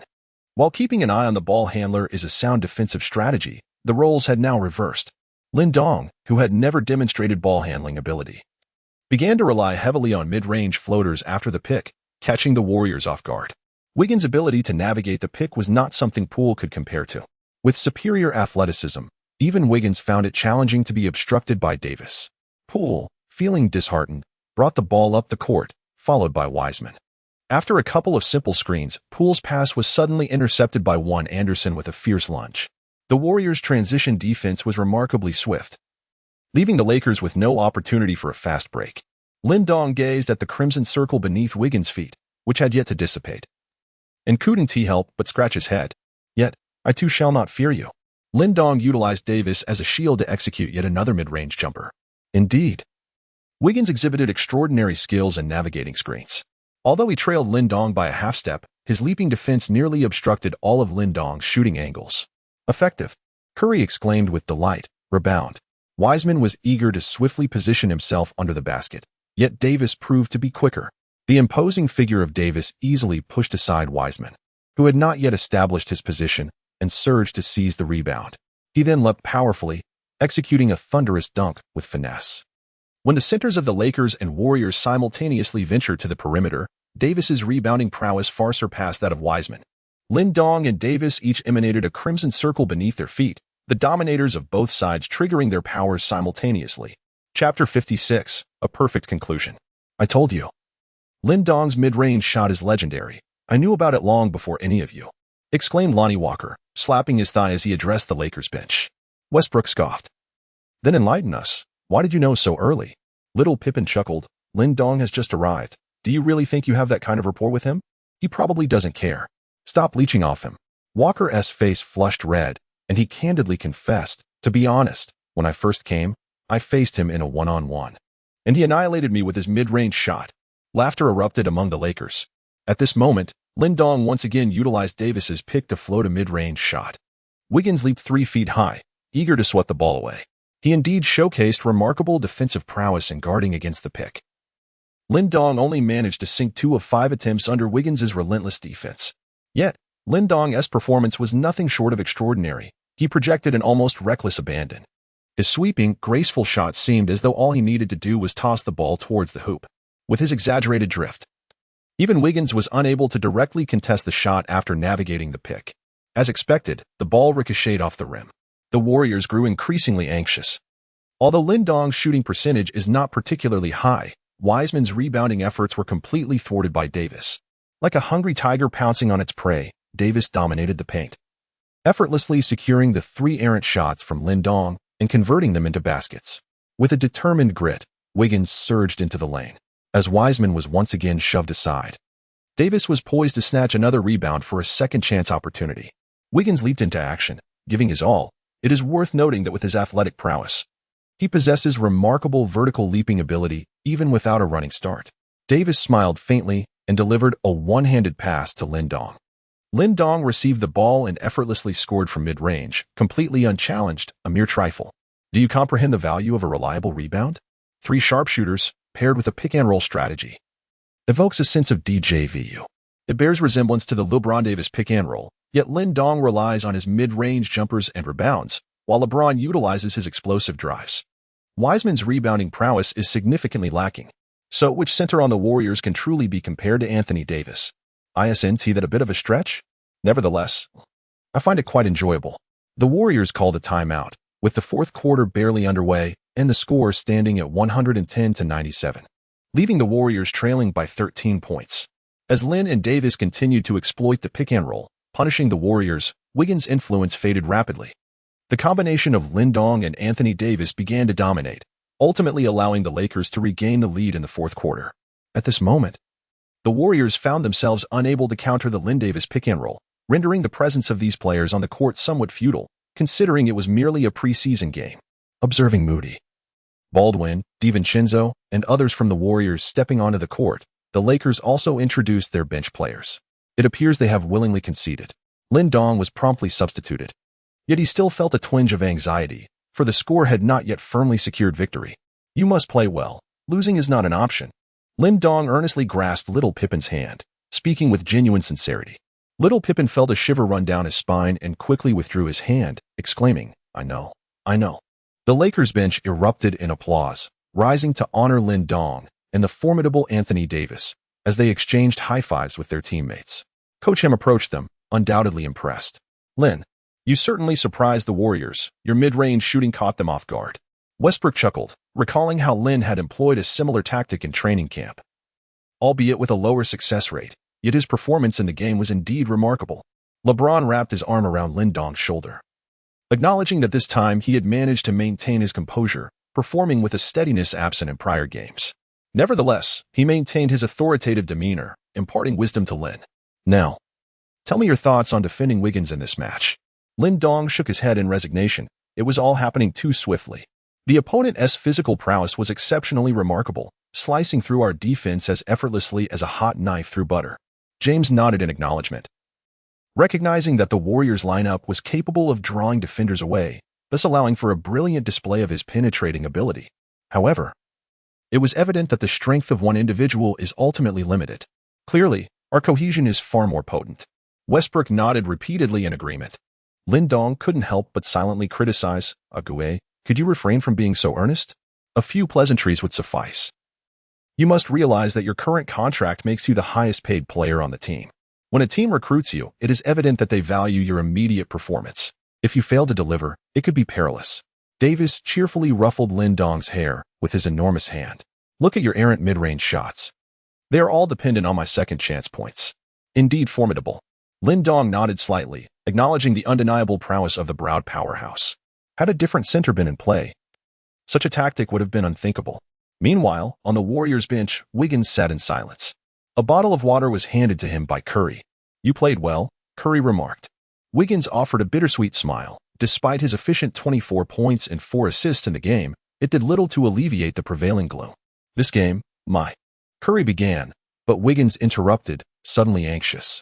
It was common knowledge that the Warriors management was intent on re-signing Poole. Although Wiggins wished to avoid such discussions, the discrepancy weighed on him. You've always been my favorite small forward. You're the cornerstone of our championship aspirations, Curry reassured him with a pat on the back. After a brief silence, Wiggins scratched his head and replied, I don't care about the contract, but I wish to remain with the Warriors. Here, I have great teammates, the potential to contend for the title, and a superstar like you who is so approachable. Curry smiled, choosing not to dwell further on the subject. Your perspective is sound. Pursuing a contract is only natural. Whatever decision you make, I will support you. However, I plan to discuss this with everyone soon, as it is my responsibility. The team's mentality is indeed fragile, Wiggins candidly acknowledged. We will triumph over them in the regular season, Curry said, glancing at the Lakers bench, where they seemed to be enjoying themselves. The rookie Lin Dong continually tried to dislodge the imposing hand of Davis from above him, yet he remained unsuccessful. We certainly will, Wiggins affirmed with a firm nod. The final whistle blew, marking the end of the game. The Lakers emerged victorious, defeating the Warriors with a score of 124-116. In this match, Lin Dong achieved an impressive tally of 23 points, 3 rebounds, and 2 assists, while the formidable Anthony Davis amassed 28 points, 8 rebounds, and 3 assists, culminating in a perfect conclusion. Chapter 57, Restoring Order. With just a week and a half remaining until the commencement of the regular season, it is imperative that everyone intensifies their training. Our roster still requires high-quality synergy, and we must seize the opportunity presented by the remaining 2 games. In addition to our routine team practices, each member must maintain strict self-discipline, actively engage in extra training, abstain from alcohol on game days, and avoid any provocations. Coach Ham repeatedly emphasized these points as the Lakers players departed. In recent days, Lin Dong has been exceedingly busy. Luo Ding has also brought him several commercial contracts for sports products, while informing him that discussions regarding sneakers are ongoing, with numerous brands expressing promising intentions. However, Luo Ding can discern that although Lin Dong has maintained a courteous demeanor during media conferences and the signing of commercial agreements, there lingers a trace of exhaustion in his gaze. Indeed, Lin Dong is fatigued. The Lakers have already engaged in 4 preseason matches against the Kings, Suns, Timberwolves, and Warriors. While Lin Dong's performance cannot be deemed exceptional, it has certainly been noteworthy. This year's draft class has displayed impressive readiness. Aside from the unfortunate injury that sidelined Chet Holmgren for the season, Paolo Banchero's comprehensive prowess in scoring, rebounding, and assisting speaks for itself. While Jabari Smith of the Rockets showcases remarkable shooting ability, and Keegan Murray's offensive aggression has consistently shown through, coupled with Lin Dong's unique playing style, he finds himself contemplating more than just the game. In pursuit of fulfilling his objectives, he has repeatedly traded his roster, incurring significant transaction fees.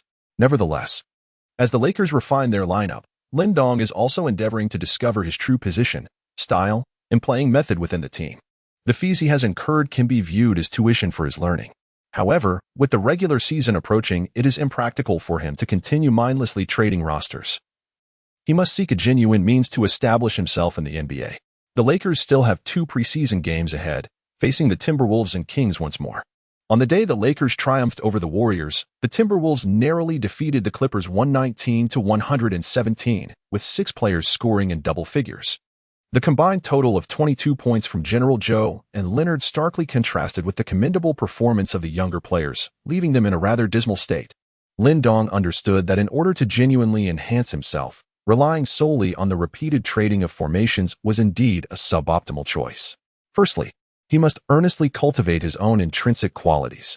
Furthermore, he needed to promptly ascertain the adjustments in his formation and the trajectory of his future development. Lin Dong promptly accessed the system, once again returning to his self-created interface. Athleticism, speed, agility, jumping 80, increasing by 1 point requires 11 training essence. Breakthrough, layup. Dribbling speed 69, increasing by 1 point requires 12 training essence. Under the basket, standing dunk, close-range shooting. Strength 68, increasing by 1 point requires 17 training essence. Back to basket, post control, hook shot. Fadeaway 49, increasing by 1 point requires 8 training essence. Mid-range shooting. 82, increasing by 1 point requires 7 training essence. 3-point shooting. 93, increasing by 1 point requires 7 training essence. Playmaking, ball control. Passing vision, passing IQ. Passing accuracy 76, increasing by 1 point requires 14 training essence. Interior defense, post defense. Shot blocking 56, increasing by 1 point requires 9 training essence. Perimeter defense, lateral movement speed, screen navigation.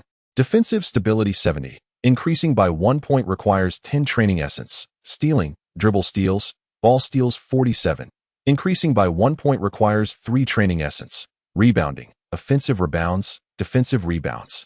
Box outs 60, increasing by 1 point requires 5 training essence. Stamina, 100, requires 3 training cards to break through 1. As Lin Dong's self-created shooting guard capabilities progressed, he could acquire a total of 11 badges, which are as follows: cold-blooded shooter, expand advantages, obliterate opponents' hopes, or respond to their momentum with chilling precision, extinguishing their offensive drive. Fiery start, with an exceptional performance from the outset, continuously enhance shooting abilities. Green machine, your impeccable shooting touch becomes increasingly stable, akin to a robot. Corner 3 specialist, when stationed at the baseline, you become a source of assurance for your teammates. Finding the rhythm, regardless of success or failure in shooting, you will swiftly regain your shooting touch. Marksman, your resistance to interference becomes markedly stronger. Off-ball movement, you can traverse the opponent's defense with greater efficacy. Catch-and-shoot specialist, unlocked. Quick release, reduces the adverse effects of mistimed shots. Unlimited range, increases accuracy for long-range and ultra-long-range shooting. Rapid fire, enhances your shooting speed. Gazing at the array of badges, Lin Dong felt a deep sense of emotion. However, upon noticing their gray appearance, he was filled with helplessness. Just moments ago, he had returned the cards he obtained to his idol, reclaiming his contract fee of $1 million. Naturally, the system withheld a $10,000 fee, as this insidious system imposed penalties on Lin Dong during various transactions. Regarding his self-assembled lineup, Lin Dong's roster comprised PG, Steve Nash 04 Edition Gold Edge Effect Card, First Breakthrough, Playmaking ability 91. Activated. Value 500. 000. No additional badges. This individual is undoubtedly the core of Lindong's team. SG. Lonnie Walker first breakthrough. Athletic ability 89. Notable. Value 13. 000. No additional badges. SF. Lindong. Self-created player. Value 540. 000. PF. Missing C. Missing as for the bench lineup. PG. De'Aaron Fox first breakthrough. Athletic ability 93. Activated. Value 120. 000. No additional badges. All remaining positions are unfilled. Note: due to the severe lack of interior defense, under-basket, and back-to-basket capabilities within the host roster, as well as a deficiency in perimeter defense, please be mindful of the need for supplementation. Lindong let out a silent sigh. Indeed. A destitute individual must engage in frugal considerations. At present, he primarily needed to enhance three core abilities: athleticism, ball control, which encompasses organization and shooting proficiency. Both Nash and Fox exhibited commendable athleticism and ball handling, undoubtedly promising an augmentation of his attributes.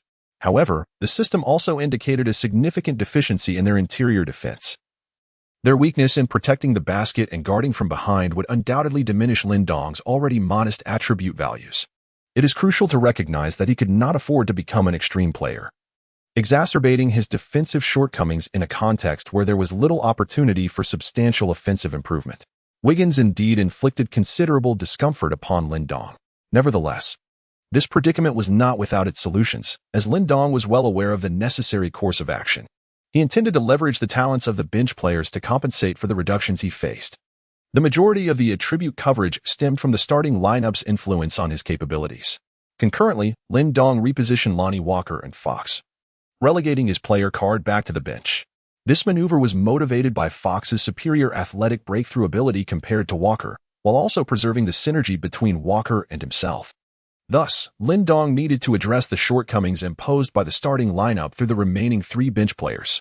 Moreover, he aimed to select from the three remaining starters a player card that could bolster his own abilities. However, he found himself with a mere 900,000 in contract cash. Setting aside the lineup for the moment, Lindong resolved to invest all his cash into himself, illuminating the three most critical badges for his self-created shooting guard: sharpshooter, corner specialist, and limitless range. Chapter 58. Badge System. Lindong sat on the chair, his fingers rhythmically tapping on the table. His three-point shooting attribute had reached an impressive 93, a commendable score even within the realm of the NBA. At this moment, the three badges of sharpshooter, corner specialist, and limitless range were displayed. Aside from limitless range, which required a three-point score of 96, the other two had transitioned to a transparent state.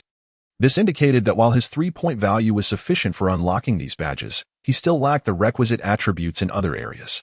Without a doubt, Lindong initially expended a total of 240,000 contractual fees, comprising 70,000, 80,000, and 90,000 respectively, to elevate his three-point shooting attribute to a commendable 96.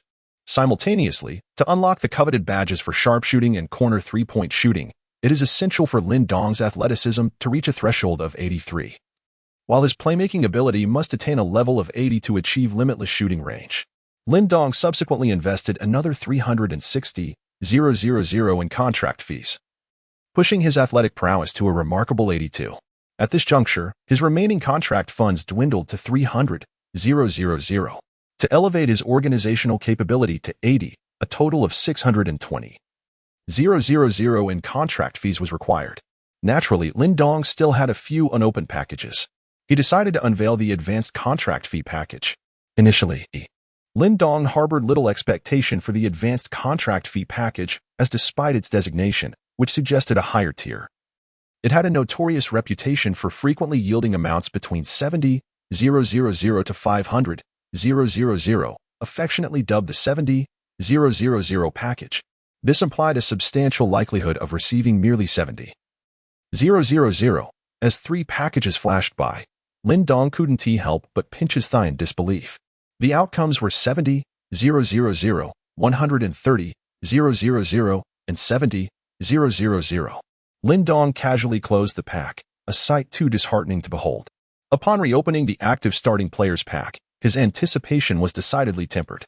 Although this pack was designated for current starters, the system determined that any player appearing in the starting rotation could be drawn from the pack. Moreover, active players generally held modest valuations.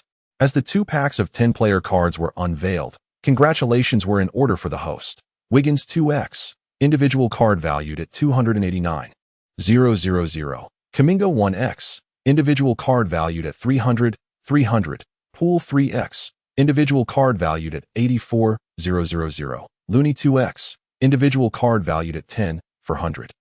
Green 1x, individual card valued at $20,300, and Curry 1x valued at $2,490,000. Lin Dong slowly straightened his posture and cast another glance at the player with the cherubic face. He then meticulously counted the zeros. I have one. Lin Dong sprang up from his bed, a surge of ecstasy momentarily overwhelming his senses. What on earth has happened? He pondered in disbelief. However, a pressing concern swiftly yanked him back to reality: the issue of the self-constructed team badge coverage.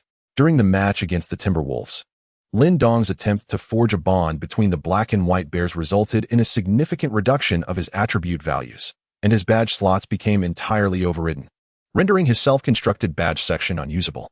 This was, of course, a consequence of the punitive effects following a red alert. In simpler terms, had he not triggered the red penalty, his self-constructed badge section would have remained operational. Furthermore, the additional badges were contingent upon the number of slots overridden by the self-constructed team.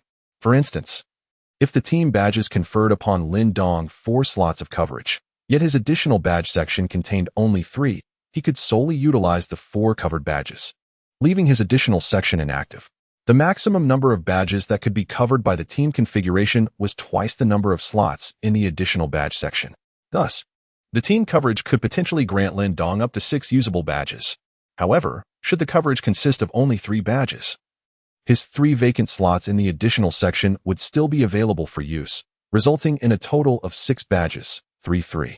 This mechanism serves to impose restrictions, preventing players from creating exceedingly extravagant self-constructed teams that might cause the badge effects to become disproportionately powerful, thereby jeopardizing system balance. For instance, if the configuration could directly provide Lin Dong with 18 badges, he would no longer need to consider strategic combinations, simply opting for players who are inexpensive yet possess numerous badges. Nevertheless, it must be noted that many badges are not particularly practical. Take, for example, the 11 shooting badges available for Lin Dong's self-constructed player he is currently selected for that are genuinely useful. As for the so-called cold-blooded shooter and hot start, one cannot claim they are entirely useless, but within the confines of Lin Dong's limited contract budget, he must prioritize immediate effectiveness. The constraints of his badge slots only further emphasize this necessity. Lin Dong is now fervently eager to enhance his roster. Therefore, he must contemplate whether to sell the 10-player cards currently in hand to acquire contract fees for strengthening his self-built lineup, or to exchange them for contract fees to elevate his overall capabilities. However, Lin Dong's existing foundational attributes are exceedingly low, making it most cost-effective to enhance his abilities through roster coverage. A contract fee of $900,000 fleetingly passes, providing Lin Dong with minimal capacity for improvement.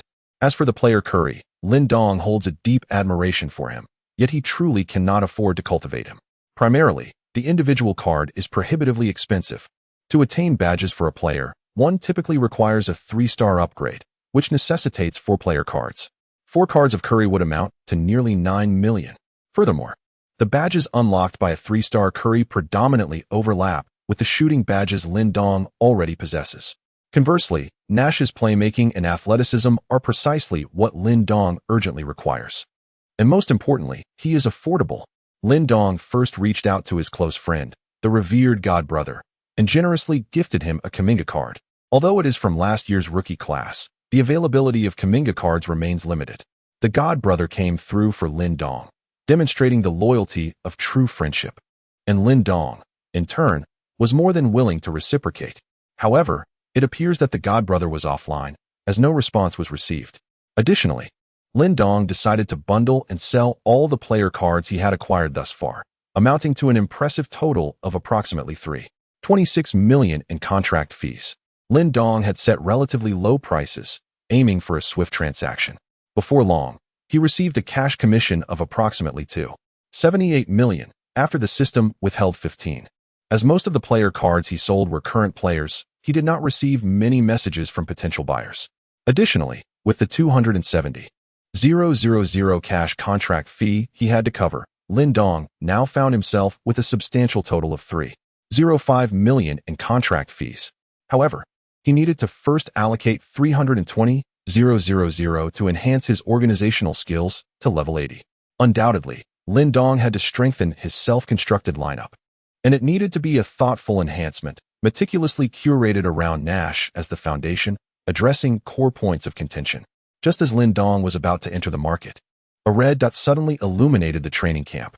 The familiar voice of the vendor echoed, announcing the latest training camps. The Kyrie training camp at a special price of only $1 million, the 2006 version of the Carter training camp for $1.99 million, and Durant's training camp for $3 million, accompanied by an 80% discount voucher. Lin Dong hesitated momentarily. The alluring voice of the uncle echoed once more.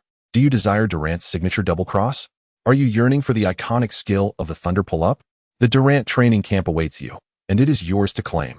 Lin Dong smiled mysteriously for a moment, then discreetly retrieved a trial voucher from his pants. The uncle's expression darkened. I want a Durant. This was the reward Lin Dong had earned from the previous match. Although he could not fully experience the entire training camp and reap its rewards, why not seize the opportunity to enjoy the most expensive option for free? Chapter 59. Ronnie Walker in the Late Night Gym PG. Steve Nash 04 version gold edged effect card. 3 dribbling. Organizational ability 99.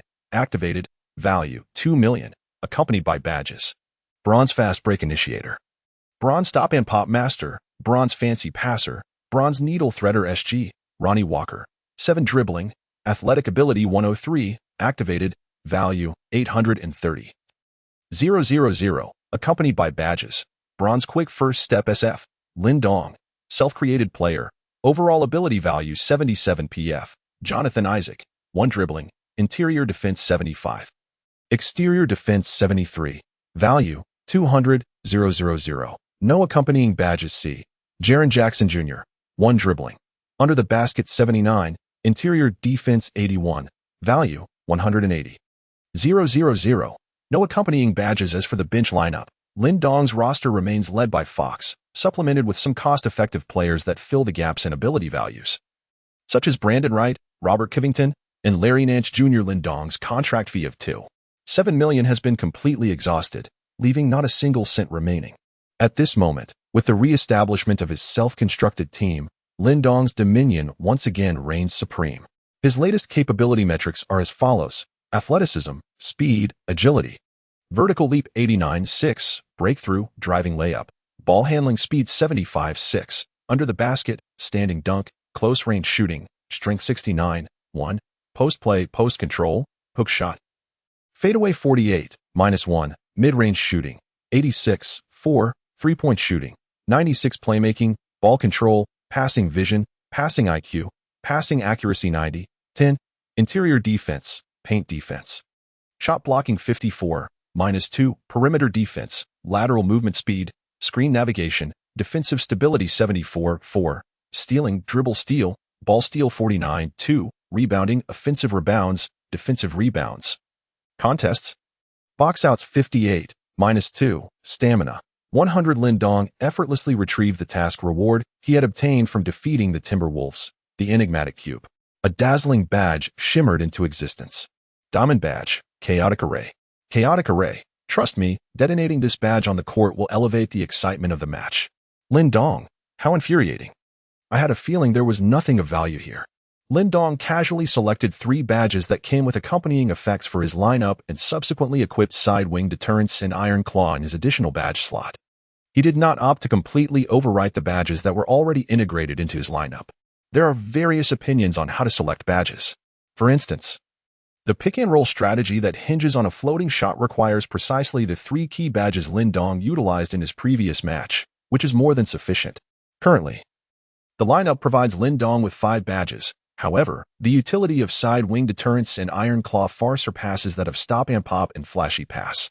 In this regard, there is no necessity for complete overwriting. As for the artful arrangement of badges to create an effective tactical badge system, that is a matter for the future. Lin Dong hummed a cheerful tune, his spirits lifted as the team concluded their training for the night, anticipating their return to Los Angeles the following day. The preseason in Las Vegas was drawing to a close, and their next match would see them facing off against the Timberwolves. This time at the home court of the Los Angeles Lakers. To be frank, this was Lin Dong's first experience of the electric atmosphere of a home game. Having opted not to participate in the Summer League, his decision stemmed from several reasons. It was his inaugural encounter with the system, necessitating thorough exploration. The tumult involving the Lakers and the Nets compelled him to seek refuge, and he wished to return to Michigan to spend time with his aunt. Additionally, Lin Dong was not particularly eager to play, as his slender physique required further training to build muscle. Consequently, it was only after the Summer League concluded that he rejoined the team for practice. Although the team had not scheduled any training for the evening, Lin Dong made his way to a nearby gym adjacent to the dormitory. The Lakers had reserved some courts for training, which were similarly secured. Now, thanks to facial recognition technology, Lin Dong could access nearly all of the Lakers' internal facilities, his Asian features being quite distinctive, and he enjoyed a considerable fanfare. The gym was sparsely populated, but Lin Dong headed straight for the Lakers' designated area. Many teammates had ventured out to unwind during the break. Yet Lin Dong spotted a familiar figure, Lonnie Walker. Recalling their previous one-on-one match vividly, Lin Dong remembered how he had shattered Lonnie's final psychological barrier with an astonishing explosive move. However, he was taken aback to find Lonnie practicing here during his time off. It was worth noting that Lin Dong never frequented the gym during breaks. He either stayed indoors delving into his convoluted system or meticulously calculated how to spend his meager contract earnings. Alternatively, he would engage in lengthy phone conversations with Luo Ding, fervently discussing the parsimonious nature of various brands. Lonnie, Lin Dong called out. Long Niwak was practicing three-point shots alone, without an assistant coach by his side, requiring him to retrieve the ball himself after each shot. Lin Dong brought over a basket of basketballs and began to pass them to him. Lonnie Walker remained silent, constantly shifting his position on the court, from the baseline to the top of the arc, the elbow, and the wings, launching three-pointers one after another. Sweat continuously streamed down Lonnie Walker's forehead, yet he persevered, resolutely maintaining his practice. After exhausting the entire basket of balls, Lonnie Walker collapsed onto the ground, panting heavily. Lin Dong quietly took a bottle of water, pondering the peculiar behavior of his companion. "Why are you still practicing here?" he inquired, handing the water to Lonnie Walker. Wiping the sweat from his brow, Walker gazed at Lin Dong. Undoubtedly, he was one of the earliest players from the Lakers to recognize Lin Dong, and he considered himself a good friend and brother to him. However, this acknowledgement was unilaterally his own. Lin Dong regarded Walker as the first player he had thoroughly outperformed on the court. "Could you grant me a one-on-one challenge with Lonnie Walker? My hands are feeling warm, and I am eager to showcase my skills against him, especially since he seems so fatigued." In Lin Dong's mind, thoughts flitted incessantly. Although this fellow was inexpensive, costing merely 13,000 for a single card, even the smallest morsel from a mosquito holds value. Were Lonnie Walker to discern Lin Dong's sentiments, he would undoubtedly berate him for not being a true brother, for lacking in loyalty. Nevertheless, at this moment, Lin Dong remained his steadfast companion, assisting him in practice and providing him with water. After a brief silence, Lonnie Walker suddenly remarked, "Schroeder has already arrived in Los Angeles." Lin Dong was momentarily taken aback, then inquired with confusion, "What on earth? Who?" "Schroeder, our team's other point guard." Lin Dong suddenly realized that Schroeder had gone to compete in the Eurobasket, thus missing the Lakers' Summer League and most of the preseason. Unexpectedly, he returned just these past few days. Oh, he heard that there were issues with his visa that prevented him from coming back earlier, but now that he has returned, what does it matter? Lonnie Walker could no longer contain himself. "Lin, think carefully about our team now. We have Westbrook, Nunn, Schroeder, Rivers, and even Scottie Pippen Jr. And then there's me. If necessary, Beverly can also play point guard." Oh, Lin Dong had an epiphany. However, he truly did not anticipate this, as he himself could shift to the small forward position, leading to relatively less competition on the Lakers' front line. Moreover, with his shooting ability, it was quite likely that he could push Beverly back to the guard position. "Feeling the pressure, are you? Are you worried about not getting playing time?" Lin Dong finally grasped the situation. Lonnie Walker had no reason to hide his feelings. "Of course, I feel the pressure. Unlike you, I lack height and the shooting skills that the team desperately needs." I possess high basketball IQ and can execute pick-and-rolls with the team's stars, maintaining such high momentum. You need not worry about falling out of the rotation. Lin Dong shrugged his shoulders. You're just being jealous. I'm not, Ronnie Walker replied with a helpless sigh. It's my issue. If I worked harder, my shooting could improve, he continued. Your shooting is inconsistent, sometimes brilliant, other times not. Lin Dong mercilessly doused him with cold water. Damn it. Ronnie Walker suddenly burst into laughter, despite his irritation.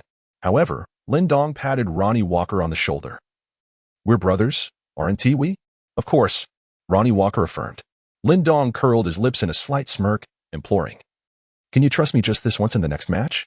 Lonnie Walker, momentarily taken aback, soon found Lin whispering something quickly in his ear. Chapter 60. Rematch with the Wolves. Edwards tucked his shirt into his trousers, silently observing the unfolding scene. This was the Lakers' home court. And as the players emerged from the tunnel, the crowd erupted in fervent cheers. However, since taking his position, he had been subjected to a relentless barrage of mockery. Yet, he relished this sensation, anticipating that the expressions of those who had ridiculed him would be nothing short of spectacular when the Lakers found themselves trailing. In this match, the Timberwolves' two primary centers, Gobert and Towns, were once again taking a breather. The Timberwolves deployed a small ball lineup, led by the dual guards Edwards and Russell, with McDaniels, Anderson, and Naz Reid starting alongside them. Edwards glanced at the Lakers lineup, comprising one big man and four smalls: Westbrook, SC Charter, Beverly, James, and Davis. Meanwhile, Lin Dong sat on the sidelines, silently observing the entire spectacle. When their gazes met, Lin shot him a glare. Edwards, not one to back down, immediately shot a defiant look in return. Aren't you quite the hotshot? How come you can't even secure a starting position? Edwards was indifferent to Lin Dong.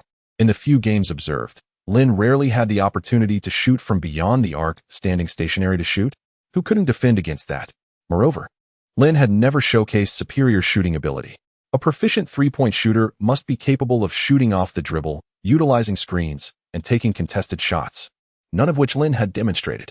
As for Lin's classical playing style, Edwards did not believe that Lin's pick-and-roll with Davis would pose any significant threat to the Timberwolves. After all, Naz Reid was a robust and formidable presence, complemented by the fearless McDaniels and himself, along with Anderson, all of whom had commendable rebounding abilities. If it came down to crashing the boards, should Davis dare to venture inside alone, he would likely be torn apart by a pack of wolves. At that moment, he noticed McDaniels stretching his Achilles tendon on tiptoe nearby, looking equally exhilarated. We will execute what we need to do.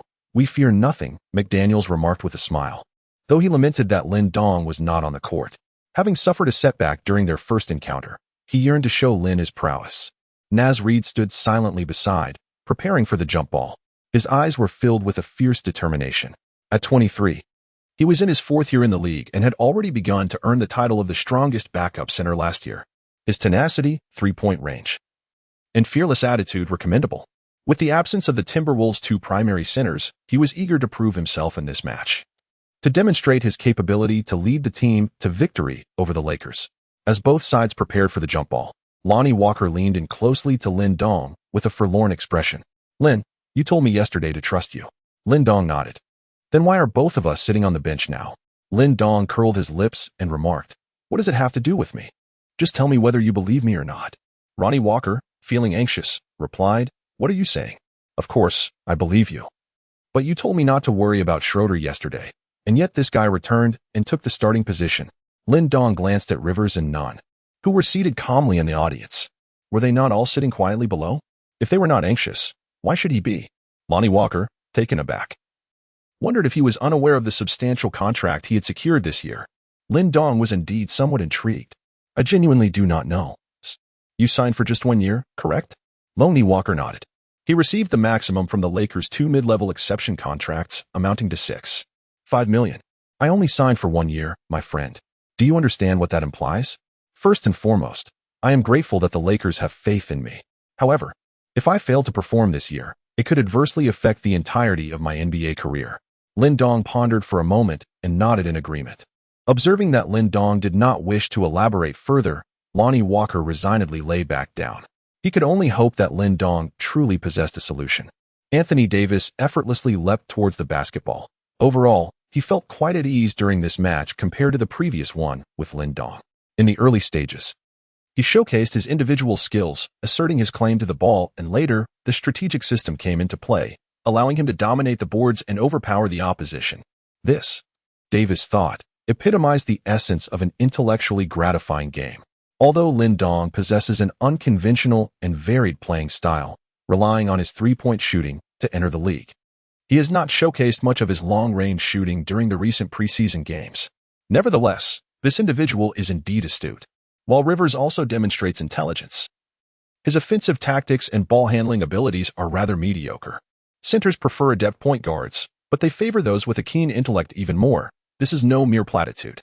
Westbrook advances the ball into the front court, yet Coach Ham continues to restrict his shooting opportunities. LeBron sets a screen for Davis, who successfully positions himself at the left elbow. One must acknowledge the remarkable physical prowess of the veteran. Even Reed, a robust figure, was effectively blocked by him. Davis settles at the elbow. Having showcased a stellar mid-range shooting touch in the previous game, yet the Timberwolves are determined to prevent him from comfortably taking his first shot. However, due to LeBron's screen, a miscommunication occurs in the Timberwolves' defensive switch. Upon seeing the Lakers initiate a pick-and-roll, the Hammer intends to switch and cover Davis. But Naz Reid is unwilling to allow Davis the opportunity to exploit a size mismatch. He believes that Davis will be his responsibility for this game. Just as he moves between Hammer and Davis, Westbrook cuts downwards, drawing Edwards with him. Reid collides directly with Edwards. LeBron quickly darts outside the three-point line, calling for the ball, and Davis promptly delivers the pass. LeBron rises from the arc and nails the shot. At this moment, Russell is left with 3 question marks hovering above his head. He squats in the corner, following Schroeder's lead. Yet he cannot help but witness the absurdity unfolding before him. This does not align with the narrative that these players would burst onto the scene with unparalleled vigor and terrifying enthusiasm, does it? Edwards, upon witnessing the ball hit the rim, shakes his head in frustration and casually passes the ball to the nearest Timberwolves player, signaling for him to initiate play. Russell is once again struck with a significant question mark. Goodness, you commit an error on the pick and roll, yet maintain such arrogance. I thought you were here to set me up. In a fit of anger, Russell sends a pass to McDaniels at midcourt. Edwards remains silent, after all. Beverly has rushed to the front court alongside him. Perhaps he is genuinely committed to defense, or maybe he is merely putting on a fade, utilizing the acceleration from midcourt. McDaniels drives toward the wing and engages in a physical confrontation with Westbrook. Westbrook maintains a low center of gravity. He may be aging, but he is far from foolish. McDaniels, weighing in at 83 kilograms, finds himself colliding with Westbrook, who weighs 90 kilograms, and consequently realizes he has struck a solid obstacle. He retreats to the three-point line and passes to Reid at the top of the arc. At this moment, Reid engages in actions reminiscent of the Warriors' Looney. However, the Timberwolves' screens are rather chaotic. Looney merely needs to stand still, and his teammates' cross screens will create open opportunities. Reid, on the other hand, must dribble at the top. Fortunately, Davis is disinterested in contesting him. The laboriously freed Edwards receives the ball and attempts a three-pointer, only to clang it off the rim. Chapter 61. Conflict. The Timberwolves' defense strictly adheres to a positional man-to-man scheme. However, the Lakers must adapt. Beverly is assigned the task of guarding Edwards, while Schroeder must follow Russell. Thus, Westbrook is tasked with defending McDaniels. Nevertheless, this arrangement is equally reasonable for the Lakers. Despite McDaniels being a young and athletic player, Westbrook's defensive experience and physicality are formidable. This is akin to a strategic horse race. If Westbrook were to guard Edwards while Beverly covered McDaniels, who possesses limited ball-handling abilities, it would be a foolish breach of this strategic principle. LeBron, in fine form, scores both inside and outside, amassing 5 points right from the start. Meanwhile, Schroeder effortlessly executes a smooth floater from the low post, securing his shot with confidence. Lin Dong observed a tremor in Lonnie Walker's fingers. It seemed as though every point scored by SC Charger on the court equated to a reduction of $10,000 from Walker's contract. The Lakers commenced the game with an impressive 7-0 lead, seemingly validating their prowess. The Timberwolves appeared more inclined to entrust the ball to McDaniels. Whenever these two were matched up, one could not help but feel compelled to pass the ball to McDaniels. Standing at an imposing height of 2.05 meters against 1.90-meter Westbrook, not passing to him felt like a moral failing. As McDaniels received the ball on the wing, he attempted to take on Westbrook twice, but to no avail, causing him to feel somewhat anxious. Westbrook's physique was formidable, as he lowered his center of gravity. McDaniels found it challenging to hold his ground against him while also guarding against Westbrook's attempts to steal the ball. His dribbling stance was indeed too elevated. However, what irked McDaniels was Westbrook's condescending gaze after each successful defense, as if to say, "Youngster, you have a long way to go." McDaniels made a decisive right-side drive, showcasing his undeniable speed. Yet, Westbrook closely shadowed his initial move, prompting McDaniels to execute a behind-the-back switch. A splendid feint. The maneuver was executed with such amplitude that Westbrook could not shift his weight in time, allowing McDaniels to swiftly penetrate towards the basket. Opportunity arose. Russell nodded in approval. It seemed these young talents were not without merit. Elated, McDaniels prepared to attempt a layup, but suddenly felt a sharp pain in his palm. Westbrook's steal was quick and incisive, yet it failed to connect with the ball and instead struck McDaniels' hand directly. McDaniels spread his hands in disbelief, rage igniting within him. However, the referee had overlooked this covert foul. The ball soared away, and Big Cat quickly retrieved it. The Timberwolves' offense pressed on, seemingly oblivious to McDaniels' grievance. Big Cat passed the ball to Reed on the perimeter while McDaniels and Westbrook jostled for position under the basket. In a fit of anger, McDaniels swung an elbow, landing the shot, but sending a clear message to Westbrook that he was not to be trifled with. Westbrook retaliated, pushing back. As a seasoned veteran, he would not be intimidated by a newcomer. A scuffle ensued. Beverly arrived just in time. One must remember his current standing, a reconciled ally of Westbrook. A rare position of camaraderie in the cutthroat commercial league. He rushed to the fray, followed closely by LeBron and SC Charter. Verbal exchanges flared between the two sides, as the Lakers were the inbounding team while the Timberwolves retreated to defend. In the ensuing chaos, McDaniels found himself besieged. Feeling isolated, he was repeatedly shoved. Although Russell and his teammates arrived promptly, McDaniels' fury had only intensified. Lin Dong sat silently on the sidelines, observing everything intently. A crimson flame emblem materialized beneath McDaniels' feet, causing Lin to startle slightly. This symbol signified the player's soaring rage levels, distinct from the orange-yellow flames denoting a hot shooting streak, as this deep red emblem purely represented fury. The game had barely lasted 2 minutes, yet McDaniels was already in such a state. As SC Charter sank another mid-range floater, Lin Dong suddenly realized this opponent had some substance to his game. At least he wasn't recklessly impulsive. Lonnie Walker, in contrast, epitomized indecision. Once he had the ball, he either mindlessly dribbled twice before launching a contested three or outright refused to receive it, blindly tossing it to either Davis or LeBron at the top of the key before scrambling around like a headless chicken. Of course, if Lin were on the court, the Lakers could execute some three-point plays, allowing Walker, a former Spur, to facilitate more effectively. Russell's missed three led to Beverly sprinting downcourt in transition. Though Anderson and Reed had retreated swiftly, Beverly remained unfazed, underestimating their ability to disrupt him. But his overconfidence proved his downfall. Despite standing only 6 feet 9 inches, similar to McDaniels, Nez Reed boasted a staggering 7 feet 3 inches wingspan and weighed in at 264 pounds, 6 pounds heavier than Anthony Davis himself. Yet, Reed moved with remarkable agility, wielding his frame like a precision instrument. Unlike Thomas Bryant, whose bulk appeared soft, Reed was a dense, explosive force, a human wrecking ball with afterburners strapped to his backside. Reed often mused that an extra few inches in height would have made him an all-star. Beverly, feeling Reed's suffocating presence, was abruptly halted in his tracks. As Anderson and Edwards swarmed him in a double team, he desperately flung the ball toward SC Charter on the perimeter. But a lanky figure soared, intercepting the pass mid-air. McDaniels. Like lightning, McDaniels streaked down the court and hammered home a thunderous dunk.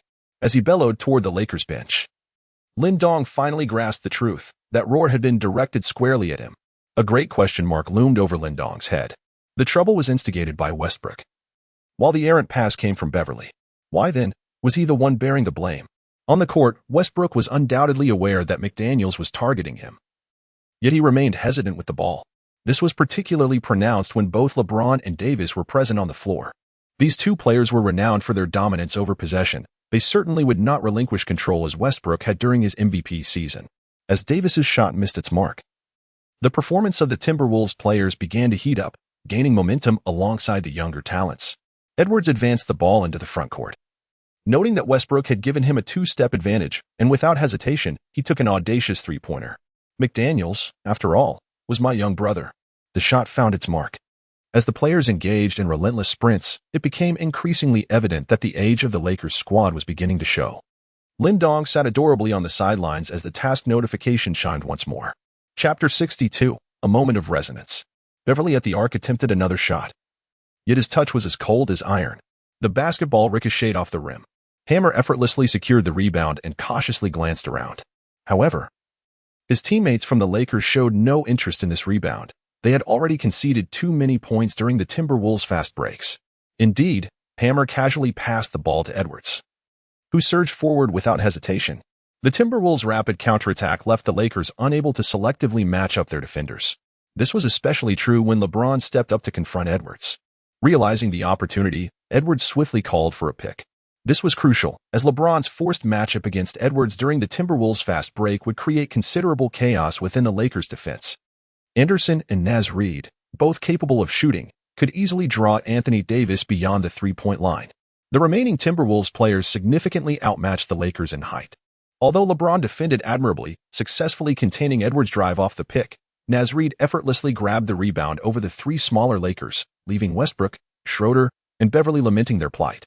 The Timberwolves' pace of attack quickened, leveraging their youthful speed and relentless hustle, compelling the Lakers to engage in a fierce contest before they could establish their footing. Coupled with Russell's timely passing, the Lakers found themselves in a deeper quagmire. It is worth noting that this high-draft guard was never renowned for explosive athleticism. Rather, his shooting and signature passing skills were his foundation. Meanwhile, the Timberwolves had adopted a 2-3 zone defense, which was easily understandable given that, at present, the only players on the Lakers posing a three-point threat were LeBron and Schroeder.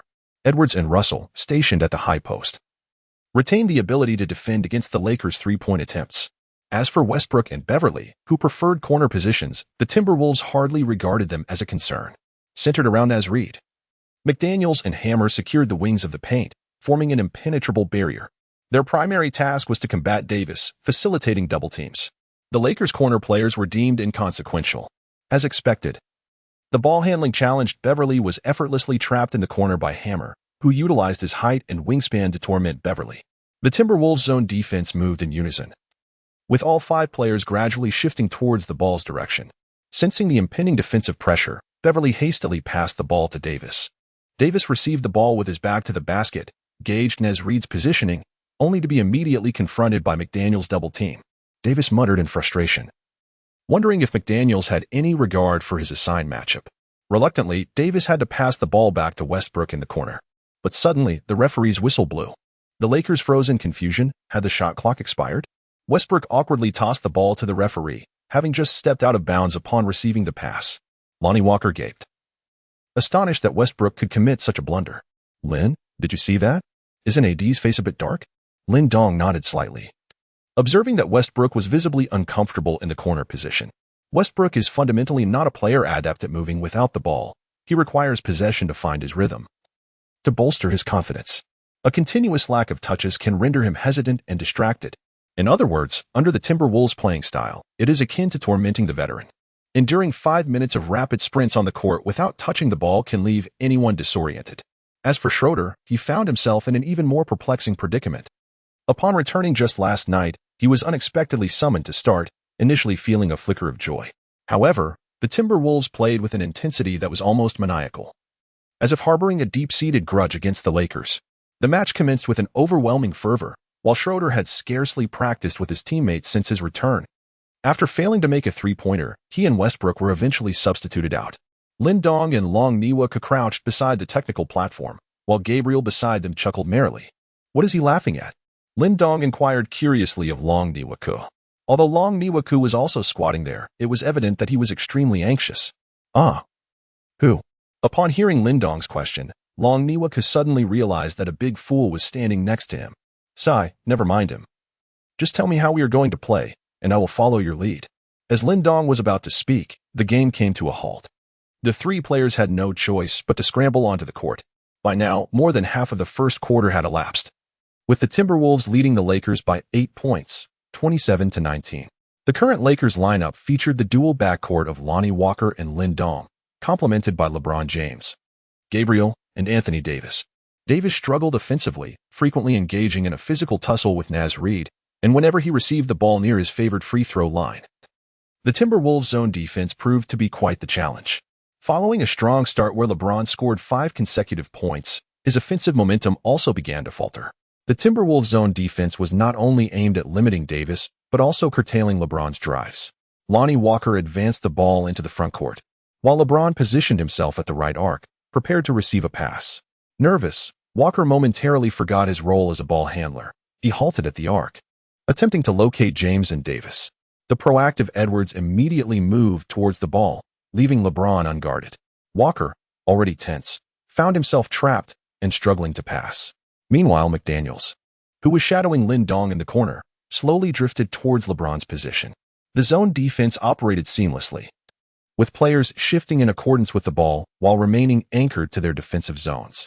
Although Lin Dong was left open in the corner, between him and the ball handler Walker stood 4 defenders: Russell, Edwards, McDaniels, and Reed, with Davis and James also congested in the middle. It was evident that even if he were unguarded and Walker were not trapped, it would be a formidable task for someone of Walker's caliber to deliver the ball across 6 players to Lin Dong. Naturally, LeBron would not allow the team to find itself in such an awkward predicament. He gradually maneuvered out, drawing Edwards away, and successfully received the pass.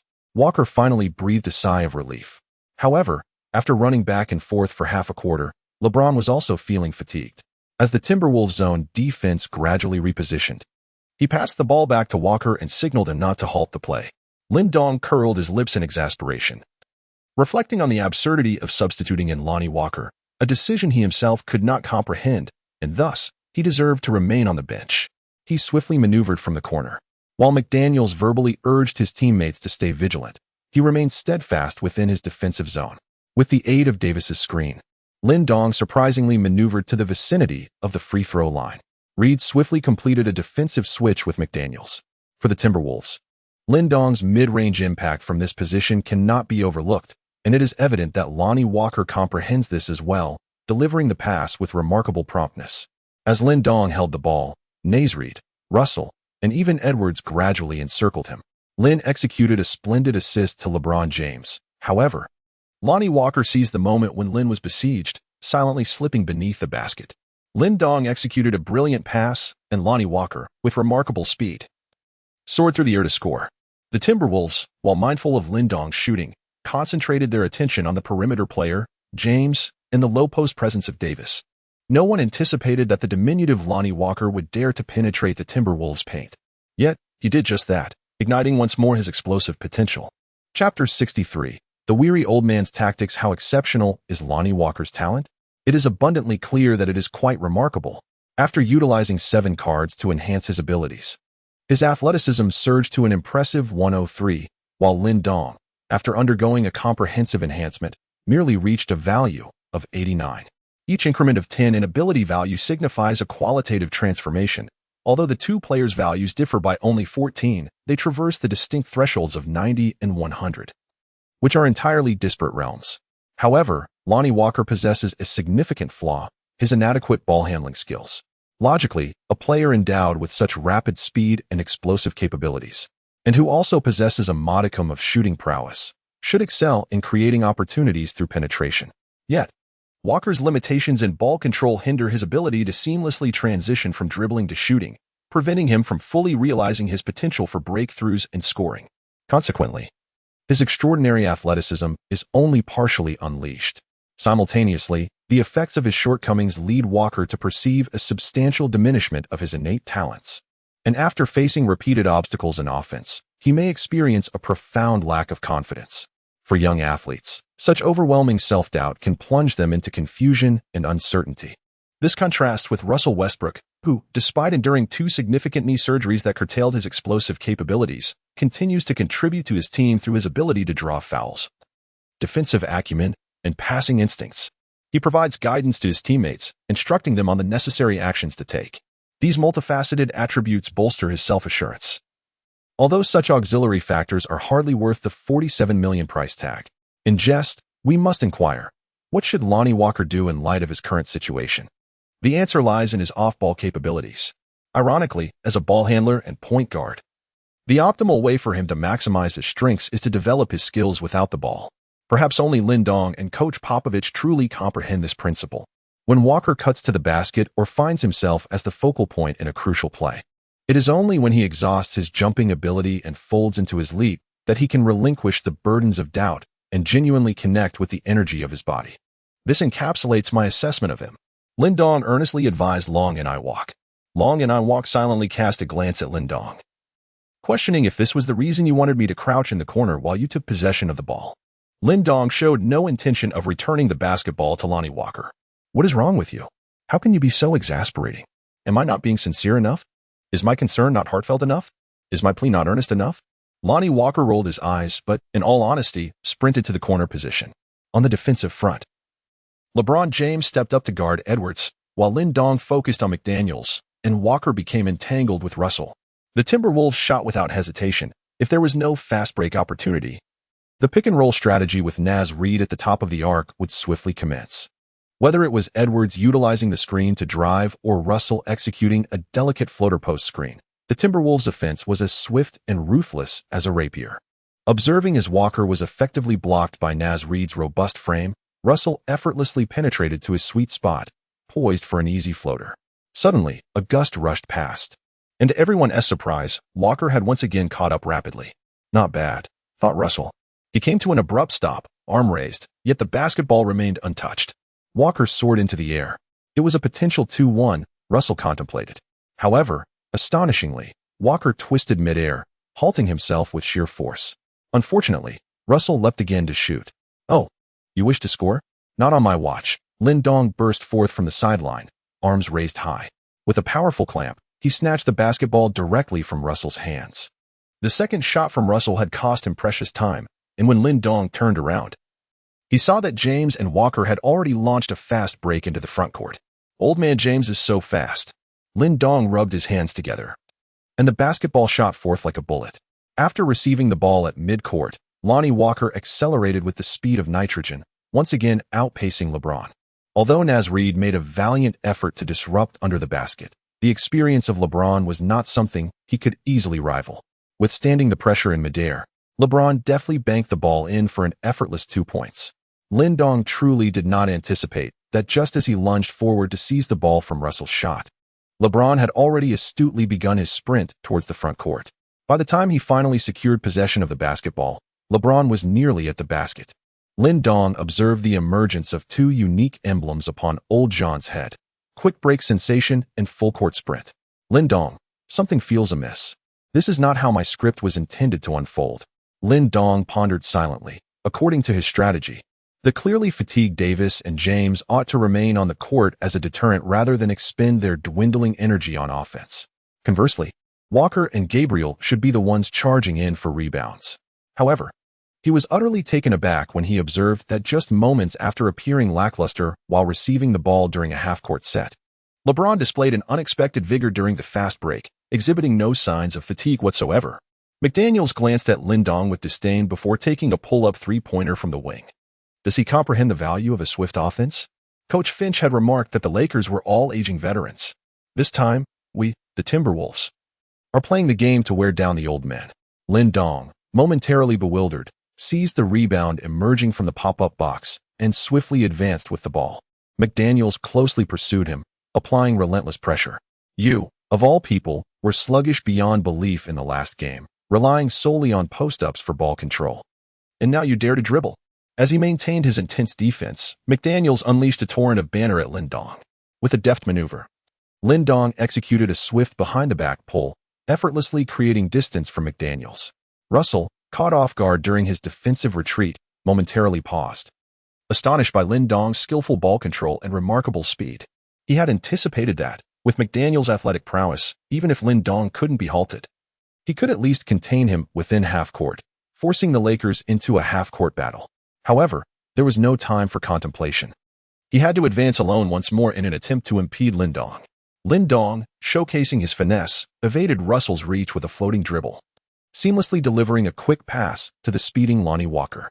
Free from the burdens of ball control, Walker displayed exceptional athleticism, soaring into the air, evading the sluggish leap of the big man, and scoring over Naz Reid. At that moment, the equally fast-paced LeBron could only nod in resignation, recognizing Walker's unrefined understanding of the game.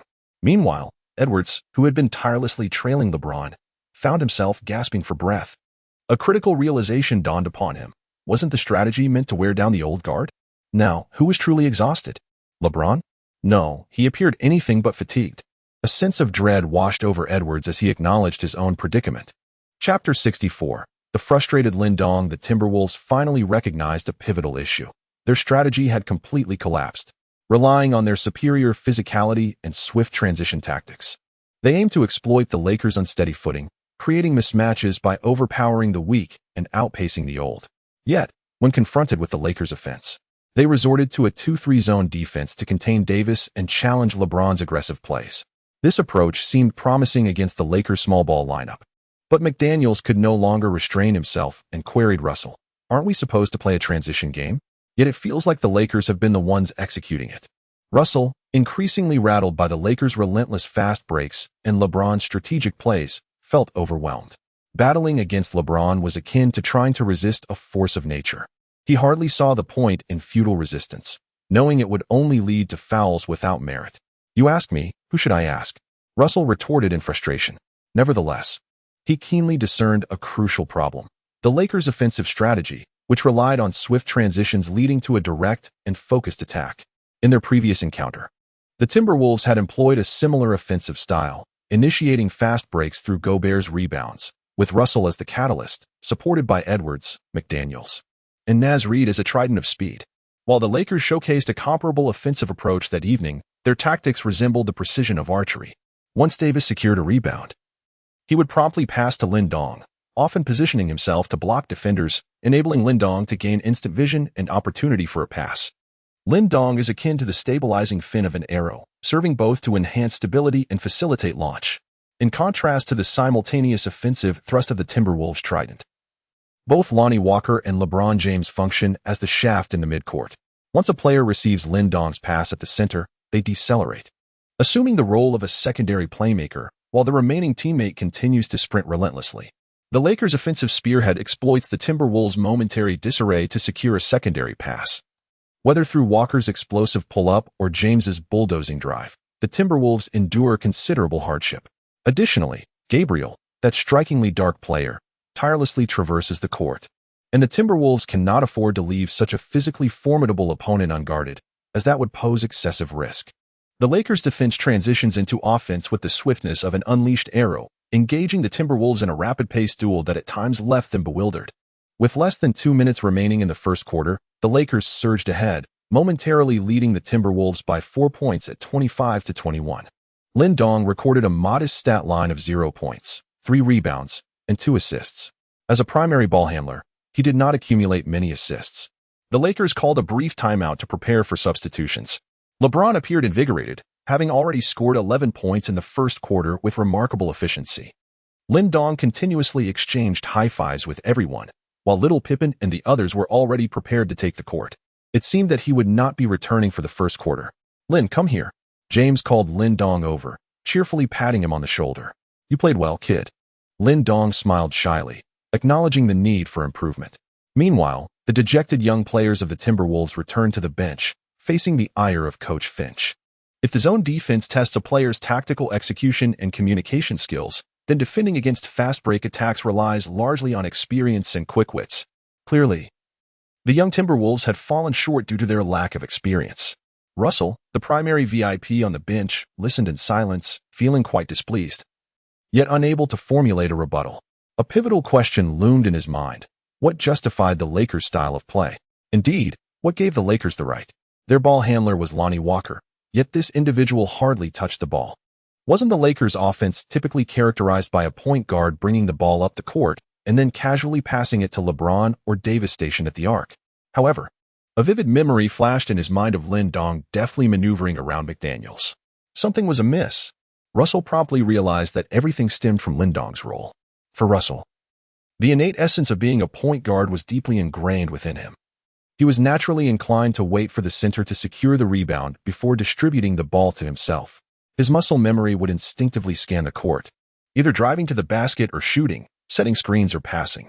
Thus, when Lindong collected Davis's rebound to initiate the offense and distribute the ball, it felt entirely reasonable to Russell, as he was accustomed to such plays.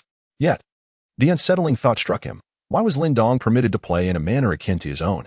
In Russell's view, while Lin Dong possessed commendable passing awareness and vision, it did not equate to possessing true passing ability. Russell had always perceived Lin Dong as a plus version of Rivers, intelligent and aware, with slightly superior athleticism and three-point shooting, yet lacking in ball handling compared to Rivers. Yet this individual was now effectively assuming Russell's point guard responsibilities, and doing so quite well. As the second quarter commenced, Coach Ham summoned Lin Dong once more. "You needn't play in the next segment," he instructed. Lin Dong was taken aback. "What's the matter, Coach? Did I not perform well?" Coach Ham sighed. "No, you played exceptionally well." "Then why?" Lin Dong blurted out in haste. Coach Ham looked at him with a serious expression. "Lin, when you play in the position of a guard, both your pick-and-roll collaboration with Davis and the passes you executed earlier were truly remarkable. I have faith in your capabilities as a proficient player. Your adaptability is always commendable, and you can establish excellent synergy with anyone on the court. However, our training lineup remains quite pressing, and our regular starting unit has not spent sufficient time developing their chemistry." You witnessed Westbrook's performance from the previous quarter. Lin Dong shrugged his shoulders, reflecting on Westbrook's rather lackluster contribution of 1 point, 0 rebounds, 1 assist, and 3 turnovers in half a quarter.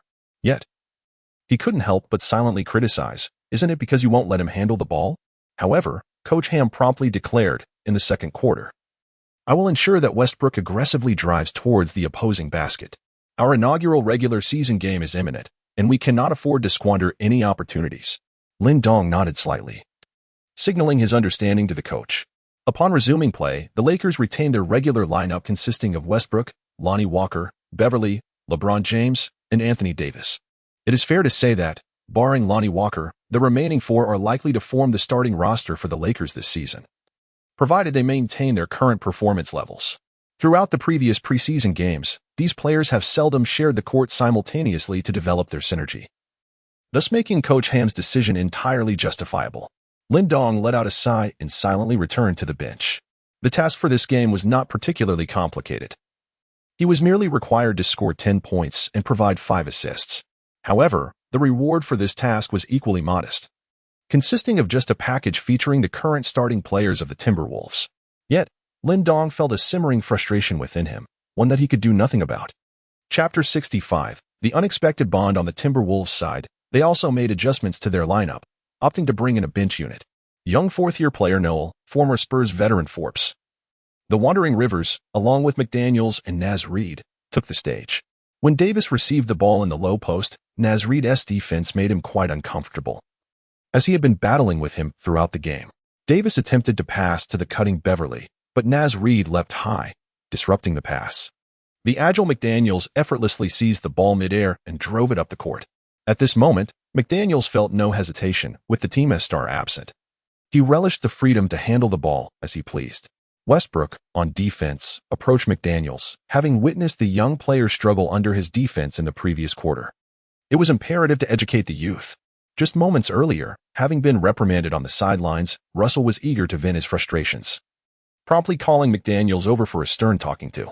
Coach Finch, indifferent to the rambunctious young men, would naturally leave such instruction to Russell, who had every right to admonish McDaniels. Flushed yet enlightened, McDaniels absorbed the lesson, realizing Russell's points were indeed valid. He executed a swift behind-the-back dribble and accelerated for a drive. Given McDaniels' previous struggles with his shooting, Westbrook was more concerned with his ability to penetrate than to shoot, thus intentionally giving him a two-step advantage. True to form, McDaniels opted not to shoot but instead made a decisive move into the paint. Westbrook, anticipating a physical confrontation, was caught off guard as McDaniels opted for an expansive Eurostep. This maneuver proved effective. Although lacking in physicality, McDaniels significantly closed the distance to the basket. He completed his Eurostep with a layup. And despite Westbrook's attempt to leap and block, McDaniels' remarkable height and wingspan rendered the effort futile, easily scoring 2 points. At this juncture, the Lakers found themselves once again embroiled in a half-court offensive strategy. The 360 trio, Davis, James, and Westbrook, seemed unperturbed, ready to engage the Timberwolves in a structured attack. Following Coach Ham's signal, Westbrook charged directly at Rivers under the basket. However, Naz Reid and McDaniels' swift defensive rotations were formidable. The youthful Timberwolves displayed no fear. And Westbrook did not expect to break through their defense, but instead executed a cross-court pass to James. Yet, the eager Noel had already positioned himself in the corner. Today, James' outside shooting was not particularly sharp, and he opted to pass to the completely unguarded Beverly. Unfortunately, Beverly, having missed all 3 of his three-point attempts thus far, hesitated to shoot and instead passed to Davis at the top of the arc. This exchange afforded the Timberwolves a moment to react defensively. With the shot clock winding down, Davis had no choice but to force a drive to the basket, unsuccessfully. McDaniels, once again taking charge as the primary ball handler on a fast break, utilized his long strides, causing considerable distress for the Lakers' perimeter defenders, who were compelled to double-team him. McDaniels subsequently dished the ball to Forbes in the corner, who effortlessly sank a three-pointer. At this moment, Davis found himself engulfed in frustration. He could not tolerate his teammates squandering opportunities. Durant once famously told Roberson, "Just shoot the FING ball." In response to Roberson's hesitation to shoot despite being wide open, choosing instead to pass to Durant, Davis shared this sentiment, lamenting the dilemma of whether to chastise a teammate for choosing to pass instead of shoot, only to feel displeasure if they subsequently missed an open shot. This predicament weighed heavily on Davis. Restricted by his shooting ability, he often found himself grappling in the low post, struggling to secure the ball. Faced with the Timberwolves' impenetrable defensive strategy, he could not rely on his shooting to create space as Durant might. Thus, it was entirely natural for him to feel anxious in such circumstances. However, he suddenly realized a pivotal truth when Lin Dong was on the court. He played with great ease. Although he could readily receive the ball at the top of the arc, his offensive options were severely limited. Yet, his teammates frequently chose to pass to him, and he yearned to receive the ball effortlessly. The more he received, the more difficult it became, leading to increased anxiety. Davis then considered that if Lin Dong were present, such an intelligent player would undoubtedly refrain from passing to him, even if he were left unguarded. Moreover, with Lin Dong's sharpshooting prowess, he would have taken that open shot without hesitation. Even if he missed, Davis would find it trivial, perhaps even jesting with him, rather than feeling the irritation he currently bore. Meanwhile, Lin Dong, equally vexed, sat on the sidelines as the chilling electronic notification echoed once more. "You have activated the bond, the Lin Davis effect, the Lin MB effect. Your exceptional basketball intelligence invariably enables Anthony Davis to play with ease on the court. Perhaps this is a matter of fate. The bond triggers additional effects, so cherish it. Note, this bond effect activates unilaterally, and the host need not include additional player cards in the lineup. Effect summary. It slightly enhances the host's shooting and ability to utilize screens in offensive plays. Marginally improves Davis's rebounding, perimeter defense, and pick-and-roll capabilities, significantly alleviates his anxiety levels, and simultaneously fortifies his resilience under pressure. Bond skills. Lin MB pick-and-roll, Lin MB connection. Skill description. If one seeks excitement, one must pursue it to the fullest. Lin Dong was taken aback. What just transpired? If my memory serves me right, the Lakers had just executed a rather dismal offensive display. Moreover, observing Anthony Davis's grim expression, it seemed he had nonetheless managed to activate a bond effect with himself. Lin Dong shivered, pondering the possibility of being blamed if things went awry, perhaps facing a reprimand from Davis. It was well known that Davis's discontent on the court was palpable. Whenever he felt the game was not going in his favor, he would demand the ball for three-pointers and mid-range shots, neglecting his defensive duties. The Timberwolves regained the lead, and Coach Ham's expression mirrored the gravity of the situation. Meanwhile, LeBron, engaged in a half-hearted battle, displayed an exhausted demeanor, opting not to take shots himself upon receiving the ball at the arc, instead passing it back or to a teammate in motion. Westbrook found himself frustrated as McDaniels relentlessly attacked him one-on-one, while Beverly was as cold as ice, and Lonnie Walker appeared to be on the verge of catching a chill in the corner. The Lakers as a whole seemed as frigid as iron. Rivers, Lin Dong, Trop. Coach Ham bellowed in frustration. The 3 players on the Lakers bench scrambled to respond. With his cheeks bulging from chewing gum, Coach Ham enunciated each word with fervor. "Get up there and play well. If we lose this game, I will have your skins." The trio nodded in agreement. Chapter 66. The importance of basketball IQ at this moment. The Lakers featured Lonnie Walker, Rivers, Lin Dong, Davis, and Traub on the court. The Timberwolves, too, adjusted their lineup, bringing back Edwards, Russell, Forbes, the Hammer, and Naz Reid. Walker, with the ball at the arc, quickly passed it to Lin Dong, who had already positioned himself in the elbow area. McDaniels, having been substituted for rest, could not directly defend Lin Dong, which was somewhat unfortunate, given that Lin had just penetrated the Lakers' defense almost single-handedly in the previous game and was currently in excellent form.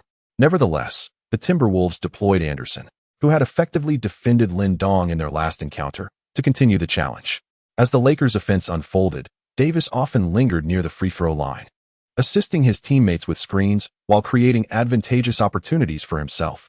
The Hammer's defense in the elbow area allowed him to guard Lin Dong, while also providing assistance to Naz Reid in defending Anthony Davis. As for Traub, the Timberwolves seemed to underestimate him. Edwards had given Walker a two-step advantage near the baseline, enabling him to better monitor the somewhat overweight Traub. Moreover, if the Lakers' perimeter attack faltered, both the Hammer and Naz Reid could swiftly return to the paint for help defense. Overall, the Timberwolves placed considerable emphasis on Lin Dong, particularly due to his successful pick-and-roll collaboration with Anthony Davis in the previous game. Allowing Forbes to defend Lin Dong one-on-one would be unwise, considering the nearly 10-centimeter height difference. Not to mention that he would struggle to navigate around Davis's screens. As Lin Dong received the basketball in the elbow area, Walker swiftly penetrated downwards, drawing Russell away and leaving the top of the arc entirely open for both Davis and Lin Dong. The eager Davis, fixated on Lin Dong, rushed over to set a screen. Although Big Hammer maintained a mere step's distance from Lin Dong, his terrifying wingspan was sufficient to reach Lin Dong's knee. Despite his seemingly sluggish demeanor, Big Hammer's perimeter defense was commendable. His exceptional wingspan effectively disrupted the offensive player's path, compensating for his lack of lateral speed. After a simple screen, Lin Dong gradually moved towards the right side. Big Hammer found himself thoroughly contained by Davis, yet during their physical entanglement, Big Hammer managed to obstruct Davis's cutting lane. Naz Reid hesitated, contemplating that Lin Dong had yet to attempt a shot in this game. Based on their previous screen interactions, it was evident that without a clear path to drive towards the middle, Lin Dong would be reluctant to shoot. It was well known that Lin Dong was primarily a stationary three-point shooter, rarely attempting shots while dribbling. Many NBA players had, to some extent, watched his college games, but they often regarded him as unremarkable, with his highest potential merely reaching the level of a role player. At this moment, Davis's intimidation factor was fully on display. Even as Big Hammer engaged in a fierce battle with Davis, attempting to block his cutting lane, both Naz Reid and the players on the baseline, Edwards, Russell, and Forbes, began to converge towards the center. Naz Reid, prioritizing Davis, was the first to react. As Lin Dong bent his knees to prepare for a shot, Naz Reid swiftly lunged forward. However, his hesitation had granted Lin Dong the opportunity to fire. The sharpshooter badge activated, indicating limitless range. With such an open three-point shot, Lin Dong executed it effortlessly, scoring with precision.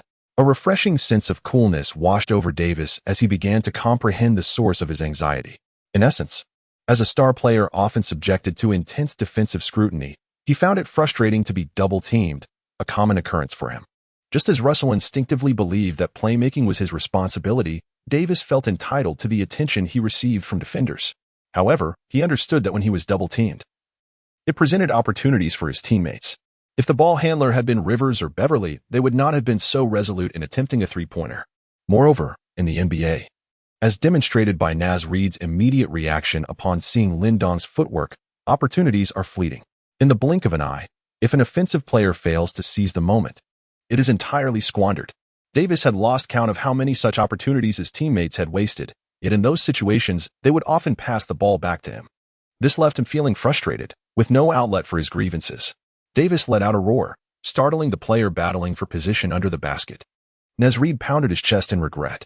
At that moment, when he hesitated to double-team Davis, he had considered the possibility of Lin Dong shooting a three-pointer. His defensive effort had been timely, yet the blame fell squarely on his shoulders. As the game resumed, Edwards struggled with his shooting, having made only one of 6 attempts from beyond the arc. Though he managed to score some points in transition, it did little to alleviate his shooting woes. Faced with Rivers, Edwards launched himself forward, determined to drive past him. Rivers, too, felt a twinge of confusion. To be honest, he was under pressure to perform. His offensive capabilities were already limited, and now it seemed Edwards was attempting to showcase his own skills. Rivers couldn't help but feel a surge of frustration. It was important to note that Rivers possessed average physical attributes, yet his basketball IQ was considered decent. However, many players boasted high basketball IQs. The question remained, why was Rivers able to carve out a niche in the NBA while others could not? They overlooked a crucial factor: Rivers himself is an imposing figure, standing at 196 meters and weighing 90 kilograms. His physical attributes are commendable among Caucasian point guards. Being able to play the position of point guard inherently indicates that his ball handling and lateral quickness are certainly adequate. Furthermore, Rivers possesses a high basketball IQ, allowing him to have an intricate understanding of Edwards' offensive maneuvers. Notably, Edwards exhibits a habitual motion during his drives to the basket. It is akin to Booker's mid-range shot following his explosive first step, or LeBron's step-back jumper after dribbling behind his foot. Rivers, too, has his peculiarities, favoring a two-handed pass after a crossover, often performing a between-the-legs catch before delivering the ball. Edwards' habitual action involves using his shoulder to engage in a physical confrontation with defenders, particularly when he perceives that the opposing player is of mediocre quality and believes he can overpower them. This habitual movement becomes even more pronounced in such situations. Rivers lowers his center of gravity and swiftly maneuvers, not seeking a physical confrontation with Edwards, but instead, he retreats rapidly at the moment Edwards accelerates, seeking contact. Edwards' momentum abruptly falters, causing him to lose his balance. This exemplifies the disadvantages that come with added weight. However, just as he attempts to adjust, Rivers again engages him in physical contact. In an instant, even Edwards struggles to maintain control of the ball, resulting in a forced jump shot that clangs off the rim. Chapter 67. The master of floaters. The Lakers regain possession, with Davis still pulling to the perimeter to set a screen for Lin. At this moment, the Timberwolves defenders are Naz Reid and the Hammer. This is an unavoidable situation. Substituting any other Timberwolves player would make Davis' cutting ability a terrifying weapon. But aside from incurring a foul, it would yield no significant advantage. After the screen, Davis senses the Timberwolves defenders collapsing inward and thus abandons his intention to cut, instead repositioning himself to the elbow at the three-point line. Naz Reid dares not underestimate Lin, quickly closing in after the failed screen, demonstrating he is indeed a robust and formidable presence, capable of defending from the point guard to the center position without issue. Davis instinctively reaches for the ball, yet Lin ignores him, signaling for another screen. Davis is momentarily taken aback. As a longtime team leader, even after joining the Lakers, he is accustomed to receiving the ball in the elbow area for a shot after a failed screen.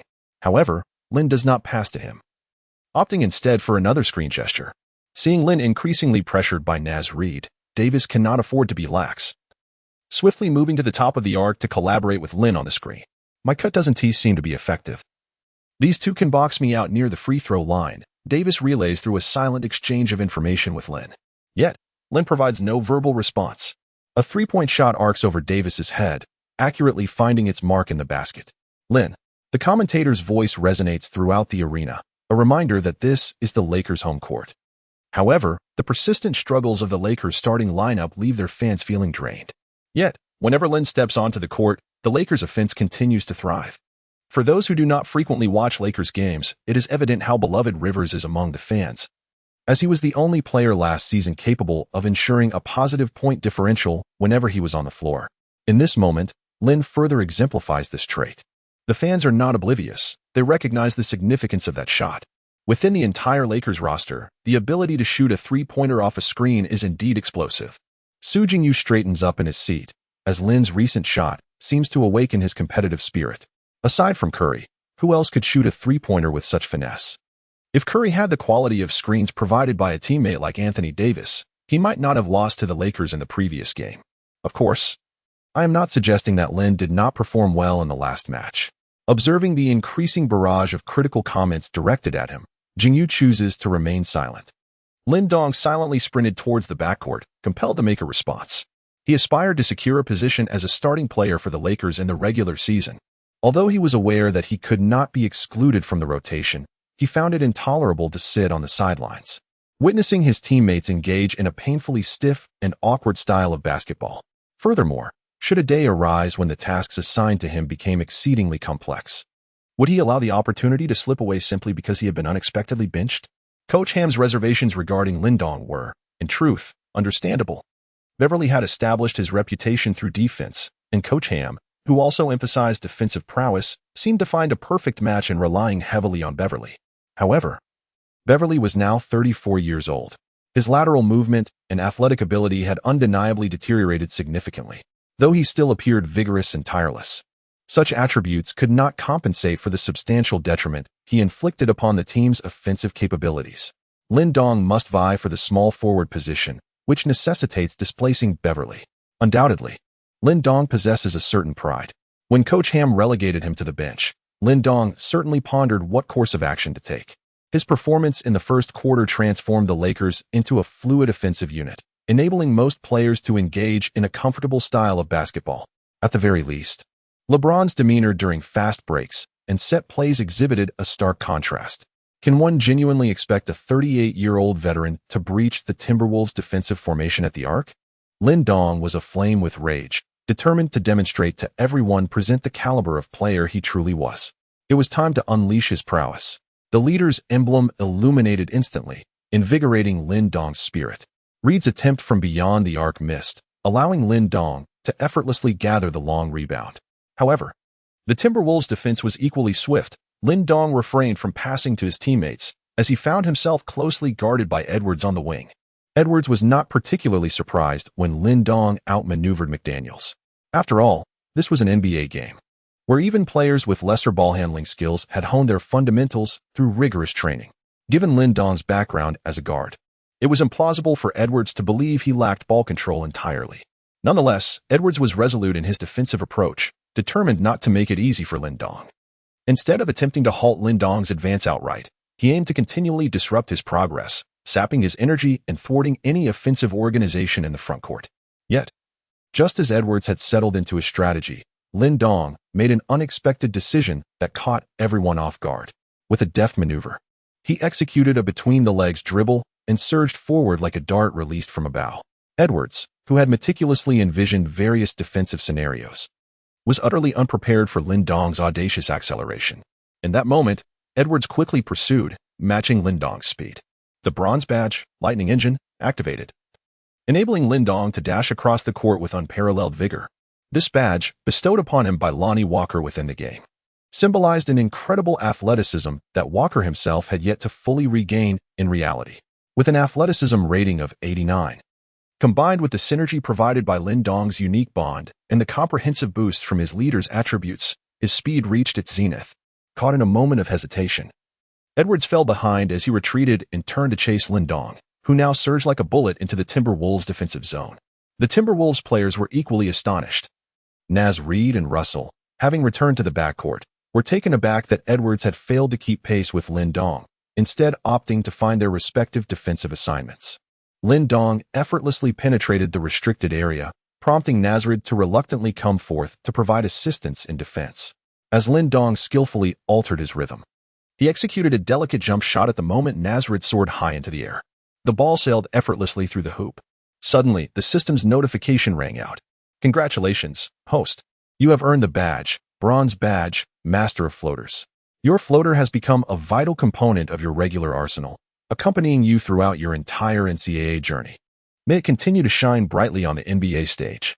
Badge experience points, 50, 100 required for upgrade. All badge upgrade experience points have been unlocked. Lin Dong was momentarily taken aback. Chapter 68, A Priceless Shot. McDaniels hurled his cup onto the bench, prompting Coach Finch to instruct him to prepare for re-entry onto the court, with a focus on Lin Dong. Coach Finch offered no additional words regarding McDaniels. Russell, Edwards, McDaniels, Hammer, and Naz Reid re-entered the game. Rest assured, Coach, this is where it ends for him today, McDaniels exclaimed, bouncing excitedly on the spot. He had performed admirably in this match, efficiently scoring 11 points, grabbing 5 rebounds, and providing 2 assists, along with 2 steals during his time on the court in the first 2 quarters. Moreover, he was finally presented with the opportunity he had longed for, to face Lin Dong one-on-one. Russell lifted his gaze to assess the scoreboard. At this point in the third quarter, the score stood at 75-67, with the Lakers leading by 8 points. Lin Dong made 4 out of 6 three-point attempts and 1 out of 1 mid-range shot, accumulating 14 points, 2 rebounds, and 4 assists without any free throws. Undoubtedly, he is an efficient shooter, standing at 198 meters. He possesses the ability to shoot from beyond the arc while handling the ball, placing him in a completely different echelon compared to a mere corner shooter. If he can maintain his accuracy, he will undoubtedly be a formidable weapon on the court. As he contemplated this, Russell advanced the ball into the front court. At this moment, The Lakers had substituted in Lonnie Walker, Rivers, Lin Dong, Swider, and Anthony. Westbrook was once again taken off the court after having inefficiently scored 3 points against the Timberwolves bench players. He attempted to penetrate the Timberwolves' interior, resulting in 3 fouls against him. Each trip to the free throw line yielded 1 successful shot, totaling 3 points. Fans humorously remarked that every point was hard-earned. While he could score, it was not plentiful. Merely a single point at a time. With Lonnie Walker's commendable performance, Coach Ham decided to reinsert Walker into the game. Naz Reid set a screen for Russell at the arc. Swider promptly followed, but Reid's screen was a feint. After drawing Swider out, Reid quickly cut to the basket. Caught off guard, Swider could only watch as Reid maneuvered past him, slipping into the lane, but Walker closely trailed him. Russell smiled slightly and passed the ball to Reid, who was establishing position in the low post. Lin Dong and McDaniels stood with their hands on their hips at the opposing flank, enjoying the cool breeze. McDaniels couldn't help but start hurling trash talk at Lin Dong. "Hey, Lin, do you dare to make a wager? I bet you won't sink another shot for the remainder of the game. How about $1,000? Lin shook his head. This play, resulting from Swede's blunder, led to the memorable scene of Naz Reid going one-on-one against Ronnie Walker. Even though Walker endeavored to stay close to Reid, his head barely reached Reid's shoulder, resembling a large turtle perched atop him. Holding the ball in his left hand, Reid prepared to back down, but at that precise moment, Walker's right hand reached for the basketball. This was a deliberate attempt to seek physical confrontation. Moreover, Walker possessed an arm span that was remarkably disproportionate to his height. When he pressed against Reid, his fingers could almost graze the ball Reid was controlling. However, such effective defense came at a cost. The price was that when Reid initiated his back-down move, his shoulder collided directly with Walker's head. Impactful, although Walker was momentarily disoriented by the collision. His attempt to steal the ball caused Reid to lose control, forcing the back-down to a halt. The swiftly cutting Edwards was closely blocked by Rivers, leaving Reid no choice but to pass the ball to the wing where McDaniels stood. Unbeknownst to McDaniels, who was engaged in verbal sparring with Lin, the ball was suddenly heading in his direction. He had assumed that Reid's one-on-one against Walker was a foregone conclusion. In a panic, he moved. But Lin had already leaped beforehand, swatting the basketball away. A shadow swiftly emerged from the low post. It was Walker, who quickly seized the wayward ball and initiated a fast break alongside Lin. Anxious, McDaniels also began sprinting, realizing he was carrying the burden of this situation. Walker swiftly passed to Lin, seemingly aware of the tension between Lin and McDaniels, and recognizing Lin's height, dribbling rhythm, and proficient floater as effective finishing tools. As Lin held the ball, McDaniels felt a surge of exhilaration.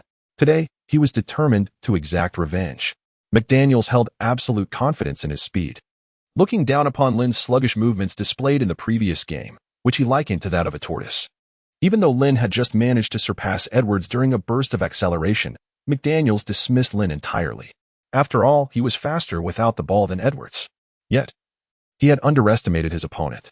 Lin Dong resembled a nimble rabbit, each leap propelled by his legs with astonishing speed, his ball-handling velocity surpassing McDaniels' off-ball pace by a remarkable threefold.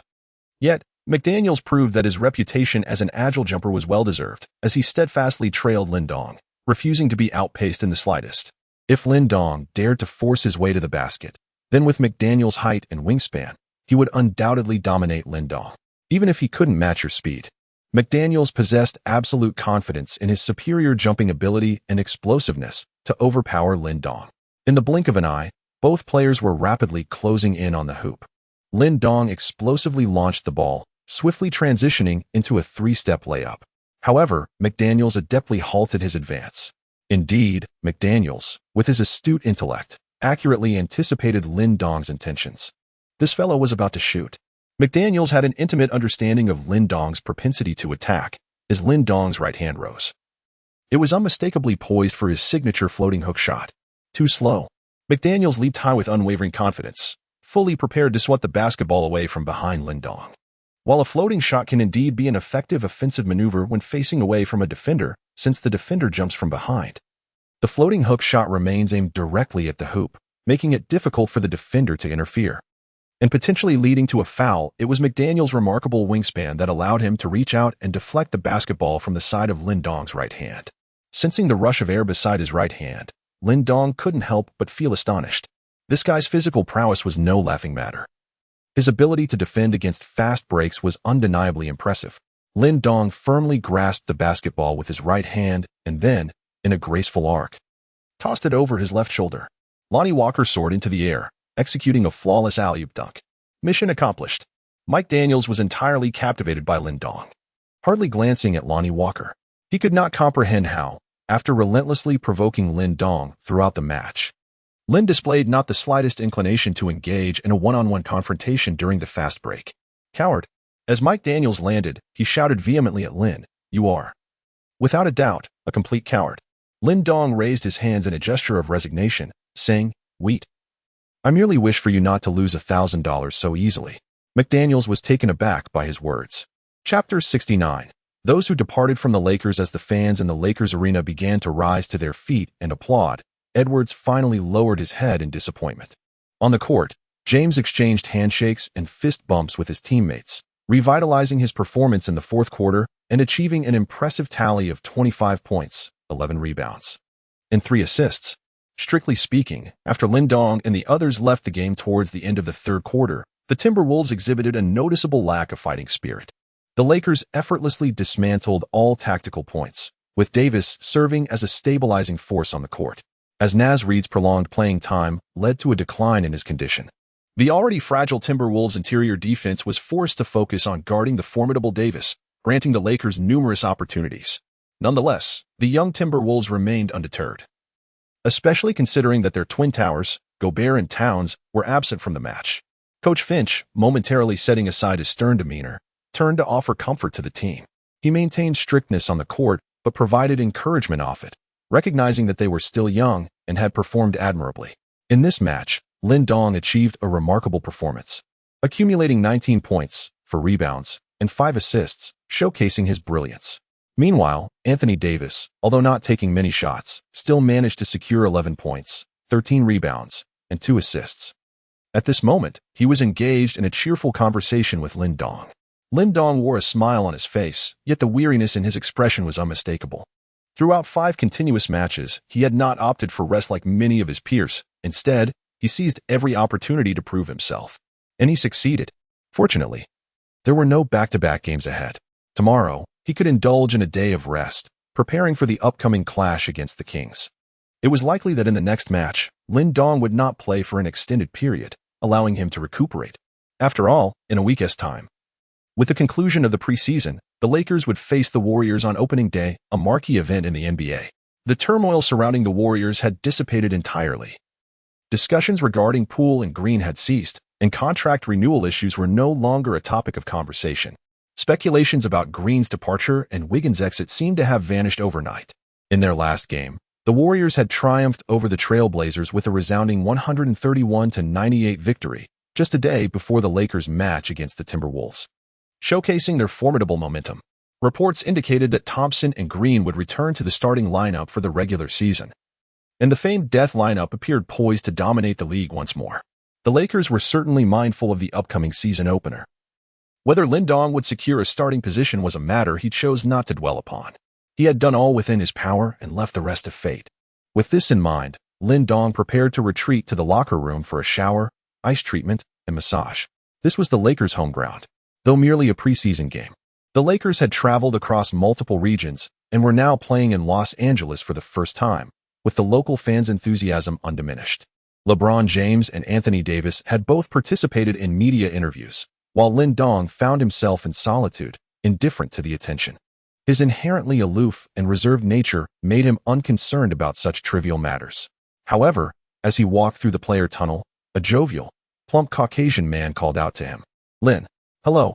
I am a fan of yours here in Los Angeles, a devoted Lakers supporter. My young son is particularly fond of you. Could you please sign something for him?" Lin Dong was momentarily taken aback as the rather unremarkable-looking man in the plaid shirt lifted his young son from between his legs. The boy, with his golden locks and cerulean eyes, greeted Lin Dong with infectious enthusiasm, donning a jersey emblazoned with the number 10, which belonged to Lin Dong. Though Lin Dong was uncertain whether his jersey had a children's version, he dismissed any concerns regarding authenticity. The mere presence of fans supporting him at the event was sufficient. He cheerfully signed the boy's jersey and subsequently gifted him his wristband. Observing the child's elated expression, Lin Dong affectionately tousled his hair before hastily retreating into the players' tunnel to evade the throng of eager fans. At that moment, despite the considerable attention and popularity Lin Dong had garnered, he remained acutely aware of his youth. While there were indeed fans who attended the preseason games to show their support, encounters with fellow Chinese fans were still relatively rare. Young fans, in particular, were an anomaly, as their idols typically belonged to the stratosphere of superstars. Thus, Lin Dong felt a surge of joy as he skipped back to the locker room. After a brief shower, he noted that not many teammates had returned to the locker room.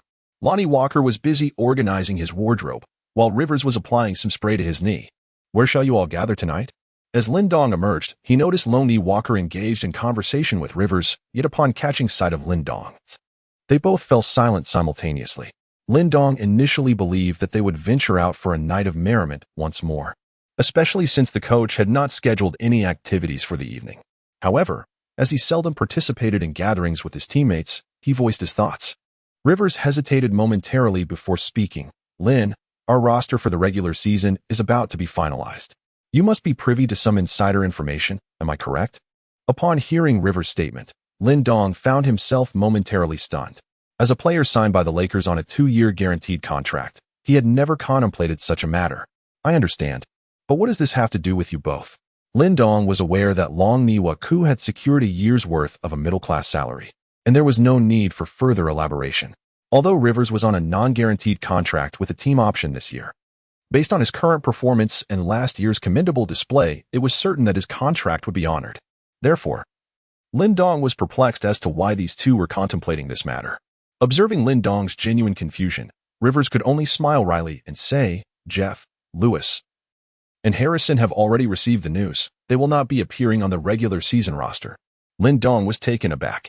He was certainly familiar with these three individuals, who were always the most enthusiastic ones waving towels from the bench.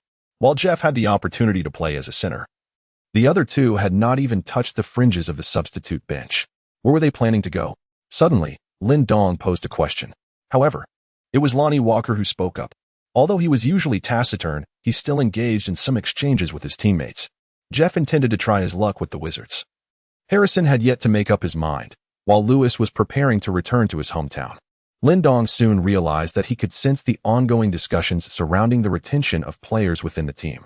Even before the preseason had concluded, McCoy, Bacon, and others had already begun to pack their belongings and depart from the Lakers. McCoy had not even set foot on the court, while Bacon had crossed paths with Lin Dong during their initial match against the Timberwolves.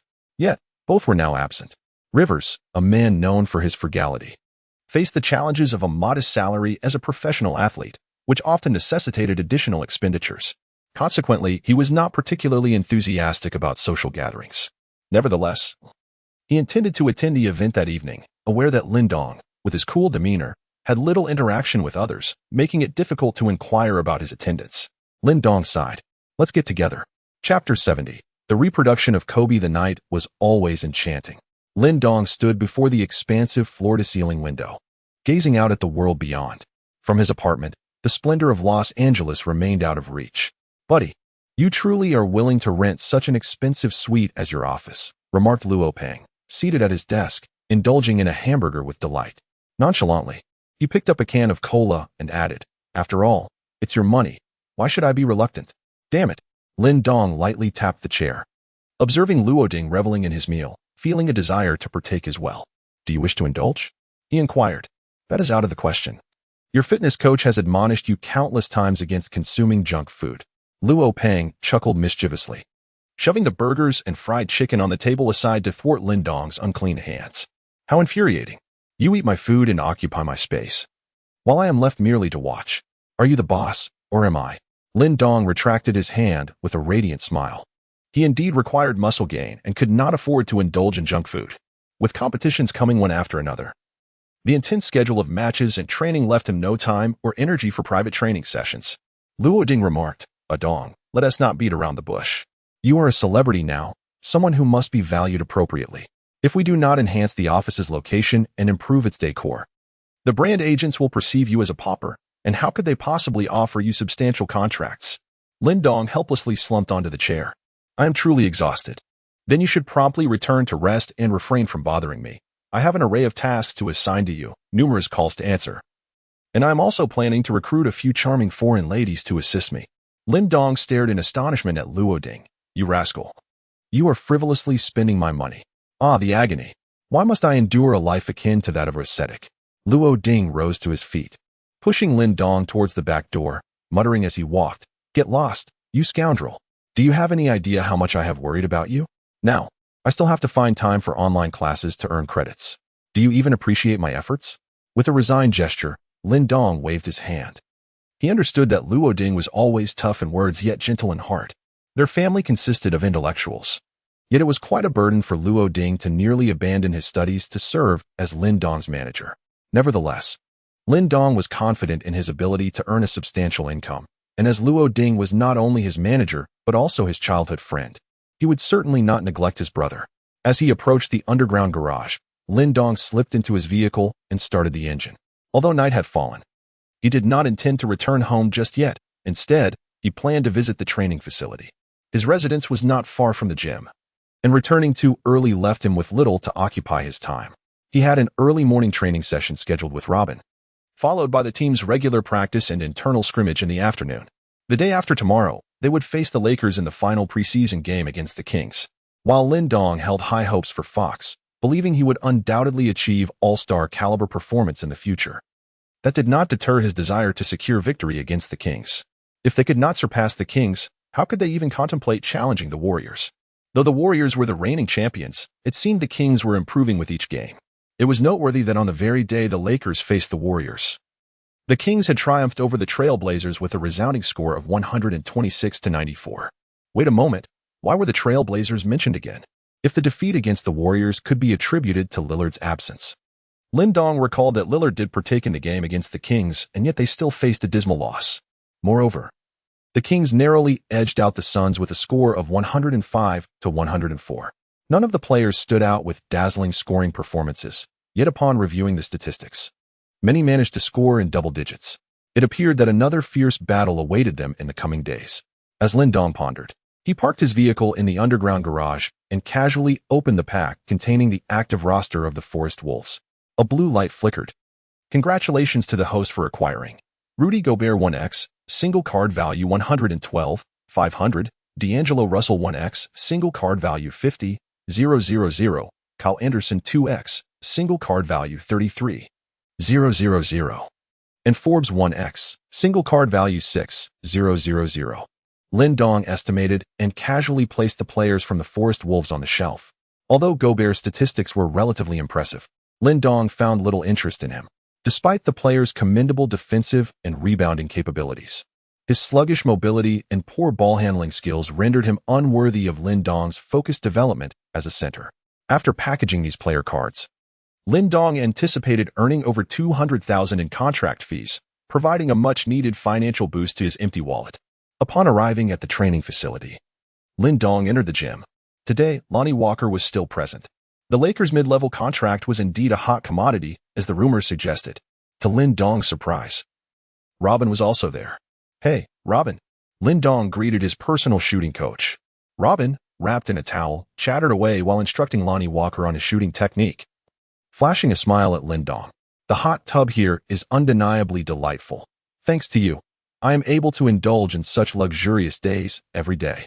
Lin Dong smiled and turned to Lonnie Walker, challenging him to a one-on-one match. Dressed in black shorts and a sleeveless vest, Walker appeared to have been training alone for quite some time.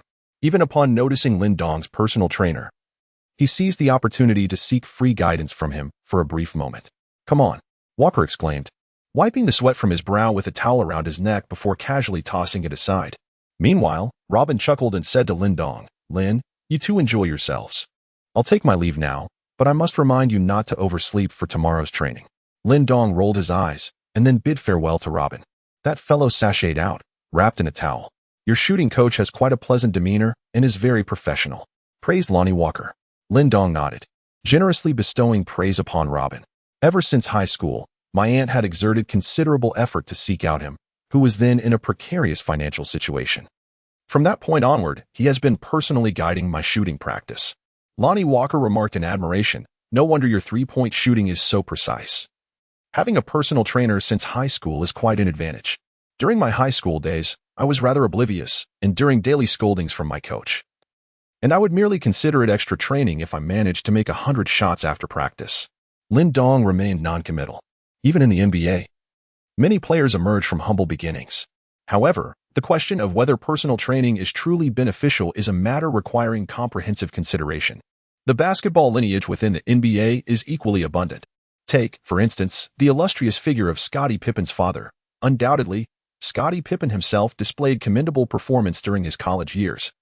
Yet upon entering the NBA, he could not even secure a guaranteed contract. Consequently, Lin Dong placed a reassuring hand on Lonnie Walker's shoulder, asserting that attributing his inability to make shots to a lack of private training during his formative years was an act of cowardice. Lonnie Walker's face flushed with indignation. "You old man, who said I can't make a shot? Come on, let us have a one-on-one, first to 21 points. Do you think I fear you?" Lin Dong casually removed his outer garment and tossed it aside, as both sides assumed their stances, preparing to commence in earnest. Lin Dong suddenly received 2 tasks. Side quest 1. Duel. Engage in a one-on-one competition with Lonnie Walker to further enhance the bond effect with him, thereby stimulating Lonnie Walker's inherent attributes and achieving mutual progress. Main quest 1. The King's Crown. In the upcoming match against the King, complete 5 dunks. Task reward. Bronze badge. Powerful finisher. Reduces the impact of interference on accuracy, diminishes stamina loss and interference effects during dunks, and enhances finishing capabilities. As the regular season is about to commence, the system is preparing for updates and upgrades. Various related items, the marketplace, trading market, and alchemy system have all been refreshed. So please take note, host. You have received a notification from a friend, your idol. Ha bro. Thank you for your Kaminga. I've sent you something special that you rarely see. It perfectly offsets the system detection caused by our private trade. Congratulations, you have received a Kobe Bryant Replica Edition. The replica version boasts the highest breakthrough count, with a comprehensive ability rating of 87. Lin Dong was momentarily taken aback. Chapter 71. The Erratic System. Lin Dong lay in bed, tossing and turning with mounting anxiety. The system interface had once again morphed into a perpetually spinning circle, endlessly revolving without granting him access, reminiscent of a poor internet connection. At that moment, Lin Dong felt utterly overwhelmed. Firstly, there was that inexplicable dunking task against the King, which was utterly outrageous. Lin Dong himself possessed little in the way of breakthrough or dunking capabilities. Occasionally sneaking in for a dunk or executing a fast break might allow him to indulge in a fleeting fantasy, but 5 dunks? That was simply absurd. Furthermore, there was the peculiar badge he had been given. Undoubtedly, the powerful finisher badge was indispensable for any dunker, a quintessential necessity among the core badges. However, this was akin to seeking an internship while being told that one must have previous work experience to qualify, despite the very purpose of the internship being to accumulate such experience. Thus, he found himself ensnared in a classic dilemma. He lacked both the dunking ability and the badge, yet was assigned a dunking task, with the reward being none other than the dunking badge itself. If the system could materialize on Lin Dong's computer screen, he would be tempted to smash it with a fist. He implored the heavens, invoking the names of deities and legendary figures, yet to no avail. The system seemed to have reverted to Lin Dong's high school days, where he would merely spin in circles. Only now it was due to a system update rather than unmet activation requirements. Additionally, he was eager to see the replica of Kobe sent by his idolized brother. To understand how the replica of Kobe came to be, one must delve into the distant past. During a significant update that aimed to redirect players towards a new generation of games, as the Tingshuan system promised those steadfast veteran players a reward. If you are willing to switch versions, I will grant you 6 replicas of the players you currently possess. Thus, a grand list of 48 replica players was unveiled, with Kobe being among them. This version of Kobe donned the number 8 jersey, boasting a mid-range shooting ability rated at 93, and a 3-point shooting capability reaching an impressive 62. Lin Dong was certainly aware of the peculiar nature of Ting's son. He had transformed this generation's Kobe to such an extent that no player could ascertain the year of this replica Kobe based on the star map. It is noteworthy that Ting's son, ever the opportunist, had released numerous versions of player cards for Kobe, including the 98 Afro Kobe, the 06 Dragon Slayer Kobe, and the 08 Classic Kobe. Additionally, there existed a unique card within the entire system, the Kobe Peak version, affectionately dubbed Peak Kobe. This card was the sole one designated as a peak version by the system. However, based on genuine year estimates, it was likely a composite of data from 2007, 2008, and 2009. When Peak Kobe debuted, it instantly captivated the audience, but as subsequent versions like Dragon Slayer Kobe and Classic Kobe emerged, the methods of capitalizing on this phenomenon became increasingly outrageous, rendering Peak Kobe a mere jest. Nevertheless, it must be said that the replica Kobe remained an exceptionally rare player card, once exclusive to ancient players of the game. Despite its overall lackluster attributes and significantly altered shooting values, approaching utility that was virtually non-existent, Lin Dong still felt an irresistible urge to catch a glimpse. Lin Dong was so anxious that he felt compelled to prostrate himself on the bed, neglecting to review the recently completed side quest. At last, the spinning circle gradually slowed down, even beginning to stutter. It succeeded. Lin Dong's eyes sparkled with intensity as he fixated on the system interface.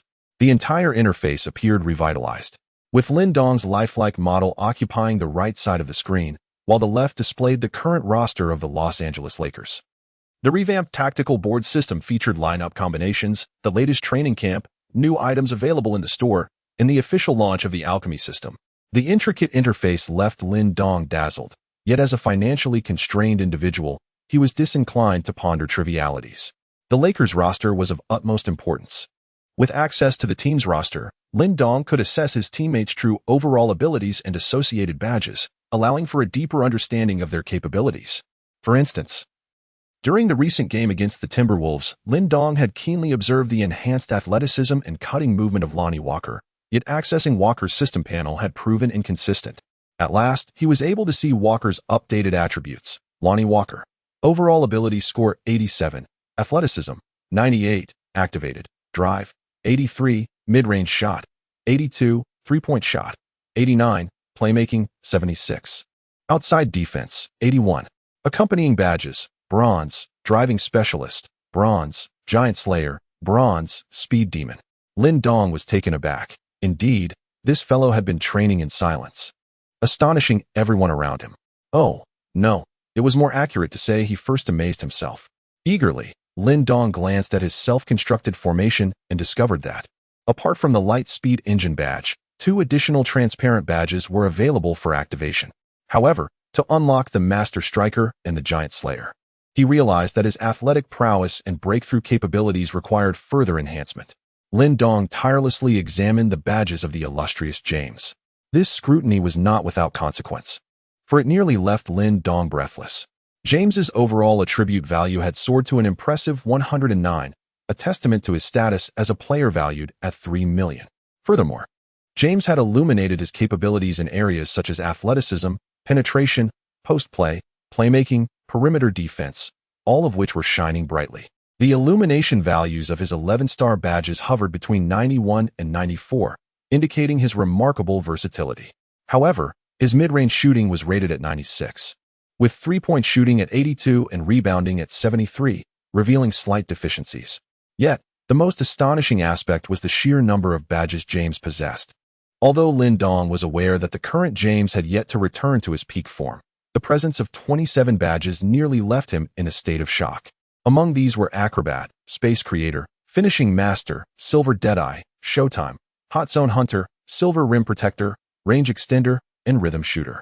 Lin Dong silently perused the information, feeling a strong desire to wipe the corner of his mouth. Davis's overall attributes reached an impressive 101, illuminating both the paint and interior defense categories. However, his other statistics hovered around the 80 mark, with slightly lacking capabilities in organization and steals, and average proficiency in mid-range and three-point shooting. One could assert that he was remarkably well-rounded. Additionally, Davis possessed a commendable total of 19 badges. Oh, vast heavens, why do you show such partiality towards me? Lin Dong sighed once more. Suddenly, the system interface displayed garbled text. A vibrant, rainbow-colored glitch flickered across the screen, and Lin Dong found himself unable to control the interface. The system began to click erratically. Oh dear. This chaotic display nearly frightened Lin Dong to death, as the system was on the verge of showcasing his meticulously crafted lineup. He hurriedly engaged in a struggle for control over the clicking rights, akin to two children vying for the mouse. How infuriating. Lin Dong began to haphazardly drag the mouse of the system, yet the system was already experiencing significant lag. Lin Dong suddenly realized that he had inadvertently removed one of James's badges, and upon releasing it, it fell into the collection of Anthony Davis's badges. Lin Dong. As the competition recommences, the large screen remains frozen on the current roster of the Lakers, unable to progress. Lin Dong and the system began to haphazardly drag the badges, eventually discovering that his badge interface displayed garbled text, with 3 badge slots exhibiting a distorted screen. Now, he found himself in possession of 9 badges. "Come," Lin Dong exclaimed with overwhelming joy. However, amidst their silent struggle, Lin Dong inadvertently dragged his diamond badge, the chaotic pixel, onto James's head. After a prolonged moment, the system once again displayed a distorted screen, becoming completely unresponsive. Lin Dong, with stars in his eyes, collapsed onto the bed. Chapter 72, a rematch against the Kings. Fox and Lin Dong exchanged a glance, only to avert their eyes once more. This fellow appeared to have made remarkable progress. During the initial preseason game against the Kings, he had seemed like an adorable substitute, merely squatting in the corner of the court, unable to touch the basketball. Yet, he managed to employ a peculiar pick-and-roll technique, even causing Sabonis to commit a flagrant foul. For the Kings, the starting lineup consisted of Fox, Malik Monk, Barnes, Okpala, and Sabonis. To Lin Dong's surprise, upon receiving the news of his own starting position, he had anticipated usurping Beverly's spot, yet Beverly remained a starter. On the Lakers' side, Beverly and Rivers took on the roles of dual guards, while Lin Dong, James, and Jones filled out the starting 5. Due to having played several intense games in succession and the looming threat of a back injury, Coach Ham opted to rest Davis. Meanwhile, Westbrook seemed to have been relegated to the bench, though Lin Dong was unaware of the reasons behind this decision. Ham's steadfast belief in continuing to utilize Beverly was evident. If Beverly displayed deficiencies at the 3 position, then it was prudent to experiment with him at the 1 and 2 spots.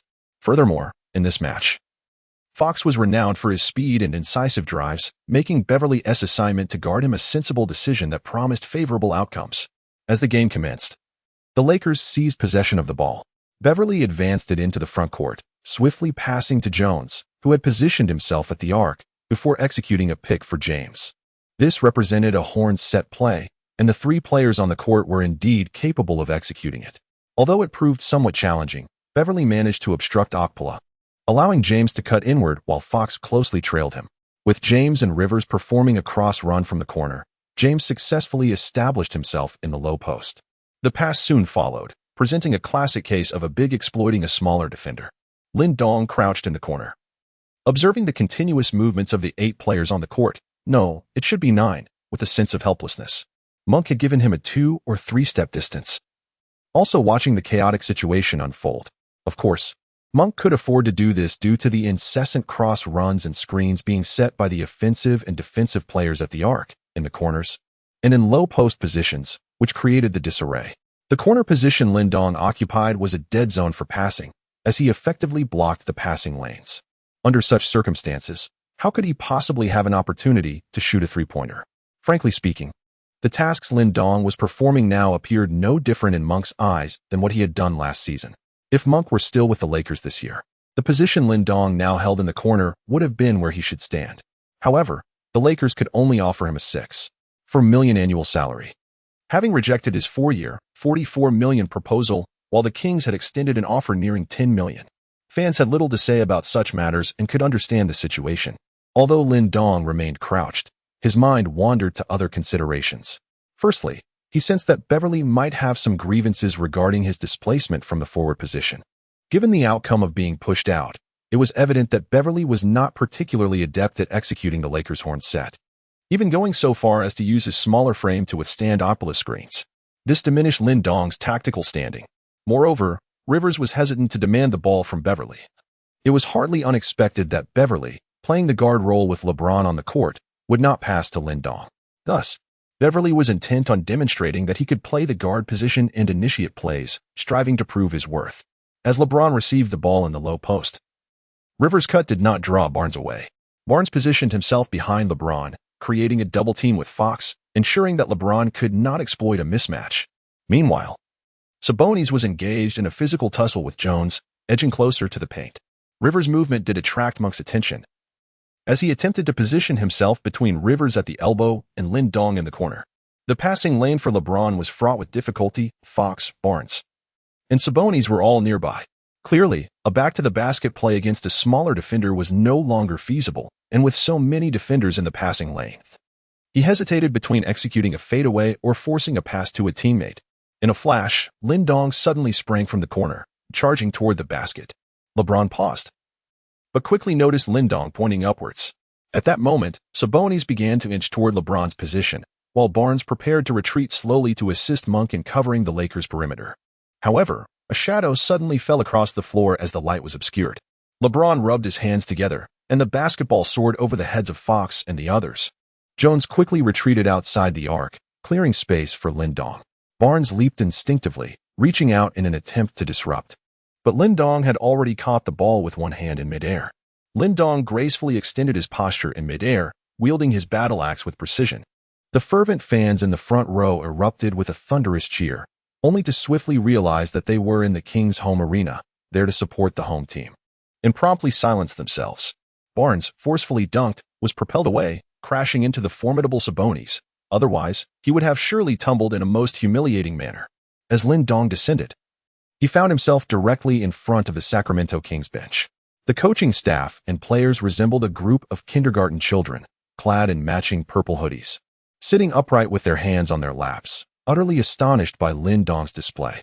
Silver badges, powerful finisher, silver badge, master finisher, bronze badge, alley-oop finisher, bronze badge, jumping master, bronze badge, rim attacker, bronze badge, driving master. A series of 9 badges flashed before him, and Lindong smiled.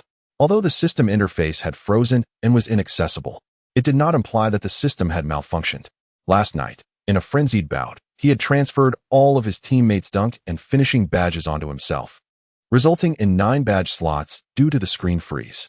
Notably, he had primarily acquired LeBron's badges, laughing, including 2 silver badges, powerful finisher and master finisher. While the system had begun to indicate an update in progress, Lindong speculated that he would not have to wait long before the system would rectify these glitches and restore everyone's badges. Nevertheless, it was his turn to relish this flawed system. Moments later, the dazed Barnes regained his senses, and Lindong was taken aback to see a flurry of snowflake-like symbols appear beneath Barnes's feet. Astonishingly, after being dunked on by Lindong, Barnes's shooting touch had seemingly gone ice cold. After a brief high-five with his teammates, Lindong cast a fleeting glance at the expressionless Beverly before swiftly returning to the front court. As the game resumed, the Kings' strategy unfolded with simplicity. Sabonis effortlessly received the ball in the low post, and with a powerful 2-step move, he easily maneuvered past Jones to score with a smooth hook shot. "What is up with you?" LeBron inquired while waiting for the inbound pass. "I don't know, but I feel particularly energized today," Lindong replied, feigning innocence as he scratched his head. LeBron chuckled. "You young folks are truly enviable. When I was your age, I was always looking to crash the rim." Kobe had once remarked that during his high school years, he could lounge on the sofa, watching shows and devouring pizza, only to step outside and execute an under-the-leg dunk. He lamented how fleeting youth was, and LeBron, having experienced similar youthful days, felt no qualms about Lindong's dunking prowess. "That guy can dunk, by the way. Which team's backup center did he dunk on?" Beverly advanced the ball into the front court, with Rivers eagerly setting a screen for him. However, Barnes deftly navigated around Rivers, establishing a solid position to block Beverly's path. LeBron, stationed at the elbow, noticed Rivers had returned to assist him, seemingly intending to set a screen. He glanced at Lindong in the corner and suddenly had a brilliant idea. He signaled to Rivers to forego the screen and position himself beyond the 3-point line. Though puzzled, Rivers complied without question. At this moment, the Lakers' offensive formation saw LeBron at the elbow, Rivers at the wing, and Lindong in the corner, forming a straight line. The Kings players were bewildered, unsure of this offensive approach. Meanwhile, Jones, having created space, sprinted to Beverly to receive the ball and swiftly moved towards LeBron. He intended to execute a handoff, but was taken aback when LeBron unexpectedly ran towards Rivers instead. He was preparing to set a screen for Rivers. Rivers, momentarily stunned, quickly grasped LeBron's intentions. Fox, standing before Rivers, felt urgency and immediately sprang into action, attempting to slip between LeBron and Okafor before the screen was solidified. This play could not lead to a switch. Fox thought to himself, having discerned the Lakers' tactical strategy. They aimed to keep switching him onto LeBron, allowing LeBron to exploit his mismatches. Such a humiliating scenario was intolerable for Fox. Just moments ago, he had been caught off guard, even drawing two teammates to assist him defensively, allowing the Lakers to capitalize on the opportunity, which resulted in Barnes being dunked on. Thus, he had to maneuver around the screen instead of letting the Lakers scheme succeed again. However, as Fox darted past LeBron, the latter intentionally created space for him. This is bad. Fox glanced back, realizing that Rivers was not merely using the screen as a ruse. He was making a backdoor cut. Rivers found himself wide open, but Monk, in a futile effort, positioned himself between Rivers and Lindong. Yet, he could not ignore the ball handler, Rivers, to closely guard Lindong, who was unmarked. Reluctantly, Monk lunged forward to contest Rivers, who effortlessly passed the ball to the cutting Lindong. With no defender in sight, Lindong soared to the rim, delivering a thunderous dunk. Chapter 73. The anomaly of LeBron. Coach Mike Brown immediately called for a timeout. The Kings players exchanged glances, fully aware of Brown's unwavering commitment to defense. After only 3 possessions in the first quarter resulted in errors, gifting the Lakers 2 open cutting opportunities, the Kings players exited the court with a sense of embarrassment. To be fair, defending a shooter like Lindong during his cuts seemed futile. However, today, it appeared he had taken a keen interest in attacking the rim, successfully sneaking in 2 scores. After delivering an unrelenting reprimand to Monk and Okafor, the 2 newly promoted starters, Coach Brown took Fox aside for a serious talk. What's the rush? Are you so eager to avoid switching defenses, or do you lack faith in your teammates? Fox refrained from responding. Feeling that Monk shouldn't have been blamed, he believed he was the one who deserved the most criticism. The Lakers intended to exploit the switch to single out him, and he didn't want to burden his teammates with constant help defense. Fox exhaled slowly and replied, "I just want to avoid putting my teammates in a tough spot."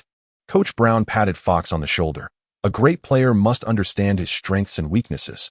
If you're so keen to avoid the Lakers switching onto you, your anxiety will only lead to mistakes. You need to trust your teammates. Observing this young player before him, Brown remained convinced of Fox's potential and continuously sought to promote his leadership role. Every player has their shortcomings. If you think your defense is lacking and you can't guard one-on-one, during our internal training, we all assist you in defense. But have you truly considered your strengths? Leverage your advantages and fully showcase your offensive capabilities, rather than impulsively disrupting your mindset due to defensive issues. He then shot a pointed glance at Monk. What are you so anxious about? Also, stop lurking around and trying to handle the ball. None of our players are greedy for possession. Monk nodded vigorously, acutely aware that due to his height and build, he had become a backup to Herter, and if he didn't perform better, he would undoubtedly face severe criticism. Emphasize your offensive aggression. Coach Brown offered a final reminder to Little Lin before clapping his hands, prompting the Kings players to return to the court. Coach Ham, meanwhile, appeared somewhat bewildered by the Lakers lineup. Did he not position Lin to shoot 3-pointers from the corner? Yet, to everyone's surprise, Lin first drove in for a powerful dunk and then, following a clever cut set up by James, executed another dunk. This prompted the Kings to call a timeout.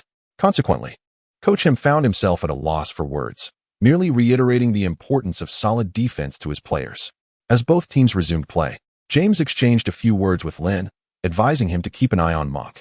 Lindong was taken aback for a moment, but upon recalling that Monk had been teammates with the Lakers players last season, he nodded in acknowledgement.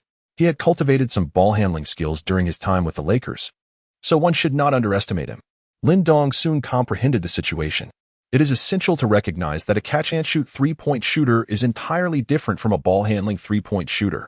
If one is merely a catch-and-shoot player, their shooting percentage hovers around 30%, categorizing them as a complete underperformer. In the contemporary league, even a 35% catch-and-shoot 3-point shooting rate can only be deemed average. It is only at 37 or even 40% that one can be considered exceptional. However, a player capable of handling the ball while shooting 3-pointers, even if their shooting percentage fluctuates between 28 and 32, should never be underestimated. Such players command immense respect and attention. On the other hand, James, despite taking the court again to adjust his attire, felt an unusual sensation today. Jones maneuvered to the arc's top to set a screen for Lindong, and after successfully executing 2 consecutive dunks, Lindong could no longer contain himself and decided to share the ball. Monk's ability to navigate screens was lacking, yet no one paid heed to Jones making a cut. Little Sabonis closely followed Lin Dong's movements, while Monk promptly trapped Lin Dong from behind. The Kings continued to employ a compact defensive strategy, with Barnes and Fox converging towards the paint, rendering Beverly and Rivers, stationed at the corner, relatively inconsequential. Lin Dong charged into the restricted area with unparalleled determination, soaring high into the air. Meanwhile, standing at the arc, Old James had already executed a clever backdoor cut, leaving Ocappola behind to receive the pass. With a sudden burst of speed, Old James effortlessly distanced himself from Ocappola. At that moment, Jones had firmly established his position, using his back to box out Little Sabonis beneath the basket, granting James ample space to attack. In this instant, James instinctively dribbled the ball toward the hoop, but then abruptly halted. Something felt amiss. He sensed a lack of urgency and resolve in his approach to the rim. He doubted his ability to leap for a layup from such a short distance. He lacked faith in Jones's capacity to contain Sabonis, and he even felt that the shot was destined to miss. Consequently, he came to a standstill and, faced with the timely defensive presence of Ocappola, opted for a mid-range jump shot instead. The ball clanked off the rim. At this point, the Kings were bewildered, as were the Lakers players. Coach Ham even paused his chewing of gum, astonished. No one could believe that a player with such formidable driving ability as James would relinquish such a prime opportunity. Perhaps there was some merit to James's thoughts, but for a player renowned for his aggressive attacking prowess, seizing such a chance to penetrate the paint should have been second nature. At the very least, it could have resulted in a foul. Yet, he chose to halt instead. Lin Dong scratched his head. Others may be oblivious, but he was acutely aware that Old James was devoid of any attacking badges, all the responsibility resting squarely on his shoulders. The 9 players on the court, perplexed, swiftly transitioned to the other side to mount an offensive. Upon receiving a pass, Fox charged forward with determination, while the Kings players, whether intentionally or not, set screens to clear the path for Fox. With adept skill, Fox maneuvered through the screens, eluding Beverly's defense, and swiftly passed the ball to Monk, who had positioned himself at the elbow.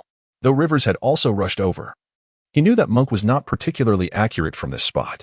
After all, they were old teammates. However, Monk quickly dribbled toward the corner, taking just a single step to precisely position himself and released a three-pointer. It swished through the net effortlessly. How about that, Lil Ree? Rivers, resigned, returned to the backcourt alongside Monk, who grinned at him. I really did train you well. Rivers shook his head in resignation. How could I not?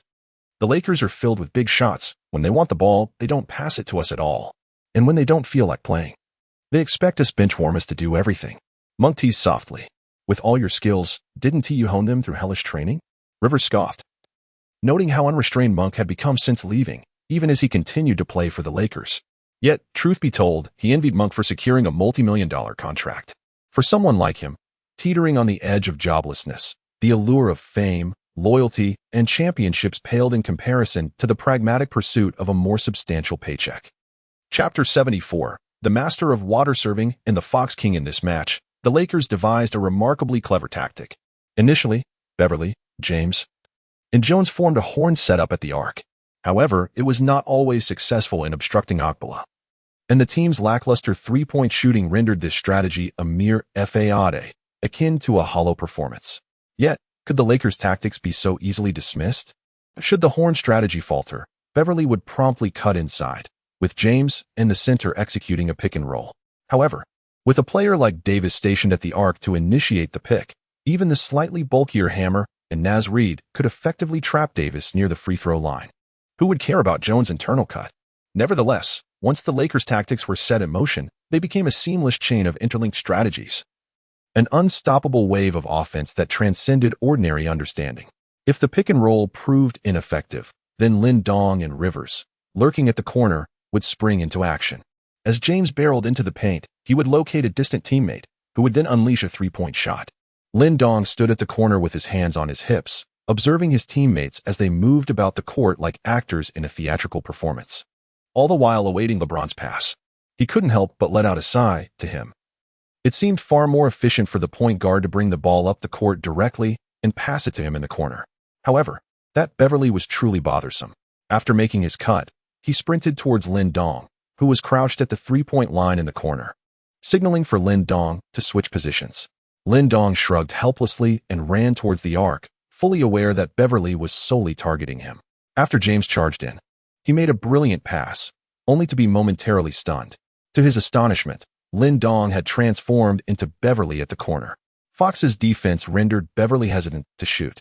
After a moment of contemplation, he dribbled fiercely towards the basket. However, upon seeing Sabonis spread his arms wide in the paint, Beverly abandoned any thoughts of attempting a layup. For such an endeavor would only result in an emphatic rejection. Yet, Beverly, seasoned by years in the NBA, understood that tactics, defense, and offense are fraught with individual errors and criticism, but there existed one undeniable principle that could secure his position on the team: delivering the ball to the star player.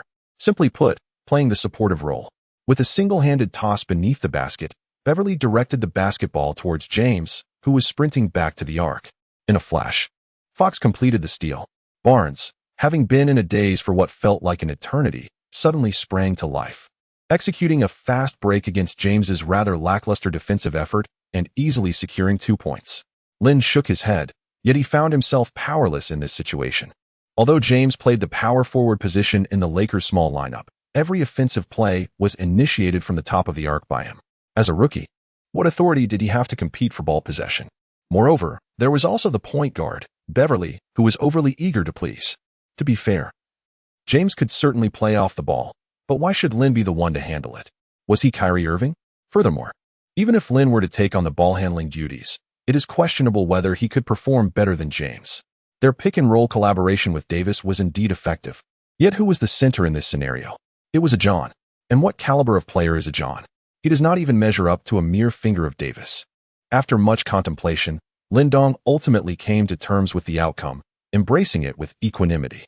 Overall, LeBron's presence on the court serves as a stabilizing force, ensuring that the ball finds its rightful place. While Beverly can assume the role of a point guard, does that render Rivers incapable of handling the ball? The Lakers boast an abundance of players capable of ball control.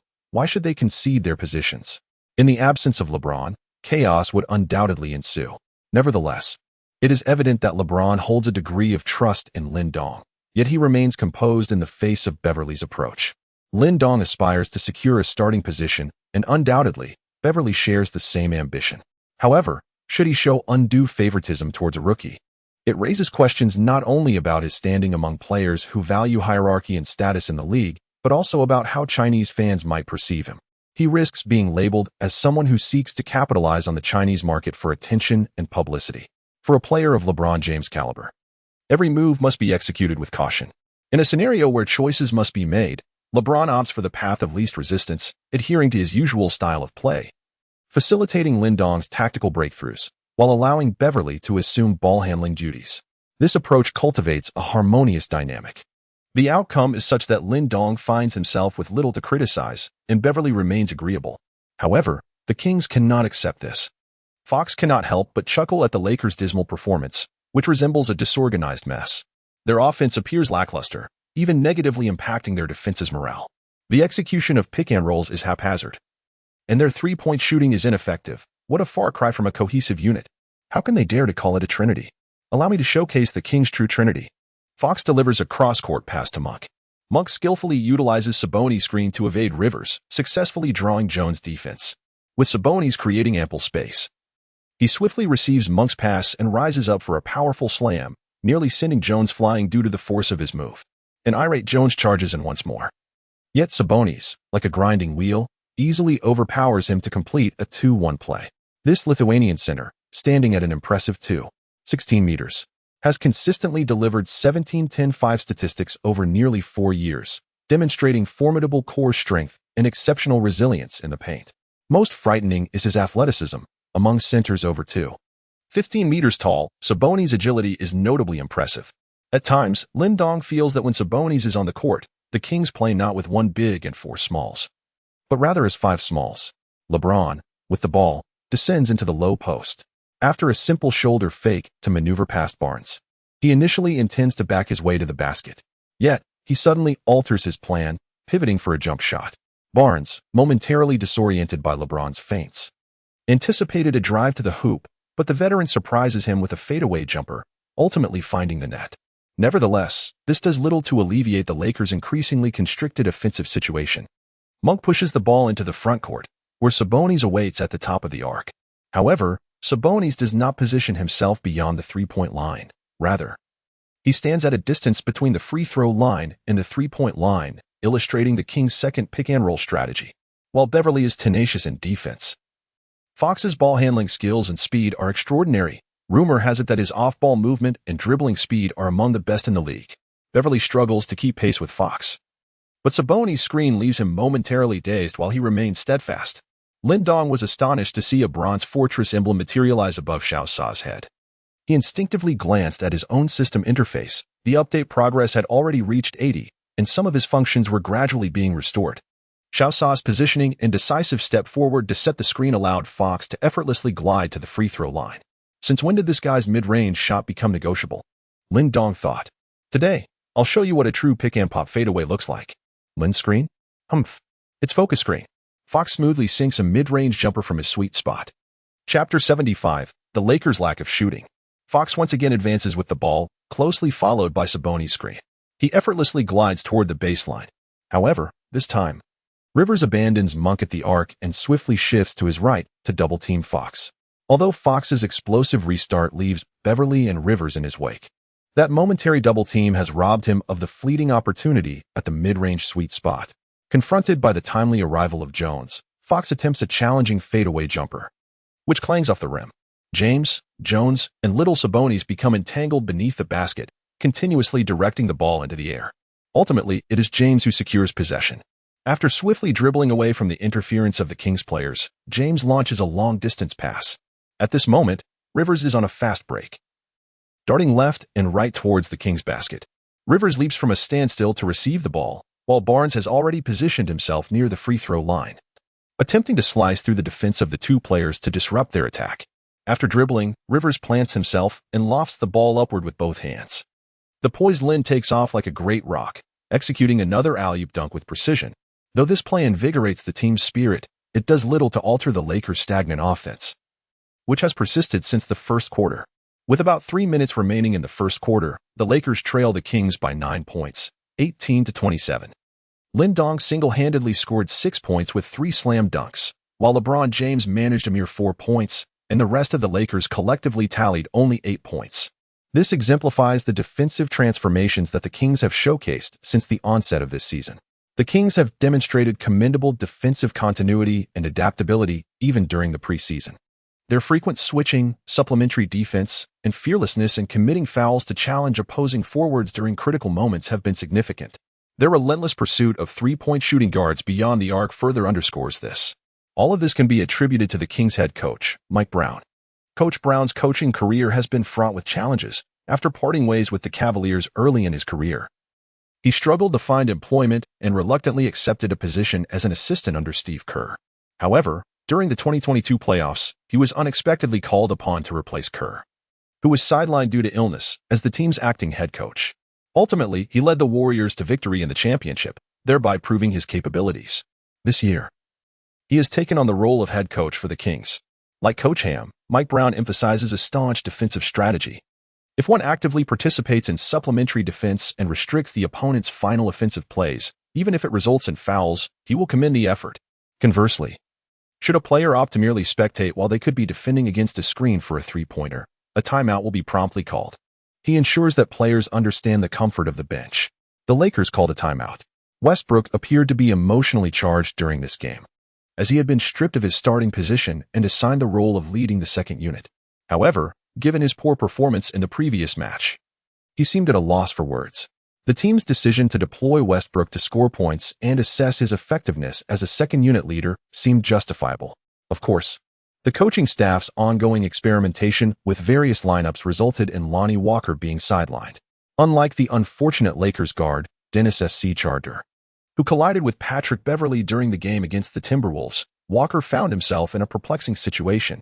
S.C. Charter, initially feeling no significant discomfort and eager to continue playing, soon succumbed to excruciating pain, which was later diagnosed as a fractured hand. The Lakers promptly announced S.C. Charter's indefinite absence from the game. This outcome left Walker, who had anticipated a competitive battle for the guard position against S.C. Charter, realizing that he had been granted an unexpected opportunity, yet still found himself unable to take the court. Lin Dong found himself at a loss, jostling about, inadvertently pushing his good friend, Lonnie Walker, down the ranks. It is understandable that Lonnie Walker could not compete for a spot in the Lakers' starting lineup. Yet the fact that he remains sidelined in the second unit led by Westbrook is primarily due to his inconsistent shooting.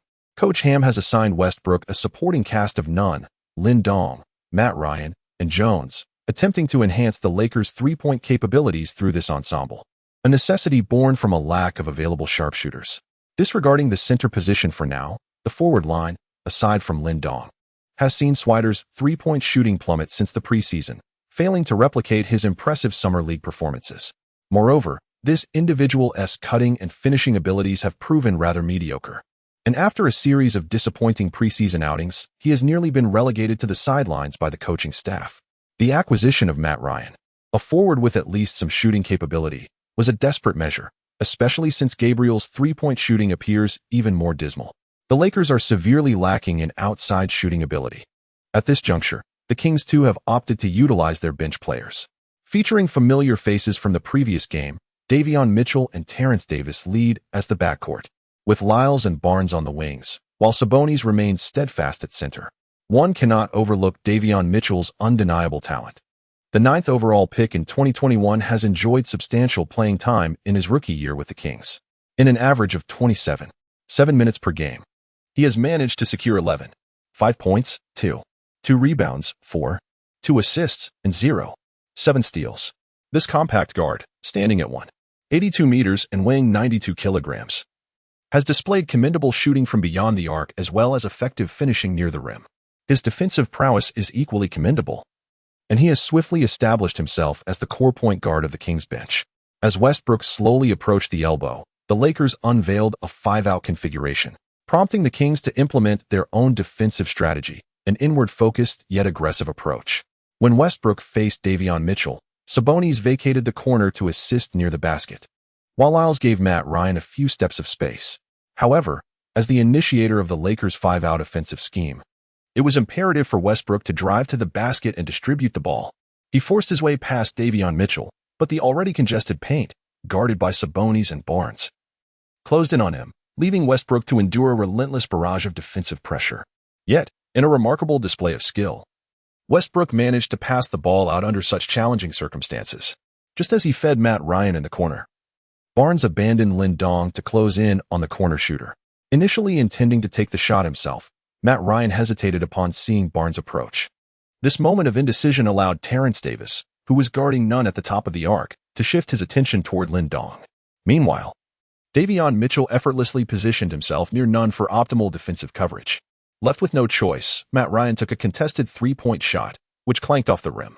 Chapter 76. The activation of the chaotic point-counterpoint badge. Nunn's attempts to break through via a pick-and-roll were less than ideal, compelling him to pass the ball to Westbrook at the top of the arc. Jeffer was forced to set another screen for Westbrook.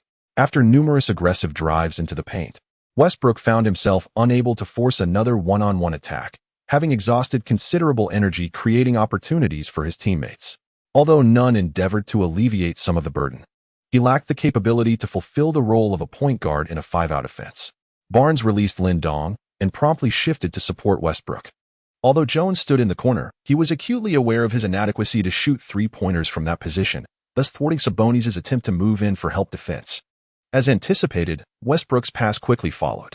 Lin Dong narrowly received the pass. Davion Mitchell of the Kings lunged forward in an attempt to intercept the ball. Yet Westbrook's passes are characteristically unconventional and remarkably swift. Lin Dong received the vibrating pass, and it was evident that Davion Mitchell had exerted himself excessively, failing to maintain his defensive stance. This presented an opportunity. From the arc, Lin Dong lifted his hand and launched a three-pointer, which finally found its mark. Despite the relentless defensive strategy employed by the Kings, characterized by tight perimeter coverage and constant adjustments, Lin Dong's shooting performance was subpar, making only 1 out of 3 attempts from beyond the arc. Similarly, Jehef and Nunn both failed to convert their 2 attempts from the three-point line, while Jones found himself neglected by Sabonis, who stationed himself in the corner, and even Westbrook demonstrated a lack of faith in Jones's corner shooting. As the second quarter commenced, the same players remained on the court. Although they had experienced a brief respite, Westbrook had expended considerable energy during his time on the court, even without taking many shots himself. Nevertheless, he bore no complaints, It was universally acknowledged that to execute a 5-out offensive strategy, a few shooters must be positioned on the court. Yet, unless Lin Dong stood in the corner to draw a defender, Westbrook faced the daunting challenge of navigating through 2 or 3 defenders each time he attempted to drive to the basket. It is crucial to understand how arduous it is for a point guard to force their way to the rim in a 5-out lineup. Teammates do not afford him ample dribbling space, leaving him to rely solely on his speed and physicality. However, Westbrook managed to achieve this. Even when defenders in the corner completely abandoned their assignments to double-team him, he exhibited no resentment. Once on the court, his primary focus was to resolve issues rather than dwell on the irrationality of the lineup. He accepted his teammates' mistakes and strived to do everything within his capabilities. "Thank you," Westbrook expressed Davis. Yet, this unwavering determination did not change the facts at hand. His persistence appeared more akin to a farce, a jester's antics, stubborn, irrational, and lacking foresight. Ultimately, after a forceful layup, Westbrook collapsed painfully to the floor. "Oh no." Lin Dong hurriedly rushed forward. None signaled for a pause while following closely behind. The Lakers players surged onto the court. Westbrook clutched his left leg in agony, clearly suffering. The Lakers temporarily substituted their on-court players, withdrawing the backup scoring lineup for the time being. Without the demolitions expert, there was little to be done with 5 players on the court. Lin Dong took a moment to rest on the sidelines. He had an inkling regarding Westbrook's injury. Upon learning that he would not be starting, Westbrook's demeanor evidently shifted. His pre-game warm-up lacked intensity, leaving others uncertain about when he would actually take the court. Despite a brief warm-up session, he was thrust into a physically demanding offensive strategy that relied heavily on speed and aggressive penetration. This tactic depended on a quick and forceful point guard to initiate the attack, yet he found himself up against the younger and more agile Davion Mitchell, who relentlessly guarded him. In an attempt to force his way to the basket and create shooting opportunities for his teammates, Westbrook's nearly 35-year-old body could no longer withstand the strain. Assisted by medical personnel, he limped back to the locker room. Preliminary assessments indicated a strained left hamstring. Meanwhile, Lin Dong, feeling equally frustrated, accepted a towel from the staff and took a seat on the bench. Lonnie Walker offered Lin Dong his water bottle, sensing his discontent. Feeling frustrated? Walker sought to uplift Lin Dong's spirits. "The Kings played exceptionally well today, and we've had our fair share of victories in the preseason. Just relax a bit. You are the starter." Lin Dong nodded silently. Although today he had exploited a system glitch to forcibly acquire 9 dunking badges, merely offsetting his extra badge slots and lineup coverage without affecting his sharpshooter badges or team bonuses. In other words, Lin Dong's current attributes could be described as a player capable of both shooting and dunking. But what could he truly change? This was the NBA, a league that gathered the most elite basketball talents from around the world, each one a prodigy who had risen through countless trials and selections. Everyone knew Giannis was the player with the most badges in the current league, boasting nearly 40 of them. But what did that mean? Could he leap from the free throw line and dunk over 5 defenders? Could he casually pull up from beyond the arc after a crossover and drain threes over anyone? If championships were decided by badge counts, they might as well tally up which team had the most in the game and hand them the trophy directly. As for his own mission of completing 5 dunks, Lin Dong naturally found it simple enough to achieve.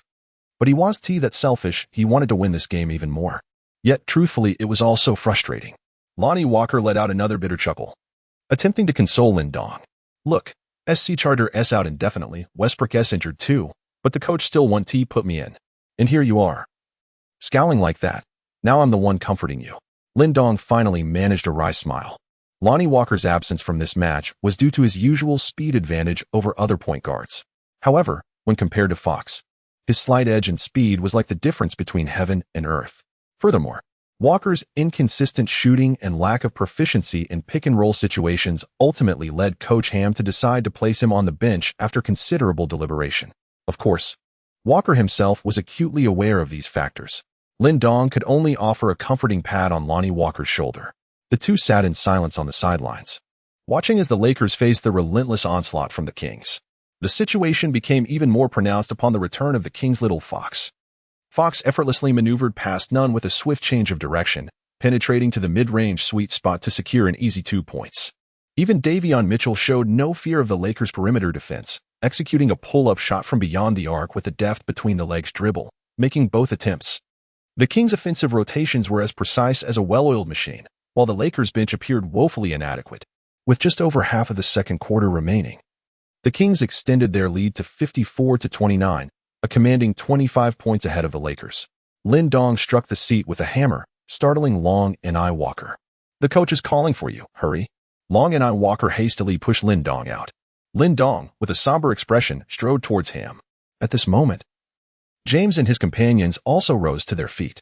Today, old James's shooting touch was remarkably poor. Thus far, he had made only 2 back-to-back shots out of 8 attempts, accumulating a mere 4 points. Just as Lin Dong silently advanced towards the court alongside his teammates, a chilling female voice suddenly echoed. "The system has been fully updated and is now prepared to enter the regular season phase." Lin Dong was taken aback, suddenly noticing a dazzling badge atop old John's head that gleamed brilliantly. Diamond badge, chaotic matrix. This is bad. Lin Dong felt a surge of urgency. However, he was utterly unable to withstand the instantaneous explosion of the diamond badge. Lin Dong felt a wave of dizziness wash over him. The badges of the 10 contestants on the field had all fallen into disarray, shuffled, and redistributed at random. Lin Dong was astonished to witness the 2 silver badges of termination on his body merge into one Anderson. The latter, who had been crouching with his hands on his knees, suddenly stood upright. A peculiar sensation washed over him, reminiscent of his previous participation in the slam dunk contest. Chapter 77. What on earth is happening? The system update has been completed. Scanning host badges. Detection, silver badge, powerful terminator detection. Silver badge, master of termination detection. No silver powerful terminator and anomaly has occurred in the system, prompting a rescan. The system is experiencing irregularities and is undergoing automatic feedback correction. Host badge section scanned. Gold badge, powerful terminator detection. Gold badge, master of termination detection. Gold badge, quick release detection. No badges detected in host. System anomaly detected, revealing chaotic point array badge effects. Rescanning initiated. Juan Anderson looked at Lin Dong with curiosity, noticing that the latter seemed to be experiencing an allergic reaction. Incessantly scratching at himself. "Lin, are you all right?" Juan inquired, gently patting Lin Dong's shoulder. The system successfully detected the silver badges, powerful terminator and master of termination.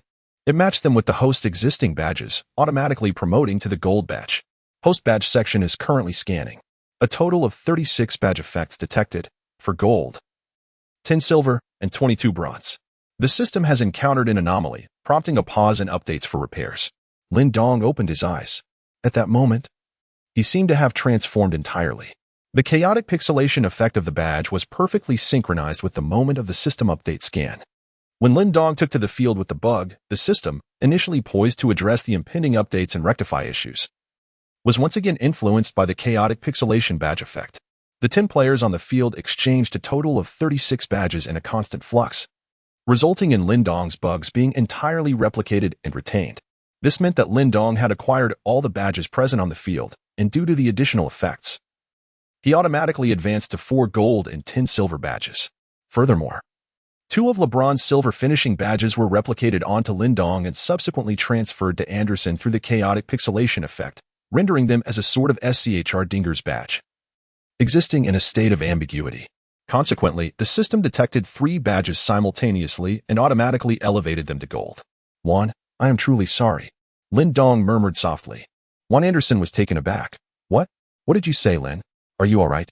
Is something wrong with your health?" Lin Dong smiled and remarked that it was not appropriate for him to claim that the badge was of no value. What he meant was that the championship should indeed be awarded to the teams that possess the most badges. Juan Anderson scratched his head. Yet Lin Dong had already made his way onto the court from the sidelines. The Lakers lineup consisted of none, Lin Dong, Juan Anderson, LeBron James, and Traub. In contrast, the Kings fielded Fox, Monk, Barnes, Lyles, and Sabonis. As none crossed the half-court line, he found himself besieged by Fox and Monk. Fox's speed remained impressive, and he even managed to momentarily strip none of the ball. However, just as he sought to accelerate further, he suddenly felt his legs weaken. None narrowly passed the ball to Lin Dong, who was running in from the vicinity of midcourt to set a screen. Monk, realizing the double team had failed, immediately abandoned his pursuit of Nunn to chase after Lin Dong. Meanwhile, Sabonis also emerged from the low post, joining forces to corner Lin Dong at the arc. Lin Dong dribbled forward and positioned himself just beyond the three-point line, effortlessly poised. Little Sauce soared into the air, while Monk stood momentarily stunned. Lin Dong swiftly surged into the paint. At this moment, Barnes and Lyles, stationed at the two corners, abandoned their respective assignments and converged, much like they would against Westbrook, to protect the rim. Defending against the Lakers' final offensive thrust was a point that the coach had emphasized countless times. Lin Dong soared from the free throw line, executing a powerful leap as 11 dunk badges illuminated simultaneously. The Kings' double defense arrived, yet Lin Dong showed no mercy, unleashing a one-armed, axe-like slam over two defenders. Barnes found himself once again toppled to the ground, while Lyles wobbled mid-air, nearly landing ungracefully. What? The two were taken aback. The Dominion had been activated. It detected the host's self-constructed starting lineup as dominant. Control Pass Master significantly enhances the host's passing effectiveness, unlocking various passing styles, creative dribbling, and complex ball handling skills, along with street-style dribbling and fancy layup packages. It also detected the host's self-constructed backup lineup as dominant. Workhorse, the diligent player engaged in the gritty tasks, undoubtedly plays a crucial role on the court, significantly reducing the host's stamina consumption during rebounding, positioning, pick-and-roll maneuvers, and off-ball screens while enhancing endurance and overall stamina. Beneath Lin Dong's feet, two crimson circles emanated with intensity. One depicted a diminutive figure dribbling a ball, perpetually shifting through an array of intricate movements, while the other showcased a formidable group of sturdy pack horses, instilling a sense of reassurance. Barnes, once again toppled to the ground by Lin Dong, cast a helpless glance at his coach as the chilling emblem reappeared beneath his feet. The humiliation was overwhelming. He felt an overwhelming urge to exit the arena. Trait badge unlocked. Leader. A blue emblem featuring a black figure with arms akimbo once again illuminated atop Lin Dong's head, invigorating him anew. If LeBron were present, the activation of the leader emblem would undoubtedly pose a greater challenge. However, following his recent emphatic dunk, he managed to trigger it successfully. According to our strategy, we should maintain a standard offensive approach. The previous defensive performance was commendable, Coach Mike Brown bellowed from the sidelines. The Kings held a significant lead in the second quarter. How could Lin Dong's few dunks possibly dampen the team's morale? Continue with the pick and roll. Continue with the pick and roll. Fox incessantly communicated with his teammates at the arc. The Kings' substantial lead was undeniably attributed to Sabonis' continuous high-quality screens, persistently exploiting the Lakers' vulnerabilities with mid-range shots and cuts. Sabonis circled out once more, while Monk darted towards Sabonis' position alongside Lin Dong, clearly orchestrating a horn set. Sabonis slightly adjusted his position to allow Monk to weave through the space between him and Nunn. The Lakers' Jones, Lin Dong, Nunn, Sabonis, and Monk became entwined. As Lin Dong attempted to push past his teammate, the Mop, to navigate between the Mop and Sabonis, Monk flashed a subtle smile and swiftly retreated, not genuinely interposing himself. Fox's pass indeed arrived as anticipated.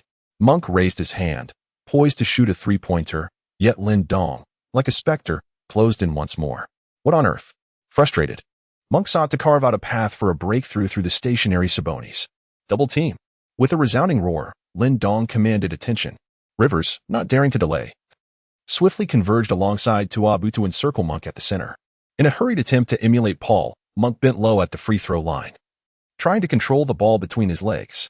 Suddenly, a hand emerged from beneath Monk's left leg, deftly snatching the ball just as he lowered his center of gravity. Tuabu, positioned closest, lunged forward, securing the basketball and deftly tossing it into Lin Dong's hands. Observing the chaotic entanglement of the six players on the court from the corner, Old James stood in sheer bewilderment. Lin Dong received the ball in place, effortlessly executing a behind-the-back maneuver to evade the pursuing Fox. Meanwhile, Juan Anderson dashed towards the front court like a rabbit from the corner, with Barnes reluctantly trailing closely behind. Lin Dong swiftly initiated his move, and in an instant, a two-on-one situation materialized in the front court. An exhilarating alley-oop. Lin let out a furious roar. Juan Anderson did not dare to be negligent and immediately leaped into the air. Lin Dong, with unwavering speed, propelled the ball forward with a deft push of his left hand, executing a pass that was nothing short of exquisite. Barnes let out a furious roar, exclaiming, "Enough already." At the moment Juan leapt into the air, he glanced at Barnes beside him and was struck by a vivid memory of the dunk contest, where Wiggins had been his partner, albeit back when he was still with the Warriors. Thus, he sprang from the ground, soaring over Barnes' head, executing a one-armed windmill dunk with ferocious power. The audience erupted in waves of astonished gasps. Chapter 78.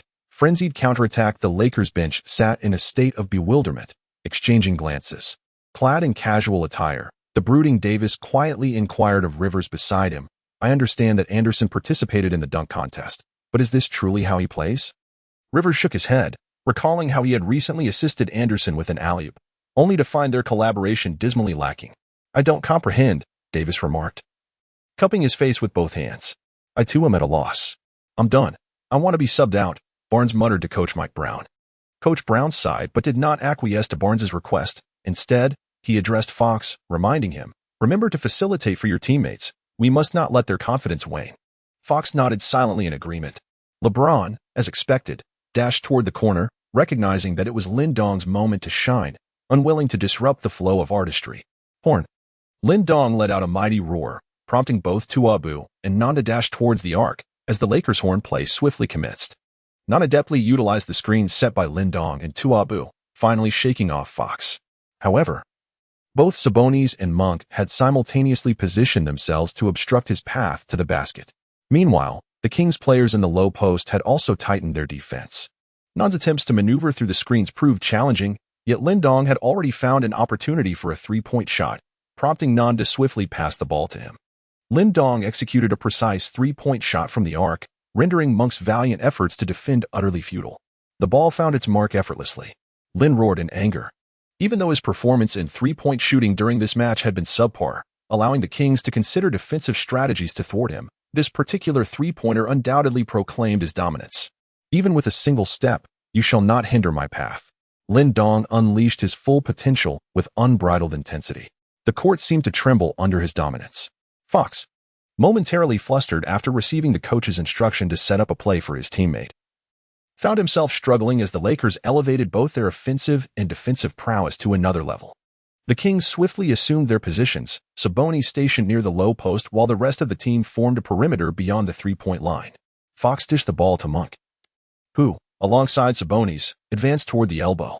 Barnes, lurking in the corner, recognized the designed three-point play and darted toward the same spot. The strategy unfolded seamlessly. Sabonis screened Lin Dong to free Monk, who in turn set a pick for Barnes while executing a swift handoff. Meanwhile, Toppin could only watch helplessly from behind the congestion. A fleeting opportunity for a three-pointer materialized, yet Barnes hesitated, frozen for a critical moment. His performance had been dismal throughout the game, missing all 5 of his previous outside attempts. But the play had contingencies. Monk, after utilizing Sabonis' screen, didn't linger. Instead, capitalizing on Lin Dong being momentarily obstructed, he assessed his options, either launching a three from the corner or cutting decisively toward the rim. His eyes,